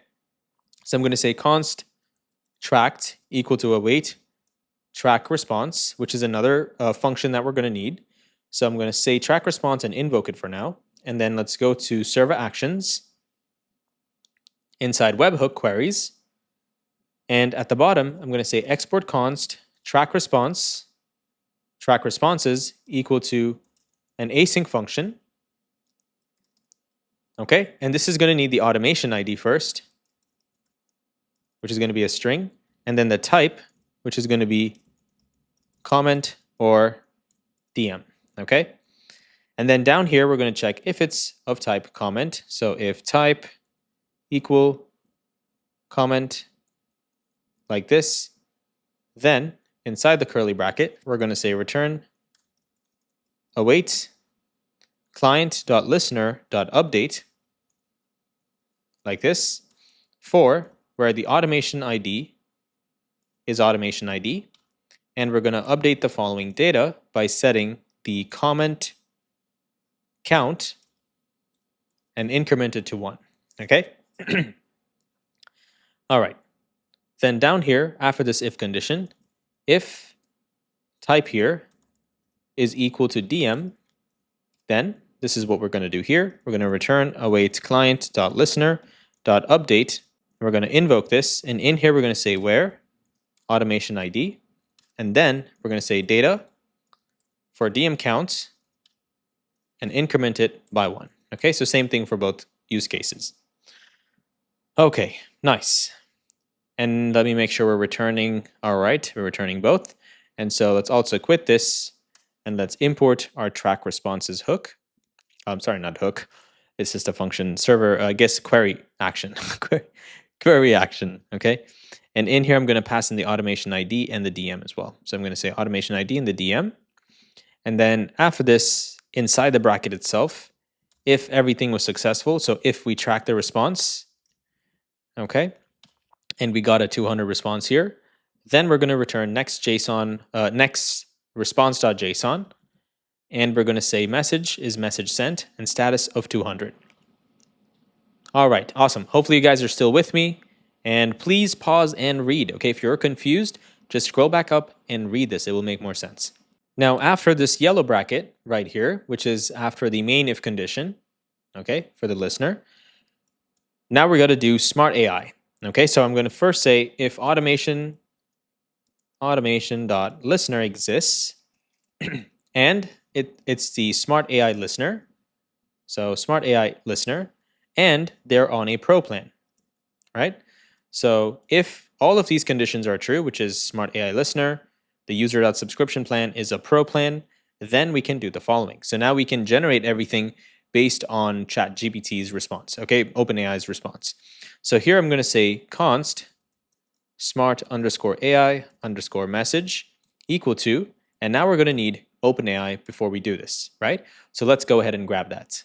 Okay, so the first thing you're going to do is you're going to open up your OpenAI login. Okay, so just say OpenAI login like this, and then click on the first link, and then make sure you log in, and it's going to take you into something that looks like this. Again, guys, their stuff always changes, okay? So you may not see this, and that's totally fine, but the idea is you just have to get to the dashboard, okay? So if you don't have a project, first create the project, and then once that's done, click on dashboard, okay? Next, I'm gonna click on API keys, and now I cannot show you this unfortunately, but you're gonna click and create a new key, or if you have an additional key, an old key, you can use that one as well. But I'm gonna click on a new key, and it's gonna give you the key. Just go through the process and make sure you copy that key and paste it inside your .environment file, okay?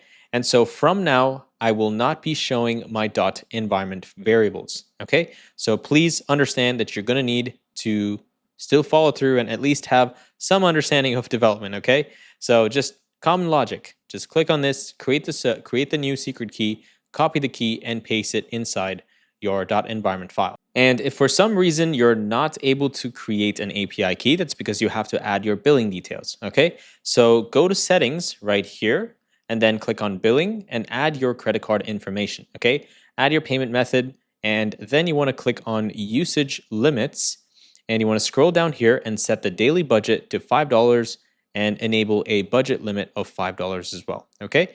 This way, it stops it. Worst case scenario, you do something insane and you mess up, you're still safe, okay?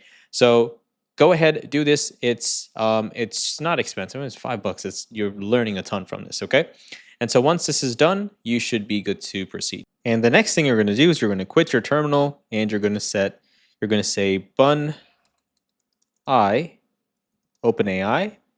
I think that's what the API is. Let's just take a quick look. All right, OpenAI, and then go ahead and hit enter. Okay, and you're all set. All right, and now we can proceed from here. Now you might feel like I've typed a lot of code, and I actually have, okay? And so what happened is, turns out that I was not recording, and that really pissed me off. But no problem, we're still gonna push forward. We're not gonna let that stop us, right? And I'm gonna explain each and every single line so you understand. So don't worry about it. I'm not going to just say, okay, this one, then this. I'm going to explain, okay?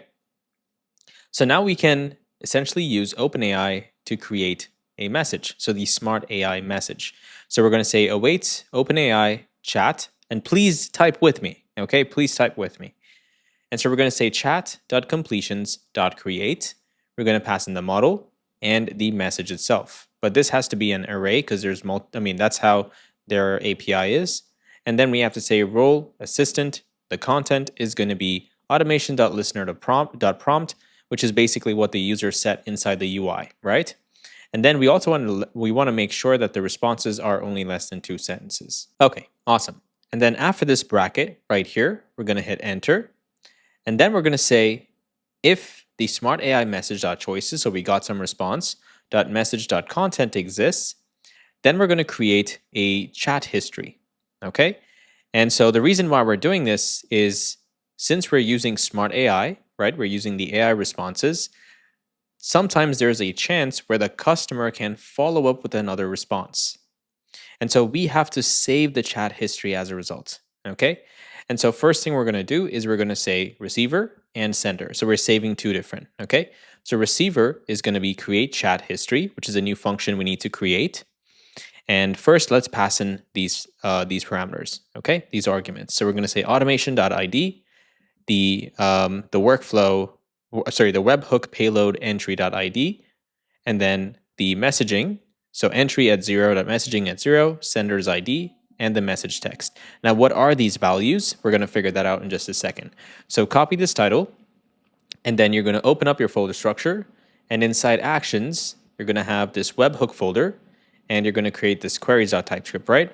So inside that, you're going to say the following. So you're going to say export const create chat history, which is going to require first the automation ID itself, then who's sending it and who's receiving it, right? Their IDs, and then the message. And next, we're going to say return clients.automation.update for this specific automation ID, and the data that we're going to update is the DMs, and we're going to create this specific DM entry, okay? With the receiver, the sender ID, and the message that was sent. That's it. And now let's go back, and you can import this, okay? Next down here, we're going to say const sender equal create chat history.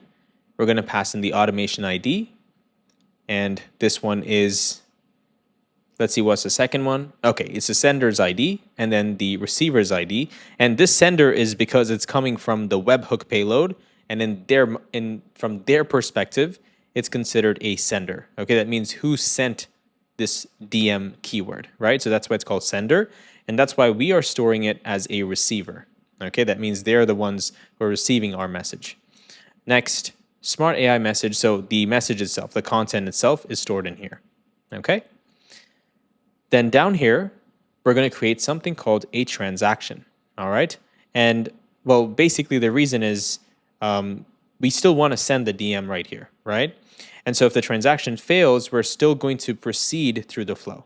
And that's why we need this transaction. So we're going to say client.receive.receiver. Sorry, we're going to pass in the receiver and the sender queries. Okay. Next, we're going to need to send the DM. And this is another action that we need to create. And we'll come to this in a second. But first, we're going to say const direct message equal await send message. And we're going to send this specific message, this DM. Okay. The first one is the user ID. The second one is going to be the receiver ID.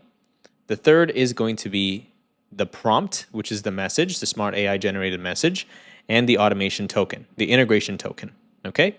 And now let's copy this. Let's go into a same, actually, we're not going to go into the webhooks file. We're going to go into our libs file under fetch.typescript. And in here, we're going to say the following. So export const send DM is an async arrow function that takes in the user ID, the receiver ID, a prompt, and the token. Okay. This is not a prompt, literally, it's the message. Okay, keep that in mind.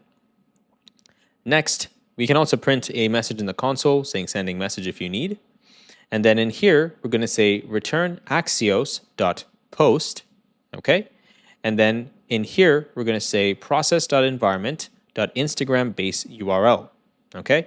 And then slash v21.0 with the user ID and the messages. And now that this is done, we're going to make sure that we have a status of 200. And so we're going to say direct message.status equal to 200 if that's true. Then we're essentially going to track the response, okay? And so we're going to say constract equal await track responses. We're going to pass in the automation ID and the DM, okay? And let's just take a quick look at this. And so all we're doing in here is export const track responses, which is an async arrow function that takes in the automation ID, which is a string, the type, which is a comment or DM. And if it's of type comment, we'll do this. And if it's of type DM, we'll do this. Okay. So what do we do for comments? Well, all we do is we're keeping track of this, of the automation. Okay. We're keeping track of their responses. And the reason is because the user can pretty much start sending another message again, right? And so we want to store it as though they have already entered that specific automation sequence. And so we're going to say if it's comment, return await client.listener.update for this automation ID. And we're going to update the data by setting the comment count to increment by 1. And exact same thing for DM, except we're going to say DM count increment by 1. Okay? That's pretty much it. And also make sure you're returning this. Okay? And now let's go back. All right. And after we have tracked the response, we want to make sure that tracking was successful too. So if tracked was successful, then return next response.json, and we're going to send a message with a 200 response. Okay. So yeah, just please pause and type. And I'll focus on trying to explain what's going on a little bit more so you understand. Okay. And again, guys, this is a really, really big file with a lot of code. Okay. So I'd expect you to take some time. Honestly, I think you should take some time, pause, and read the code if you're confused. Okay, if you're ever confused, stop and go back, scroll all the way up top, and read through this so you understand what's going on. Okay. Then after this, 1, 2, 3, 4, 5, 6, 7, seventh bracket or the sixth curly bracket, you're going to hit enter, and in here we're going to check if the webhook payload entries at dot changes. So there was some value that exists. And the webhook payload entry at 0.changes.field is comments. And inside here, we're going to do the following. So essentially, this checks if the payload that was sent is a comments type payload. And since we know that, comment is one type of event, we don't need to check for any of the chat history. Okay? And so down here, we can now check first if it is the correct post that we're listening to on that automation, right? And so first thing we're going to say is const automation equal awaits get keyword automation. we're going to say matcher.automationID, and we're going to pass in false. And let's just take a quick look at this as well. And so all we're doing inside this arrow function is export const get keyword automation. And for a specific keyword, we're just, for this specific automation, we're just trying to get some values, okay? And so we're going to say return await client automation dot find unique for this automation ID, but we're going to include all of this data, okay? So what do we need? Well, first we need the DMs, okay? And this is a Boolean, that way we can choose to return it or not. And then we're also going to need the trigger, okay? So trigger, where if it's a DM, then we're going to say DM. If it's or we'll just say comment, okay? So it'll return those triggers as well. We want the listeners as well. And we also want the user's subscription status, okay?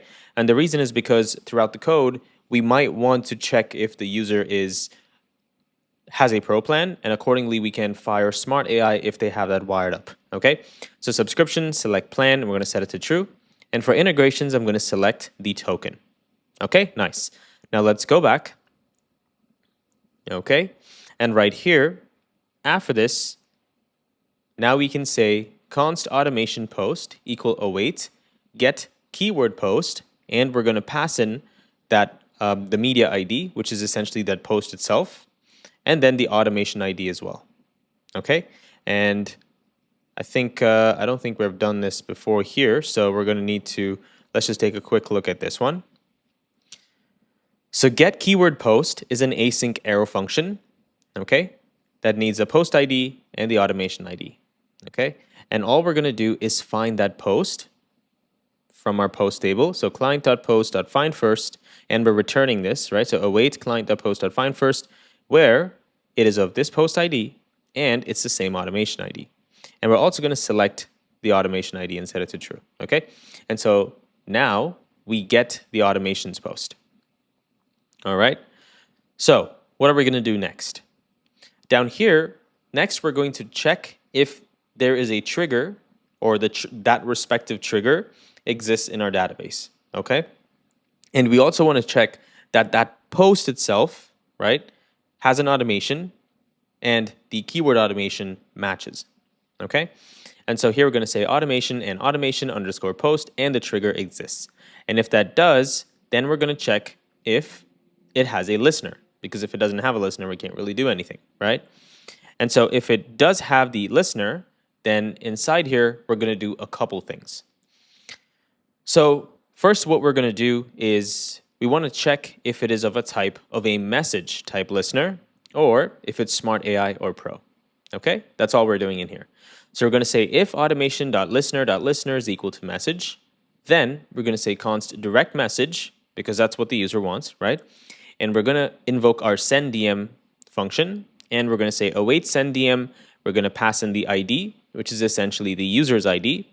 We're going to pass in the receiver's ID next. Then we need the prompt and the token as well, okay? And if this was successful, we're going to go ahead and track this response, all right? And so we're going to say const track equal await track responses. We're going to pass in the automation ID and comment in here, okay? Next, if everything was successful, we'll just return next response.json with the message set to message sent, okay? And status is 200. Next, let's scroll down here. This is if the user has smart AI, okay? So you first have to see if the listener is smart AI, because we're not always going to fire smart AI even if they are on the pro plan, right? So first check that, and then of course they have to also have the pro plan. So we're going to say automation user subscriptions.plan equal pro. And if this is true, then we can generate the response based on OpenAI's prompt, okay? So you're going to say smart AI message equal await openai.chat.completions.create. We're going to pass in the model, pretty much the exact same thing we did, all right? And the messages is going to be the role assistant. The content is going to be automation listener prompt, so whatever the user has set. But we're going to keep the responses under 2 sentences. And now we're going to make sure we got some response from OpenAI. So we're going to say smart AI message.choices at 0.message.content. And inside this, if this is true, now we're going to do the exact same thing that we did before, which is we're going to need to save the chat history, okay? So you're going to get the receiver and the sender, And we do that by doing the following. So create chat history. And we're going to say automation ID. Let me go into this real quick and check return client.automation.update. Maybe I might want to... Okay, I know why. Sorry, guys. Totally forgot. The reason why we're not saying await here is because we're trying to create a transaction. Okay, we're going to do both together. So we're going to get this. We're going to say automation.id, which is essentially the automation ID, right? And then we need the sender's ID. And then we also need the receiver's ID and then the text. Okay, and same thing for the sender as well. We're going to get the automation ID, the entry.id, then entry.changes.value.from ID, and then the smart AI message. Okay. And then down here, we're going to create this transaction, and then we're going to pass in the receiver and the sender.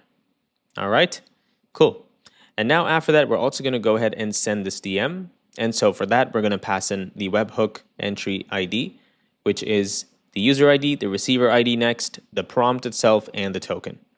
Okay, and now we're just going to check if everything is successful. So we're going to say if we have a 200 response, great, awesome. We're going to track it by saying track responses, await track responses. We're going to pass in the automation ID and say comment. Okay, so guys, please pause and type. All right, as I'm explaining, I want you to pause and type it out. Okay. Next, if everything is successful, we'll return a next response.json saying message sent and a status of 200. All right. Okay. Now, all the way down here, this is the basically if we did not have a match condition, right? So 1, 2, 3, 4, 5, 6, 7, 8 curly brackets. Not this one, the curly bracket. After that, we're going to say if no matcher, right? And the reason why we're doing this is it means that there was no keyword match, right? And so we can check if they are an existing customer, and this could basically indicate that they're having an ongoing continued conversation, right? And so that's why what we're going to do is we're going to check if a chat history already exists for the customer, all right? Because sometimes the user can send a message and they can follow up again with the next message, right? Because the AI is talking to them. And so if there's no matcher, we want to just check the chat history, okay? And so here we're going to say, await get chat history. We're going to pass in the recipient and the sender's ID, okay? And then down here, we're going to see if there was any chat history that we stored in the database. Then we're going to check if it's greater than 0. And then we're going to find the automation down here, okay?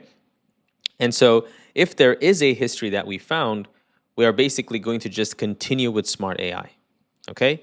And keep this in mind, guys. We only save conversations when smart AI was used. Because if smart AI was not used and it was just the traditional message, that's just one message. So we don't need to save the conversation history, right? So that's how we can prove that smart AI was being used here.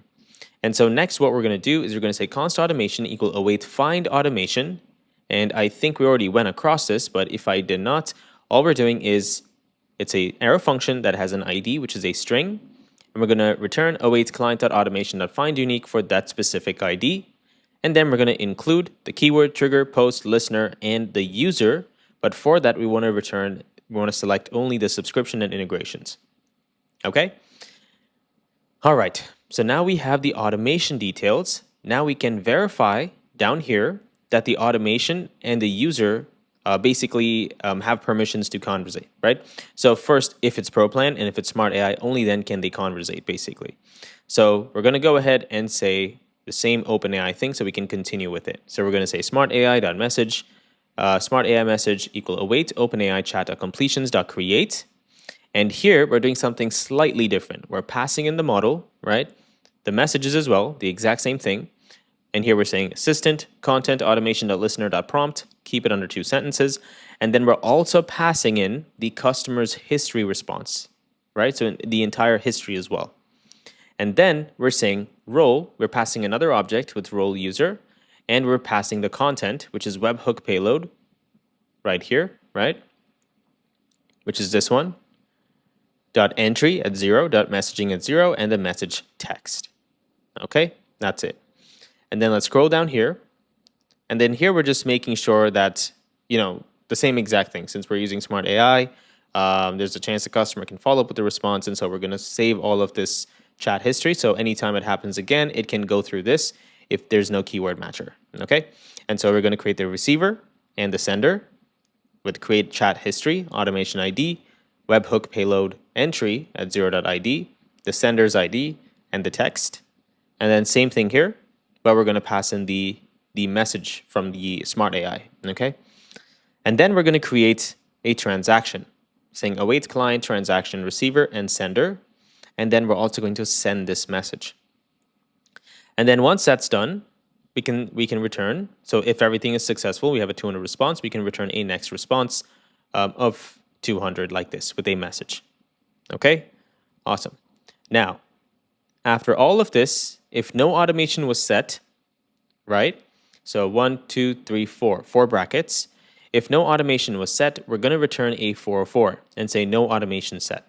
Okay, and even after that, if still nothing worked, right? Then we're going to say no automation set as well with 404, same thing. And then if an error took place, we'll just return a 500 in the catch block. That's literally it. Okay, I know it's a lot of code, but I want you to pause this video and scroll all the way up top and read this once more. Okay, or watch this section once more so you understand exactly why we're doing all of this. Okay, and one more quick thing, if you did purchase the license, the good thing is it does come with comments. Okay, you do have comments in them, and you can probably use this to better understand what the hell's going on if you need that assistance. Okay, by the way, some people ask me whether the license code and this is different. There's absolutely no difference. Okay, and so the license only comes with 2 additional things. The first one is we have Husky set up. That means for GitHub stuff, right? For creating commit messages. And then we also have some linters to create a uniform, linting, like a linting setup for all the devs that are working on your project. And then we also have some environment scripts set up to run those. And yeah, that's it. Just front end setup stuff, okay? And so if you're looking to make money with Slide, first of all, I really believe in Slide. This micro SaaS is in high demand, and honestly, I use it myself, okay? And so what I would suggest is if you got the license, you have all rights to use your SaaS in any way. We're not going to trouble you, okay? You can read the agreement and you're good to go. But this is probably the easiest SaaS you can ever start. The code is very simple, it's straightforward, and at the same time, it solves a really big problem, okay? Because people want to automate client acquisition. Nobody wants to sit and chat all day, okay?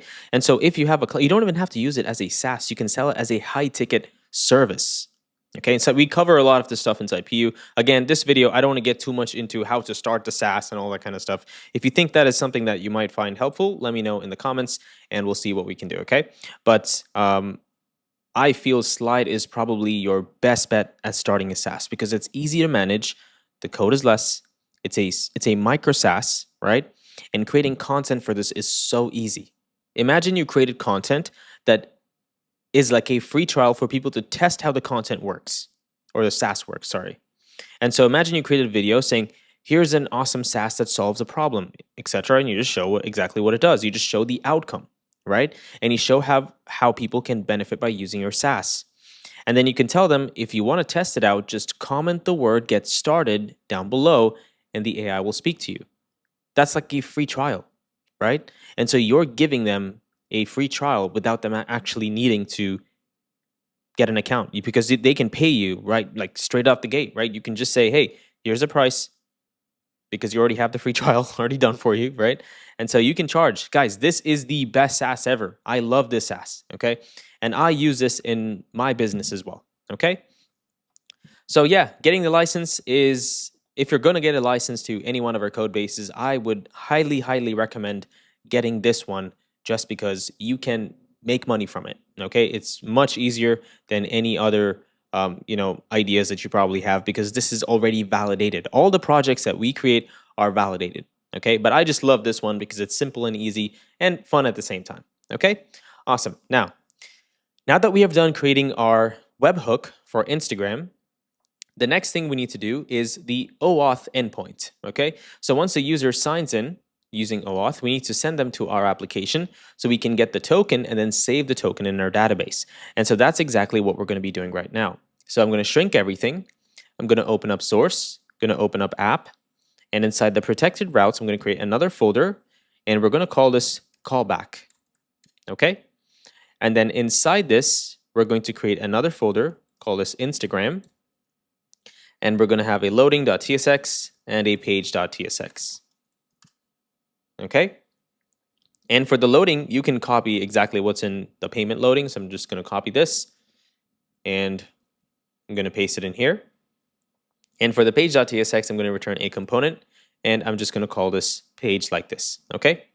And so first, we're going to change this to an async component like this. And we're going to need search params. Okay? And the search params, when they return back from Instagram, they're going to come with a code, okay? And this code is a string. And it's going to have like a hashtag, okay? Like a hashtag and an underscore. And we're going to need to split that, and that way we can do whatever we want to do with it, okay? And so first, let's go ahead and grab the search param. So I'm going to say props, search params, and the search params is going to have a code inside it, okay? And so next, I'm going to go ahead and also destructure this, saying code like this, okay?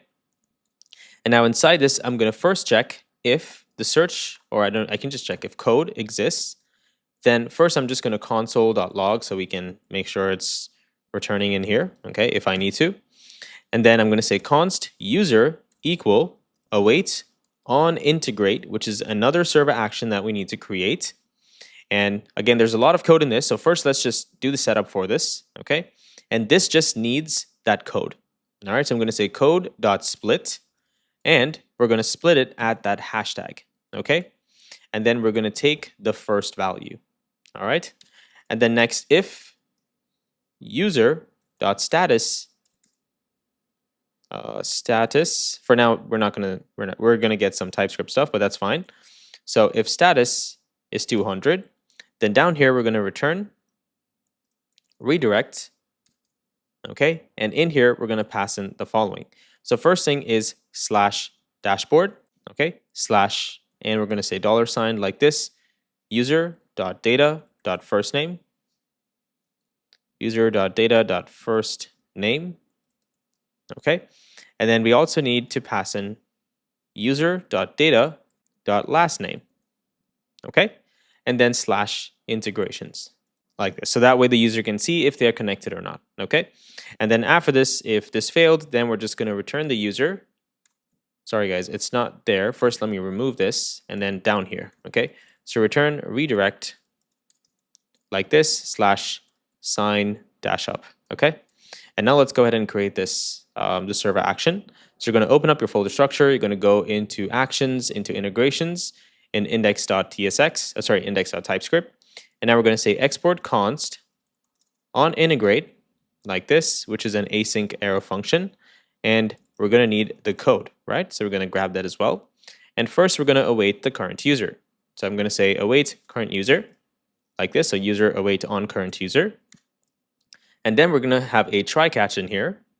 And inside the try catch, first, we're going to check if an integration exists or if that specific integration exists for that user. So I'm going to say const integrations, or integration, this is fine, equal to await get integration. Let me make sure I get the right spelling. Okay, and this is another query that we need to create. So what I'm going to do is I'm going to open up my folder, go into queries, and down here I'm going to say export const get integration, which is going to be an arrow function. Okay. And in here, this is going to be an async function, of course, and we're going to get the clerk ID, which is going to be a string, okay? And then first, we're going to say return await client dot user dot find unique, where the user has this specific clerk ID, right? And then down here, we're going to select some more data. So I'm going to say integrations, give me this, where the name is of type Instagram, okay? Because that's the only one we're dealing with right now. And then let's go back and let's quickly import this get integrations query. And now it needs that clerk ID. So I'm going to say user.id like this. Okay, nice. And then down here, I'm going to hit enter, and I'm going to check if integrations and integrations.integrations.length is equal to, .length is equal to 0. And if it does, then we're going to generate new tokens. Okay, so I'm going to say const token equal to await generate tokens. Okay, generate tokens, and we're going to pass in the code. All right, and this code is what we got from here. And so this generate tokens is going to be inside our folder, which is our fetch folder. So let's go inside libs folder inside fetch file. All right, we're going to scroll down, and we're going to say export const generate tokens equal to an async error function that takes in the code, which is a string.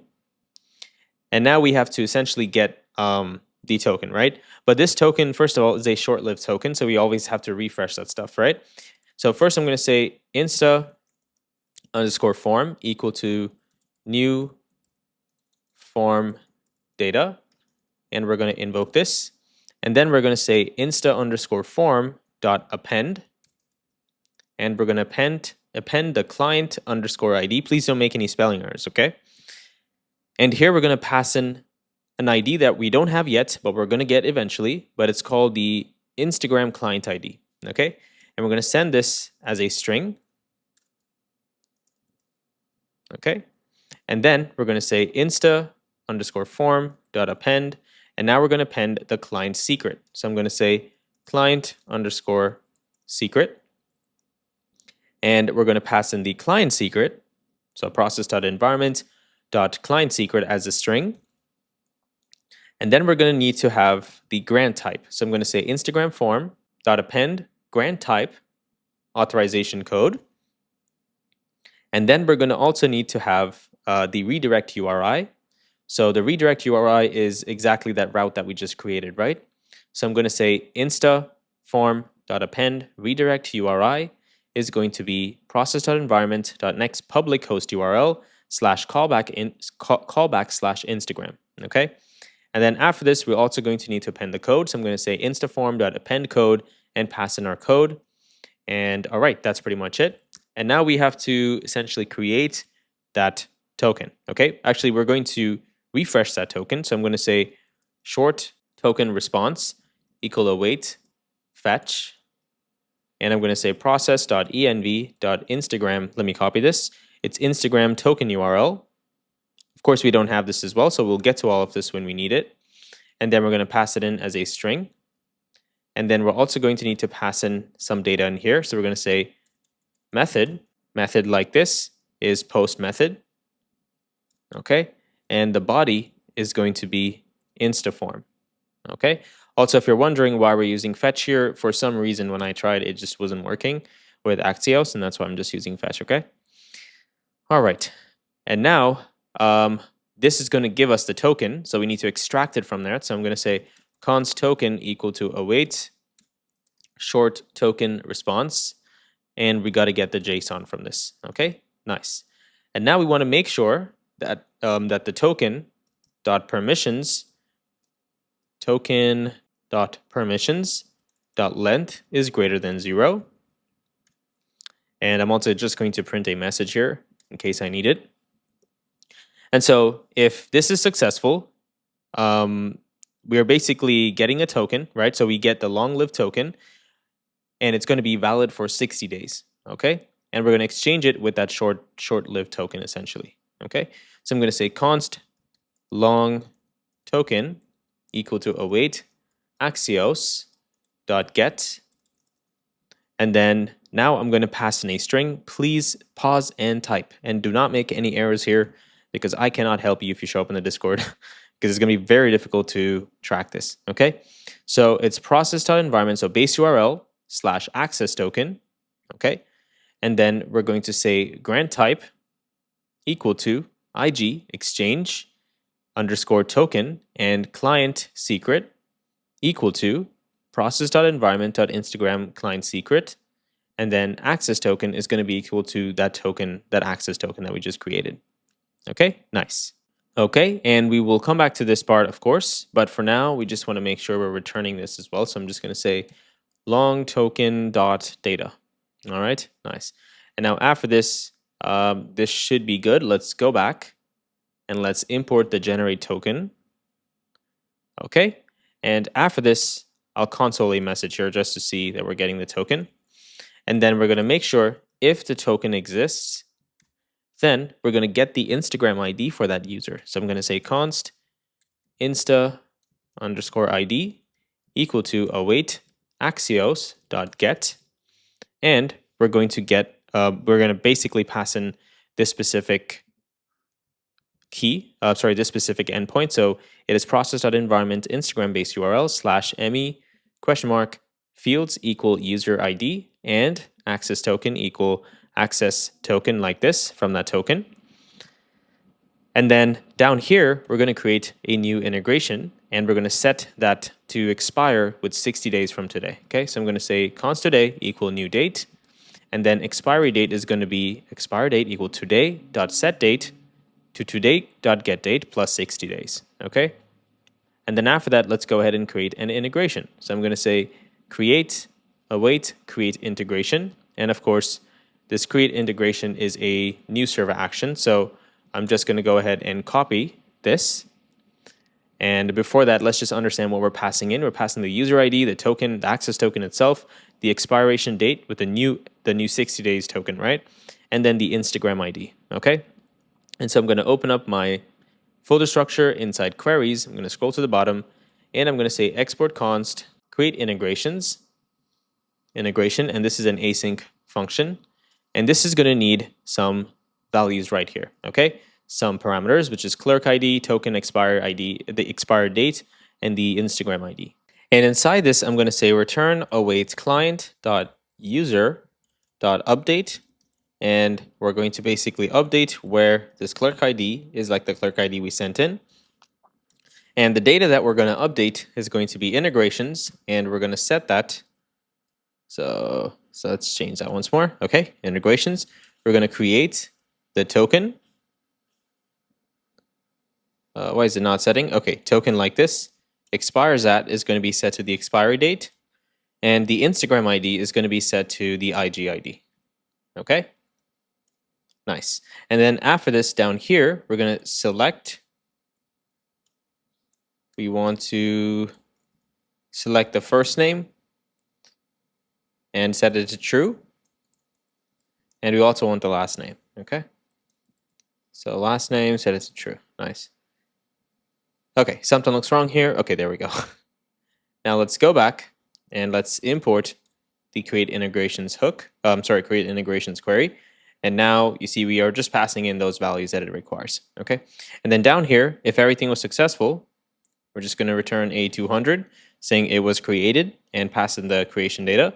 And then after this right here, I'm going to say 401 if some error took place. And then 404 at the bottom here if nothing happened, okay? And then I'll change this one to 500.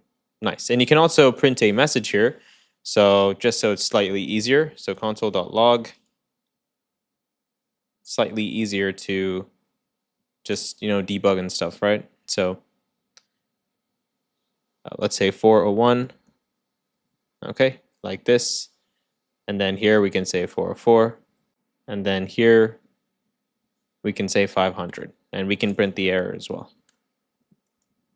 So 500 error. Okay, nice. And now we have this one also set up on integrate ready. So let's go back and let's import on integrate. Okay, nice. And I see some errors here. So let's quickly fix these. So it's saying this is possibly undefined. Okay, and this is possibly undefined as well.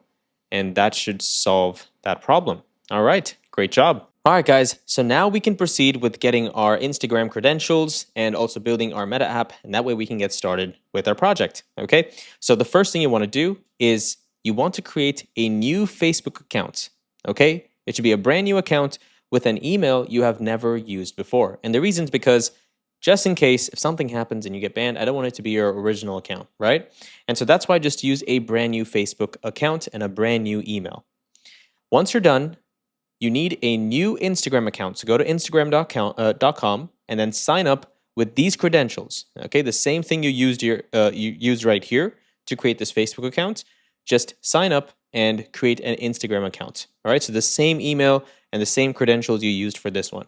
All right, and then once you're done with that, then we can move forward. December 31st is your last chance to join Prodigy's University at our current lowest price. That means just by taking action today, you will save 10% every single month. If you are a SaaS business owner or a web developer and you're looking to start, run, and grow a profitable SaaS, then this is exactly where you should be. At the time this video was made, we have helped over 400 SaaS business owners and entrepreneurs who wanted to start and launch their SaaS from the ground up. We ourselves run 3 different businesses, all within just 7 months, that are now making $60,000 per month. But it's not just about our success, we've also helped other entrepreneurs do the same. Here's David, who went from $0 to $14,000 by implementing a high-ticket, monthly recurring revenue SaaS model, all within just 3 weeks of joining Prodigy's University. And he did this without even posting content on social media. And here's Derek, who made $3,000 using the exact same business model in just under 1 week of joining Prodigy's University. Or take Monsi, for example, who made her first $1,000 through her business in under a month. Or here's another SaaS business owner who now runs a SaaS company with over 110,000 users in under 15 months. But now you might ask, well, these are probably people who brought something to the table. So what does the average student make inside Prodigy's University? So here's Fani, who has never sold a SaaS service in the past and now made $1,200 in just under 3 weeks of joining. Or here's Yash, who has never made money online and does not even know how to run a SaaS business, but he was able to get his first SaaS client in under 1 week of joining Prodigy's University after implementing the quick win system. Here's Saksham, who made his first $200 through his SaaS in under 10 days. Here's Shimona, who quit her 9-to-5 job and is now a full-time entrepreneur. Or here's Avijit, who now has 3,600 YouTube subscribers and which also drives traffic to his SaaS and his own SaaS course, and now also a new community with over 400 members. Now, I can go on and on about these results, but I think you get the point here. These strategies have proven to work and will work even if you don't have thousands of followers, you don't have money to spend on advertisements, or you don't want to send thousands of cold DMs to prospects online. And to reward people who decide to join this enrollment period, you get access to a bunch of free bonuses. And you also get to take part in the PU games to win cash prizes as you rank higher in our leaderboard. But this offer is not going to be there for too long, because December 31st is your last opportunity to join at a discounted price, or when we run out of the 100 limited spots that we open for this month's enrollment. So if you want to know exactly what you're going to get by joining Prodigy's University, I'm going to leave a link in the description below. If you sign up to that link, you will get a free course that breaks down the exact business model from start to finish, and you'll also see exactly what is offered inside Prodigy's University. So if you want to learn the proven systems that have helped these students start, run, and grow a profitable SaaS the right way through mentorship and courses, then I'll see you inside.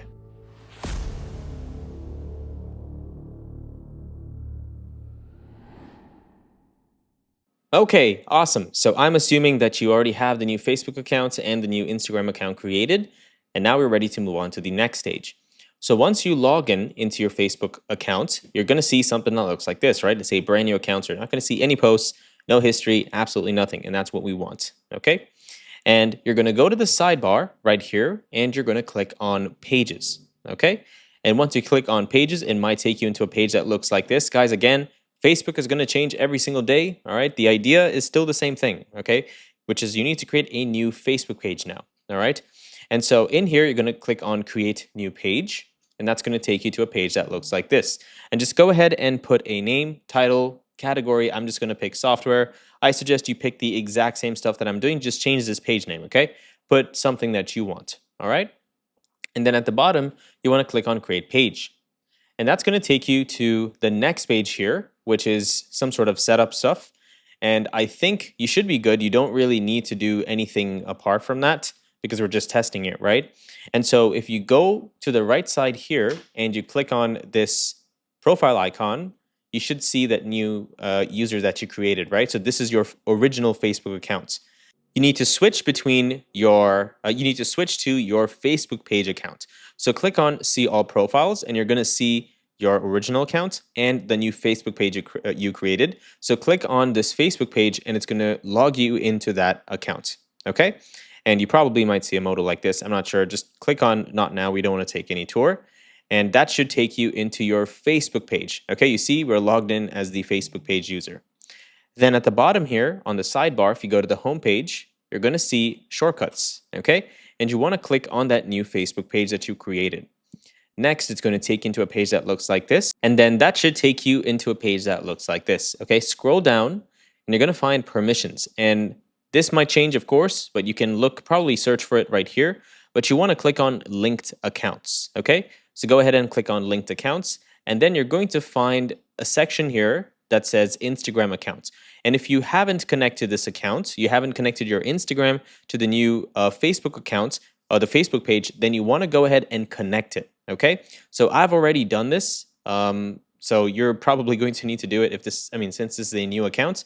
So go ahead and click on connect or whatever it has right here, and then that will connect your account. And one more really important thing is you want to allow access to Instagram messages in inbox. Okay, this is the most important part because if you don't do this, then you're not going to be able to accept messages, DMs, and also send DMs from the app.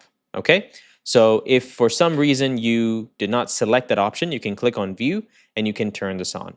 And so when you're trying to connect your accounts, this is probably what it would look like, right? So when you click on settings and you click on the connect integrations to link your account, it's gonna again take you to the to Instagram's login. Just make sure you log in with Facebook. Okay, you don't want to do anything here. Like just log in with the same exact account. And you see, I'm just gonna click on continue as the account. Click on yes, finish adding, and then just set whatever credentials you want in here. Shouldn't really matter. And that's pretty much it. So now you have your Facebook and your Instagram account linked to each other. Great job. All right, now the next stage is we need to create a Meta developers account, okay? So just look up Meta Dev account like this and make sure you click on developers.facebook.com, this link, all right? And so once you click on that, it's gonna take you probably into a page that looks like this, and then you want to go ahead and sign in or whatever you need to do. And then I think this is, of course, they're changing it every day, right? So it's a little different now. But if I click on My Apps, it should take me into my dashboard. Okay, so once you click on My App or once you click on Register for a Dev account, it's going to take you into a page that might look like this, okay? And the next thing you want to do is just proceed by following through with all the details they're asking for. So hit continue right here and then put your mobile number to verify the account. They're going to send you an SMS and then put your primary email and then click on confirm email. And then on the next page, you want to click on the developer option right here. And then of course, check I'm not a robot and then complete registration. Okay. And then that will take you into this page. So for me, because I've already created slide, it's not showing, it's showing for me in there, but for you, it's going to show like this. Okay. Next, go ahead and click on create app. And that's going to take you into a page that looks like this. Go ahead and log in with your Facebook account if you need to, password, put all that stuff. And then it's going to ask you for the credentials. So for app name, I just put slide-web prodigies. You can try the same. I'm not sure if it's going to be unique, but if it is, just add a number at the end, okay? And then for the app, just put an email, or it's probably going to automate. Then click on next. Then on this page, please, really, really important. Why are we creating this app? Well, for other stuff, to explore other products and get other data permissions, okay? So select this option right here, and then click on next. And then it should take you back here, take you right here, which is to select the type of the app. So once you click on this, it'll take you here. Please click on business, okay? Don't click on consumer, click on business. And then it's going to take you into this page. And in here, you want to click on the business profile portfolio dropdown, and then you want to select that new Instagram account or Facebook account, whatever it shows right here, okay? It's the new one that you just created. I think this might be the Facebook account. I'm not entirely sure, but if it's either it's Instagram or probably it's a Facebook, the Meta account you created, right? But it's going to show up. Just click on that. All right. Okay. And then once that's done, it's going to take you into your developers.facebook.com/apps like this. Okay. And this is where you need to add a product. And we're going to add Instagram as a product. So click on setup, and that's going to take you into a page that looks like this. And then from here, we're going to do a bunch of stuff, and then I'll show you exactly what we need to do. Okay, great job. Okay, so first thing you're going to do is you're going to copy this Instagram app ID, and you're going to go into your .environment file, and you're going to find something called Instagram_client ID. Okay, please paste that inside your environment file. Okay. And then next, you're going to find the app secret, click on show app secret, and then copy that app secret. And inside your .environment file, it's called Instagram_client_secret. Okay, paste that in there as well. Now, the next tool we're going to need for our webhook endpoints to work is ngrok. And the reason why we need ngrok is because our application is not live, right? And so how will Instagram know where our webhook endpoint is? And so for that reason, we need to set up ngrok, and it basically gives you a temporary live URL, and then you can use that as a webhook endpoint.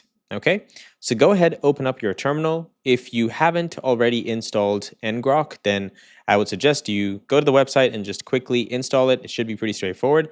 I've already installed it, so I can move on to getting it set up.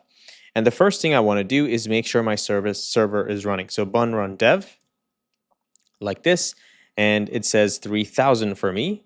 Okay, awesome. And then I'm going to open up another terminal, and I'm going to copy this command right here, and I'm going to paste it, and then I'm going to change this to 3000. Okay, I think this should do the job. Let's take a look. Let's try it out, right? So let's go ahead and hit enter. All right, and now it's saying found a bug. Okay, there you go. Now it's online, and it's also giving you the forwarding URL. And so now you can use ngrok with your webhooks. And now to make sure that everything is working, you can go into your dashboard and you can click on endpoints, and you should see something in here. And you should also see, of course, that it's just created, right? A new endpoint. And now this is the endpoint that you can use. All right, guys. So now we can go ahead and finish all of these steps that Instagram is telling us to do. Okay. But the first thing to keep in mind is you're not going to be able to get the access token or get the Instagram account connected using Slide. And the reason is because we don't have the application live. Okay. So the criteria to do this entire process directly inside Slide is first, you need to have a live application. That means you need a real privacy policy page.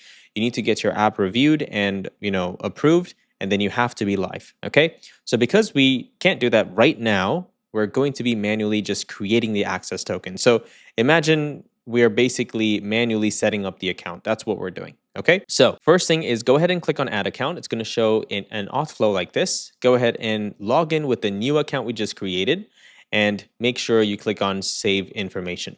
Okay. And once that's done, it's going to show some permissions like this. Go ahead and click on allow, and then it's going to generate that access token for you. Okay.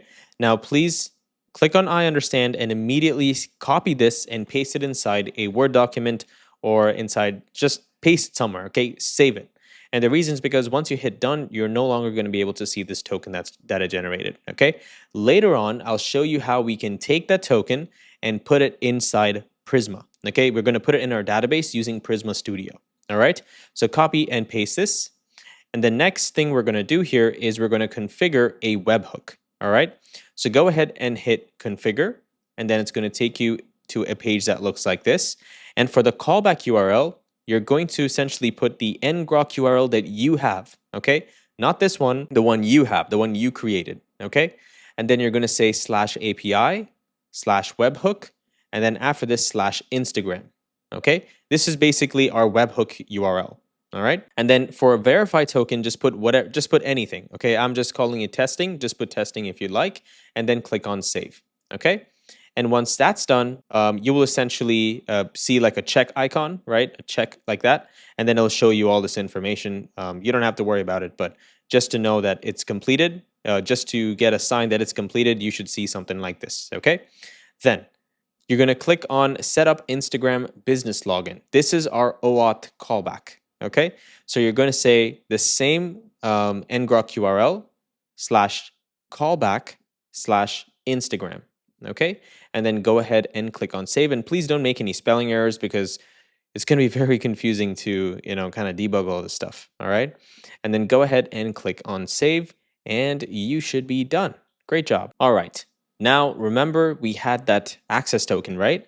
So this is what we're going to need to do with that access token. So copy that access token, and inside Prisma, Prisma Studio, if you don't know how to open this, it is bunx Prisma Studio, okay, inside the terminal. And that should open it up in here in the browser. And then you want to click on integrations like this right here. And then you're going to create a new integration. So click on add record. And then you're going to essentially paste I can't scroll because I've already entered the data, right? But you're going to find the access token, and you're also going to find another field that you need to enter, okay, which is the Instagram ID. And the Instagram ID is this little ID that you see right here, okay? So copy that ID. By the way, that ID is not user ID. It's not this ID, okay? It's literally called something like, let me take a look at the Prisma schema here, so I can tell you what it's called. So we have integrations. Okay. You see we have Instagram ID, right? So for Instagram ID, you're going to paste this ID right here. And for the token, you're going to paste the token that you just copied into your file. Okay? And so once that's done, you can click on done, and then you should be good to go. Yeah, you'll have this set in here. And then the next step is you have to connect that to your user. Okay? And so you're going to click on user, and you're going to click on the user's account that you want to connect this Instagram account to, okay? So I think, whatever account you're logged into your slide application, just use the same thing, all right? And so once you connect that, it will automatically populate the user ID and everything else. And then go ahead and click on Save. You'll see a button right here called Save. Click on that, and that will save all of your credentials, all right? Awesome. Now, there's one more URL that we need, and I think it's called OAuth embed URL inside your environment variables. And so once you set up your Instagram business login right here, you're going to get a URL, okay? And so that URL is the embed URL. So copy that and paste it inside your environment file, okay? All right, guys. Now I went into the automations tab and I created an automation and I named it test 1. And then if everything worked out correctly, we should be able to get all of the posts on this user's Instagram profile. All right, so let's go ahead and click on this. I want comments. That's the only way for me to get the posts. And then I'm just going to create a keyword. So I'm just going to say start and hit enter. Awesome. And then let's go ahead and create this trigger. And there you go. You can also see the specific keyword that's attached to this automation, right? And then we want to send the user a message. And I'm going to send something in here. So I'm going to say thanks, or here's the link, and I'm just going to send webprodigies.com. Just want to test out how links work as well, right? Okay. And then you can also reply to the comment on the post, which is really cool, right? And so what we're going to do is I'm just going to say thanks, or check your DMs, right? Like this. And then now we can go ahead and add this listener.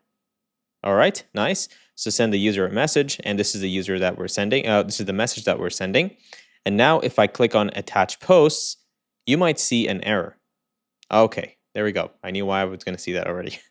And so the reason is because we did not add in NextCon, I don't actually know what it's called, but inside the next configuration file, you essentially have to set up the image paths in there, the domains in there, okay? And that's the only, you can read the error, okay? And it literally tells you. So you see invalid source prop, and then it says on next image, host name, this is not configured under the images tab, right? And you can read more about it right here. And so the way to do that is we need to open up our folder structure, and we're going to scroll down into, let me also shrink this so we can see more. We're going to scroll down to the next config, okay? And inside this, we're going to say images, and we're going to set remote patterns to the following. Actually, not an object, guys. Sorry, this is an array. I was wondering why I couldn't get that. And so it's an array with an object like this. And the protocol is going to be HTTPS all right? But the host name is going to be this one right here. Now, this might be different for different people because the last time I did this, it was different for me, right? And so go ahead and copy this host name and paste the host name in here. And once this is done, let's go ahead and quit the terminal. Okay, I think it's running here, and let me refresh. Okay, I'm going to say bun run dev. Okay, and now let's refresh the browser. And then once this spins up, now since we have the host name wired up in here, it should render. Okay, so attach posts. All right, there we go. Take a look at that. Looks amazing. It's just a random post that I put up, so it doesn't really matter, but just to show you that now we can see all of the posts, okay? And now if I click on this post, we see the check icon as well. And now I can attach this to this specific automation. And just like that, it says these posts are attached to this automation. And you can create multiple and attach multiple to this trigger as well, okay? Great job. All right, guys, now step number 2 is we also need to go live with our app. And I think it's worth giving this a shot because we're not going to be able to get real data from, users unless our application is live, right?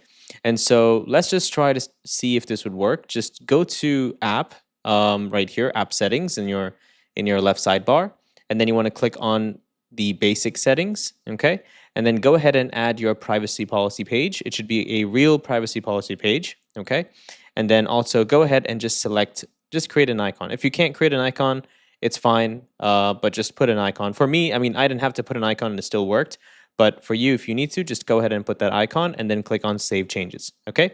And then once that's done, you can try to see if it works for you. For me, it worked. I just went to the dashboard again and I clicked on the live button right here, and my application went live, okay? If it doesn't go live for you, then I'll show you what you should do. Essentially, in here, when you click on Webhooks, you're going to find something called Manage, right? And when you click on Manage, you'll be able to individually trigger different webhooks, okay? So for comments or DMs specifically, whatever that is, there'll be a test button, okay, next to each and every type of webhook. Just click on test and you're set, okay? But I want to try to see if this works live, so that's why I'm turning my application live. So now, as you can see, I have 2 different accounts right here, and I open up the account and I'm clicking on the post as well. And now I can leave the specific comment, which is start, okay? So fingers crossed, let's hope this works. And also make sure you have your terminal up and running, and so that way you can see if anything's going on, okay? And then now I'm just going to comment start, and let's just give this a second. Okay, so it looked like the webhook worked, which is a good sign, okay? But something seems to be wrong in here. And I think it's saying, please use user and alternative instead. Not sure what that means. Let me refresh this and see if, okay. So something might be wrong, guys. Let's go ahead and debug real quick. Okay, this took me forever to research. I hate this, man. I don't know why their API is so hard to understand and why there's absolutely no resources. But, well, this is how it works with Instagram, at least right now, okay? First, the user needs to not have any privacy settings, of course, because Instagram really cares about their users, right? So there's no data there's no data sharing if you say no data sharing. Very straightforward. So first, if the user's account that you use to comment with has any sort of privacy settings, the message will not go through. That's step number 1. So let's keep that in mind, okay? So if you have a private account and you're trying to comment, you're not going to get a message. Just keep that in mind. Point number 2 is how this works is essentially when someone comments on a post, that doesn't mean that they want to accept a message from you, right?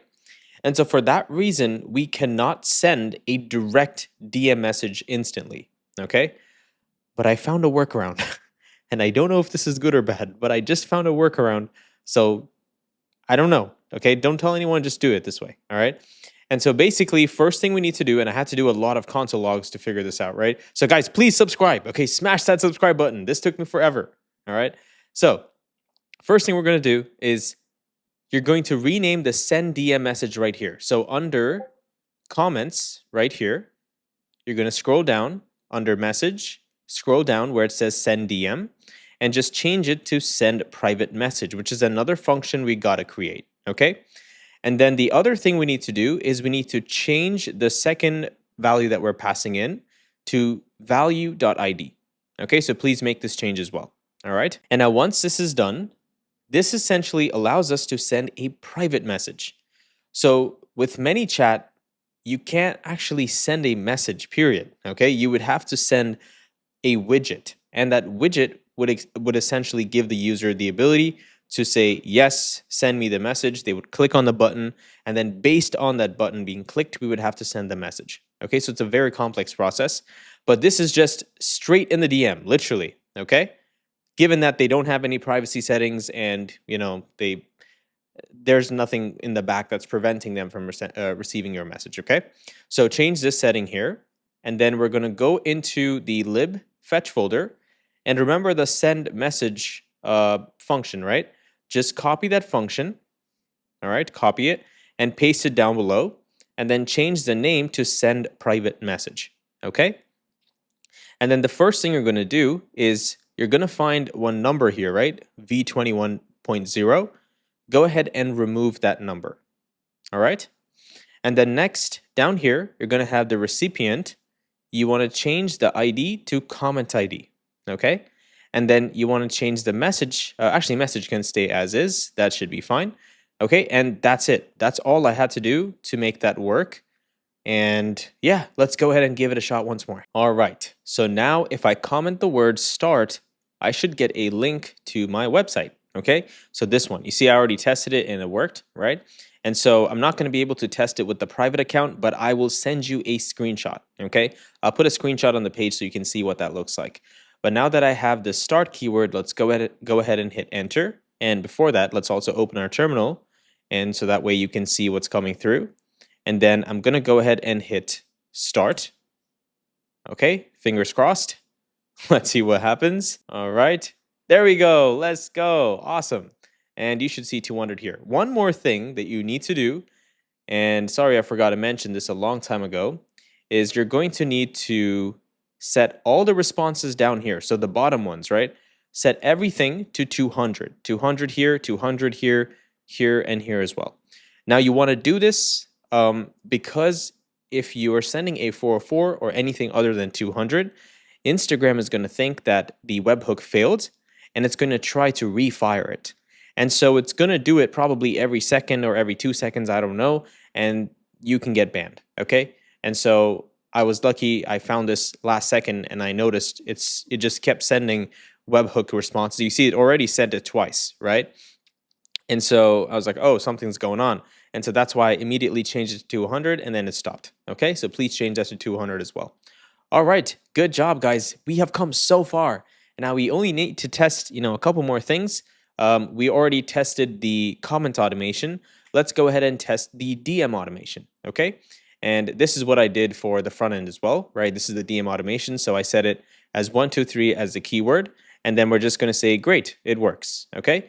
So let's go to the messaging section, all right?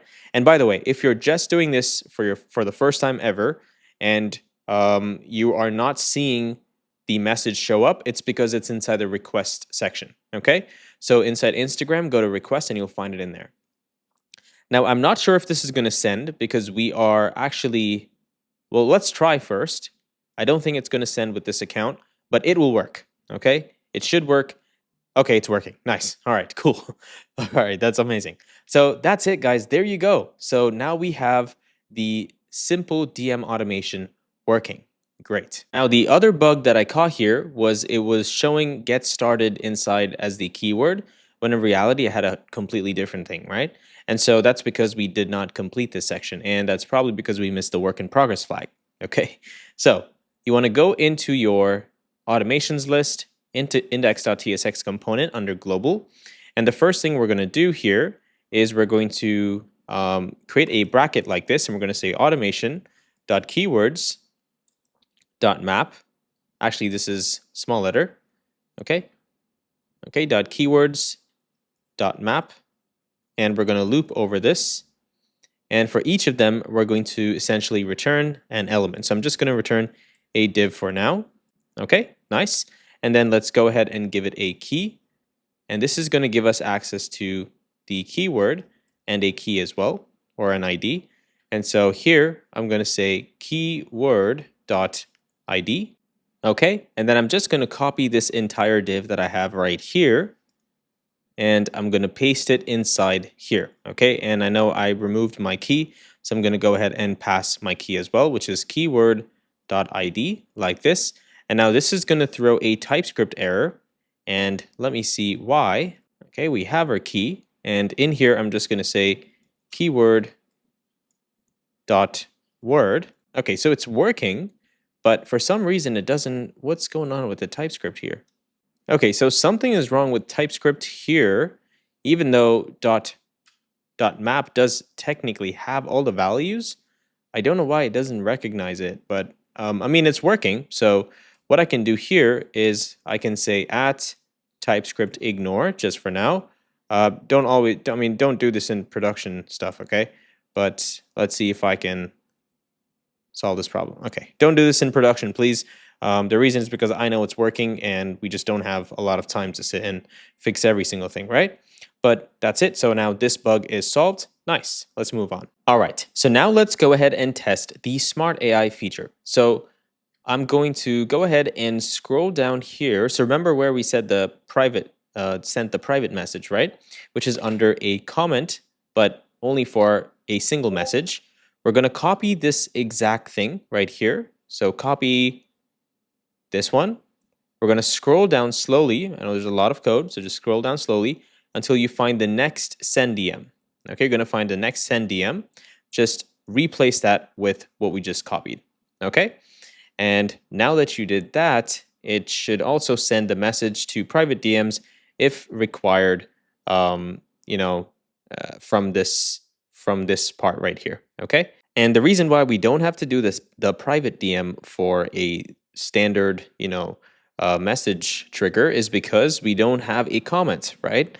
And the user's already sending the message. So that's going to trigger the first response because Instagram does not want people to just spam DMs to people who don't want a message, right? That feels like it's like an AI-driven application then. So they don't want Instagram to feel that way. They want it to feel authentic and real. And so for that reason, they prevent people from sending these first messages that happen through automations. And so if it's through a comment, then the only way to send them a message is through the private DM. And regardless, whatever way it is, it first goes into their private DMs, right? And there's also something called a 24-hour period, okay? This is something that you might want to keep in mind. And so how Instagram sends your DMs and knows that, this is not, it doesn't want it wants to keep the authentic feel of Instagram, right? And so what they do is you have 24 hours to essentially conversate or send a message to the user.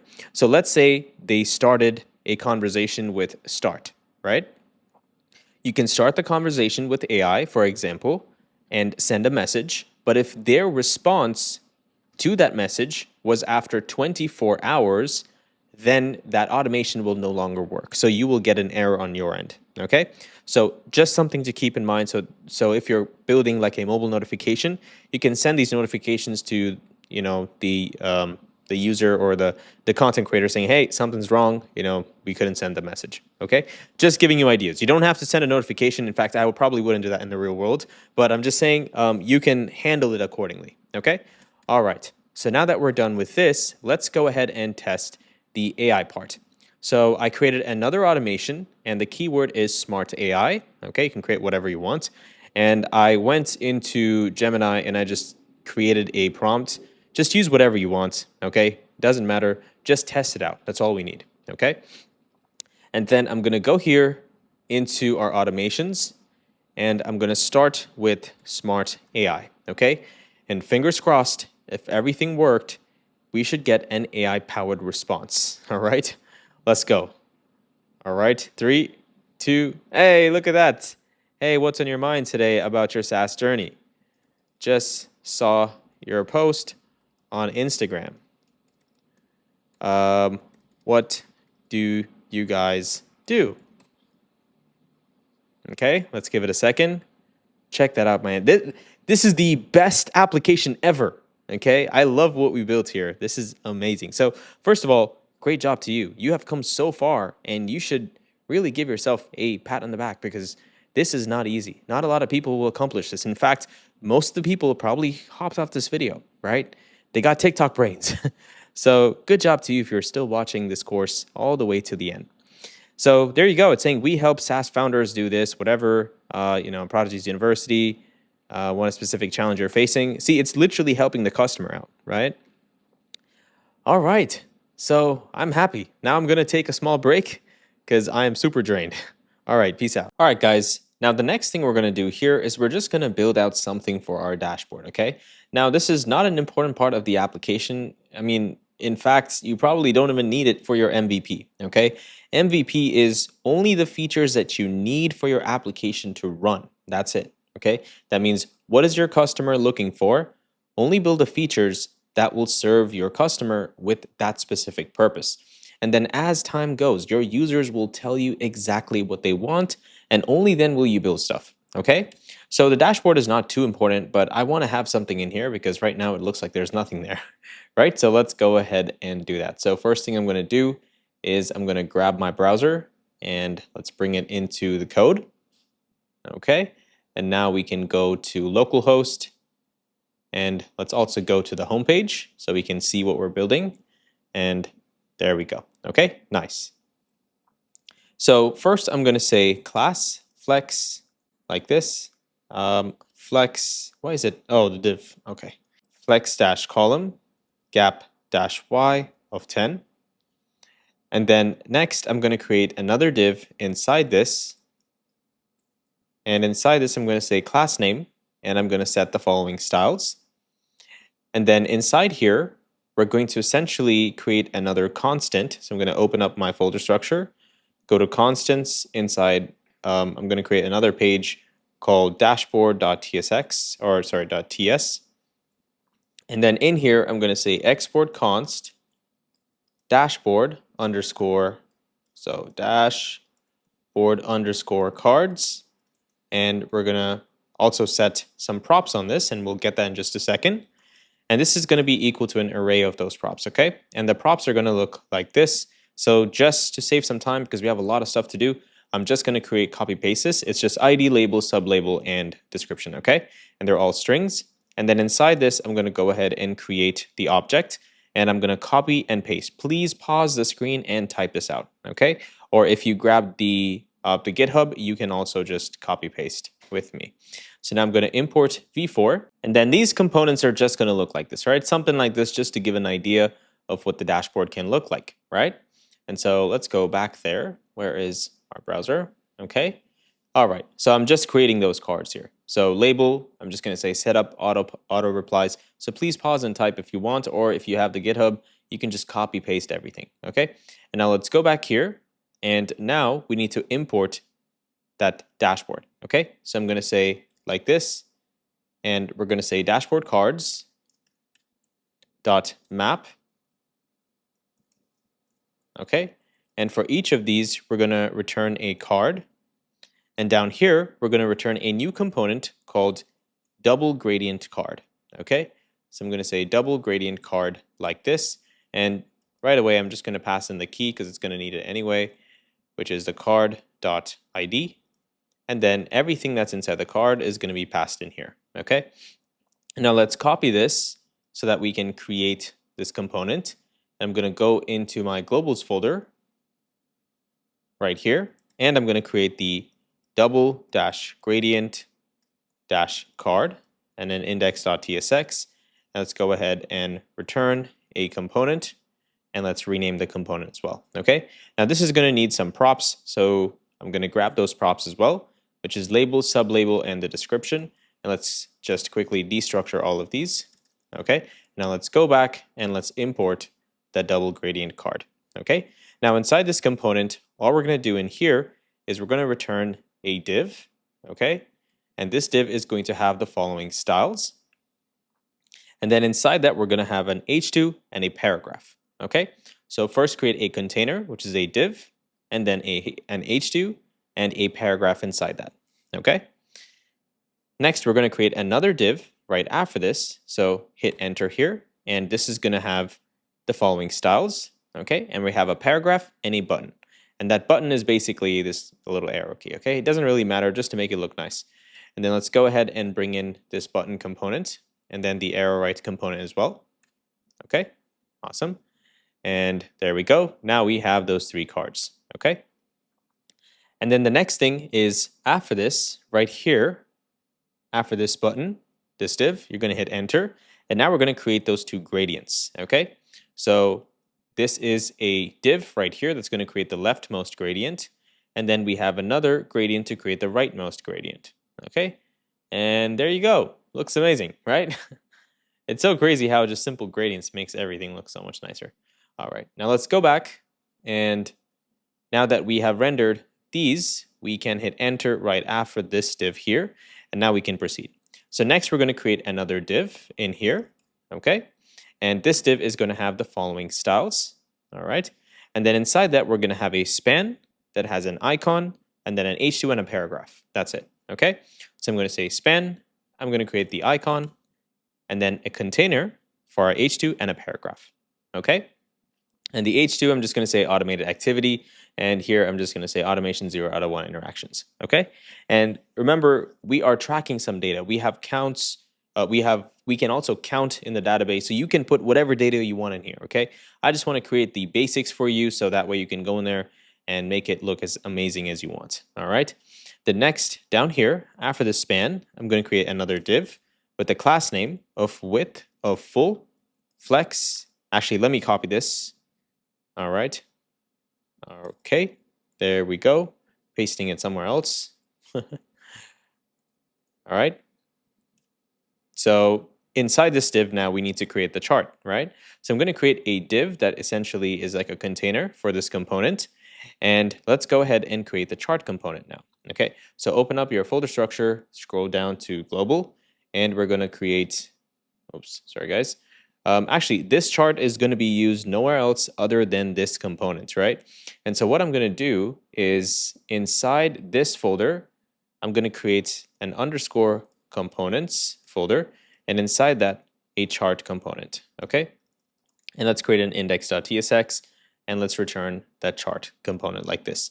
And now let's go back and let's import the chart, okay? And now we can do whatever we want in here. So this does not need any props, so we're good to go. But this is going to be a card component. So let's go ahead and say card like this, which comes from our components UI, okay? And then we're also going to need other stuff for card. So we need card component, card content as well. So I'm just going to import that as well, okay? And now inside the card content, which we're going to render in here, so card content like this. First, let's also set a class name, and this is going to be padding of 0.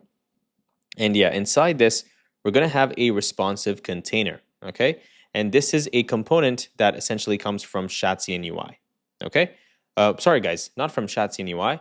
It comes from another package called recharts. So I'm going to say responsive container like this, and I'm going to give it, actually have to import it first.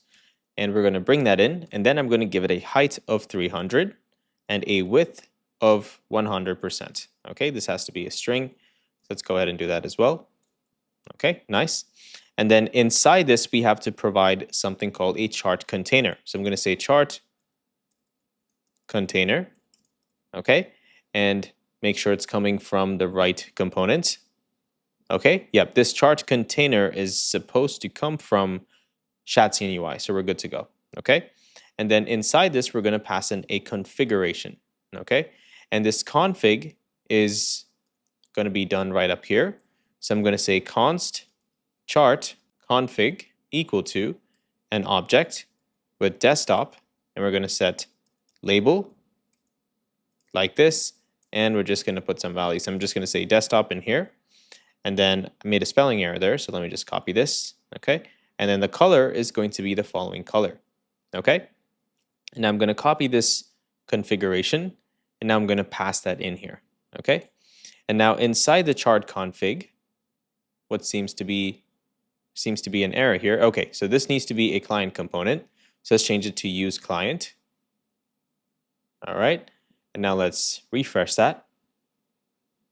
Okay, it says cannot read types, cannot read type. Let's just refresh once more. Okay, something looks wrong, guys. Just give me a second. Okay, So that type was basically the child component. Really, really bad that they're throwing an error for that, but I guess, well, it's a container, it needs it, right? So now we need the area chart. So I'm going to bring that in from recharts like this. And first I'm going to pass in accessibility layer, which is a prop on top of this. It's a Boolean. And then the data is going to be the chart data, which is something we're going to create on top. Now this does not matter, right? Just put some data for now, make it look pretty, and then you can focus on doing whatever you need to bring in valuable data, okay? But we're going to have month right here and desktop set to just some kind of numbers basically. And guys, if you want to learn how to build an amazing dashboard, there's another project I created called Plura, where we built some really, really insightful data on this on a dashboard, and it helps people, sell products through funnels. They get to track how many visitors are on the website. There's so many features in that application. So if you have a chance, I really suggest you put Plura in your portfolio, or if you want to start it as a side project or a side SaaS, that would be great as well. There were so many students that started, Plura and are actively making money right now. So you can do that as well, okay? All right, so now, after the chart area, we also have to pass in the data, and we also have to give it a margin. So I'm going to say margin left of 12, margin right of 12 as well, okay? And then inside this chart area right here, we're going to pass in another component, which is a grid component. Let's go ahead and import this from eCharts. And we're going to say vertical set to false, okay? You're not going to see anything right now, but eventually you will, okay? And then for x-axis, we're going to say the following. It's another component. Let's go ahead and grab this as well. We're going to say data key is month, all right? And then that's how it's going to show all the month down here, okay? And then the tick line false, axis line false, and tick margin is 8, okay? And then the tick formatter, we're just going to have something here that says value.slice. We just got this from Shadsy in itself, all right? So it's pretty much the same components. And then after that, I'm just going to have a tooltip in here. So let's bring in that tooltip, okay? Then we're going to say cursor false, and the content is going to be chart tooltip content, okay? Awesome, cool. Now, after this, we can now have the area inside it, okay? So we're going to say area like this, and we're going to import it from recharts, okay? And then there you go. Okay, it's showing some sort of an error that should solve. And now you have a beautiful animation for your charts, and you can pretty much, get some information through this tooltip as well. Looks super cool. Now let's go back one step. And after this chart, we're going to create another thing called media card, okay? Oh, metrics card, sorry. So let's create a div in here. And I'm going to give this div the same class name that we have in here, okay? All right. And then inside this, we're going to say metrics card like this. And then let's go ahead and copy this. Also, guys, in the next project, let me know if you think this might be great. In the next project, maybe we could do loading skeletons, right? Because so far we've been doing the simple, loading like this. Maybe we could do loading skeletons. I think that would be amazing, right? Okay. Let me know in the comments what you guys think about it, and we'll make it work. All right, guys, if you have any requests, put it in the comment section. We pay attention to everything that you guys say, okay? If we don't respond, that's probably because we're really thinking hard, okay? Because you guys have some really nice ideas, and it's very challenging. And I mean, just like the many chat, I had this idea for a very long time, and I saw some people saying automation, social media automation. And so, I thought about it. It took me a very long time to decide whether I should do this or not. And then, over the past couple months, I decided, okay, we should do it. And then it took me, a couple months, we built it out, okay? So just let me know what you want to see next, and we'll make it happen, okay? And if you haven't turned on your notifications, I suggest you do, because in the next 24 to 48 hours, I will be posting a poll. And this poll is where every prodigy gets an opportunity to share their ideas, okay? Or we'll put out a poll for the next project, or a poll for, ideas that I think are great, and you just have to pick what you want to see, okay? So don't miss out on that opportunity. It's going to be fun, okay? It's going to be like a party, okay? All right, so now let's go ahead and create this component. So let's open up our folder structure. I'm going to go into the same component right in here, and I'm going to create, maybe we can change this to metrics, right? And let's also update it everywhere. Okay. Then I'm going to create another component called metrics-card.tsx. Okay. And let's return a new component and rename this component as well. Okay. All right. And now inside this component, actually, let me also go ahead and import it so it doesn't scream at me. Okay, cool. And now inside this, we're going to do some stuff. So first, I'm going to set this to use client. Okay. And then I'm going to need a hook in here. So I'm going to say const data equal to use query automations, not automation, it's automations. And this is going to return us some data. Okay. And then after this, I'm going to get the comments. I'm going to say const comments equal to data.reduce. Okay. It's an arrow function. And we're going to get the current value and the next value. And then in here, we're also going to get the value that it's going to reduce it onto, right? The starting variable. And then in here, we're going to essentially say return current plus next dot listener dot comment counter. Okay, so comment count. Okay, just like this, and let's do this. All right, that's it. And now that we have the comments, we're going to do the same for DMs. So I'm going to say the same exact thing, but I'm going to change this to DM count. Okay, and then after that, down here, I'm going to remove this and return a new div. And this div is going to have the following styles. Let's refresh the browser. I don't know why it froze. Okay, there we go. Okay, cool. And then now in here, I'm going to loop twice. So I got to create an array with two elements, .map. And in here, I'm going to say I, which is the element. And then we're going to return a div. Okay, like this. Typing code is very difficult, guys. I don't know if you know that. I can't type. All right, there we go. Okay, and now inside here, first let's pass in the key. So I'm going to say key is equal to I, okay? And then some class names as well. So I'm just going to put some styling in here. And then inside this, I'm going to say I equal to 1. If so, we're going to do something, okay? So if it's true, we're going to return a div, okay? And this div is going to have an h2 and a paragraph. That's it. So inside here, an h2 with some styles, paragraph with some styles. Okay, and there you go. Now you can see it clearly. And then after this, down here, we're going to hit enter. We're going to remove this string. And if it's not equal to 1, then we're going to return a div like this with an h2 saying direct message, and then a paragraph that says on your account. Okay.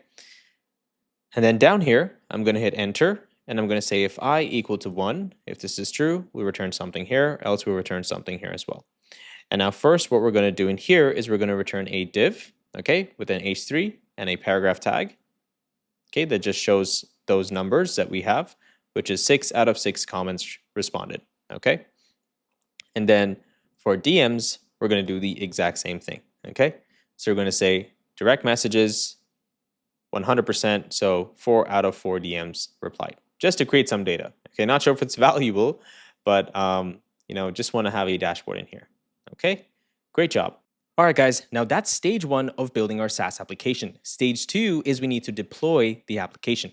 So first step is you need to go into your git ignore, and you're going to scroll down here and you're going to type .env. Okay, this is really important because you don't want to push your environment file to GitHub. Okay, stage number 2 is you need to update your README file to let users know how they can use your code, you know, and not violate any of your terms. Okay, so if you are curious, these are our terms. So please respect the guidelines of, you know, our code and respect our time and energy that went into building this project. Okay, and so this is the appropriate use of this code. You can use it to learn how to build SaaS applications.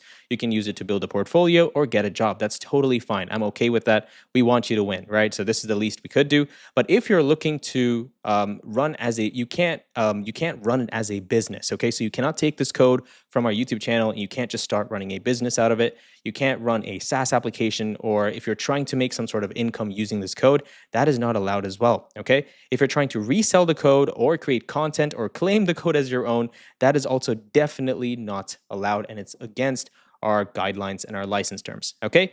But however, we give you the opportunity to run it as a SaaS, okay? You can run it as a SaaS, but you need to purchase the license, okay? And so if you are ready to start your SaaS, I really suggest you use this application as your first SaaS. And the reason is because it's very easy. There's a huge market for this. And I mean, there's a lot of people that are looking for solutions constantly, right? And so if you use WP20 before December 10th, you will get 20% discounts. Okay, so you can grab the license, and along with the license, you might get like a probably a Google Drive link where you can download the code. Okay, and yeah, then you can make money with the SaaS, and you can sell it to customers and make month-to-month recurring revenue. Okay, so once that's done, once you have instructed, how users can use your code, I'm then going to go ahead and move this to GitHub. So I already opened up a repository, and I'm just going to copy all of these instructions and paste it in here and hit enter. Okay, let's do it for the second one as well. And finally for the third one. Okay, and just like that, it should pretty much create the repo, connect the repo, and then you can do git add, git commit. Okay, I'm just going to say final push. That's a really bad name, but I mean, that's why you want to have something like Husky, right? And so if you did choose to get the license, we will also send you the code base that comes with the Husky setup. Okay, it's pretty much the same thing. Maybe some things here and there might be different, but the other good thing with that code base is there's a lot of documentation. Okay, we have written code comments for every single line. Well, not every single thing, but for most. At least for the API section, right? Because I know that's a lot of code. So for the webhook, we wrote a lot of comments, so you can use that. Okay, but yeah. So once that's done, and you will also get Husky with that because it's kind of wired up with a production grade front end setup, right? It has linters and all that kind of stuff. So if you did get the license, you will get that with it as well. Okay. So once this is done, once we commit, I'm going to say git push. And we're going to push all of this code to our GitHub. Okay, and now let's refresh our GitHub repository. All right, awesome. And there you go. You can also see your license terms. Okay, nice. Now, the next thing I'm going to do is I'm going to go into Vercel, and I'm going to create a repository, or actually create a new project here. And then I'm going to click on Slide Web Prodigies, and I'm going to import this repo. And then now it's just going to ask me for some info. I'm just going to forget about that stuff. And then it's also asking me for root directory. This is fine. Let's look at the build output settings. Okay, you can also rename this. So you can change this to bun run build. Okay, and this should be fine. For install command, we can change this to bun I. Okay, and for environment variables, now we're going to need to go into our .env file, paste it in here, and we have to update any variables if we need to the production links, okay? Now, unfortunately, I cannot show you this file because there's a lot of confidential information. I think you get the idea. You can just copy your entire environment file and just paste it in here, and Vercel will automatically, separate the keys and values, okay? So I'm gonna go ahead and do that, and then once we're done, we'll proceed. Okay, so I already went ahead and pasted it in here. One thing to keep in mind is one of the environment variables is your public host URL, right? And unfortunately, we don't have that yet, right? And so for that reason, first we're going to deploy, and Vercel is going to give us the correct URL. Now, if you are using a custom domain, you can directly just paste that in there because it's understood that it's going to be hosted on that URL, okay? So let's go ahead and deploy. Now, of course, first thing is we're going to see a bunch of bugs because we haven't built our application yet, right? We haven't done bun run build. So we might see some errors, and this is a great opportunity to go ahead and fix those, okay? So go ahead and click on deploy, and let's just give that a second. All right, awesome. Now, sometimes you might see that if you run bun run build inside the terminal itself, sometimes it will not catch errors, okay? And that's why I always like to do it first inside the terminal, inside Vercel. So it throws some errors that I cannot sometimes catch here. And don't ask me why. I really don't know why it misses those, but sometimes it does, okay? So there were no more errors except for this one right here, and this also reflects in Vercel. But I know in one of the past projects, it did that, and I was very confused as to what the hell was going on. So that's why I would suggest you first do it here, and then you can do it in here as well if you want to see, okay? So clearly, I know there's a direct sync between the errors, or this might be only the first error, right? But all it's saying is your use memo was was rendered conditionally, and that's wrong. You're never supposed to do that, okay? And it looks like we unfortunately did that. So let's go back here and let's search for the use memo hook, okay? And it looks like in here we need the latest variable and data. So technically we should be good. We can paste this up here, okay? All right, and it also says data is possibly undefined. So we want to make sure there's data that exists inside here, okay? All right, so only once this exists, then we can use this down here. And I'm seeing something else in here, which is optimistic UI data is possibly undefined. Okay, let's go ahead and check. This could be undefined or any. And so this might be undefined. And so what we want to render out is, if this is false, then it's going to render this, okay? Okay, so it's going to render an array, but we don't want an array. We actually want an object with data. So what I'm going to do is I'm going to return an object with data set to an empty array like this, okay? And that's going to solve our first bug. And now let's go ahead and say run build again, and let's see what it does. Okay, so the next error I see here is it says route, this one does not match the required types of Nextjs route. And so I'm not sure what that means exactly, but it also says something to do with Stripe, right? And so Stripe is not a valid route export field. So I think what they're trying to say is you're not supposed to export something from here that's not of type get, post, and stuff like that, right? And so for that reason, also, why did I turn this off? Did I turn it off for fun? I hope not, okay? So I'm going to keep that one. And what I'm going to do here is I'm going to remove this, and I'm going to open up my folder structure. I'm going to go down to my libs folder. And in here, I'm going to create a stripe.ts. And now I can import this. So let's import stripe from stripe. And we can export this from here. And now we can go to our file, which is our route. And we can import it from our libs folder. And now let's try to run this one more time. Okay.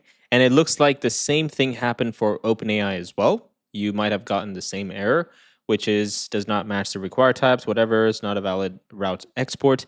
And so what we're going to do is I'm going to copy the OpenAI. I'm going to remove the export as well. And now it's screaming everywhere. So let me take a look. All right, nice. And now I'm going to open up my folder structure, scroll down to libs. We're going to create another file for OpenAI.TypeScript. And now we can paste this in here.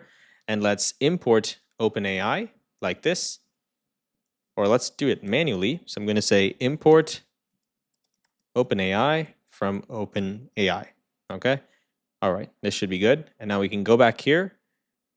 Where is that? Which file is that? Okay, I think it's right here, right? Go back right here. And wherever we said this OpenAI thing, we can just import it from there. So let's import OpenAI like this from our libs folder. And that should solve that one. Okay, now let's go ahead and run it once more. Okay, so I see something here, which is it's trying to import this from page.tsx. What seems to be the issue here? Integration cards.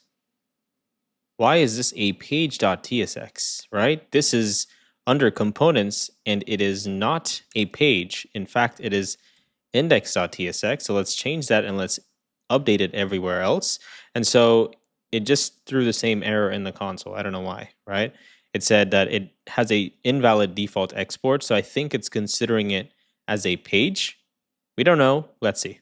Okay, and the next error is because we updated our Stripe, we need to update the imports as well, okay? So inside actions, user index.typescript, if you scroll down here, you're going to find another one where we're using Stripe. So let's go ahead and import that from our libs folder, and let's run build. All right, awesome, and there we go. If everything is successful and you solved all your bugs, then you should see an output that looks like this. And this is basically all of your static pages and dynamic pages just kind of cached and stuff, okay? You don't have to worry about it for now. Just make sure you get this output and no more errors like this, okay? Now, once this is done, we can go ahead and say git add, git commit, okay? And then let's put a message in here saying fixed build bugs and then git push. Okay, nice. And now let's go back to Vercel and let's redo this deployment. Okay, so I saw another error, but this only showed up inside here. Okay, so let's go ahead and read this and see what's going on. So it says you need to disable, no, Prisma has detected that this project was built on Vercel, which caches dependencies, and this leads to an outdated Prisma client because Prisma's auto generation isn't triggered. To fix this, make sure you run the Prisma generate command during the build process. Okay, awesome. Let's go ahead and do that as well. And now I also want to show you how you can use ChatGPT. Okay, we're all not machines, right? Sometimes we're going to need to get some help. And so if you don't understand something or you're seeing a bug somewhere and it just doesn't make any sense, then this is what you should do. Okay, copy that bug. So let's say this was the bug we found, right? Let me copy this whole thing. And I'm just going to say my Vercel deployment shows this error. How can I add this fix to my code? Okay. And we can add it in here. And then let's do this.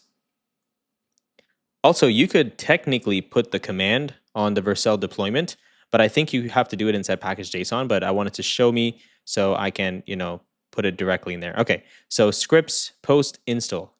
We need to add this. That's what it's saying. So let's go ahead and grab this. Okay, and let's go back to our code. And we're going to open up our package.json, which is right here. Okay. And then inside that, you see we have some scripts here, right? We're going to need to add another script. And this script is called post install. So I'm just going to remove everything else. Okay. And let's remove this indent. All right. There we go. So Prisma generate, that's all we need to essentially create all the TypeScript classes. And then that should solve that problem. I see one more thing right here. Fail to collect page data for API webhook Instagram. Okay, let's see if it's because of this, right? And then after that, we'll fix that. So git add, git commit, fixed the, what do I call this? Post install script, git push. All right, and let's give that a second to rebuild. Okay, there was one more error that we need to consider. So remember, we moved the use memo, right? We moved it up top. It doesn't really matter, okay? I don't think it makes a big difference, but this latest variables sometimes can be undefined, okay? And so for that reason, we first have to check here. So latest variable, if it exists, then we have to have an and. And previously I had a comma here and it did not show me any sort of TypeScript errors. And I don't know why I just let it go past.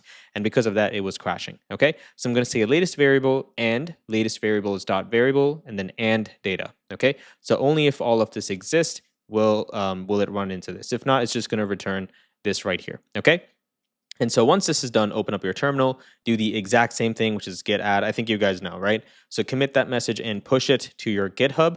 And then there we go. Our application is successfully deployed. As you can see, we have a deployed link on Vercel. Great job.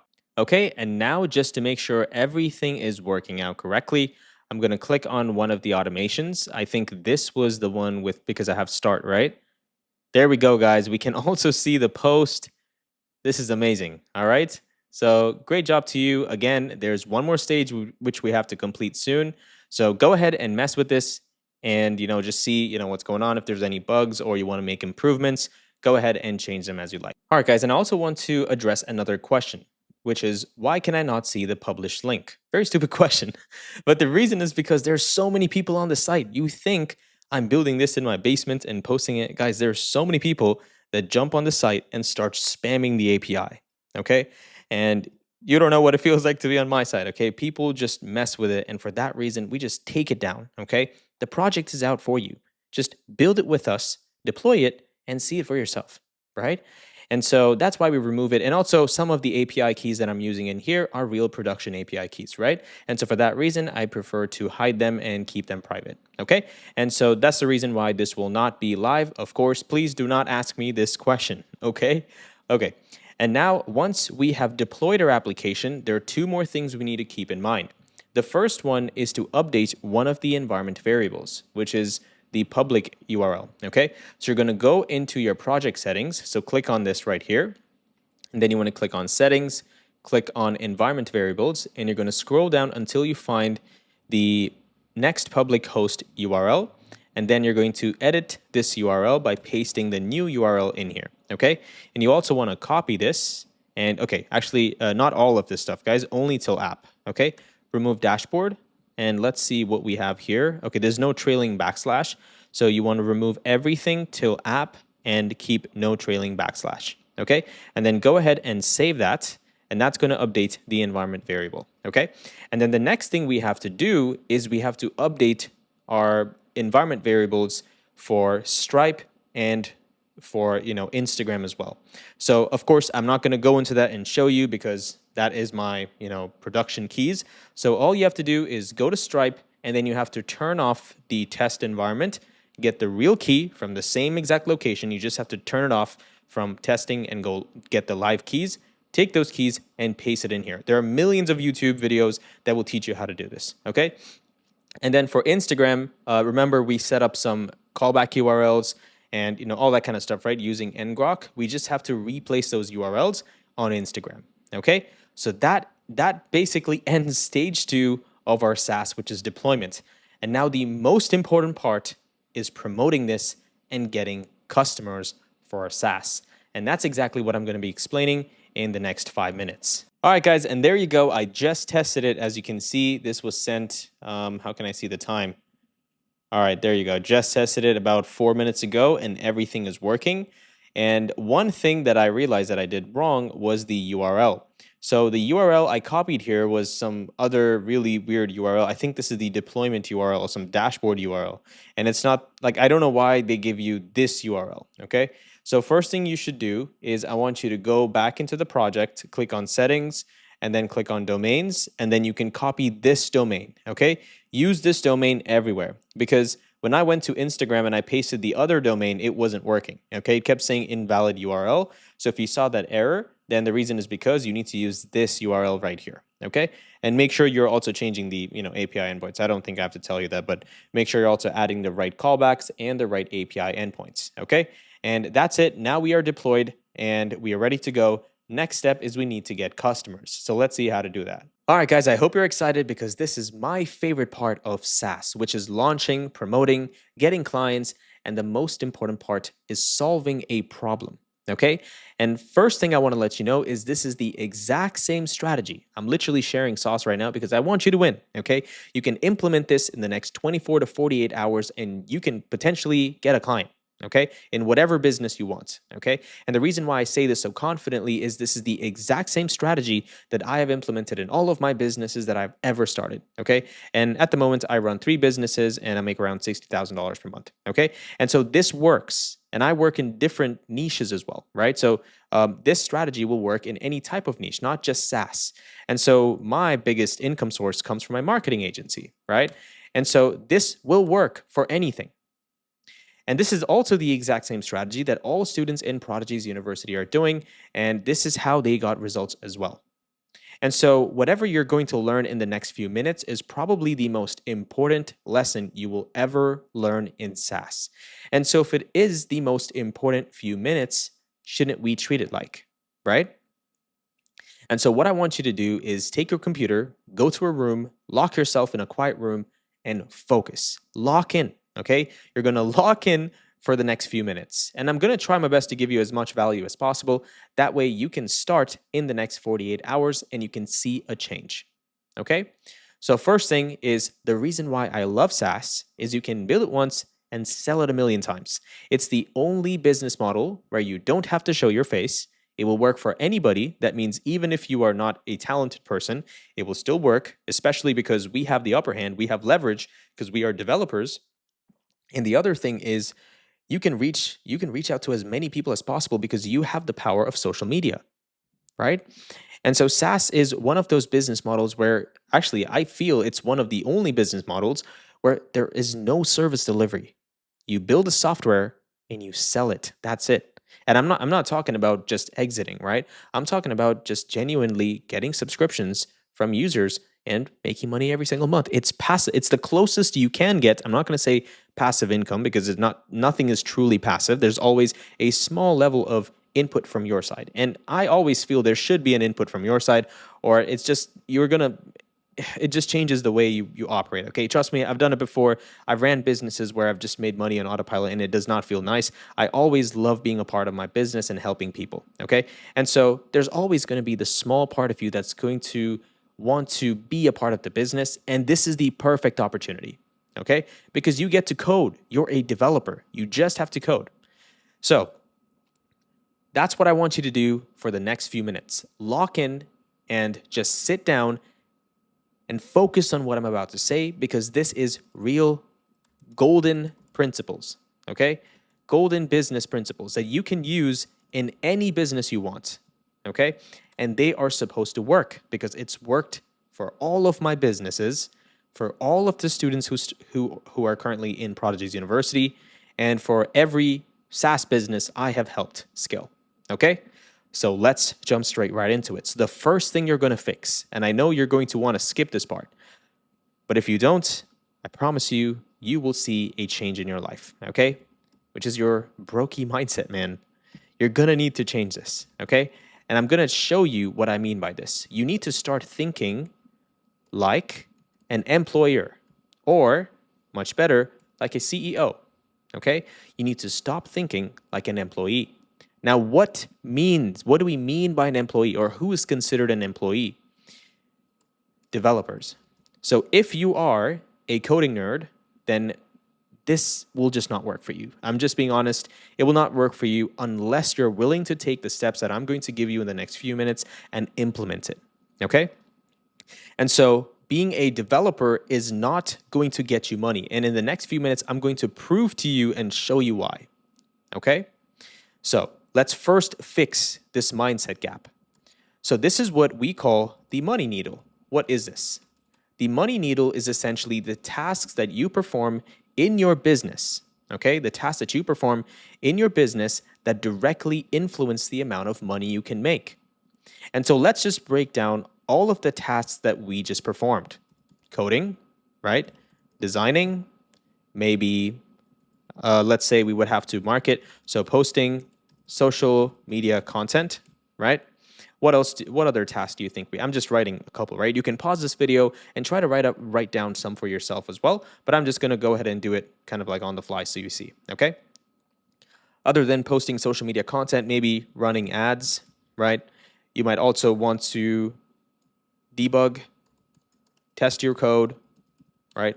Improve on features by releasing a feature flag, something like that, right? Just creating a feature flag, right? And then maybe speaking to customers, let's say speaking to customers, or strategizing. Oh, that's a spelling error, okay? Strategizing sales and client acquisition. There's so many steps, right? But I'm just going to write a few tasks that you're going to need to perform in a business. And this is what an employee or a developer or a SaaS developer always leans towards. Coding, right? How can I design better? How can I debug my code better? How can I test my code? And how can I improve features by releasing a feature flag? Now, why do we think like this? It's because of the education system, okay? We are built to, it's just how it is, okay? We are built to think like employees because these are the tasks that help other people move the money needle. And quite honestly speaking, we genuinely need more employees than entrepreneurs, okay? That's how the world works. Because if there's more businesses, then we're not going to be able to sustain, okay? Because people also need to work, right? And so for that reason, the education system will focus on making people employees. And so you need to escape this mindset. And the way to do that is first break this money needle system, okay? You need to twist the money needle in your way. And now how do we think about this? You need to start looking at business or SaaS completely differently, okay? You need to stop being the employee and the developer, and you need to become a CEO. Let me ask you this question, right? Do you think a CEO of a SaaS company is sitting and coding? No. Do you think they're sitting and designing their beautiful application? No. Why? The reason why they don't care about this stuff is because the money needle, okay? The money needle essentially moves things closer to money. And now the problem here is time is not equal, How do I write not equal? Like that? Okay. Not equal to money. And so all these tasks require time. Designing takes time. Coding takes time, right? Debugging takes time. All of these take time. And so once you stop performing these tasks, you no longer can bring money because your time is directly proportional to the money you will bring when you perform these tasks. And so we need to break that cycle. So you will no longer perform boring tasks like this in your company, okay? Instead, you should take on the tasks that bring the highest leverage. That means the money needle moves in a completely different way, which means your time is no longer directly proportional to the money you will make, okay? And so what does this mean? Things like running ads. The second you stop, you stop doing it yourself and the ad still runs, you can still make a lot of money, right? So that is a high leverage task. So that is something worth doing. What else? We also have posting social media content. This is something that will cycle forever.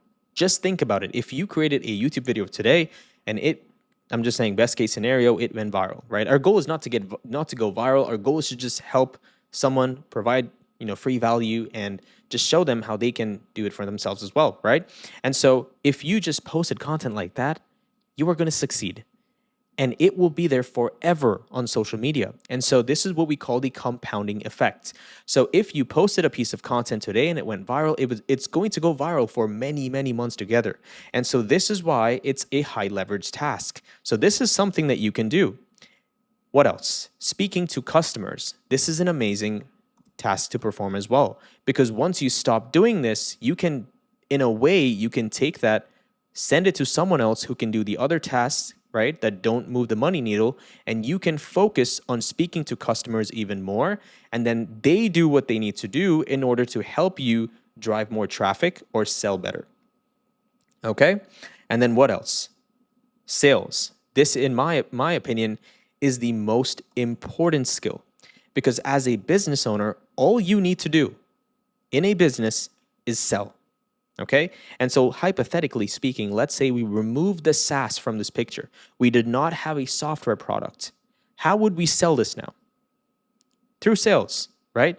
That means we would speak to customers, put down an offer, see if they're interested in buying, and we can make money. And that's the next strategy, which is called the Illusion funnel. Now, this is a strategy that I have created, that I have implemented in all of my businesses, and I've been able to make money before even creating anything, okay? So before starting building the SaaS or before starting the service itself or, getting something together, we are able to sell. How? And I'm going to show you that in just a few minutes, okay? But I hope this is making sense. You need to first move the money needle in the right way, okay? That means you should stop doing boring tasks that employees should do, and you should start focusing on tasks that business owners should do, okay? Which is anything that directly brings you money and nothing else, all right? Now, what do you do about the other tasks? Because these are very important. Without these, your app is never going to exist, right? These tasks need to be outsourced. And now you may say, Perrin, I need money for this. I understand. And that's why the Illusion funnel will help you. Okay, we'll get to that later because that's a whole different thing. We still have more things to fix in our mind because the education system is so shit. Everyone's literally having brain rot right now. And so we need to fix this problem, right? This is the main problem, nothing else.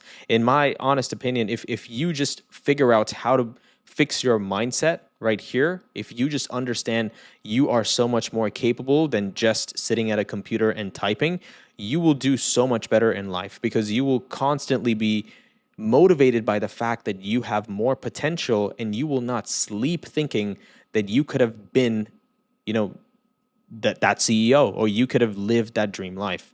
And so the mindset is the most important part. Okay? So what's the next thing we need to fix in our mind? Understanding true capabilities. Okay? Here's the biggest secret. Everything will work. Everything. Any business you start, literally any business, will work. And why am I saying this? Okay, now take that with a grain of salt, okay? Not literally, but what I mean by this is any good idea is a great idea. That means if it has worked before, it's going to work again. The only reason why it's not working for you is marketing, nothing else, okay? And so if you think this way, that means I will win. You are going to expect to win. And what's going to happen is this is what we call subconscious reprogramming, okay? When you reprogram your subconscious mind to believe that you have already accomplished something, I'm not saying things are going to magically fall in your lap and you're going to become successful. That's not what I'm saying. But what I'm saying here is if you open up the door to believing that you have already achieved something, then you are going to essentially open up your mind to receiving suggestions of different solutions. And so you are more likely to win compared to another average person who's looking to start a business, because you are always looking to seek solutions. And so every solution to you would look like an option. And so you would try it. The other person would look at only the solutions that they know, and if those don't work, they will back away, because that's the only thing that their mind is capable of picturing. And so if the only thing they can picture their mind with does not work, why would they continue to do it, right? And so how do you reprogram your subconscious mind?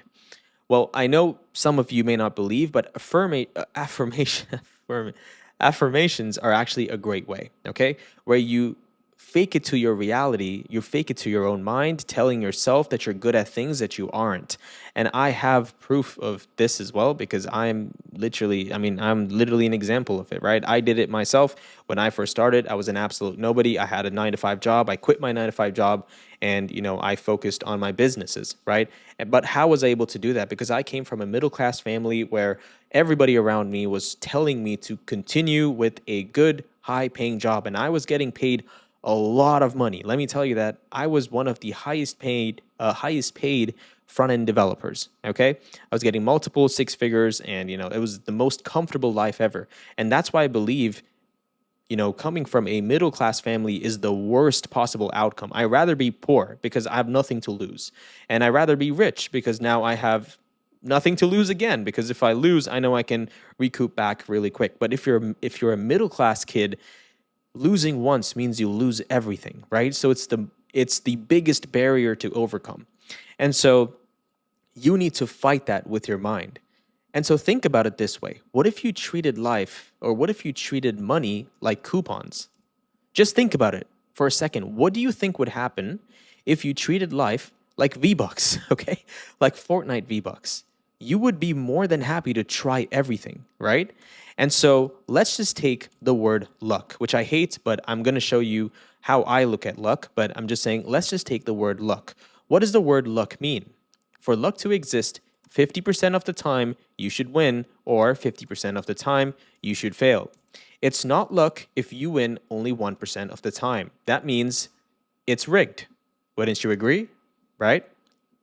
And so if you simply took this probability, which means if you treated money like V-Bucks, or you treated money without the fear that comes with it, and you were ready to try things, right? You essentially give yourself a higher chance of winning.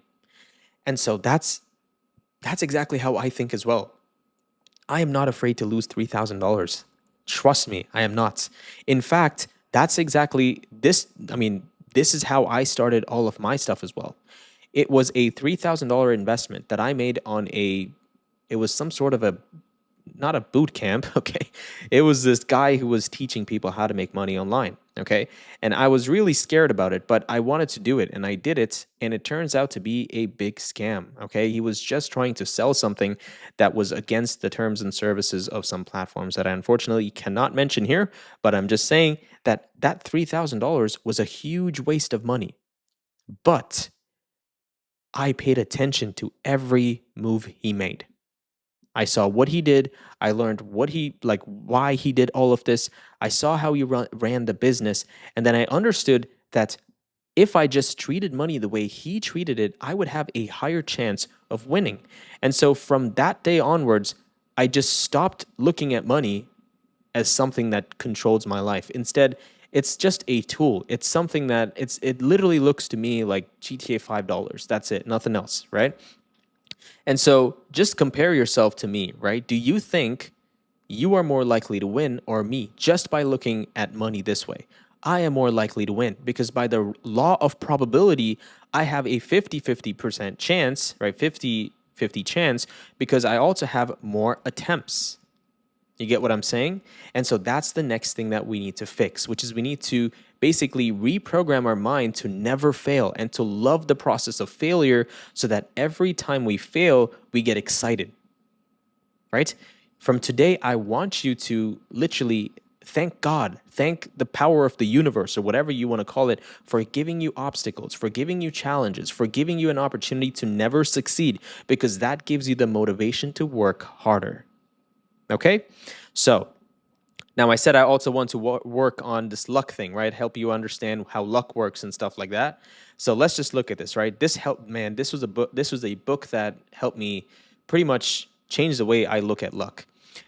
Let me ask you this question. If business was luck, then shouldn't that mean that business owners should fail 50% of the time? Right? But they don't. They win every single time. Maybe they win 5%, lose 5% of the time. But if they're not losing 50% of the time, then it's not luck. It means it's calculated luck. They put themselves in a position where they're always ready. And so what does this tell us? Luck is not a magical thing. Okay, sure, it can be sometimes, right? If you're using luck that way, but in business, it's not a magical thing. In fact, luck is just being ready when the opportunity comes. That's it. And so right now, I want to ask you a question. If you were to make $100,000 a month, do you think you would survive? Do you think your business would run for the next 15 years? No. And the reason why you won't survive is you are not ready for it. You aren't. And if the universe or God or whatever you want to call it gave you that opportunity to hold a business worth $100,000, first of all, you wouldn't want it because it feels like you used a cheat code. And so you're going to hate the money you have and you're eventually going to hate the business because there's no story to it. In fact, there's no roller coaster ride that you rode to experience this $100,000. So that's the first thing that's going to make you want to hate it. The second thing is your business will crash because you don't deserve to be in that position. And so how can we deserve it? How can we deserve this? And how can we work towards it? First, we need to go through the entrepreneurial journey. Think about it. If you want to be an entrepreneur, why do you want this easy story? Why do you want a story that tells your family members, hey, you know how your dad started a business? I just magically went to a bank and they gave me $50K and I started a business and it was successful. Great job. Does that sound like a great story? No. Look at my story.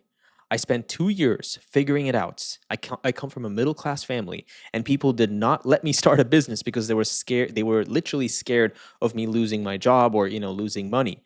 They, in fact, I'm not talking about my parents, okay? I'm talking about people around me, right? My parents were super, super supportive. But just think about it, right? People stopped me from doing it. People told me not to start a business. He said, hey, just keep your job, man. You make a lot of money. People would die for the type of money you make. And so that is essentially people trying to put me back into that bubble. And so once you break out of this, you'll realize that there's a bubble this big. It's a square. That's not a bubble. Okay. But you get the point. There's a massive bubble out there. And once you start making money, you'll realize that you are a tiny little fish in the ocean. There are millions and millions of people just around you that make unfathomable amounts of money. Okay. So now that we have broken this curse, which is the luck thing, and also how to look at money, and also how to look at luck in general, which is just an opportunity, now you can learn the skills. Now you're ready to consume the skills because you know that you want to write a beautiful story. Because imagine 10 years from now when your children or your family ask you, hey, Dad, Mom, what did you do? Why are you so successful? Your story is not going to be, I went to a bank. Instead, you're going to show a story that sounds so much more fun. Okay? Awesome. So there we go. We just fixed the mindset gap. What's stage number 2? Stage number 2 is the strategy that we're going to use to get clients to come to us. Okay?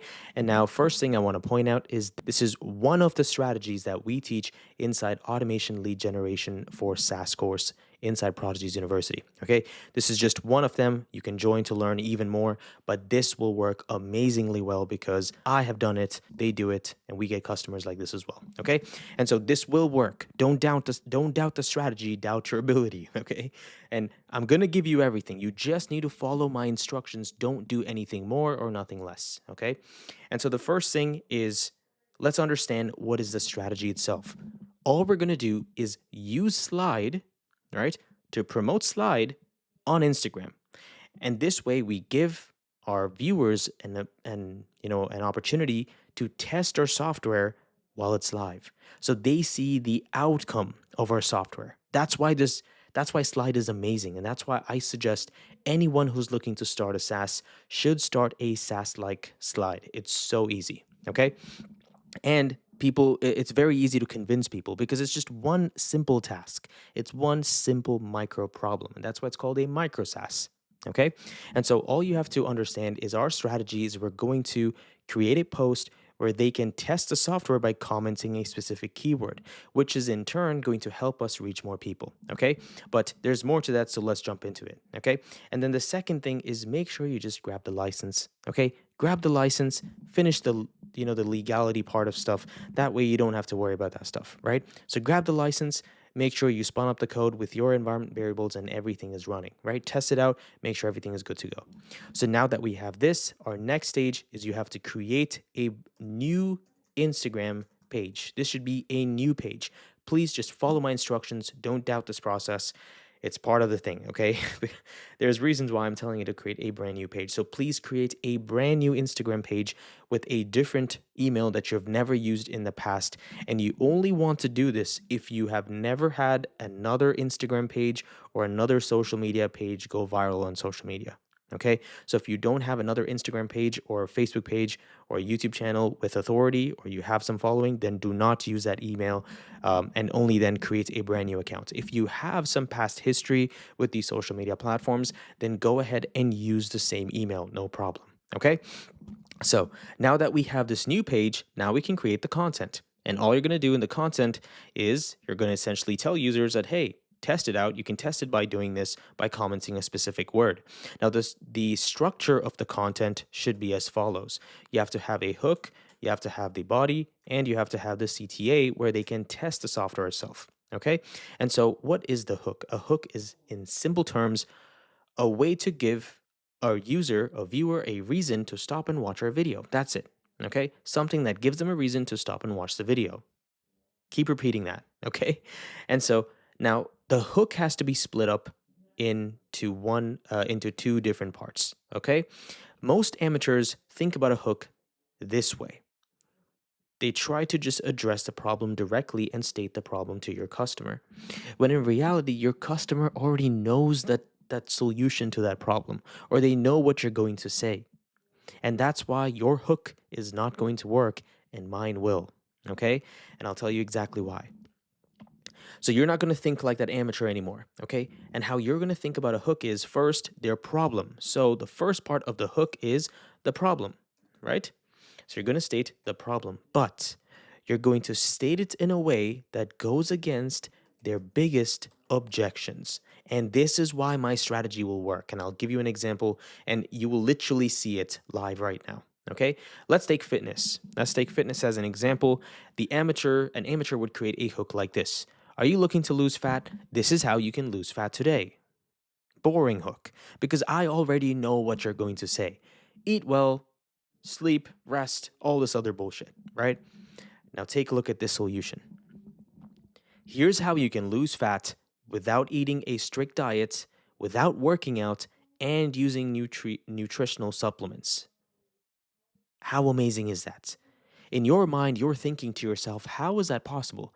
There's no way this person can give me a solution that I have not tried in the past and, of course, not gotten results from that, right? So there's physically no way they could do that. And so that's what makes the customer want to stop and watch.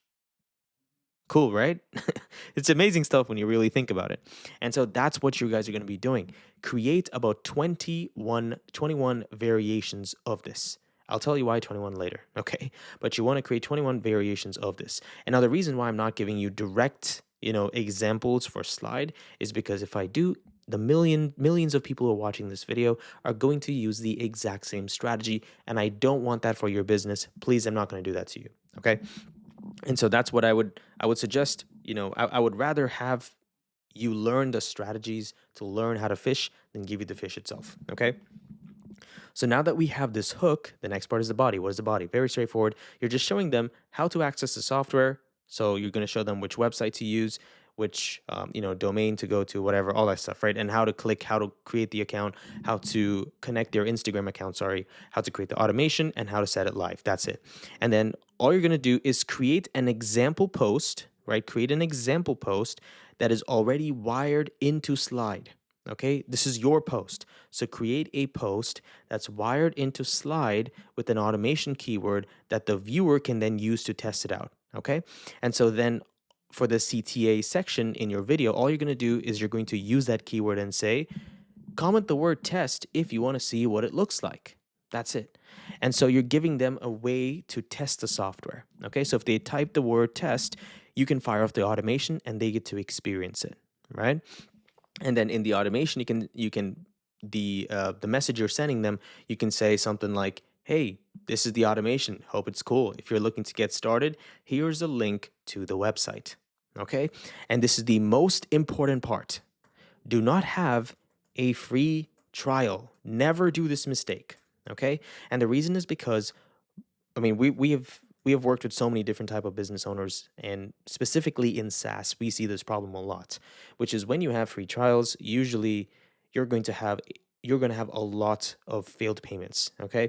I don't know why this happens. I don't know if customers deliberately cancel it or they block it, or the more obvious answer might just be their payments are from a country other than your own, right? So they're not able to capture the funds. And so that's probably why. So never have a free trial. Instead, have a free tier, okay?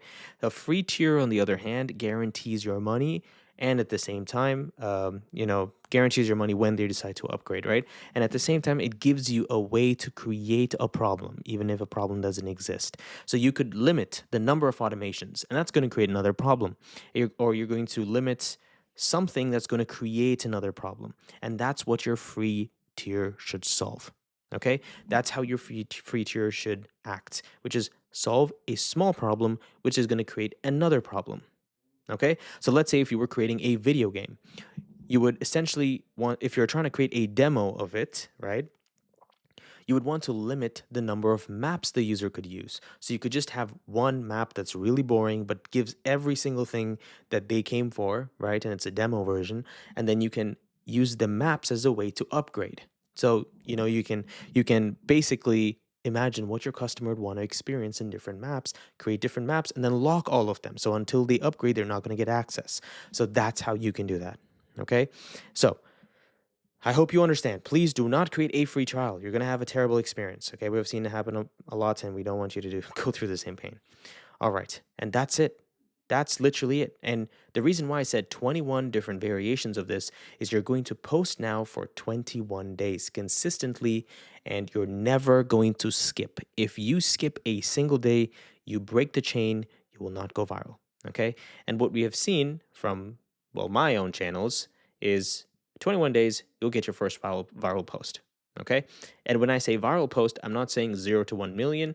For you, it might be 1 million, but for most people, it's going to be in the tens and thousands or thousands. Okay.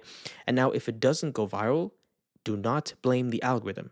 And that's exactly why we created a brand new page, because there's no algorithm to test data on. So it's you. You are the reason why nothing went viral. So fix your strategy, work on your skills, improve on them, improve on your public speaking, improve on the hook, improve on every single thing you possibly can.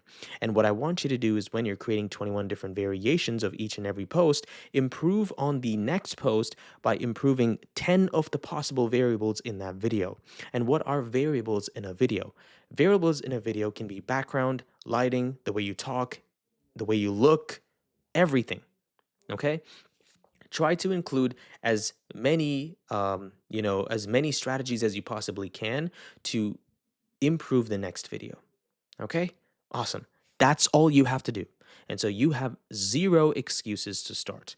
If you don't start now, I can gladly tell you, you will never start for the next 10 years. Okay.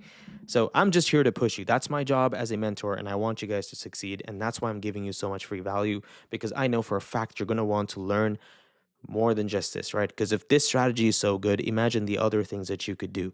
And the best part is inside Prodigy's University, we will essentially show you what's working today, right? More updated strategies, not just this one. This is just one of them, right? We have 100 in there, and we'll essentially show you what you can do that best suits your given scenario, and it's up to date. That means we are constantly updating the data, the outputs of our experiences, and this is somewhere you will never get this, right? You would have to spend 2 to 3 years just to test different um, you know social media strategies, and I have over 13 plus years of social media experience. Okay, so that's why I just wanted to give you all this value, so you hopefully get your first client, and then eventually I win your trust, and then I can help you scale to the moon. And so if you're genuinely serious about starting, running, and growing a profitable SaaS or a business, or just quit your boring 9 to 5 web development job, then I'll leave a free course in the description below. And in this free course, you will learn about every single step that you need to take in the next 24 to 48 hours to get started with your journey.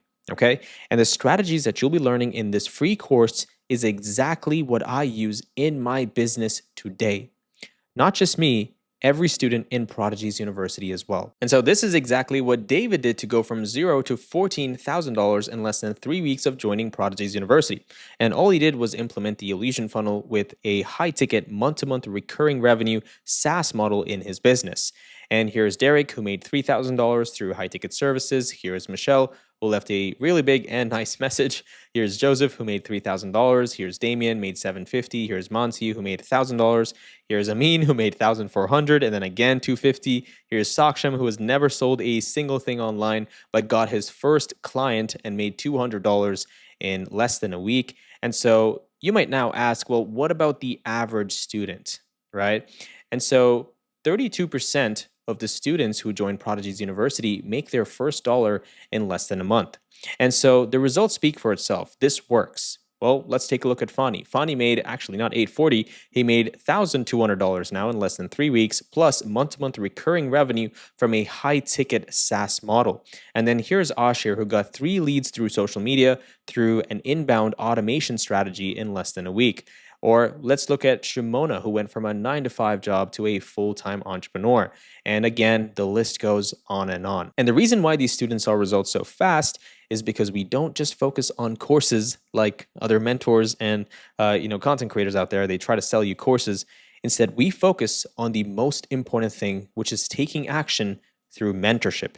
That means every week there are 2 weekly coaching calls with me. You can hop on calls with me and my team, and we'll essentially break down a plan for you tailored to your current given scenario, so that way you can reach your goals as fast as possible.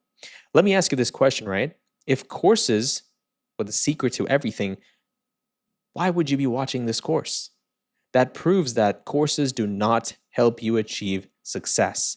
It is action, right? And that's why all of my YouTube videos have actionable items, challenges, and we push you to take the next step. And so the only thing that is stopping you from moving forward in your career is having a mentor that can guide you in the right path. That means someone who has already done it, and the most important part, who's actively doing it right now as well. And so if you are looking to join, or even if you're not joining, please focus on getting a mentor, okay? This is the only reason why I learned what I learned today. Keep this in mind, December 31st is your last chance to join Prodigy's University at the lowest price point, because after this enrollment period, we are increasing the price. And so we only have limited spots for December's enrollment period. So if you're looking to join, I would suggest you click the link down below and join as fast as you can, because these spots are going to run out in less than 2 hours, because last time we ran out of spots so fast, and that's why so many students reached out saying they wanted to join, but they didn't have the opportunity. And so that's why we opened up 100 limited spots. Okay, so if you want to join Prodigy's University, please join before December 31st. All right, Prodigies, and that's all for today's video. I hope you learned a ton in today's course, and I hope you take action. Take the things that you learned in today's course and implement it in your SaaS journey, okay? And that's all for today, and I will see you in the next one.